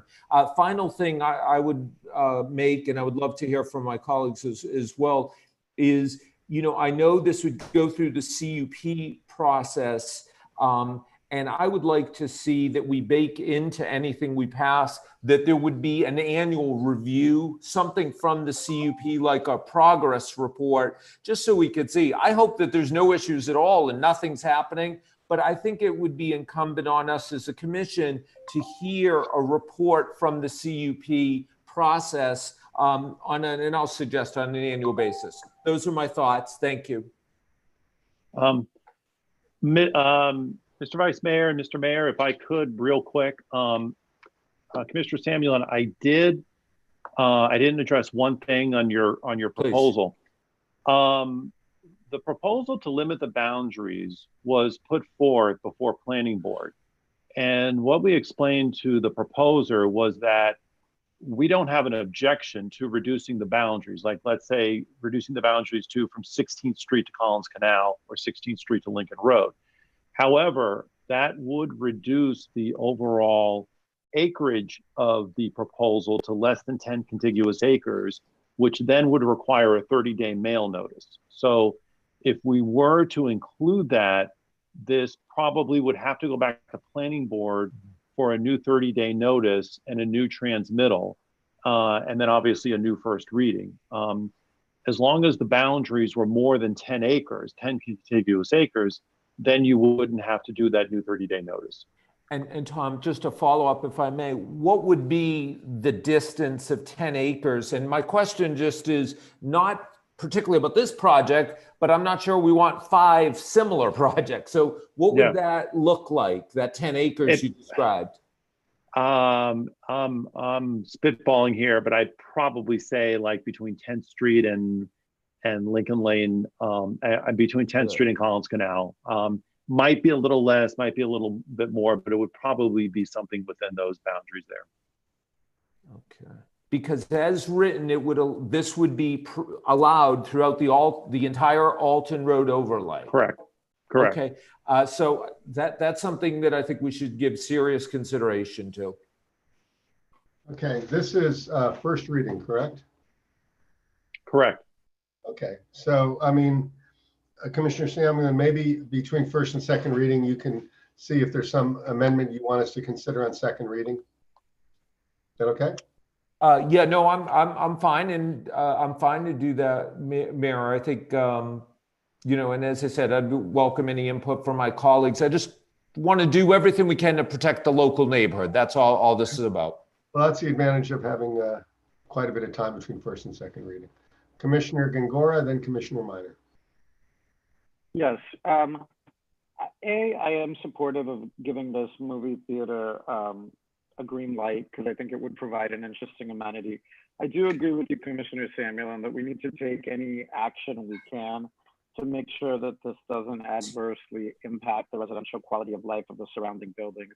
So anything that we can do further, I'm open to. If you have a specific idea today, we could bring back a reading, but otherwise I'm prepared to support it today. Okay, Commissioner Minor. Yeah, pretty much the same. I'm supportive of the item today, but I like what I'm hearing about some of the protections that we can add, and I'm actually look forward to seeing some of the amendment language. Okay, so why don't we go ahead and take this up and vote on it, and we'll give Commissioner Samuel some homework to come back to us with what he thinks we should consider on final reading. With that, is there Commissioner Reilly is going to move this item? I am, Mayor. I'll move it. And I'll second it. And Commissioner Richardson seconded. Let's call the roll. So as is Commissioner Minor, Yes. Commissioner Steinberg, Yes on first reading. Commissioner Ariola. He's a yes. He's a yes. Commissioner Ariola is a yes. Commissioner Richardson. I said yes. Can you not hear me? No, sir. Can you hear me? Now we can. Feels like you're underwater. You're underwater. I'm underwater, yeah. Commissioner Richardson. Yes. Commissioner Gongora. Yes. Vice Mayor Samuelin. Yes. Mayor Gelber. Yes. Motion passes. Second reading, public hearing is September 16th. Okay, will you guys put your hands down, all of you? Thank you. All right, let's go to C7W and R5U. Yes, sir. C7W is accept recommendation electric moped sharing program. It was separated by Commissioner Samuelin. Do you want me to read R5U also? Yes. Yes. R5U is an order to the mayor and city commission of the city of Miami Beach, Florida, amending chapter 70 of the code of the city of Miami Beach, Florida, entitled miscellaneous offenses by amending section 70-70.1 thereof, entitled responsibilities of persons and businesses, entities providing rental or leases of mopeds, motorcycles, and motorized bicycles, by limiting the total number of mopeds, motorcycle, and motorized vehicles which persons and businesses entities may rent or lease, by authorizing the city manager to prohibit the rental or lease of mopeds, motorcycles, and motorized bicycles upon declaration of high impact period, by prohibiting the overnight rental or lease of mopeds, motorcycles, and motorized vehicles, by amending section 70-71 thereof, entitled enforcement penalties, by setting forth additional penalties for violations of section 70-70.01, and providing for repealer, severability, codification, and an effective date. Okay. This is a first reading. I'm not sure these come from the same place. Okay, so Commissioner Ariola, you're first in the agenda. Why don't you tell us what you want to do, and then we'll hear what Commissioner Samuelin wants to do and figure out if there's anything we can do for both of you or against both of you. Yeah, I mean, I guess they're somewhat related in that they're scooters. Can you hear me okay? Yeah. Okay, yeah. So, I mean, I think they're related in that they're both scooters. What I'm, proposing is simply a procurement.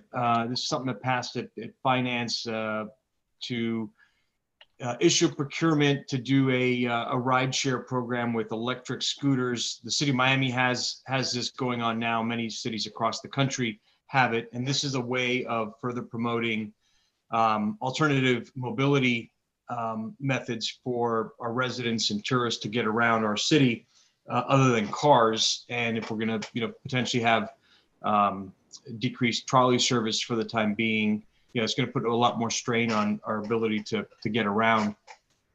So this is a way to get cars off the street and decongest our streets. And this again is something that City of Miami is already doing, and many other cities are already doing. And it's just a pilot; doesn't commit us to anything. And there's also an economic component to this that we would also get a piece of the rental income. So at a minimum, it doesn't hurt to at least solicit some bids, see what comes back, and if it is interesting to us or not. I think if anybody from the staff knows, I think City of Miami before COVID was projected to be making about $1 million in revenue for the city just from its rideshare program. So it's pretty significant from that aspect as well. Okay, since these are really not the same items, I'm still going to go, and Vice Mayor Samuelin and Gongora both have raised their hands. So you can talk about Commissioner Ariola's, and you can talk about what your item is to the extent they overlap or intersect or compete in an adverse way. Commissioner Samuel, Vice Mayor. Mayor, let me talk about the item that I put forward, and then we could see how they connect. And I also would, of course, invite my co-sponsor, Commissioner Minor, to weigh in. And I do have a brief video that I would like to share. But briefly, my item goes in a little bit different orientation, and I think it fits into the context of some of the proposals and ideas around how do we sort of get a better control of certain parts of South Beach. And I think scooters are contributing to the problem. I think scooters are leading to an environment of a wrong perception, but a perception sometimes that anything goes. I was really struck to learn that we have 14 scooter rental companies in Miami Beach. Round numbers from their BTRs, maybe not exactly accurate, but ballpark, we could have 200 to 300 scooters on Miami Beach. Now, this ordinance, first reading, would limit and restrict scooters, and we can explore the details. I want to be clear up front.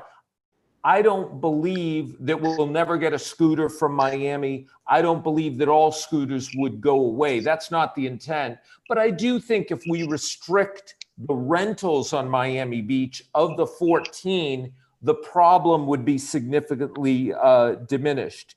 One of the specifics that I want to highlight is that the scooter rentals would end at 7 p.m. So you wouldn't have the late night noise problems. And this is a path that other cities have gone down. Panama City did it in 2017. And also, they've actually gone a step further. They're actually banning the rentals of scooters. So that's a different path. So I would like to hear from our chief of police. I'd like to run a video. And again, I'd like to invite Commissioner Minor, my co-sponsor. Commissioner Minor, do you want to speak or do you want to see the video first? Let's see the video and then I'm happy to share my thoughts. Okay, and then we'll go to the chief. So I'd ask Tanya and team if we can queue up the video.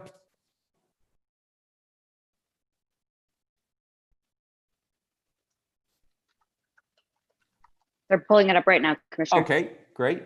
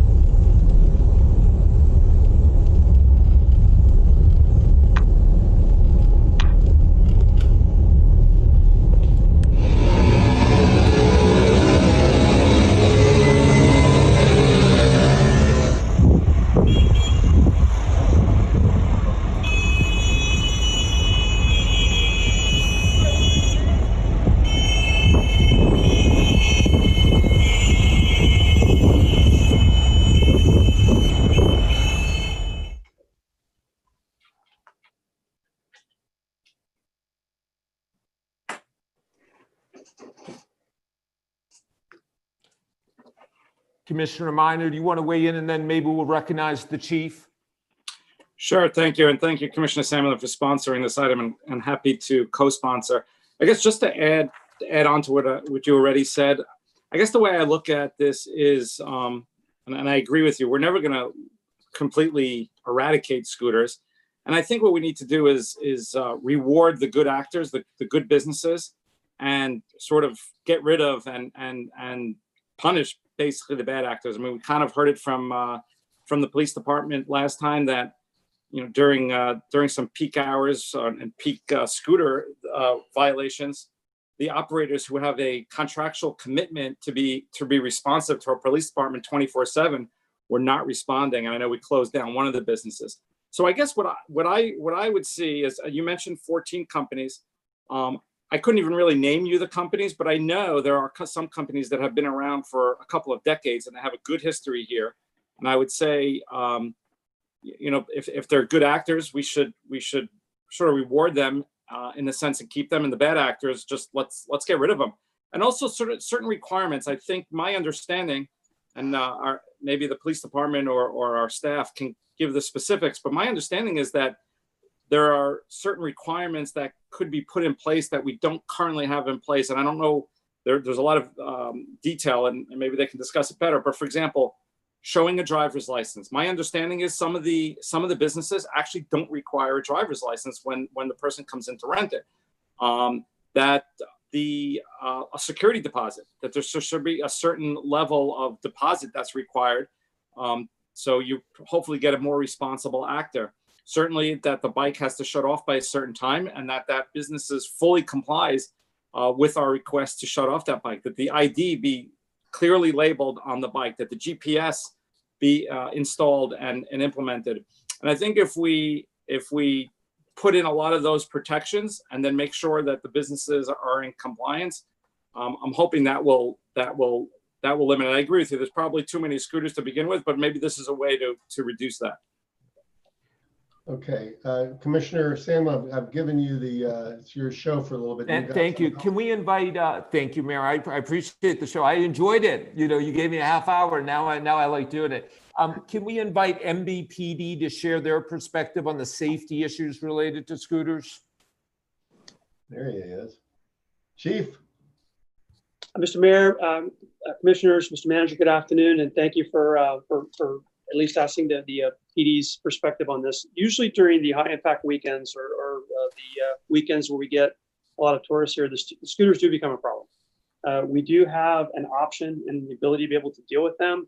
And by that is we identify the scooters, the actual businesses by scooter designation, and we're able to call it in and have them immediately turn off the scooters so that they make them inoperable. This past high impact weekend during the 4th, we found out that many of the scooter agencies were not answering their phones. And in fact, one of them didn't even return calls. What I did was I went ahead and I pulled up the numbers for June and July as it pertains to the number of calls that we made. And in June and July, we made 125 calls reference to violations that we perceived or we saw involving scooters. And in fact, in July alone, there were 86. When I looked at the numbers individually to see if there's any one particular day that was worse than others, we found that there were 35 of those violations occurred on July 4th. So it just shows you that when the high impact weekends come up and when there are a lot more people here, that we have the tendency to see more violations and more misuse of the scooters on our roadways than we do during a normal week. So that accounted for 40% of the total numbers for July. So it's a problem for us. And again, for us to try to maneuver a vehicle, a standard police vehicle in traffic to catch up to the scooters when they are obviously more maneuverable, it's a challenge for us. And that was one way for us to be able to go ahead and to deal with it. But we found as a result of what we saw in July that we were back to square one again. We didn't have the ability to be able to stop the action, stop the behavior like we had before. So my perspective on it is that really for the most part, it is something that needs to be looked at. There is, again, we would ask that there would be more regulation on it to make sure that the people that are out there, they're doing it, understand that they need to be licensed, that they're operating on a city street and they need to abide by the rules. Not up on the sidewalk, not going against traffic, and obviously not where it's posted where there's no motorized vehicles like they did on Ocean Drive. So that's our perspective on it.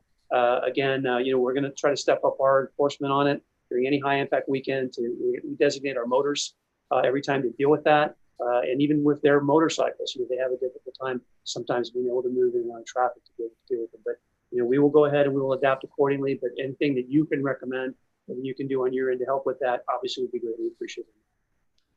Okay. All right. So let's go to some other commissioners. Commissioner Gongora, you've been waiting very politely. Yes. Interesting with regard to the electric moped sharing item, because we have a parallel, very similar item at Neighborhoods Committee that we just kind of deferred due to the pandemic. So I'm not in favor of issuing the electric moped sharing program at this time. I think the timing is off, especially in light of the other item that's looking to further regulate mopeds in Miami Beach.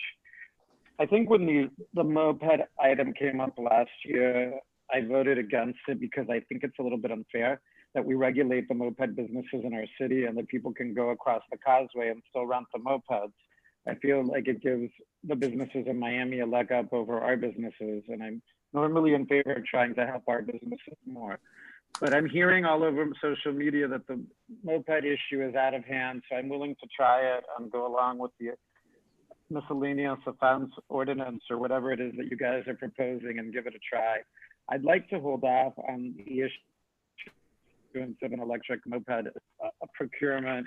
I think, or solicitation. I think the timing is wrong with the pandemic, and I think that should be deferred and come back at a later date. Okay, Commissioner Richardson. Thank you, Mayor. So let me take the two issues separately. First, let's talk about the Commissioner Samuelin's item and the moped. So I've been actually thinking about this issue for the last 4 or 5 weeks because it's become a very serious problem. And actually, I'm glad you brought this discussion, Commissioner, because I was thinking the same. I will tell you, in the last few weeks, I have had no less than 6 incidents where mopeds have cut between my car, a cut in front of my car. I have witnessed no less than 4 mopeds running a red light by cutting all the way through a line of cars and then going right through the red light. And sometimes they do it in a group of 4 or 5 mopeds. So I've been in Miami Beach for a long time now, 25 years. And when I first started coming to South Beach and decided I wanted to live here permanently, I saw there were almost no mopeds on the street. I don't believe there were any of these rentals that catered to the tourism industry. And then I remember when the Vespa shop opened in Miami Beach, and more of our residents decided buying Vespas was a good thing because they could save gasoline and they wouldn't have to have a car. So I really see these as very different categories. I think we should do everything we can to encourage our residents to be more pedestrian, more willing to ride a bicycle, more willing to ride a moped if it suits their needs versus having a car. On the other hand, Commissioner Samuel, and I will tell you that I would go even further than what you have done with your proposal as it relates to tourism. I think these moped rentals have contributed to the downward spiral of what we have aspired for in what we're currently calling the entertainment district. It contributes to the carnival atmosphere. I think it has created a huge public safety issue, and I am willing to ban them as it relates to tourism. So I don't know how we obviously legally do that, because I want residents to be able to rent them as they need it for transportation. But one of the things that we could consider is making the rentals a 1-week minimum, which our tourists might not want to do that. There are all sorts of things we can do, the hours, but this is a very serious problem in this city. And I am pretty passionate and quite frankly fed up with what I've seen on the streets. And it's not just the mopeds, it's some of these other little carts and low-rise motorized vehicles. The other thing is that at the same time we're encouraging people to ride bicycles, we have all these vehicles that are out with carbon emissions. So this is not the message that we want in Miami Beach. We want to go green, and yet we have all these vehicles contributing to air pollution and noise pollution. So so count me in the column of wanting to help fix this problem. Now, the other item on the rental of the program, I supported that in finance. And I thought that was a good idea because I was thinking of it in terms of how our residents could use that rather than having a car. But now I'm having second thoughts about it, because if it just means that a tourist can go and rent for 2 hours, and we create a second way of somebody renting that vehicle because we've created limitations on the other 14 companies, then that could be a problem. So I'm willing to hit a pause on that, even though I supported it the first time, until I can figure out how we can regulate that. So I want us to be able to serve our residents. I'm not interested in creating more toys for the tourist and clogging our streets and creating noise pollution. I did not know that Panama City had banned or was moving in that direction, but maybe we should look at their ordinance and see the language, and maybe we need to at least entertain that. Okay, Commissioner Steinberg, and then we're going to hear from the city attorney. Actually, I don't mind hearing from the city attorney. It may inform what I say. Okay. City attorney. I just wanted to answer Commissioner Richardson's question, and also Commissioner Samuelin's. In looking at Commissioner Samuelin's, obviously we did look at the Panama City Ordinance, and the Panama City Ordinance was recently upheld by the First District Court of Appeal in a September 2019 decision. And what the decision said, number one, was that restrictions such as restricting the hours of operation, restricting the numbers of scooters, was within a local government's home rule powers when it came to protecting the health and safety of its residents and visitors. And Commissioner Richardson, what it also did was it went further in as much in what you're saying, is that it did a phase out of establishments that could rent scooters or mopeds.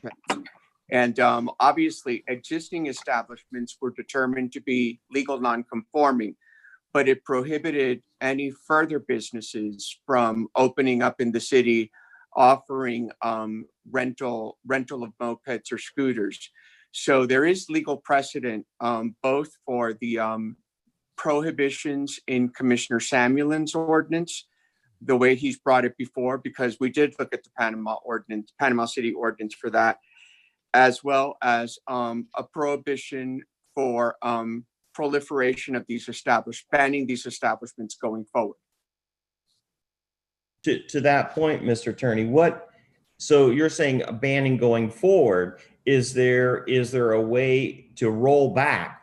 Is there a way for us legally to say that we don't want this type of entertainment in our city? I would have to look at that further, but I would have to tell you right now that this case doesn't support that because there is a certain amount of reliance when you obtain a BTR, and you are legally permitted to have that use.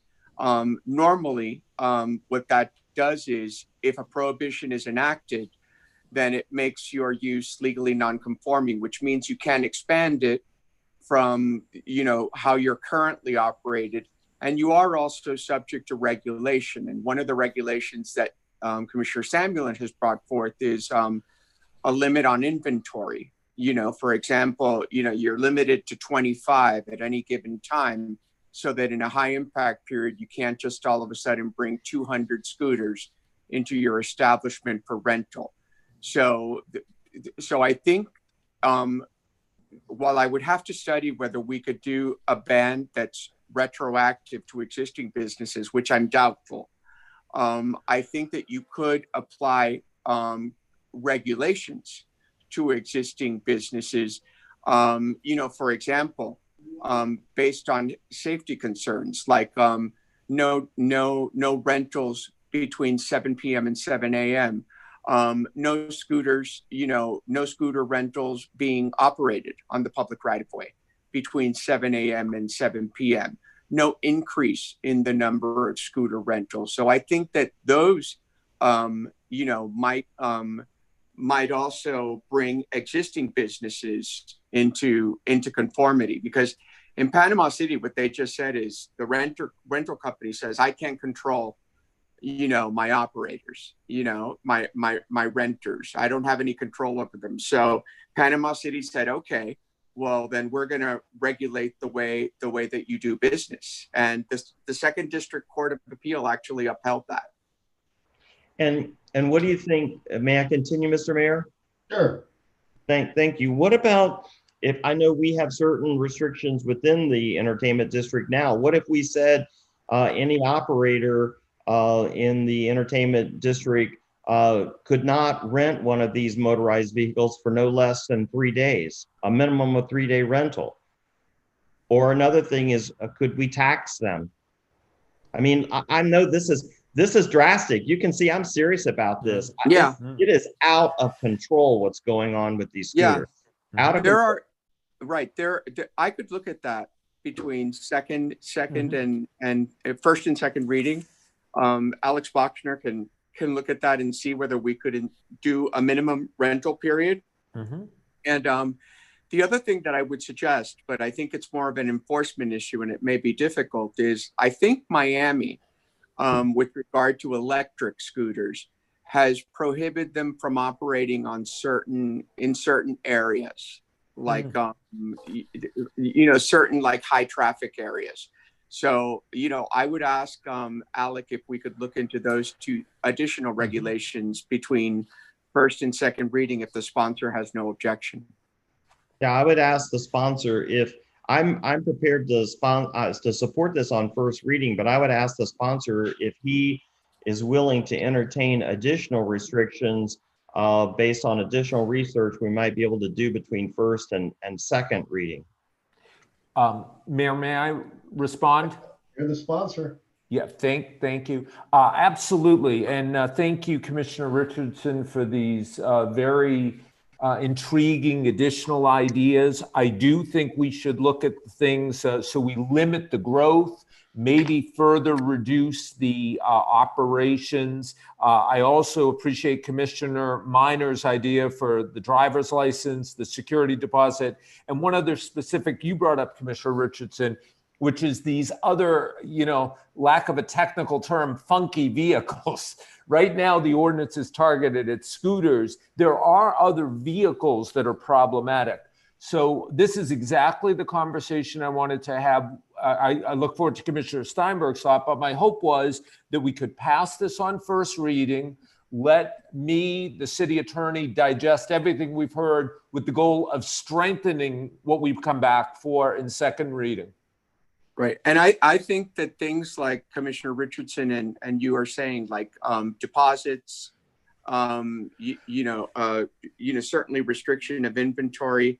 I think all of those things are doable. And also Panama City had a very clever way, which I think might help with enforcement. And I would ask Alec and his team to look at this for second reading.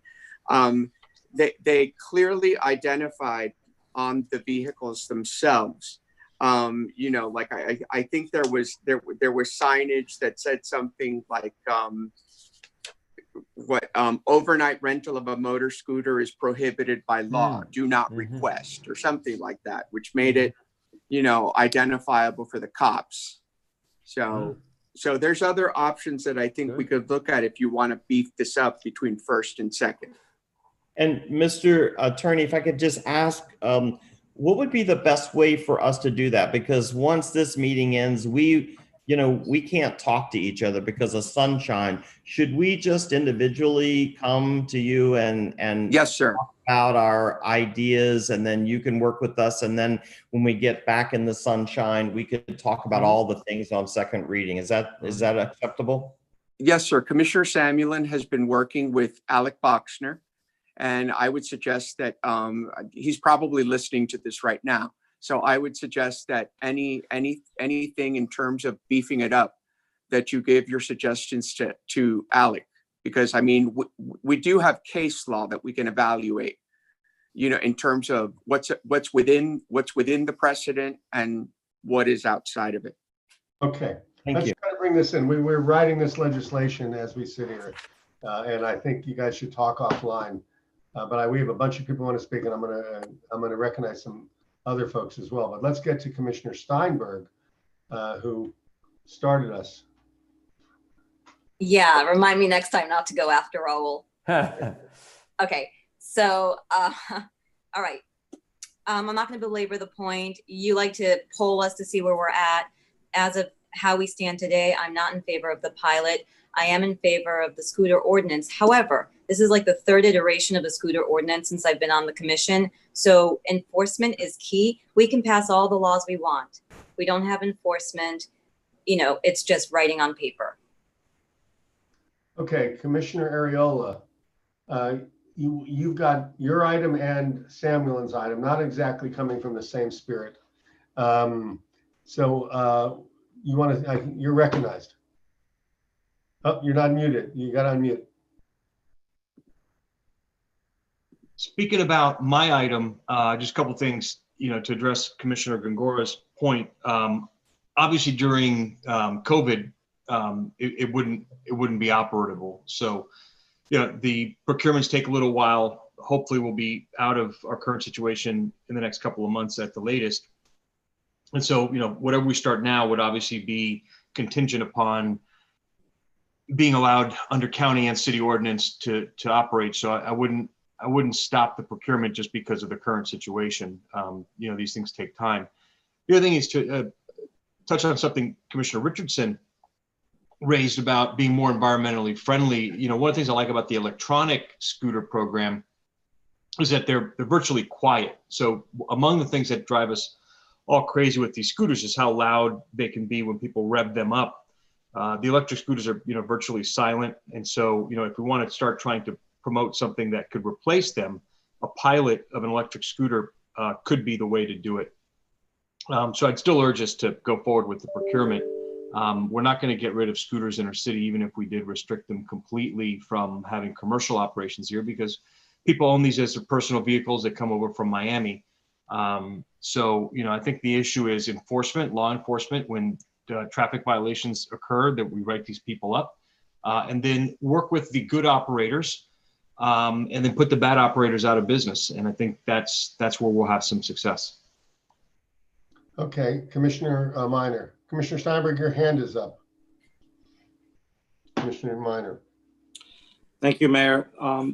So yeah, just to follow up, and we can talk about this offline as the mayor suggested, but not only IDs, security deposits, perhaps maybe we could even have the businesses have insurance. My understanding from my briefings is not all these businesses even carry insurance. So there's a lot of things we can do to tweak. I guess a question for our city attorney, Raul, is the ordinance, am I correct? The ordinance would shut off, you would have to return the scooter at 7 p.m. Is that what the ordinance calls for? No, what the ordinance says is you can't rent them between 7 p.m. and 7 a.m. And if you are renting, if you do have the bike, you can't use it between 7 p.m. and 7 a.m. I'm wondering, maybe a friendly amendment is that we can require that once 7 p.m. hits, or whatever time we decide on, maybe it could be a drop later, depend on this item, shutting off the bike, that the operator would have to shut the bike at 7 or 8, and therefore at night they couldn't even operate, because once they park their bike or the scooter, the operator will have to shut it off, and they won't be able to operate it.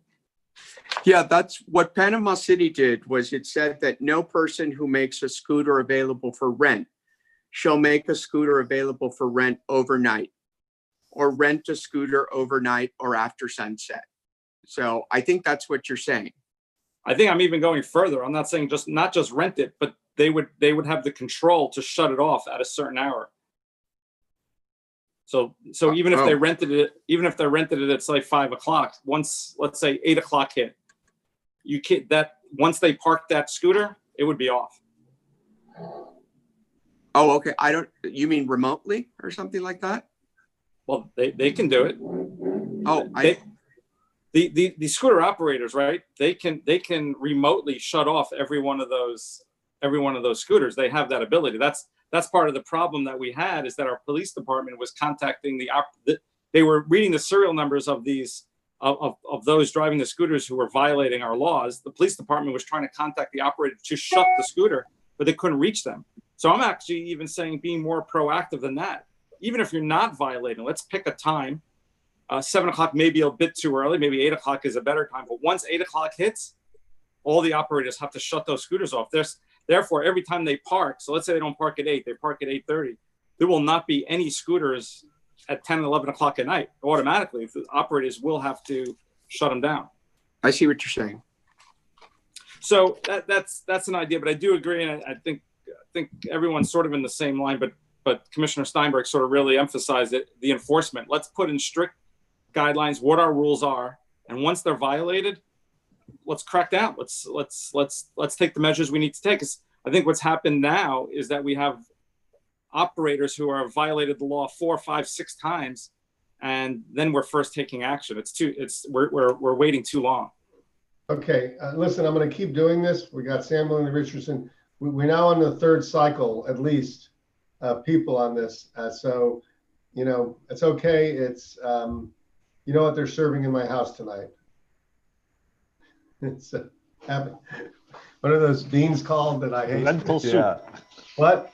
Lentil soup. It's lentil soup night in the Gelber home. So I'll stay here through the night. Well, Mayor, I don't want to slow you down on the lentil soup, so I was going to try and bring this in for a landing. No, we have some people who want to speak, and I want to let them come in. Okay. But I do want to just make one point, and I'll come back to everybody and to make some final remarks. We've got 2 items, and I think Commissioner Reilly has a right to know where everybody is on his item as we consider the others. So I make sure everybody knows how I feel. I'm going to support the Samuel and Minor one. I have been the father in Footloose on this issue for years, so I'm prepared to continue that. Although Commissioner Richardson did a fine job of replacing me. I do think that Commissioner Ariola's pilot, I don't know that I would support it now, frankly, because I don't know what I think what we do with scooters overall may be very relevant to what kind of pilot we have, if any. And in fact, it's possible that we do something with scooters overall that the pilot fits into it in a way that makes sense or replaces something in a way that makes sense. But I don't think we can do a pilot until we finish the process of this ordinance. So I wouldn't support it now. But I do want to, Ralph, will you call in the people who are waiting to speak, give them 2 minutes, and let's hear what they have to say. The first caller is Clara Fishman Sidbon. You're live, please go ahead. Hello, my name is Clara. My family business is, we're actually one of the scooter operators in Miami. We're one of the responsible ones. We worked directly with the commissioners and the Miami Beach Police Department to come up with solutions a few years ago when the city proposed to ban scooter rentals during spring break in May. It's just unfortunate with what's been happening. We weren't aware that there's so many issues going on and the phones are not being answered. I wish almost that the police department would have sent a notice or organized a meeting where to notify all the scooter rental shops of what's going on. Because really the issue is with a few scooter operators, most of them did not participate with us in working with the city to come up with rules a few years ago that solved some of the issues that the city was seeing. One of those operators opened in September of last year. And I think they are the ones who are mostly responsible for all the issues that have been happening. Like I said, we want to be part of the solution just like we were before. We recognize that there are significant issues that are happening. But at the same time, we want to be able to operate and also be profitable because most of us have significant overheads that we have to pay. And the restrictions imposed by the city have to be reasonable so we can actually be profitable and pay our bills and pay our employees. So, like I said, we want to be part of the solution and not part of the problem. Another issue with regard to Commissioner Ariola's proposal to allow ride-sharing businesses to come into Miami Beach.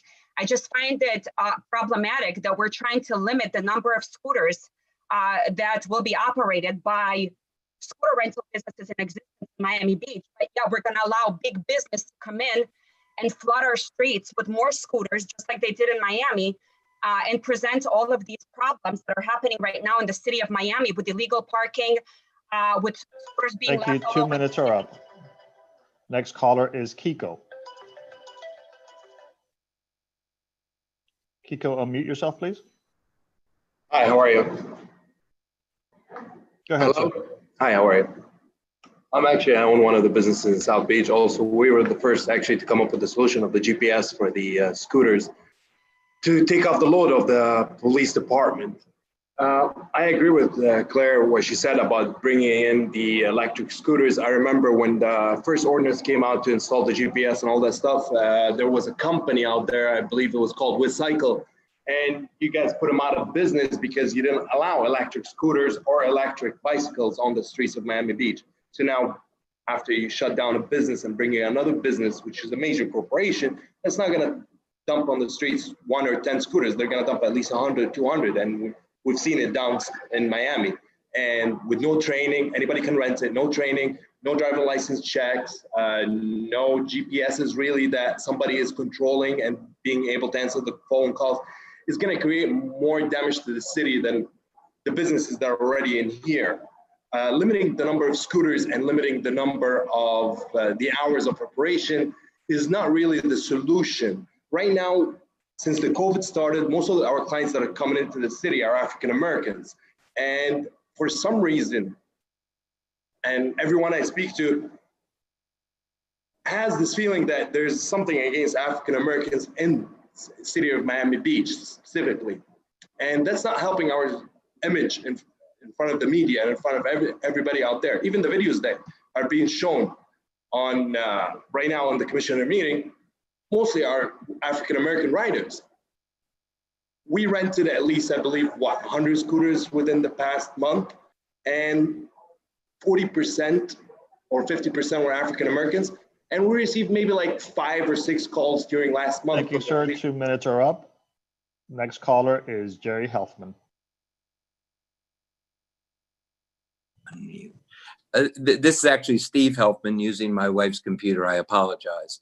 I don't know how many of these people actually live within this zone where this activity is going on. We live here. It's out of control. It's dangerous. It's noisy. Nobody wants it. The only people on this call are scooter operators. This should be banned. It should be banned now. Raul, if I'm happy to work with you, Panama City banned it entirely. They did it over an amortized period of 3 years. They regulated the hell out of it for 3 years. And at the end of the 3 years, which comes in 1 month, they're gone. And that's what we should be doing. Let everybody get the benefit of their investment, whoever's in the business for the next 3 years, regulate the hell out of it until then, and then gone. We don't need it. We don't need any more toys on the streets of Miami Beach. This place is out of control, and I don't know why everybody seems to want to try to come up with regulations or rules, or they don't work. They don't work. Do something bold. Stop it. None of us want it. Don't rent these items to anybody, residents, tourists, anybody. Let the Vespa owners have their Vespas. They're not an issue, okay? Panama City struggled with this for 6 years, and they finally, that's what you guys should do. Stop BSing about it and just ban them.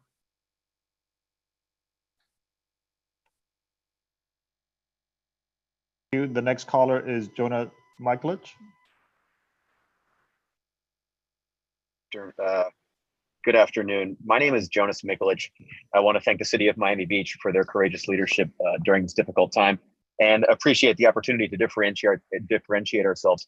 Unfortunately, some of the people that don't want new business in the municipality of Miami Beach are the same ones that created our current problem. And there is a problem. Everybody wants a functioning transit option, but nobody wants an operation that supports bad behavior. And that's what Revel has successfully done, is created an operation that allows us to remove bad behavior from a platform, support good behavior, and drive a collaborative approach to transportation management with municipalities across the country. We are fully electric. We carry insurance. Every trip is insured. We require driver's license. We offer training 7 days a week. We have the ability to prohibit parking in certain areas as requested by the city, as well as the ability to limit rental times. We suspended over 1,000 bad actors in New York City alone in the last 2 weeks. And all of our vehicles are vehicles with license plates. It is like renting a car. And we expect our users to adhere to the same rules of the roads when they use our vehicles as they do when they rent a car. We appreciate the city of Miami Beach and thank you for your time. Thank you. The next caller is Amy Litos.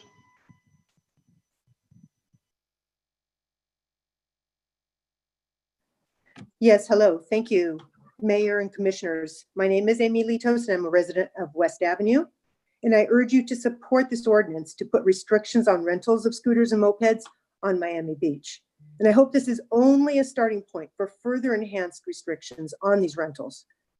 So last week I sent a short 2-minute-long video to all the commissioners and the mayor of dangerous, disruptive, and illegal moped and scooter activity just below my window on West Avenue. A snippet of this was shown by Commissioner Samuelin tonight at this meeting. It took place on a weekday at 10:45 p.m., past the county's 10 o'clock curfew.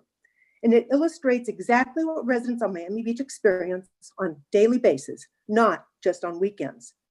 So I would like to thank those of you who responded to my email and watched my full video. So thank you, Mayor Gelber. Thank you, Commissioner Richardson, and thank you, Commissioner Samuelin. And I assume those commissioners who did not respond also did not take the time to watch my full 2-minute video. And that is disheartening. It's disheartening because residents do not have a choice but to watch and to put up with this disruptive and degrading quality of life behavior day in and day out. However, by voting for this item, you will have an opportunity to rectify this unfortunate reality.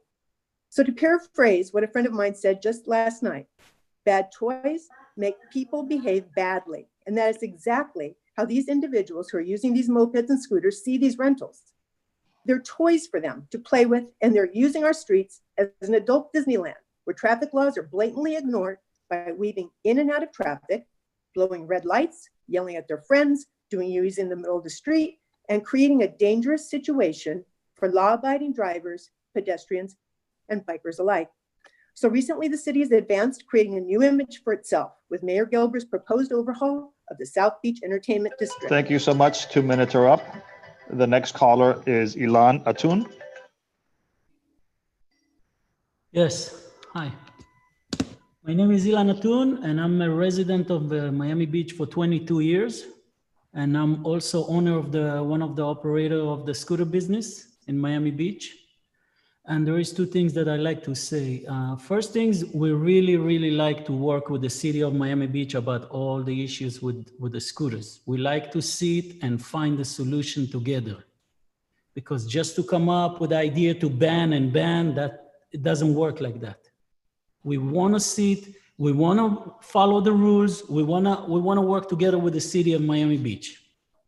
We really want. We spend a lot of money about all the GPS and all the stuff that you guys required us to put. The second thing is you guys wanna say that the scooters is a safety issue and you wanna bring a bigger company with thousands of scooters all over Miami Beach, parking all over, when they are suspended in New York City because 4 fatality just last month, 4 people die because I don't know what's the reason. And they have 40 impound every week, 40 impound, when I don't have this year even 1 impound. And we try to educate and teach the client how to behave in Miami Beach. And we try to do our best, and we like to sit with the city of Miami Beach to find a solution. How to minimize the safety issues, the noise issues, all those issues. We really want to work with you guys. So please give us the option to sit together, make a meeting and sit together through Zoom or anything else, and to find a way to minimize it as much as we can. Thank you. Thank you, sir. The next caller is Alex Fernandez. Thank you, commissioners. And I wanna say that this piece of legislation before you is a very good piece of legislation, and I would urge you all to support it. And I would also urge you, as this moves forward, that we really need to look at expanding this, not just limiting it to scooters, but to also include the vehicles with the 3 wheels and golf carts as well. And the other piece of insight that I would put here is that under your current code, you allow for the manager to issue an administrative complaint for the suspension and the revocation of a BTR and a certificate of use once they've achieved the 4th violation. What I'd urge you is that at the time of renewals of certificate of use and BTRs, to look at the violations, because while you do allow mechanisms for in the middle of the year to revoke or suspend a BTR for these operations, maybe we also need to look every year when we renew these BTRs, their history of violation and offense of this city code. Because if they violated and they're not a good operator, we shouldn't renew that BTR to operate in the city. Also making sure that the driver's licenses are valid. We need to make sure that these operators make sure that not only are they giving out these rentals to people who possess a driver's license, but that they're valid and active driver's license. With that, I urge you to support this ordinance and thank you for your time. Okay, this will be the last speaker, Reilly, because I think the other speaker has spoken already. So Reilly Moranti. Am I wrong about that, Ralph? Yes, Mr. Mayor. Good afternoon, Mr. Mayor, members of the City Commission. My name is Reilly Moranti, 333 Northeast 23rd Street, Miami, Florida. On behalf of Rebel Transit, which is an electric moped, and the item being introduced and sponsored by Commissioner Arriola, we thank you for your support. You know, our approach is very simple. We never launch without city permission. We ride on the roads, not sidewalks or bike lanes. We provide 2 helmets on each moped for safety. We include insurance with each ride. We screen users to ensure valid licenses, clean driving history. We focus on full-time employees, not a gig economy. And most importantly, we've been hearing you throughout this conversation, and we would be open to doing a pilot program just for City of Miami Beach residents, quite frankly. Whatever the city, we want to partner with the city. We always look at the folks that we partner with and cater our needs to your needs. So we become partners with you. And our employees are here full time and they respond immediately to any issues. So we thank you for your public service during this COVID-19 pandemic. And thank you for your continued leadership. Thank you. Thank you, sir. And yes, Mayor, that was the last caller. Okay, let's get back to us. So let's bring this in. For those of you who just are newer to the commission, we've gone around the scooter thing before. I think this is not a bad forum to make those decisions in terms of we're going to pass something on first reading, and then maybe there's some work that can be done, obviously complying with the Sunshine Law, but with Raul, so maybe he gets some ideas. And at our next meeting, we can actually queue up what they are so we can decide. And I think we ought to let the community know that we may be making decisions that go from possibly severe restrictions to even more than that, because I think there may be an appetite there. Commissioner Arriola, you have your item, and what I'm going to do is I'm going to go down everybody now in a moment, but it did occur to me that I wouldn't support it now, because it's possible we're going to do something in a month or two, and then we would want something maybe for residents or something like that. But I don't think I would support something not knowing what we were doing with scooters in 6 weeks anyway. So it just, you follow. So why don't I ask Mayor, why don't we just bring it back? I'll bring it back in September, pending what we do with this. Yeah, and I hope you take that in the spirit I meant it. I think we ought to see what we. No, I got it. Yep. Okay, Commissioner Richardson, your hand is up. No, I'll just say this, Mayor. I actually don't have a dog in this fight. This is not, the idea of electric scooters or whatever. The reason I brought it forward is so many municipalities across the country are doing this. It's very popular with people as a mode of transportation. We're trying to get people out of cars. So I don't want us just to back away from whether it's this or the stand-up scooters. I mean, I can't even keep up with the terminology of what's out there now, but there are so many ways now to, deliver that last mile as people try to get out of their cars, use mass transit and do very short commutes, and things like e-scooters and the stand-up ones. Those are all part of that. So I don't want us to abandon what we've all said is a matter of policy, which is we want to decongest our streets and get people out of their cars. So, let's not be knee-jerk about a lot of these things, and let's keep pursuing alternatives. No, I appreciate that. And then I think that's why I appreciate you putting that off, because let's see what the appetite is on this going forward. I can tell you that I don't see the three-wheelers and the scooters the way they're being used as an added amenity to our city. I think there's a transportation possibility there, but we have to figure out how to have one, but not, because I think the circus we have right now makes a little sense. Commissioner Richardson, then Samuel. No, I'll be very brief. Thank you, Commissioner Ariola. I think it was the right thing to defer the item because I don't want to vote against it. I was very supportive of this when I first heard about it. I still think there may be a place for it in the city. I think it was intentionally and initially intended to benefit our residents, but I can see now where there could be an unintended consequence of serving to provide more toys for the tourists. And so that's why I think it's wise to defer the item until we figure out, as the mayor said, that we may change the procurement terms on this. So with that, I think, Mr. Mayor, many of us have spoken in support of Commissioner Samuelin's item. And so I will move that item as it is currently written on first reading and encourage everybody to work with individually to respect the sunshine, to work with the city attorney's office to bring forth additional items. And the other thing I would say is I was personally offended by the comment from the caller that tried to make this a race issue. This is not a race issue. It's a public safety issue. Thank you. Thank you, Commissioner. Thank you for that. Commissioner Samuel, your hand is. Final word, Mayor. I too share Commissioner Richardson's thought on the item that Commissioner Ariola brought forward. When we heard it committee, it seemed like something we could kick the tires on. I think we've now just concluded now is not the time to be kicking those tires. I really appreciate all my colleagues' comments. I think the goal here is to strengthen it.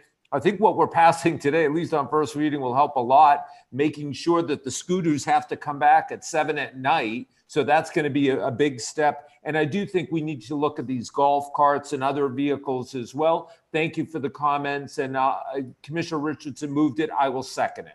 All right, let's call the roll. I don't have, who made the motion in the second? It was Richardson, Samuelin. Okay. Commissioner Richardson. Yes. Commissioner Gongora. Yes. Vice Mayor Samuelin. Yes. Commissioner Steinberg. Yes. Commissioner Minor. Yes. Commissioner Ariola. I'm going to say yes on first reading. I'm mindful of not putting local small businesses out of business. I want to be, I want to read this legislation very carefully and make sure that we don't put too onerous of rules so that we just put local businesses out of business and don't actually fix the problem, because a lot of these scooters are people's personal scooters and they can rent them on the Miami side and bring them over. They can deliver. So let's be mindful of our small business. You have to say yes, though. He said yes. I said yes. Okay. Mayor Gelber. Right. Yes. All right. Thank you. Second reading public hearing is September 16. That was R5U. All right. Let's get to the 4 o'clock time certains. We're going to COVID now. So R7AA, R9E, R9F, R9U, R9AA. I think, are there any other COVID related ones? I knew there were a couple late, but I think R9AA was the one that wasn't included earlier. So correct, sir. So you have them R7AA, R9E, R9F, R9U, and R9AA. Okay, Jimmy. Yeah, Mayor and Commissioners. I know it's 6 o'clock and we have a lot of agenda left, so I'll try to keep this not too long. First of all, if you remember about a week or so, I think it was a week ago or maybe 2 meetings ago, I lost track of time during this era, that Jared Moskowitz, the emergency management coordinator, talked about hurricane preparedness in the COVID era. This weekend, we may find ourselves having to put into practice some of the things he's talked about and that we've been preparing for. Hopefully it won't be a hurricane. In the worst case scenario, a tropical storm. Hopefully nothing, but right now we're still sort of in the cone. But I did want to just point out for folks who are listening and whatnot is, let's remember that Irma, when it came through here, was a strong tropical storm, but it did not have sustained hurricane winds. And so we should not, if in fact we are in the cone, people should take that seriously. And we will, I know, already preparing our facilities and whatnot, but obviously if we are impacted, we will be doing it in the context of social distancing and the PPE and all the issues that we have to deal with as part of hurricane or tropical storm preparedness. So it was very timely, Mayor, that you invited him to speak a week ago. We talked a little bit earlier this morning about the CARES Act funding when Commissioner Higgins was with us.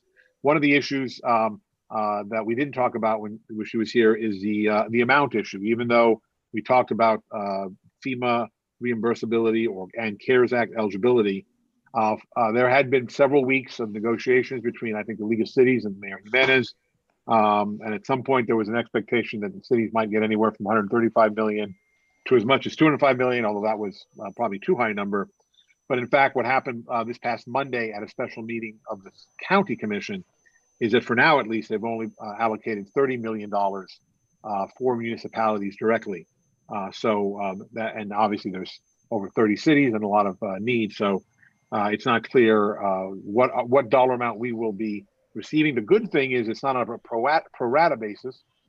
So I think cities like ourselves and others that have probably done a bit more will hopefully be able to see a bit more of that reimbursed. So we don't, we have submitted all of our FEMA reports.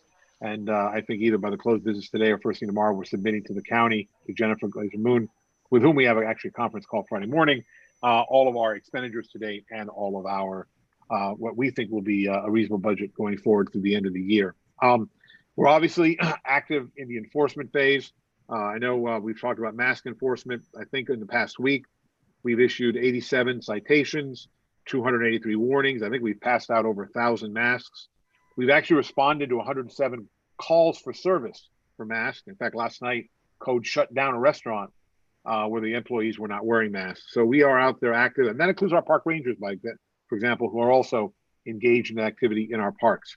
And I know today, police and Code started pairing as they walk through the areas as part of the HEAT team.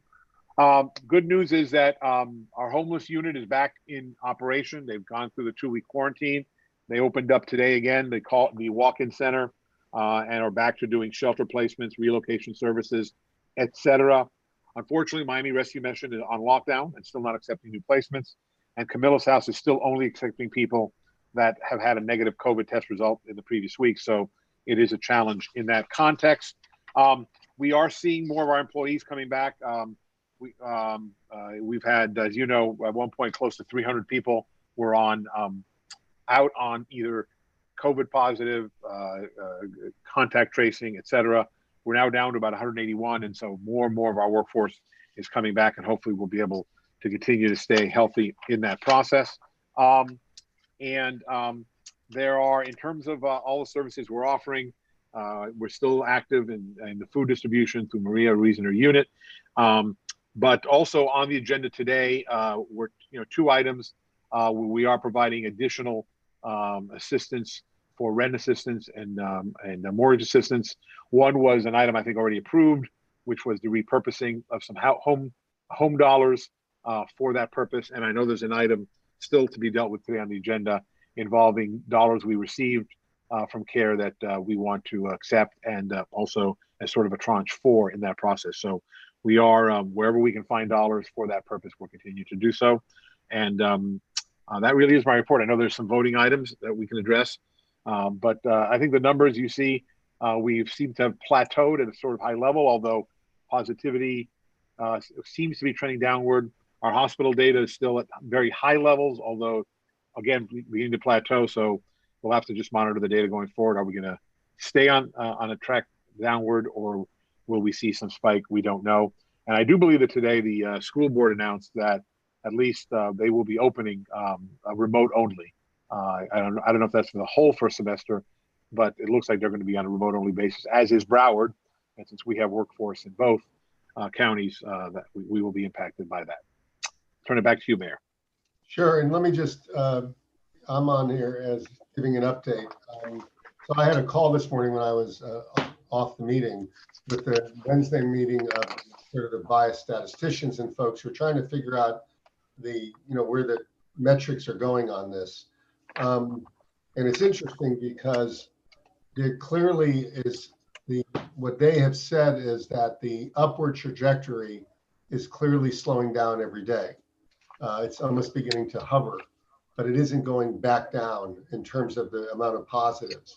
The percent has gone down from about 20% to 18, maybe 17, depending upon which day in the last 2 or 3 days, but about 18 flat.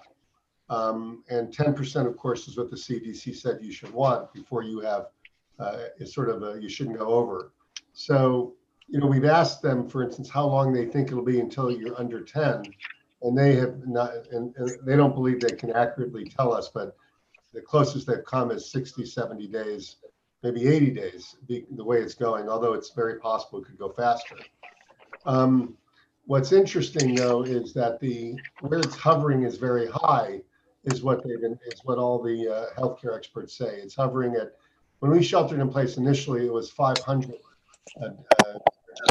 Now Dade County is having about 3,000, 2,100, 3,200, 2,400, 3,400 every single day, which is an enormous amount of positives every day. And as you go through the life cycle of the disease, we now have 334 people on ventilators.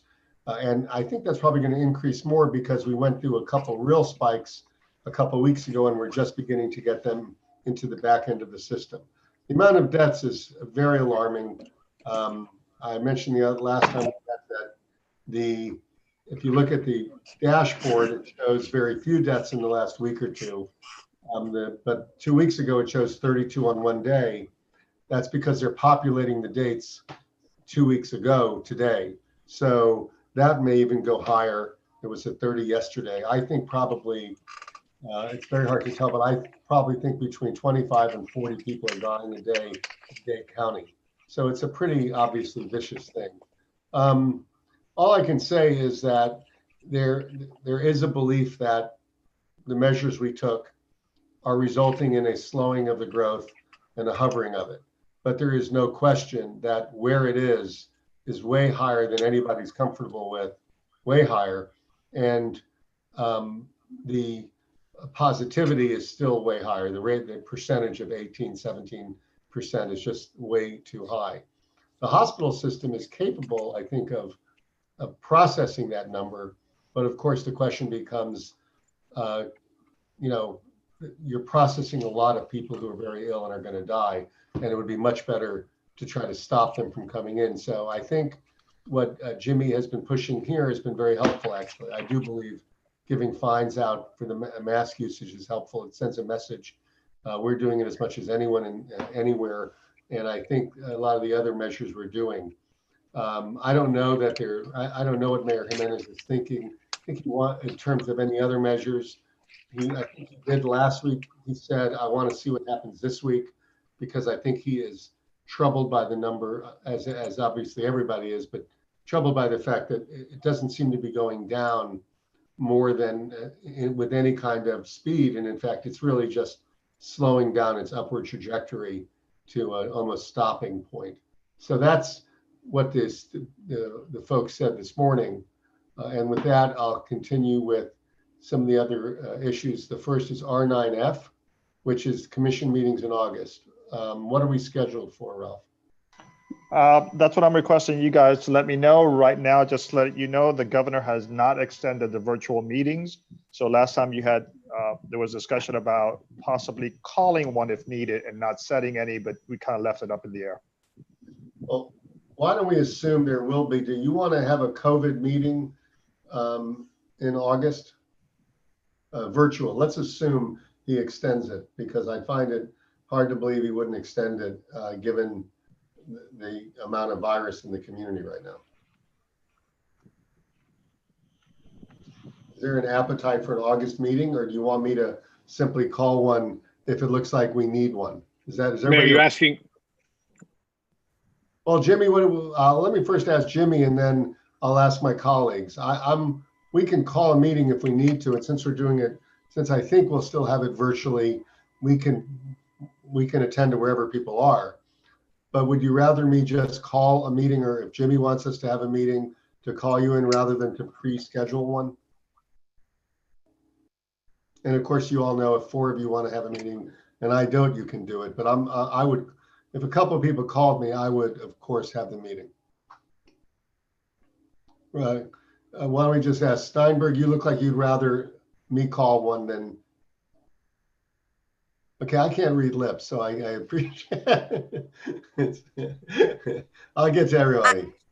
No, I'm fine with that. I actually, to the point that the city clerk made about the virtual versus in-person, while the governor hasn't made the determination yet, is this an opportunity for us to maybe send some sort of correspondence, asking that at the very least he gives the local communities the regulatory ability to decide whether or not, we happen to be in a hot spot. So, maybe other areas of Florida are not. So I don't know what he's going to be weighing his basis on, but at least for down here to continue. I don't know if it's something we want to do. We already have, Commissioner. And it was also done last time by the league. So maybe you can take the lead on that since you're in the league. Okay. Okay. Thank you, Commissioner Steinberg. Commissioner Richardson.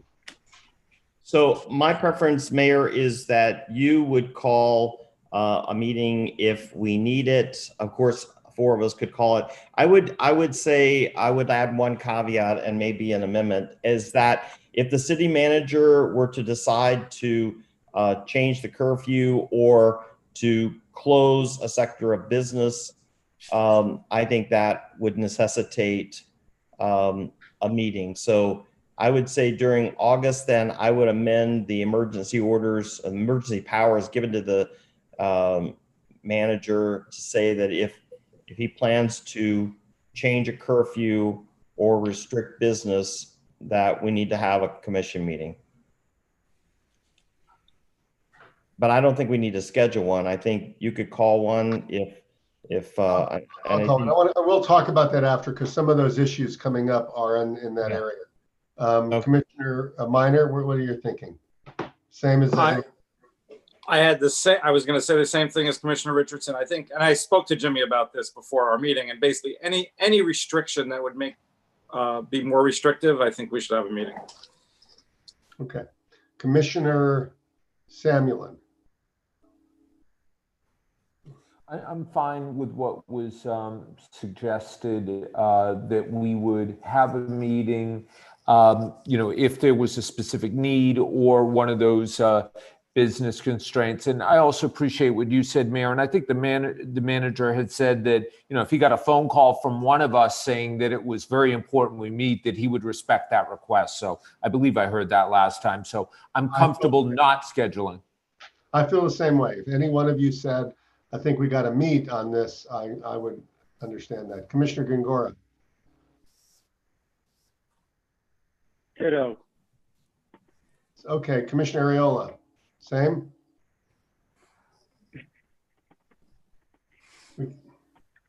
Oh, we can't hear you. Ricky? I put my hand down. I didn't unmute. Yeah, I agree. One thing that's somewhat concerning to me, because we're about to go on recess for an entire month. We have the entire MXC district, locked down at 8 p.m.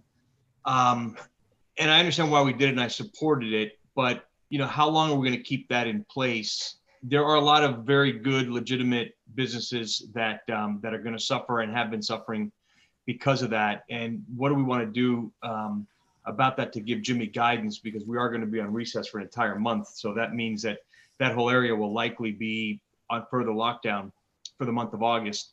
Should we give Jimmy some direction today on how he might modify his emergency order there if he sees either better behavior, smaller crowds, or improving statistics in the infections? So let's talk about that for a moment, because it has to do with our meeting schedules. And here's sort of my operational headset. It's very clear to me that the will of the commission is if he wants to do more in terms of tightening up things, you want to meet first. And so I think Jimmy heard that, as did I. So if it looks like there's something where he feels like we versus the county, because we don't obviously have to meet if the county does it, want to do something, I'll have the meeting. What I would recommend on the other stuff is I don't like, I haven't been one to want to tell him not to do stuff, but I think that he doesn't need to bring us in if he wants to loosen something. You follow? In other words, if he wanted to open something up because the police said, we're fine, or he wanted to do it for Monday through Friday, but not on the weekend, I feel like that's sort of within it. And by the way, he can call all of us up. And if somebody wants to have a meeting, my pledge to you is we'll have the meeting. But I guess my point is that I think he should be able to open things up at his discretion. And if he's going to close things up further than they are, will bring us in. And if he wants to sort of mess around a little bit with them in a way that might work some of the time versus other times, I think that makes sense. So I'm okay with that personally, but I think it makes sense. Commissioner Gongora. Yes, thank you. And thank you, Commissioner Ariola, for bringing that up. Hold on, I got to move again. I'm losing my internet. I had put on the discussion item as a carryover from last Friday. I think it's important now that we're going on a recess and we're agreeing not to meet in August, that we give some direction to the city manager. I personally would like to see us open up the restaurants again until 10 o'clock. I think that we've got the problems under control, and we're really hurting these businesses, and it really makes me sad to think we're putting them out of business. I know a number of them have reached out to us via email and have been holding to try to speak to us today and give their 2 cents to us. I know they're but it was interesting. I was reading online today at the Miami Herald that the 2 best restaurants in the entire United States, according to TripAdvisor, the best rated casual restaurants are on Washington Avenue, and they can't operate at this point because we have this whole district shut down at 8. And I think it's unfair to penalize these businesses. And I think as part of this item today, we should allow that area to stay open the same amount of time as every place else in the city and the county until 10 o'clock. And I think that should be part of the emergency power order, that if the manager is going to get more restrictive and start shutting things down, he let us know to see if we want to have a meeting. But I'd like to leave here today with some consensus that we're going to open up these businesses and give them a chance to survive. So, all right, Commissioner Minor. Yeah, I agree with Commissioner Ariola and Commissioner Gongora. I guess the way I view the curfew is that it allows our police the ability to clear an area after a certain time period. I don't think that's happening. And somebody can correct me if I'm wrong. I mean, there are people out after curfew, and we're not enforcing it. I'm not blaming that. That's not a blame game. It's just a fact. So I don't really see the purpose that we're keeping the restaurants in that area closed at this point. Okay, let's so I think Chief, if we can, and Jimmy. Sorry, was that for the chief, sir? Yeah, Chief, I was going to ask you. Yeah, what we're seeing with regards to the 8 o'clock curfew versus the 10 o'clock curfew is the amount of time it takes in order to be able to clear the MXC of people that are there. The 8 o'clock curfew, we generally have most of the MXC, for lack of a better term, swept and pretty much under control within an hour. What we were experiencing with the 10 o'clock curfew was it took about 2 hours in order to be able to do that. So really 2.5 hours, once at 10 o'clock, especially on weekends. So it is benefiting the law enforcement segment of the city in order to be able to have that done. And we've seen less instances associated with the earlier closures versus the late closures. Jimmy, what are your thoughts? Yeah, question, Chief. I know probably the next weekend we're sort of looking at in terms of potential numbers is Labor Day weekend. I guess the question is between now and Labor Day weekend, do you think I mean, do you envision difficulties if we went back to 10 or let's say 9 o'clock or something like that? Only in being able to clear out the MXC, sir. Again, what we've experiencing before you implement it under your powers, the 8 o'clock curfew, it was taking us about 2 hours in order to be able to clear the streets out versus the 1 hour that we're getting now under the 8 o'clock curfew. That included on the weekends. Okay, I'm going to go through. My thoughts on this are that I think we should leave it to Jimmy, but I think we should give him what we think, and he can make a judgment on it. I'd hate for us to say, Jimmy, you're going to have to go to 8, and then over the weekend find that it was a big mistake. I sort of trust him to figure out how he wants to do it, and if I've gotten the same reach outs that everybody has, but I also realize that there are some reasons for doing this, and there's a lot of real problems with the kind of gatherings that are going on, unfortunately, at this moment. So I'd rather leave with him the discretion, but I'd like to hear from the rest of my colleagues. Commissioner Richardson, I see your hands up. Thank you, Mayor. It would be my preference that we could try the 10 p.m. And I recognize that it might take a little longer to clear the streets, but I'd like to give the businesses an opportunity to get some revenue in. And then I would leave it to the manager that if it's not working and he's getting advice from the police chief that we are having problems, then he should first consider moving back to 8 p.m. on the weekends and continuing at 10 p.m. on the weekdays. And if that doesn't work, then he would have the discretion to move back to an 8 p.m. And I would say if we would agree to that formula, I would not ask for a meeting.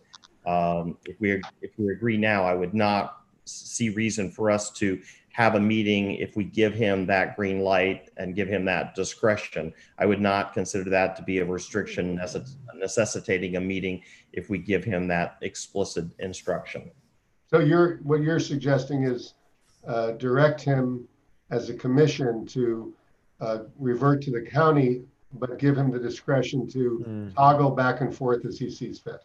Exactly. I'd say I give him direction to go back to 10 p.m. and then give him the discretion that if it's not working, in consultation with the police chief, that he could first try, if the problem is the weekend, try to toggle back on the weekend, either to 9 p.m. or 8 p.m. And then if that's not working and he feels like for public safety, it had to go back to 8 p.m. But I think we should definitely give him direction today that we want to try the 10 p.m. I think that it's fair for our businesses, and I'd like to give it a try. Commissioner Samuelin. Yep, I support exactly what Commissioner Richardson just said. I think it's very smart. We're trying it. We're giving the manager the direction to try it. We can hope and count on it working. And if it doesn't, the manager is fully empowered to roll back. The alternative is not to try. So I think that was very well put, and I support what Commissioner Richardson just said. Yeah, I think there's consensus for that. Is there someone who wants to disagree? Commissioner Miner. I guess it's going a little bit inconsistent with what we were saying before, where if the city manager is going to be more restrictive, then he needs to consult with us. Now we're sort of carving out an exception to that. So we are carving out an exception. I'm proposing that we do anyway. Yeah. I'd like to stick. I mean, I agree with the 10 p.m. I'd like to stick to we hold a meeting if we're being more restrictive. Okay, I'm going to not support that, by the way, because I think that, I mean, listen, if Friday we have a terrible night and he says, oh my goodness, I got to do this Saturday and I can't get a meeting together. I mean, he is the manager. We're a manager system. I understand consistency is important, but I also think that the idea of giving him that discretion, either sort of trust him or you don't to this, I don't think we have to all try to get a meeting within 24 hours if the police chief says we need to shut it down. I think that's why we have a manager form of government. Commissioner Gongora. Yes, thank you. I would urge that we go to the 10 o'clock. I'm not convinced that we need to change the hours to get control of what's happening on the public streets. To be clear, the problems aren't typically occurring within the restaurants, yet they're being punished because we can't solve the problem on our own streets with everyone that's coming over. And it's not just Ocean Drive that's shut down, it's the entire MXC, it's Ocean, it's Collins, it's Washington. These are all of our restaurants that are being put at a competitive disadvantage that probably pay the most expensive rent in our city. And it just makes no sense to me that we can't control this little tiny area and that we have to shut down. The only way we can do it is to shut the businesses down 2 hours earlier. It doesn't make sense. So I would urge that we go to 10 p.m. and we stay at 10 p.m. absent some major reason that an uncontrollable, unforeseen reason, we just can't control the streets through any other mechanism. Anybody else want to be heard? Mr. Mayor, I just want to One more say, thing, what do you want to do? Real quick. Never mind. This back and forth about like the hours, you know, how do you expect businesses to, when it's 1 week it's 8, 1 week it's 9, 1 week it's 8:30? You have to have some kind of consistency so that people know they can go there. Most people like to book a reservation if they can to know that if they're going to have a guaranteed seat, especially now that there's so few seats and you can only sit outside. So we need to give them the tools to succeed. Otherwise, this is just a game to say, oh, we'll go to 10, but go ahead, manager in chief, if you want to close down a different hour, go ahead and do that. I think we need to give them some realistic projection of what we want to see and give them the ability to try and succeed and make some revenue. Yeah, Mayor, if I could just look, I think that it's clear that we want to go back to 10 p.m., go with the county curfew. I have absolutely no problem that if I thought it got so bad that we needed to go back to either 9 or 8, I think we could very quickly convene a meeting and talk to the commissioners about it. And we also, remember, we still have police and the manager's office, we still have police powers to deal if something's so bad with extra troops out there, whatever we need to do. I mean, there's always the police power to address public safety issues, short of changing a curfew. And obviously, if something got really bad, that would be an option. But I think I'm comfortable saying that in the order that we'll issue a revised order tonight or first thing in the morning, we'll go back to a 10 p.m. Curfew. And if I felt that that needed to be changed, we would convene a meeting, a one-item meeting, hopefully, to just address that issue. Okay, show that done. We have an item from Steinberg, R9U. Yeah. R9U is discuss bilingual outreach education campaign regarding COVID-19. Right. So just to, right now, there are areas in our city, like for instance, in North Beach, the numbers are really rising if you look at the breakdown by zip code. And I wanted to make sure that we're doing targeted outreach. And I spoke to administration and I spoke to communications, and we've come up with some great ideas, but it was more like a day of action where we have like a CERT team that goes and leaves information in the areas. Jimmy gets this map where it has hotspots in our city of in the last few days where the most cases have been.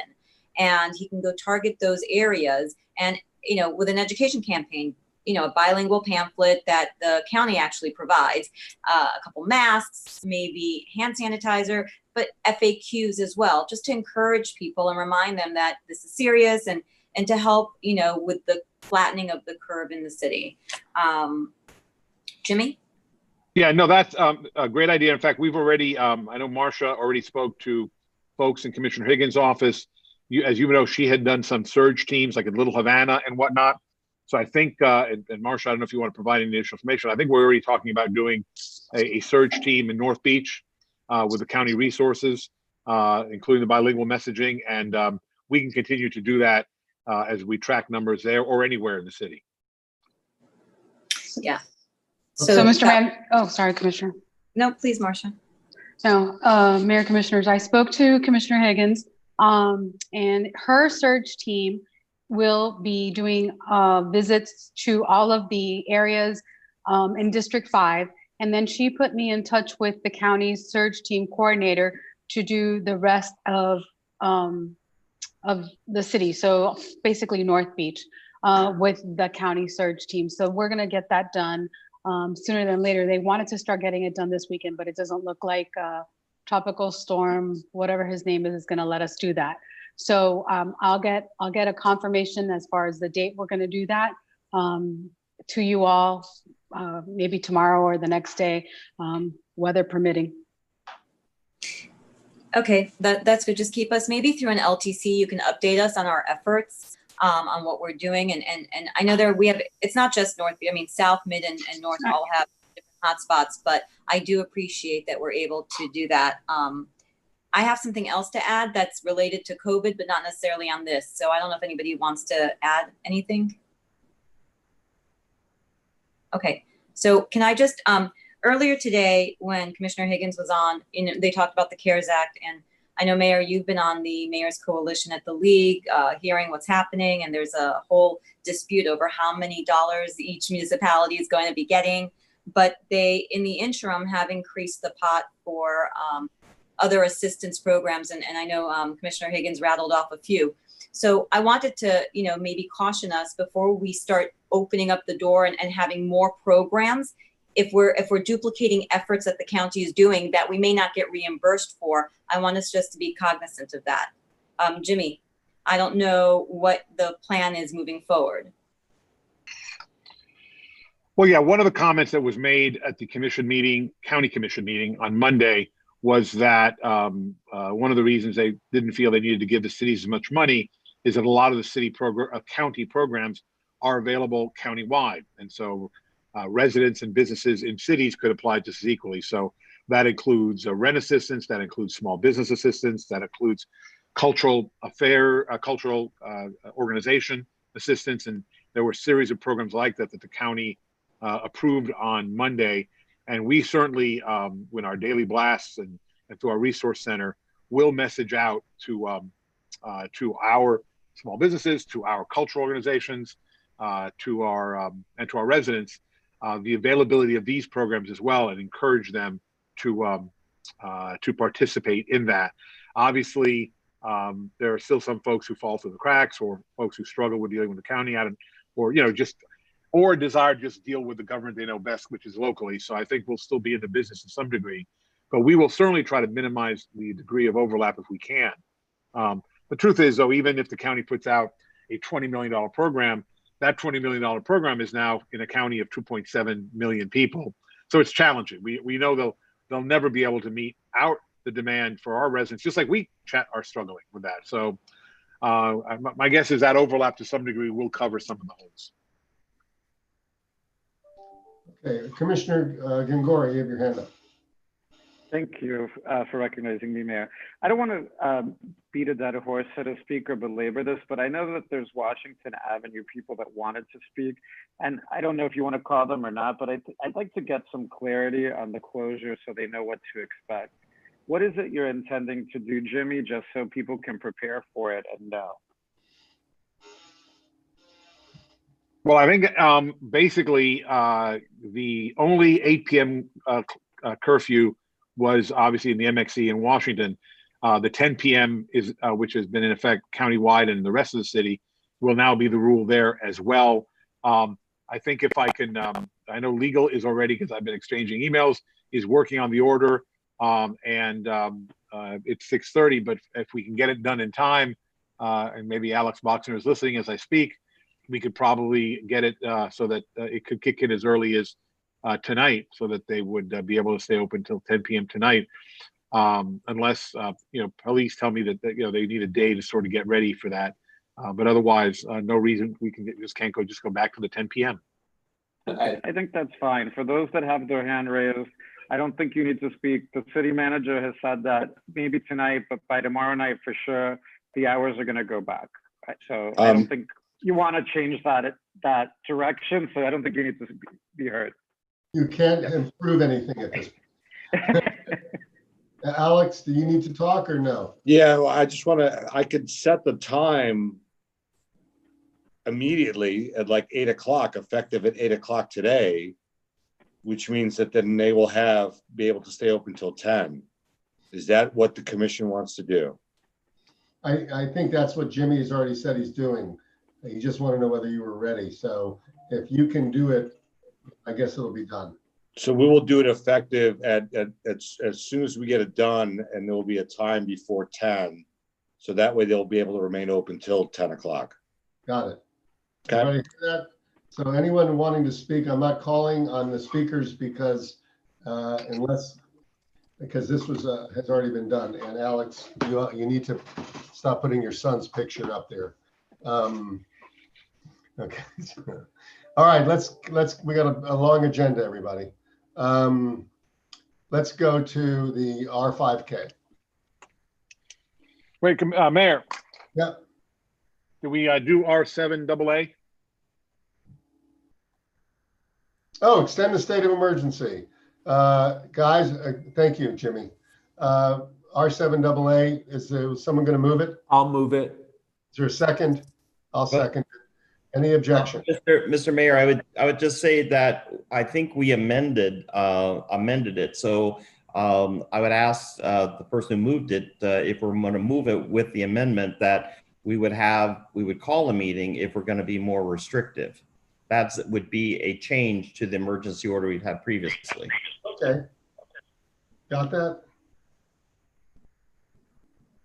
I'm fine with that. Okay. All right. Any objections? All right. Show it extended. All right. Let's move to what did you want me to do next? You called R5K a minute ago. But I think Jimmy wanted something. Oh no, Jimmy brought us there. Okay, let's go to R5K. R5K is an ordinance of the mayor and city commission of the city of Miami Beach, Florida, amending the code of the city of Miami Beach by amending chapter 130 entitled off-street parking, article 2, district requirements, section 130-32, off-street parking requirements for parking district number 1, to amend the off-street parking requirements for ballrooms and meeting rooms for buildings associated with hotels, and amending chapter 142 building entitled zoning districts and regulations. Article 2 entitled District Regulations, Division 3, Residential Multifamily District, Subdivision 4, RM2, Residential Multifamily Medium Intensity, Section 142-213, Conditional Uses to amend the allowable conditional uses in the RM2 zoning district, providing for repealer, severability, codification, and effective date. This is a second reading public hearing. The item requires 5/7 vote. R5K. Okay, first of all, PJ, bring Mooney in. You have him on it as an attendee. We voted for this unanimously initially.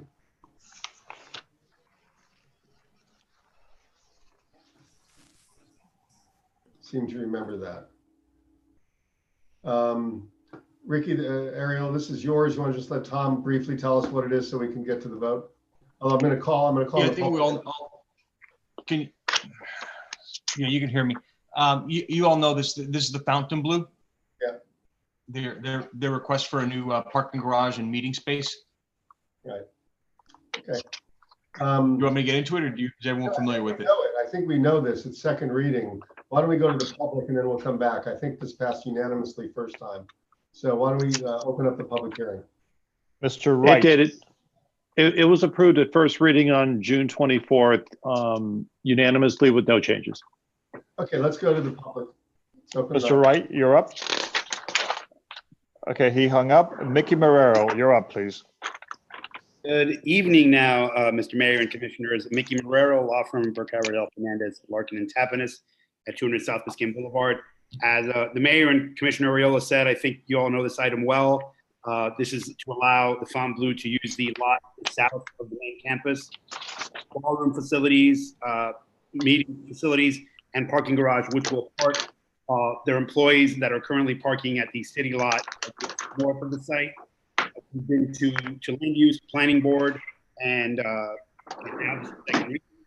The CUP on this item with a hold harmless was actually approved the last planning board meeting. So we're scheduled for HPB next month and hopefully get the project going if you all approve us today. Our architects are available to show you a presentation. I sense that you all want to move quickly, so we're happy to just answer questions if you have them. Thank you. Okay, let's go ahead and move this. Who's moving it? I'll move the item. I'll second it. Okay, let's call the roll. Commissioner Richardson. Yes. Commissioner Gongora. Yes. Vice Mayor Samulin. Yes. Commissioner Steinberg. Yes. Commissioner Minor. Yes. Commissioner Ariola. Yes. Mayor Gelber. Hey, yes. Okay, And motion passes. The item is approved. let's go to R5L.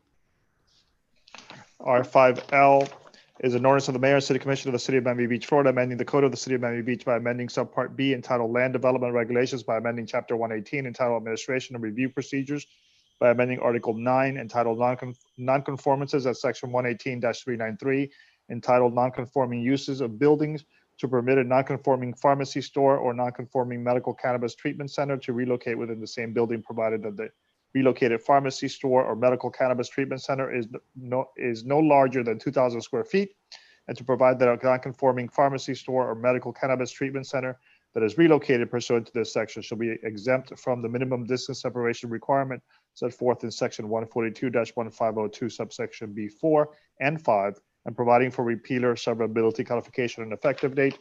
This is a second reading public hearing. Okay, Commissioner Samuel, you're up. Thank you, Mayor. This passed on first reading, of course. There have been no substantive changes since first reading. This is very narrowly tailored. We're not adding cannabis facilities. We are allowing, in a very narrowly tailored way, the opportunity to move within a building. So that's sort of the headline. I'm sure Tom can fill in the blanks if folks want to hear more. If they don't want to hear more, then I would move the item. I will second the item. It's public hearing, isn't it? No. Yes, it is. And Ian, you're up. Let's open up the public hearing. Ian, go ahead. Hello, Mayor, Commission. Can you hear me? And Ian, are you supporting this item? Yes, I am. It's Ian. about to pass, so take your time. Yeah, I'm gonna be very quick. Ian Bacheka of Ackerman, 98 Southeast 7th Street, on behalf of Gumenick Family Investments, which is the landlord over at 959 West Avenue, where Pure Pharmacy is located. They have an existing 1,300 square foot pharmacy. They need to move to a space that's slightly bigger, exactly 500 square feet bigger, to put in clean rooms to be able to continue compounding their medications for their customers. It's the only community pharmacy that compounds medicine on South Beach, and they're loved by the community. So we hope that this can pass quickly. Thank you very much. Okay, no one else needs to be heard. Let's come back. Who's moving the item? I moved it. I seconded already. I have that. So Commissioner Steinberg. No. Commissioner Ariola. Yes. Commissioner Minor. Yes. Commissioner Gongora. Yes. Commissioner Richardson. Yes. Vice Mayor Samuelin. Yes. Mayor Gelber. Yes. Motion carried. The item is approved. Okay, are we doing the R9M, R9Y, R9Z at the 5:30 time certain? That's still up? Yes. Okay, we have somebody. All right, so what is the order? We have a presentation of historic district resiliency and adaptation guidelines, and we have a discussion of new resiliency-based code and a resiliency-based code update. So those things all sound very similar. Is there actually a formal presentation we have right now? No, actually, I wanted to give the commission an update. After discussing this with the consultant, Alan Schulman, he believes that he needs about 20 to 25 minutes. And I explained to him that this was not the meeting for that, nor would September be the meeting for that. So what we want to do is move his presentation to the October 14th meeting, when the commission will have a little bit more breathing room. But we would still like for the commission to, as part of item R9Z, endorse the adaptation guidelines that have been put together and have been also endorsed by the Historic Preservation Board. And the reason for that is because they will inform item R9Y, which is the resiliency code. And on the resiliency code, the reason we're bringing this to you is because this item has already been approved for funding by the commission, both this fiscal year and next fiscal year. And we've already chosen the firm through the RFP process. The only thing we're waiting to do is to execute the contract on that. So we were seeking your endorsement on both of these. And then what we would do is on October 14th, Mr. Schulman will make the actual presentation of the guidelines so you can see visually what it looks like. So Tom, just so I got it clear, you're asking that R9Y be deferred to October 14?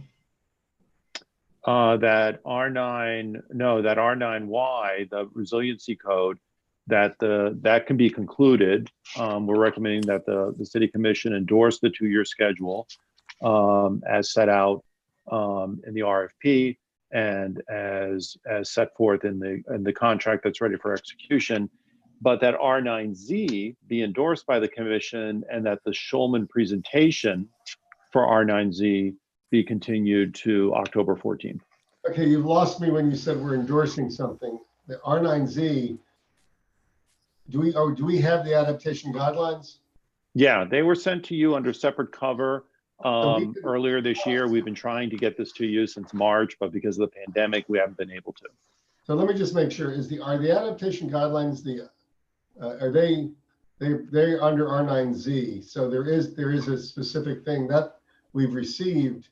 The other things are discussions and updates.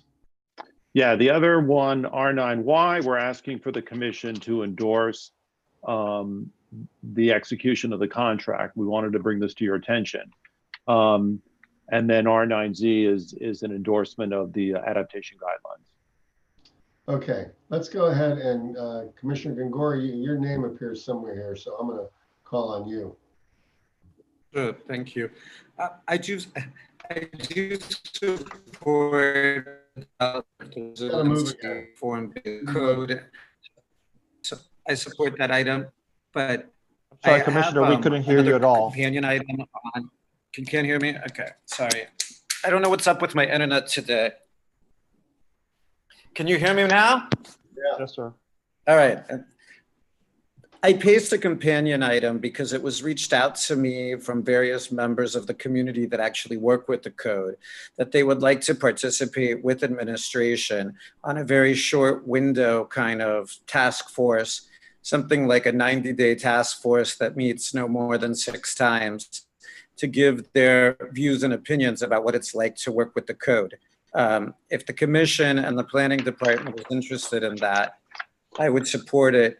I don't care who would appoint the people. I'd be happy if the mayor would do it. I don't have anybody in mind, but I think it would be a small, quick action-based committee to work with the planning department of people and users of the code that could actually weigh in and give commentary. Since we're spending all of this time and money to redevelop our code, I think it would behoove us to get input from the people that work with that the most.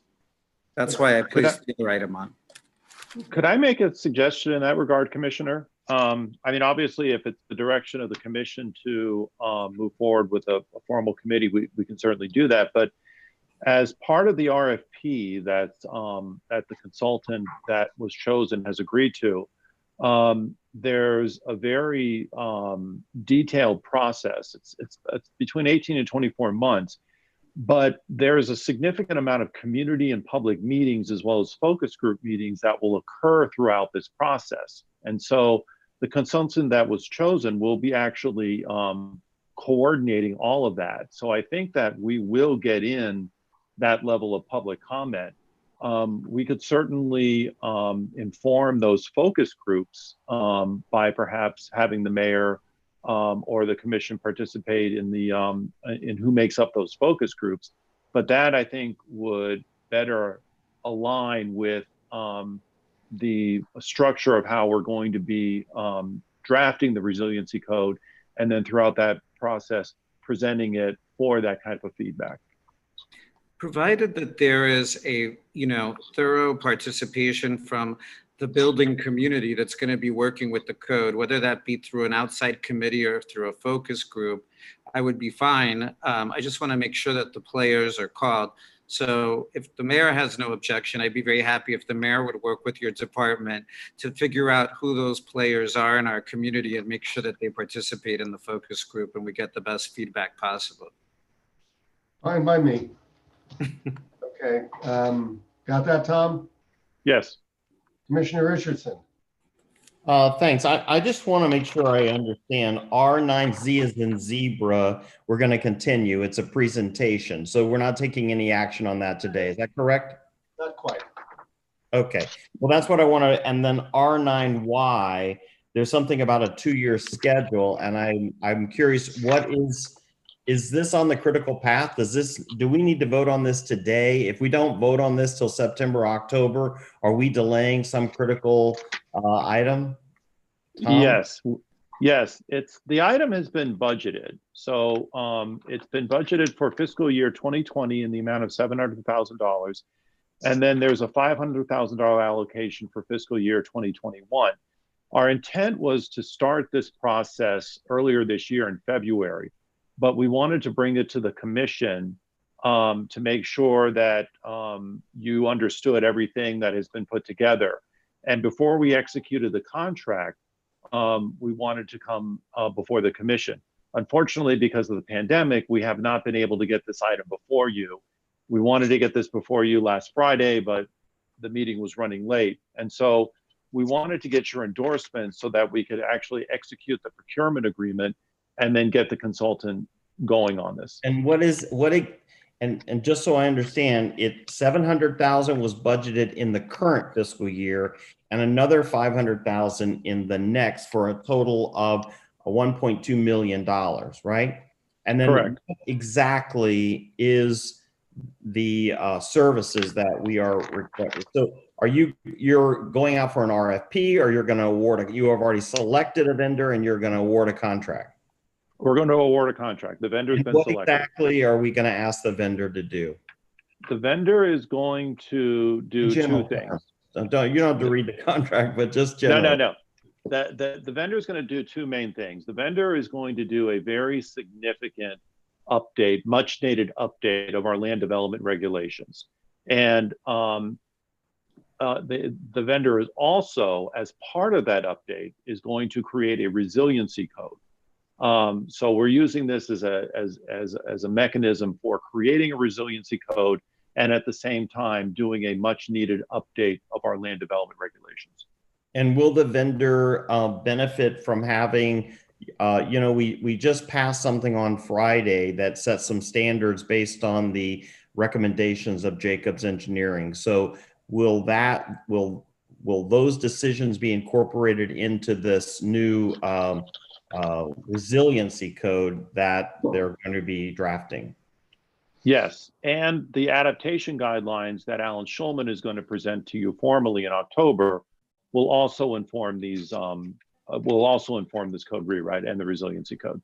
Okay, and then specifically on R9Z as in zebra, what action are you asking us to take on? Because that was a presentation, but is there an action on zebra that you want us to take today?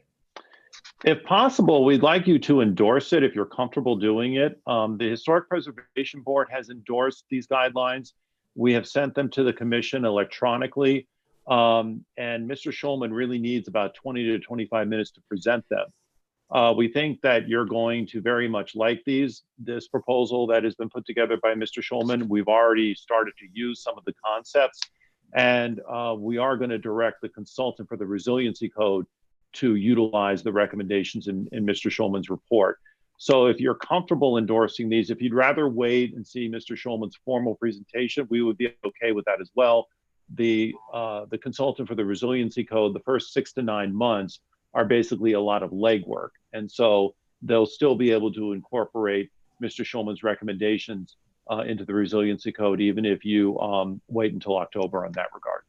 Well, I would say, me personally, I don't want to endorse if we're not going to have the presentation, or if we do endorse it, then cancel the presentation because we don't need to hear it if we've already given an endorsement before we see the presentation. But I don't generally like to endorse something that I haven't heard, so I would prefer that we wait on that item. So I'll just go ahead and try to move this along on R9Z. I would say I would move that we defer the item, and then on R9Y, I will move that item and see if somebody wants to second it, and then we can move on.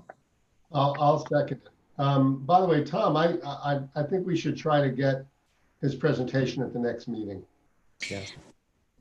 Well, but Alan Schulman would be available in September. Our only fear was because it's a major budget meeting with another big agenda, we didn't want to promise that or have him, sit around.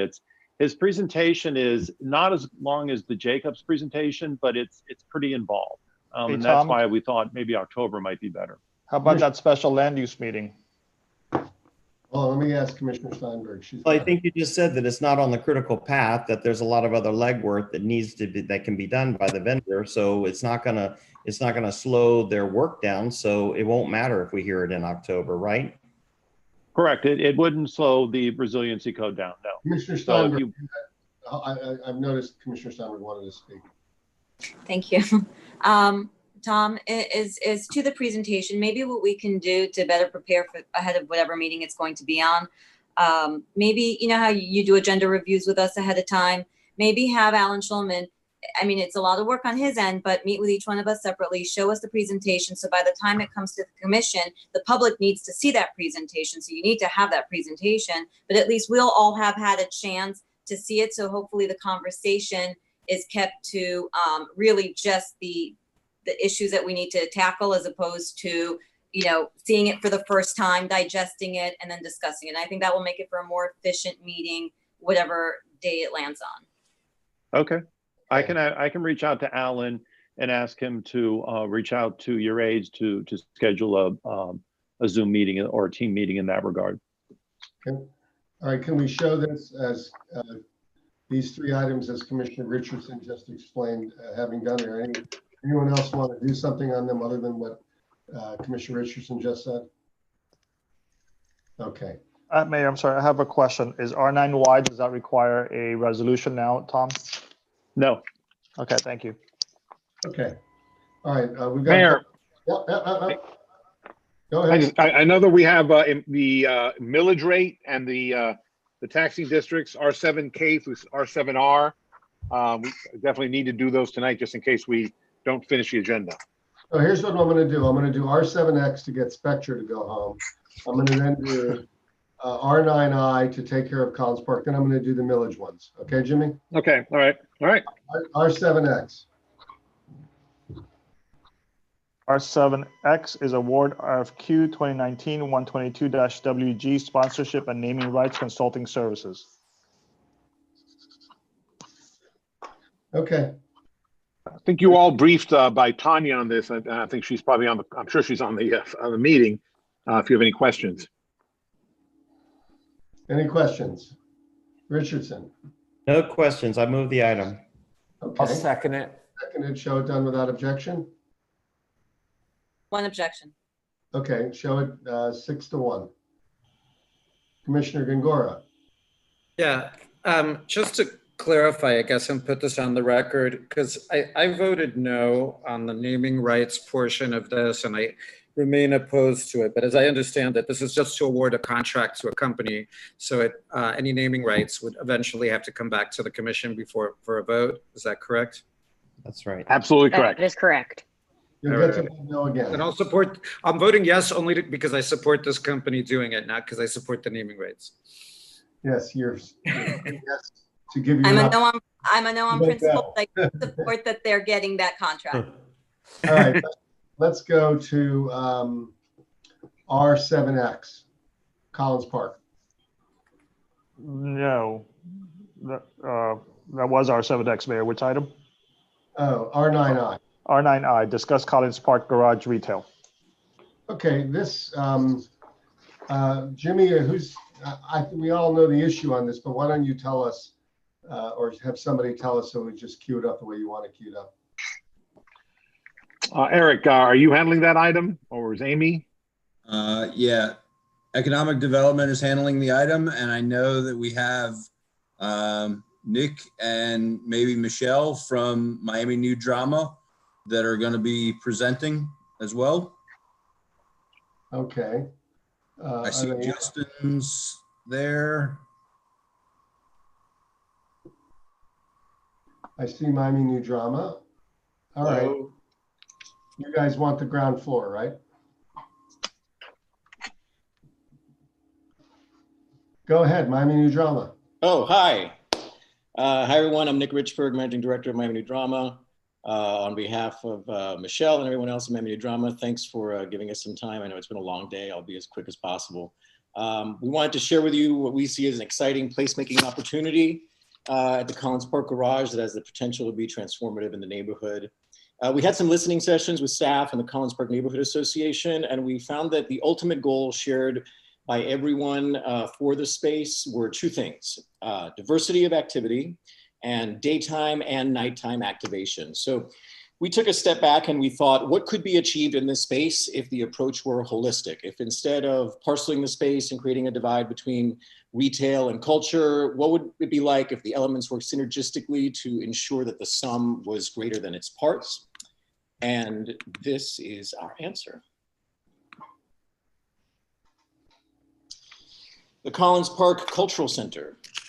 So a dynamic, active, transformative cultural space managed by Miami New Drama, bringing theater, music, dining, visual arts, active community spaces to the neighborhood and Miami Beach as a whole. So most of you are familiar with the work Miami New Drama does, but in the context of this project, it's important to remember that in 4 short years, Miami New Drama has transformed the Colony Theater from an underused rental space that was dark 80% of the year into a world-class regional theater that brings almost 40,000 people to Lincoln Road every year and 175 active nights. We invest almost $4 million annually to program that space. And in our relatively short residency, we've had an economic impact on Lincoln Road of over $10 million. So American Theater Magazine called Miami New Drama the theater that most exemplifies the city right now. And that is because central to our mission is the commitment to be as multicultural, multi-ethnic, and multilingual as the community we serve. And we are proud of the fact that staying true to our mission has allowed us to become one of the fastest growing cultural institutions in Florida. Our audience is diverse in its ages, its backgrounds, its languages, but they share some important attributes I think are important to remember when thinking about this project. 86% of them have dinner or drinks on Lincoln Road. 77% of them drive to the theater and pay for parking, which is obviously very important to this project. Over half have household incomes over 100,000, and 87% of them are full-time residents, proving that we serve and connect with our community.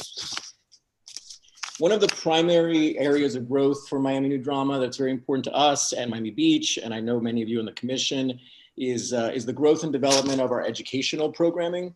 Currently, we serve over 20,000 Miami-Dade County students by bringing them to the colony and sending specially created productions to the schools, but the primary limiting factor for the growth of this program is space, because we program the colonies so robustly. So as you'll see, one of the major achievements of this plan is creating a home for the aggressive expansion of our educational programming and youth programming to serve Miami Beach. So you have this beautifully developing cultural campus in Collins Park. You have the ballet, the baths, the library. There is room for more pedestrian connection during the day.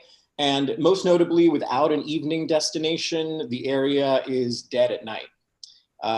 So there are also 30,000 square feet of vacant retail space currently on the market, just in the immediate vicinity of Collins Park.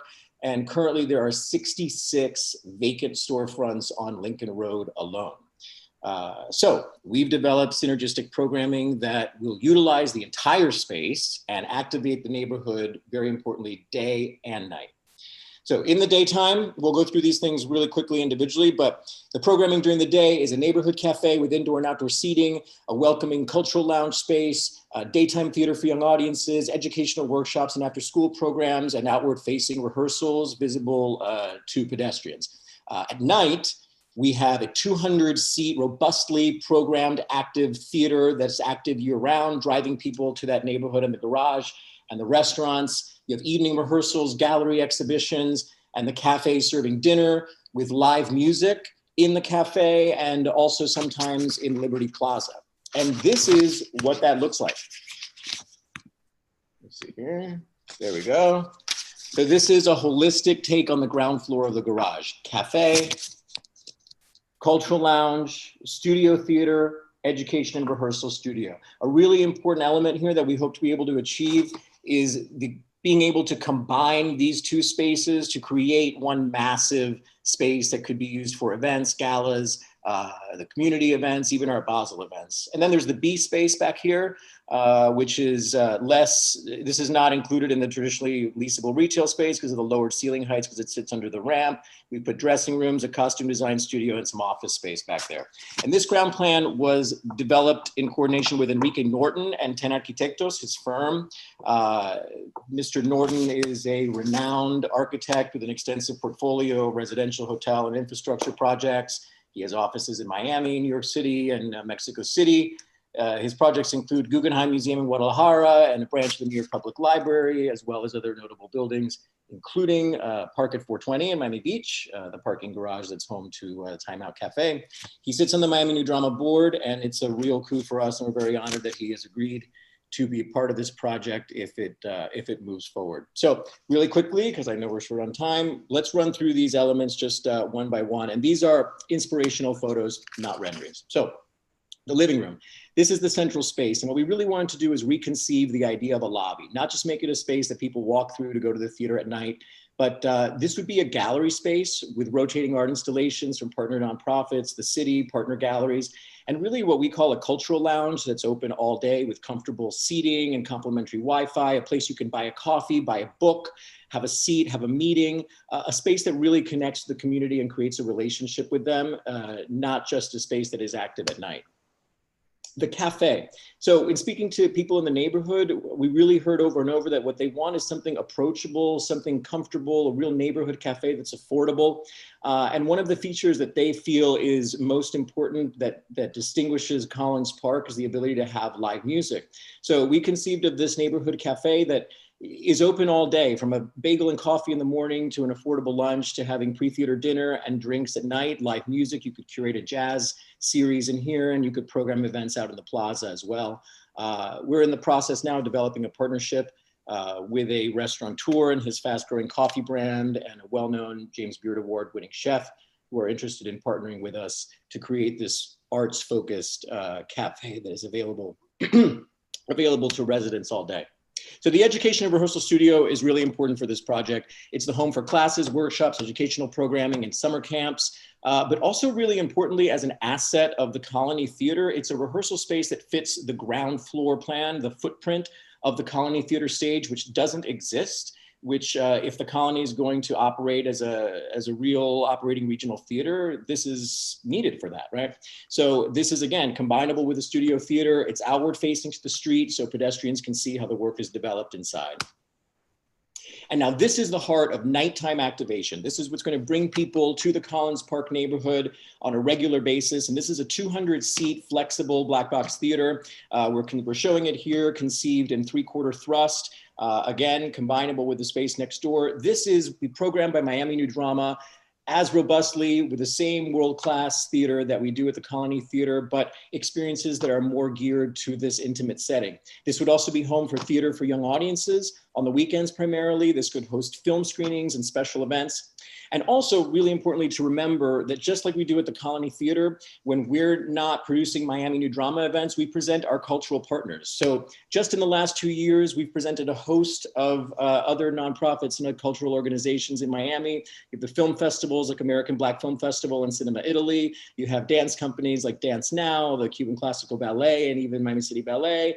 A whole host of people, South Beach Jazz Festival. And for a lot of these organizations, a 200-seat space would be better suited even than the 415-seat Colony Theater. And in our conversations with Cultural Council, they agree that a space this size is needed and can be very, very useful in the space. So costume design studio. This is the B space again. This brings jobs to the beach. Currently, we send a lot of these jobs away to Orlando and other places. We could also create artist residencies in textile arts and feature that in the lobby gallery. And then office space, which you may not know, but Miami New Drama currently has 10 full-time employees and 250 square feet of office space behind the box office at the Colony Theater. And this would serve as our headquarters. It would be a variety of different kinds of offices, conference space, and provide a healthy, productive work environment, which is very important in these times. So By combining culture and commerce, we estimate that we can attract 50,000 people a year and have an economic impact of over $5 million. And that's people coming to the theater, the gallery, eating in the cafe, participating in educational programming, and parking in the garage. And that doesn't even take into account the power that a project like this would have to attract other businesses and support existing restaurants and other businesses, which will be recovering for some time to come. So thank you for the opportunity to present our vision for the space, and we hope you agree. We have great support from the Neighborhood Association. We've spoken to the ballet. They are excited to have us as neighbors, and we hope you agree that this not only would serve the residents in a meaningful way, but prove transformative to the Collins Park neighborhood. Okay, thank you. You had me at, I'm from Miami New Drama. Okay, so we do have someone who wants to speak on attendees, and if I don't bring him in to speak, he will hear about it for a long time. So bring in Ray Breslin and give him 7 seconds. Unmuted. Okay, I just wanted to make sure you all realize you all get the letter that we sent out from Collins Park Neighborhood Association. To me, this is an absolute no-brainer. We're thrilled to have it, and we hope that you will let it go forward. I know a lot of people are wondering how it's going to be financed. You know, that's up to the inner workings of moving this to the next step, but the concept is amazing, and I think that the city is a big winner. Okay, thank you. And Ray, thank you for all your work you do in that community. All right, so let's go. Commissioner Reilly, you're an arts guy. What do you think? Yeah, so there's a lot for me to say on this. This is the right concept, right? And you know, we don't have too many opportunities like this where the government owns the real estate, and so we can, you know, curate what we want in there. I think we are suffering in places like Lincoln Road and the MXE because we didn't have the vision, you know, 20 years ago, 30 years ago, when things were a lot cheaper, to either own some real estate so that we could have things like cultural anchors, or through legislative zoning to create incentives for, you know, galleries that once existed in these areas to stay. So I'm glad we're not going to blow. Now, this Collins Park retail is something I've been working on for at least the past 3 or 4 years. And I talked to Jimmy and the team, is that the last thing I want to see go there is the tenant that can pay the most rent, you know, because that'll be a bank or someone like that, that literally kills neighborhoods. So we have an opportunity here to place make. This is a bold, ambitious plan by Miami New Drama. I have great respect for the organization and Michelle and his team. And I hope they can pull it off. So I'll have more questions about, you know, who's paying for this, what happens if they don't come up with the money, because, you know, this is a big step for them to do something bold and ambitious like this. And I support it, and I admire the boldness, but we make sure that that they can actually fulfill the vision we just saw. So I am supportive, but we'll be more comfortable when I get more details. Great. This is the kind of concept, in my opinion. Thank you, Commissioner. Commissioner Richardson? Yeah, just first a question of point of order is that this is a discussion item. So are we looking for an action, or we're just discussing it today? It's just a discussion. I think we wanted, I think the staff wanted us to bring it up a little bit. There was a question as to vendors and retail and who markets it, but Jimmy, did you want us to give you any direction? Yeah, I think there were a couple, and Eric can also supplement. I think one is, obviously we had talked in the past about not, I think as Commissioner Ariel said, not going the traditional commercial tenant route based on rent paid, but to in fact use this as an opportunity to do some artistic curating. So number one is, obviously, if we go down this path, that would be exactly how we go. So just make sure that the commission was still of that mindset, that we're not going to go out to some real estate broker to see who's going to pay us more per square foot. So that is number one.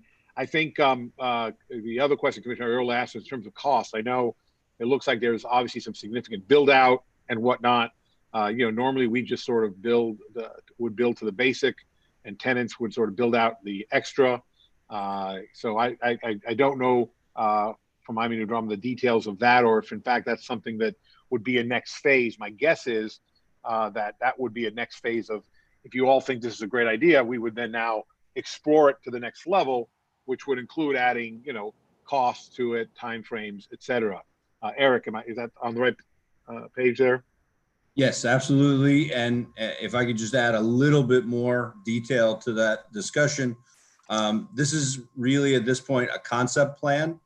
And obviously the devil's in the details, but we were very intrigued by this. We think it's definitely worth exploring some more, and then bringing back to commission something that we think is financially feasible. We've started having some preliminary discussions about costs and how that might be allocated. And I'd offer Amy or Justin to add anything to that discussion. Well, let's go through everybody. Let me, if I could, Mayor, that I just wanted first to get the point of order to see if we have any action, but it sounds like we're not going to have action other than we're giving administration guidance so they can move forward. So let me give my views on this in terms of guidance. When I first heard, I think a couple of months ago, that they might want this space as, I think what was first described as some rehearsal space, I was not excited about it, because one of the biggest problems I see in the Collins Park neighborhood is that the area north of Collins Park is the ballet and the library, and it is completely dead at night. It has no activation, zero activation. And so I'm not going to be in favor of anything that doesn't provide real community activation. Now, so I wasn't that excited when I heard rehearsal space, but the guys gave me a little short briefing yesterday. They did a great job of going through those slides in about 8 minutes, because that's how much time they had. But I was excited to see that they're going to have they want to have a cafe that's morning, noon, and night, basically, and also that there's a black box theater. So that to me would be true community activation. And so my guidance and my leaning to the administration is I would like you to go forward and have conversations with them.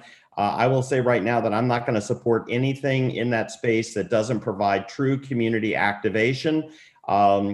And so as part of those discussions, I also would like to have a conversation about whether they need all of that space. Now, in terms of they may just efficiently, I mean, they can have their office anywhere, but obviously it's better if it's co-located. So we may have to have their offices and costume shop there because it's just more efficient to run an operation when you're all in one location.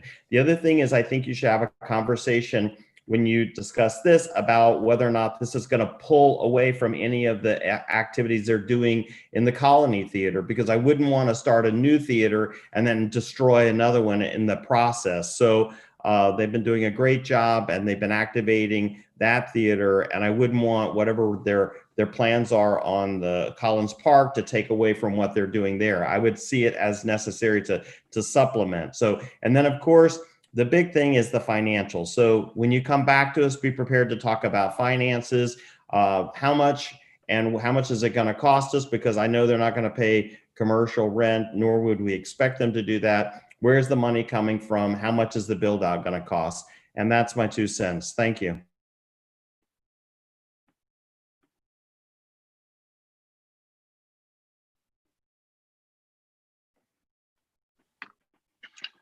Absolutely, Commissioner, on all those points. There's a lot, the devil's in the details, and there's a lot of details we need to work out now. Commissioner Steinberg.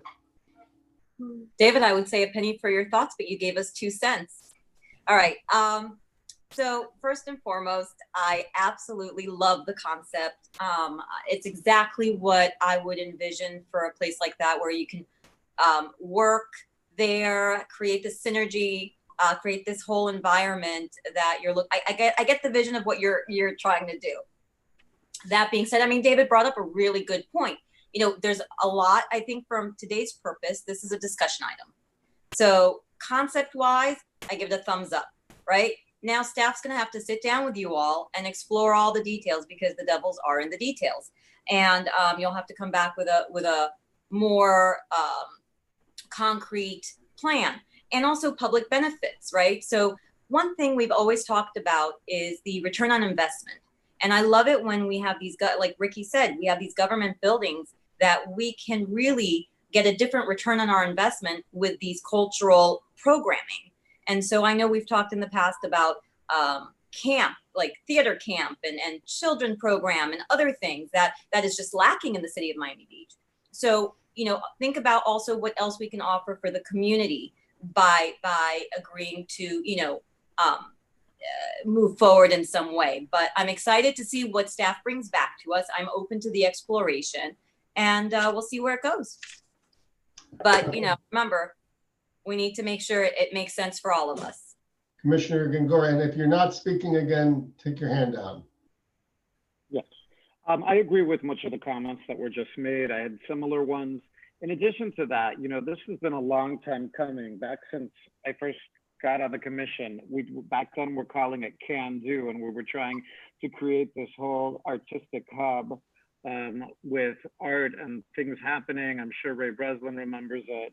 Nancy Liebman was kind of spearheading it. It didn't really go anywhere. So I think we have a real opportunity to create this whole cultural campus or community in Collins Park. I also really like the presentation. So as a concept plan, yes, I also support it, but we do need to understand the numbers. I do agree that there needs to be sufficient, especially evening activation, and that there needs to be public benefits. In my mind, this complements the Colony, since what they're planning in this building would be roughly half the size. So my assumption was that at the Colony, they will continue to book main programs and theatrical performances. And this would run smaller, more experimental type shows, read-throughs.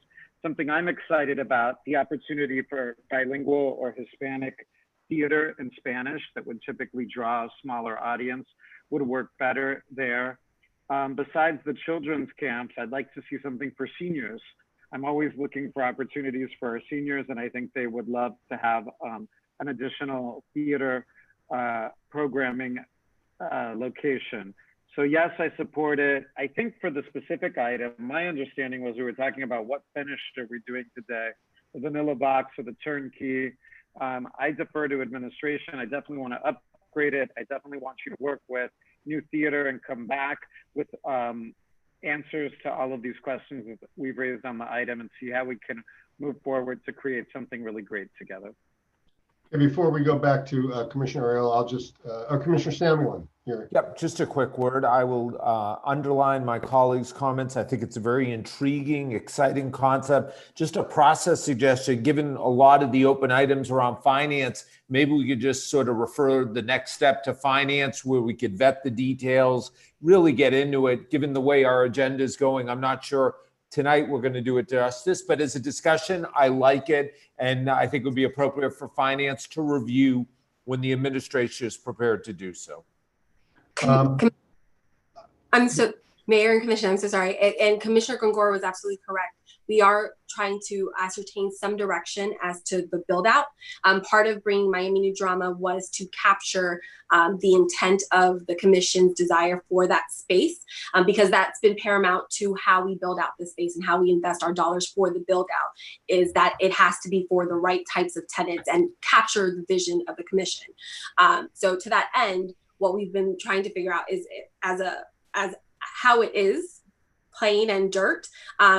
Miami New Drama would have to come out a lot in order to build that out, and any tenant would have to. Going to the end of Commissioner Ariola of not wanting to have a big bank or some type of person or business that doesn't add value really to the community that we're trying to build in that area. So we would have to either build out vanilla box, which would just be plain out at $1.5 million estimated, and a turnkey ready, which theoretically, I guess, would give Miami New Drama more of an opportunity to prepare their cost as part of the negotiation or discussions to present to you at the next time, would be $3 million. So that's where we need that direction, and also the direction of, because before there hasn't been the huge appetite to give that whole space to a cultural venue, a cultural institution. But if you so wish, and as they had provided a great presentation, we just need that direction on how much space are we allotting for and how are we evaluating the cost of the build out. Okay, I'm going to just say before we go to the Vice Mayor Sam, you still got your hand up. Okay, all I'm going to say on this is, we'll get back to Commissioner Areola, is that, well, I have a lot of faith in, I think to a certain extent, we're lucky to have Miami New Drama sort of doing this because they're known to us and they do two things very well that they've done. Number one, they've produced their own stuff, but they've also produced other people's stuff in that space, I think, and they've curated it very well. So I sort of feel like when you have a center of excellence that you're already familiar with, growing that and giving them responsibility makes sense. So I'm very comfortable with Miami New Drama's role in this. I could see them doing that. I could see them curating the rotunda. I think Collins Park has become something so special, other than that part of that Collins Park that's a little bit north of where the ballet is. And this is going to be the perfect sort of animator for that area. I think Commissioner Ariel is correct. We're not looking for great rent here. We're looking to create something that when people come to our community or our residents want to go somewhere, they're going to see something they're not going to see somewhere else. I love, the outdoor facing theaters, things like that. I also think we should be very aware of the fact that I don't worry about other places competing with us for sort of what we offer generally. What I do worry, though, is a lot of the arts community is finding very cheaper places to go to. They're finding places with low rent.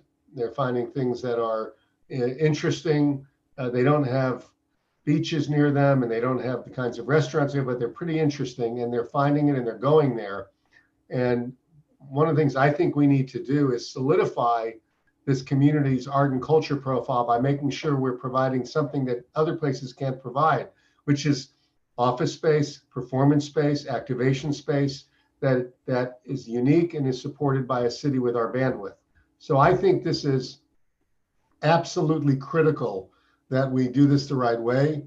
I trust Miami New Drama. I'd love to see Michael Rossi have a little office in there because he not only, he brings so many performances. I could see he does them at Beach High over the summer. Imagine if he had this space available to him every night and every day, there'd be music coming from it. So I think you can just begin to imagine all of the ways this could ripple through the community, not just of Collins Park, but all of our entire city and region. So this is really something special. And so I would just say this, one thing I disagree with what's said, while I want everybody to come back to us, I want Michelle and his gang to come back to us and answer questions and work with staff.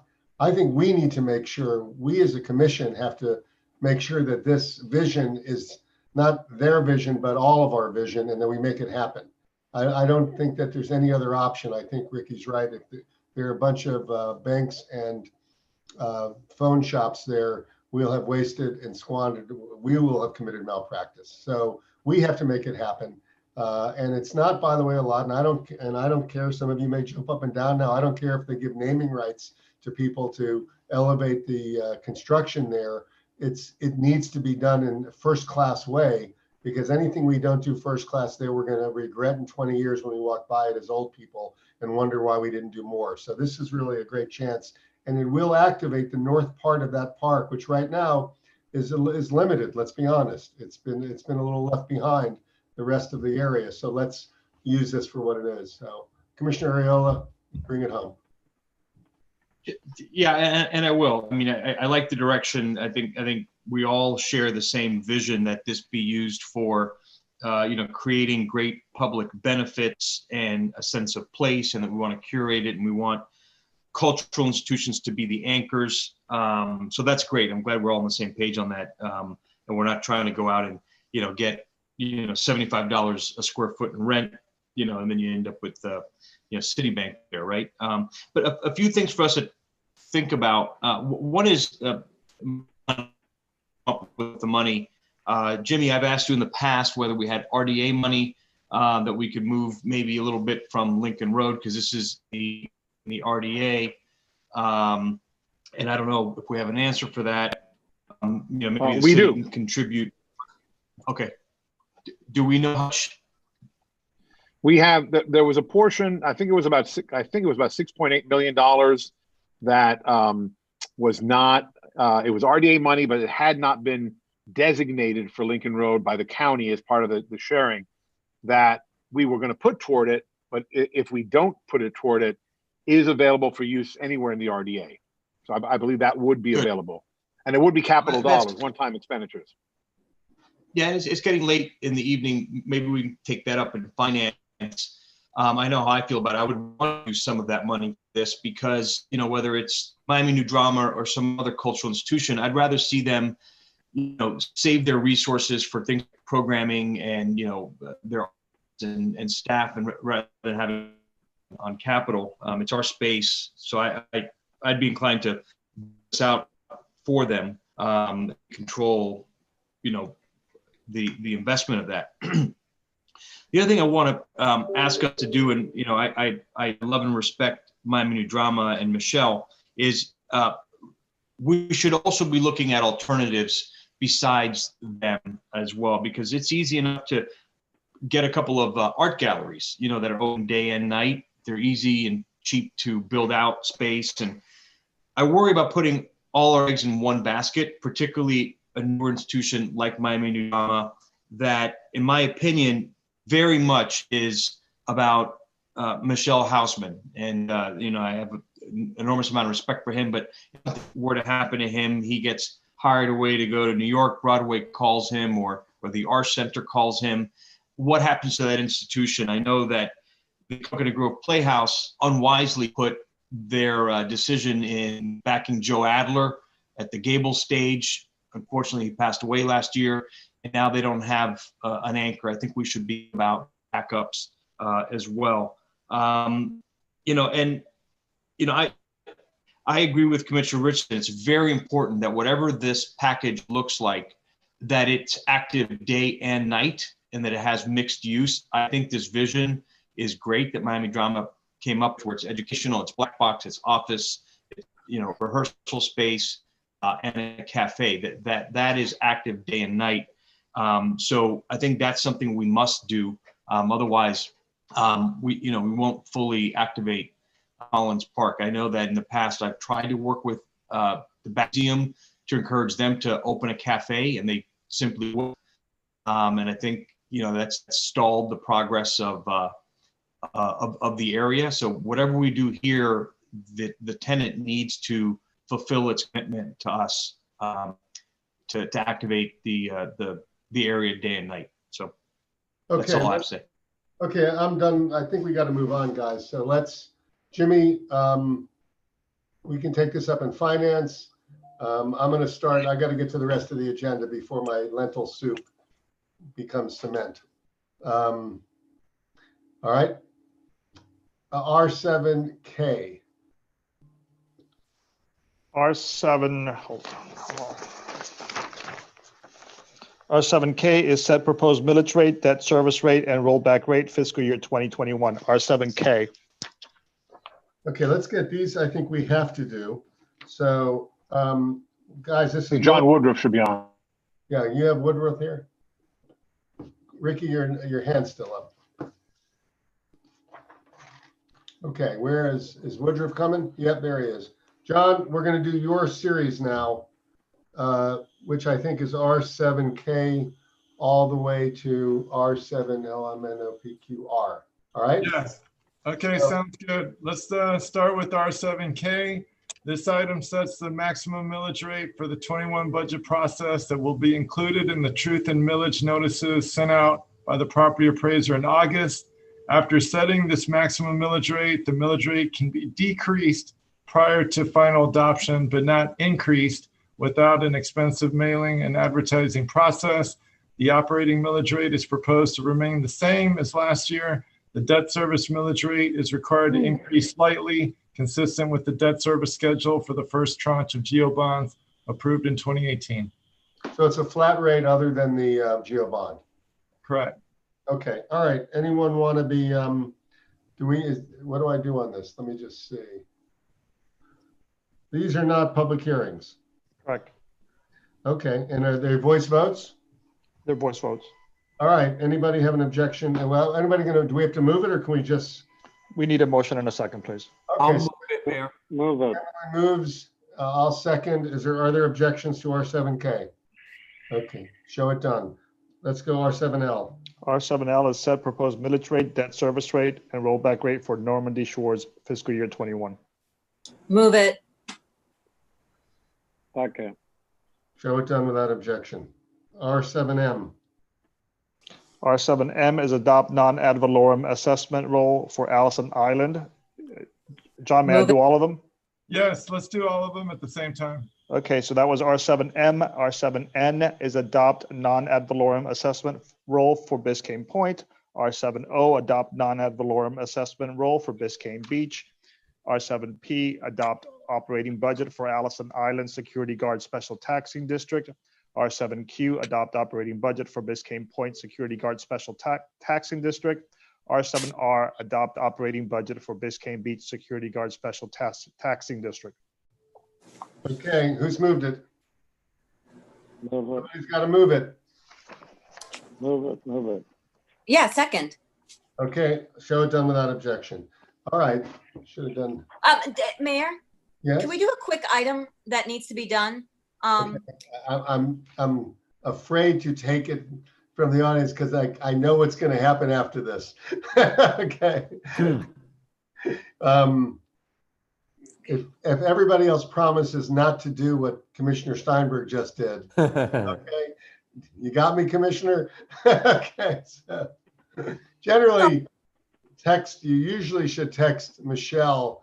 She'll look at all the other stuff, but go. All right. If you're on roll, I'll... R7AC.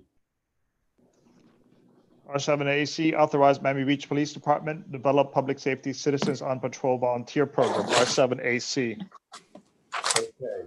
Is this is something that sounds like something Minor did. It is. That is, and thank you, Mayor. And I'll just tee it up if that's okay. This is a volunteer citizens patrol. It's a neighborhood watch type of high visibility patrol. This would be under the police department's jurisdiction. I've actually been working very closely with our police department and Chief Clements. They're supportive, and I'm happy if they want to weigh in. And basically, it would be under the police department. There would be a vetting, a robust vetting process, background checks, comprehensive training, field training, and they would recruit basically from residents, but using the Citizens Police Academy program from homeowners associations and otherwise. And really, it's a way to have an extra eyes and ears in on patrol and working in conjunction with our police department. The volunteers will not be armed, but they will be trained, and they serve a purpose not only to be able to radio into the police department, but also to code if they see violations there. There can be ambassadors who can welcome people. There are many municipalities that use programs like this. Sarasota has a great program. New York has a robust program like of this nature, about 4,000 volunteers. I've actually spoken with some very high-level people in New York who have worked this program for over 20 years as volunteers. Actually, Sarasota won an award from the International Association of Chiefs of Police, primarily because of their Citizens Volunteer Program. And the feedback that I've received has been overwhelmingly positive. I've spoken about this to several neighborhood associations. I've spoken about it at town halls. I've posted about it on social media. I've put it in my newsletters, and really overwhelmingly, the feedback has been positive. I actually also presented Alex Fernandez, the chair of the Police Citizens Relations Committee, asked me to present to his committee recently. Very positive feedback, even had some good suggestions. So I think we really can utilize our motivated citizens, civic-minded citizens. Many outstanding individuals have told me they'd be interested in joining this or applying for this program. And I think one of the beauties is it's a very minimal expense. Right now, it's budgeted for $26,000 for 2021, and that would consist of some uniforms, communication devices, basically police radios, maybe golf carts to be somewhat mobile. And actually, This passed unanimously in the Neighborhoods Committee, and I think Commissioner Gongora raised to me that I should make sure that it's budgeted for 2021 because there is a period of time they're going to have to roll this out. So thank you for that suggestion, and you may recall that I brought this up at Friday's finance meeting to be, and it is budgeted for 2021. So this really is, I think, a win-win for our police department and our residents to be able to work together.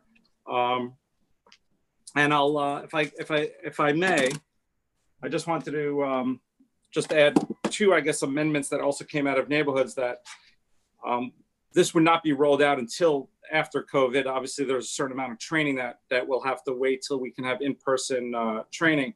But I think, and I've spoken to the chief about this, we can still do a lot of work to finalize the program, to actually start the media reach out, the recruitment. All of that can be done now because that doesn't require in-person. So I just want to finish off by reading, actually, I read this at the Neighborhoods Committee. It's 2 sentences. I'm reading a book, Miami Transformed by Manny Diaz, and he talks about policing and how they use the volunteers, citizen volunteers, very effectively. And he says that they put more eyes in the street, including community-based volunteers. People who were previously afraid to talk with police were now helping patrol their own streets through citizen on patrol groups, and engaged in cooperative citizenry is a great crime-fighting tool. I completely agree. And Mayor, if it's okay, maybe Chief Clements or Major Dose, who's worked on this, would want to address. And then after, obviously, our colleagues speak, I would move the item. Okay, well, first of all, let's let in Alex. Get in Alex Fernandez, who's chairman of the police committee, to briefly tell us he supports this. Sure, Mr. Mayor, thank you so much, and really commend Commissioner Minor on this great initiative, having a citizens volunteer program to provide those extra eyes and ears while patrolling our neighborhoods, our parks, our schools, our commercial areas. Now more than ever, will be instrumental to our city as we enter times where we really don't know what our finances will allow us to do. And to know that they're going to be trained to not just report issues on vandalism, graffiti, tagging, parking violations, but also other quality of life issues such as sanitation, public works, green space, and transportation will really add to our quality of life. But what I really value the most about this is that in our community, that in the city of Miami Beach, our residents want to walk in the shoes of the police. And not just from the moment in which they put on whatever uniform is given to them, but through the vetting and through the training, that they're willing to walk in the shoes of our police officers through those formative stages of policing. So I want to commend Commissioner Minor for this great initiative and remind you all that also very important in moving forward through the implementation of this process is oversight. So this is that model program that everyone will want to emulate. So thank you all very much, and congratulations, Commissioner Minor. Okay, we're going to come back here. We've got two members want to hear. Commissioner Gongora, you can speak, and then the person in Commissioner Ariola's box will be able to speak as well. Thank you. I heard the item at neighborhood, so I'll second the motion. Okay, Commissioner Ariola? Did you just want us to look at you, or did you? I think it's a great idea. So thanks for putting this. Very good. Okay, and by the way, I will say to Commissioner Minor, although we're kidding a little now because it's lentil soup time in our meeting, I feel very comfortable that you were working on this. I think you would be, I mean, this can go in a lot of ways, but I'm very comfortable you're being conscientious and taking care of all the details of this. So thank you.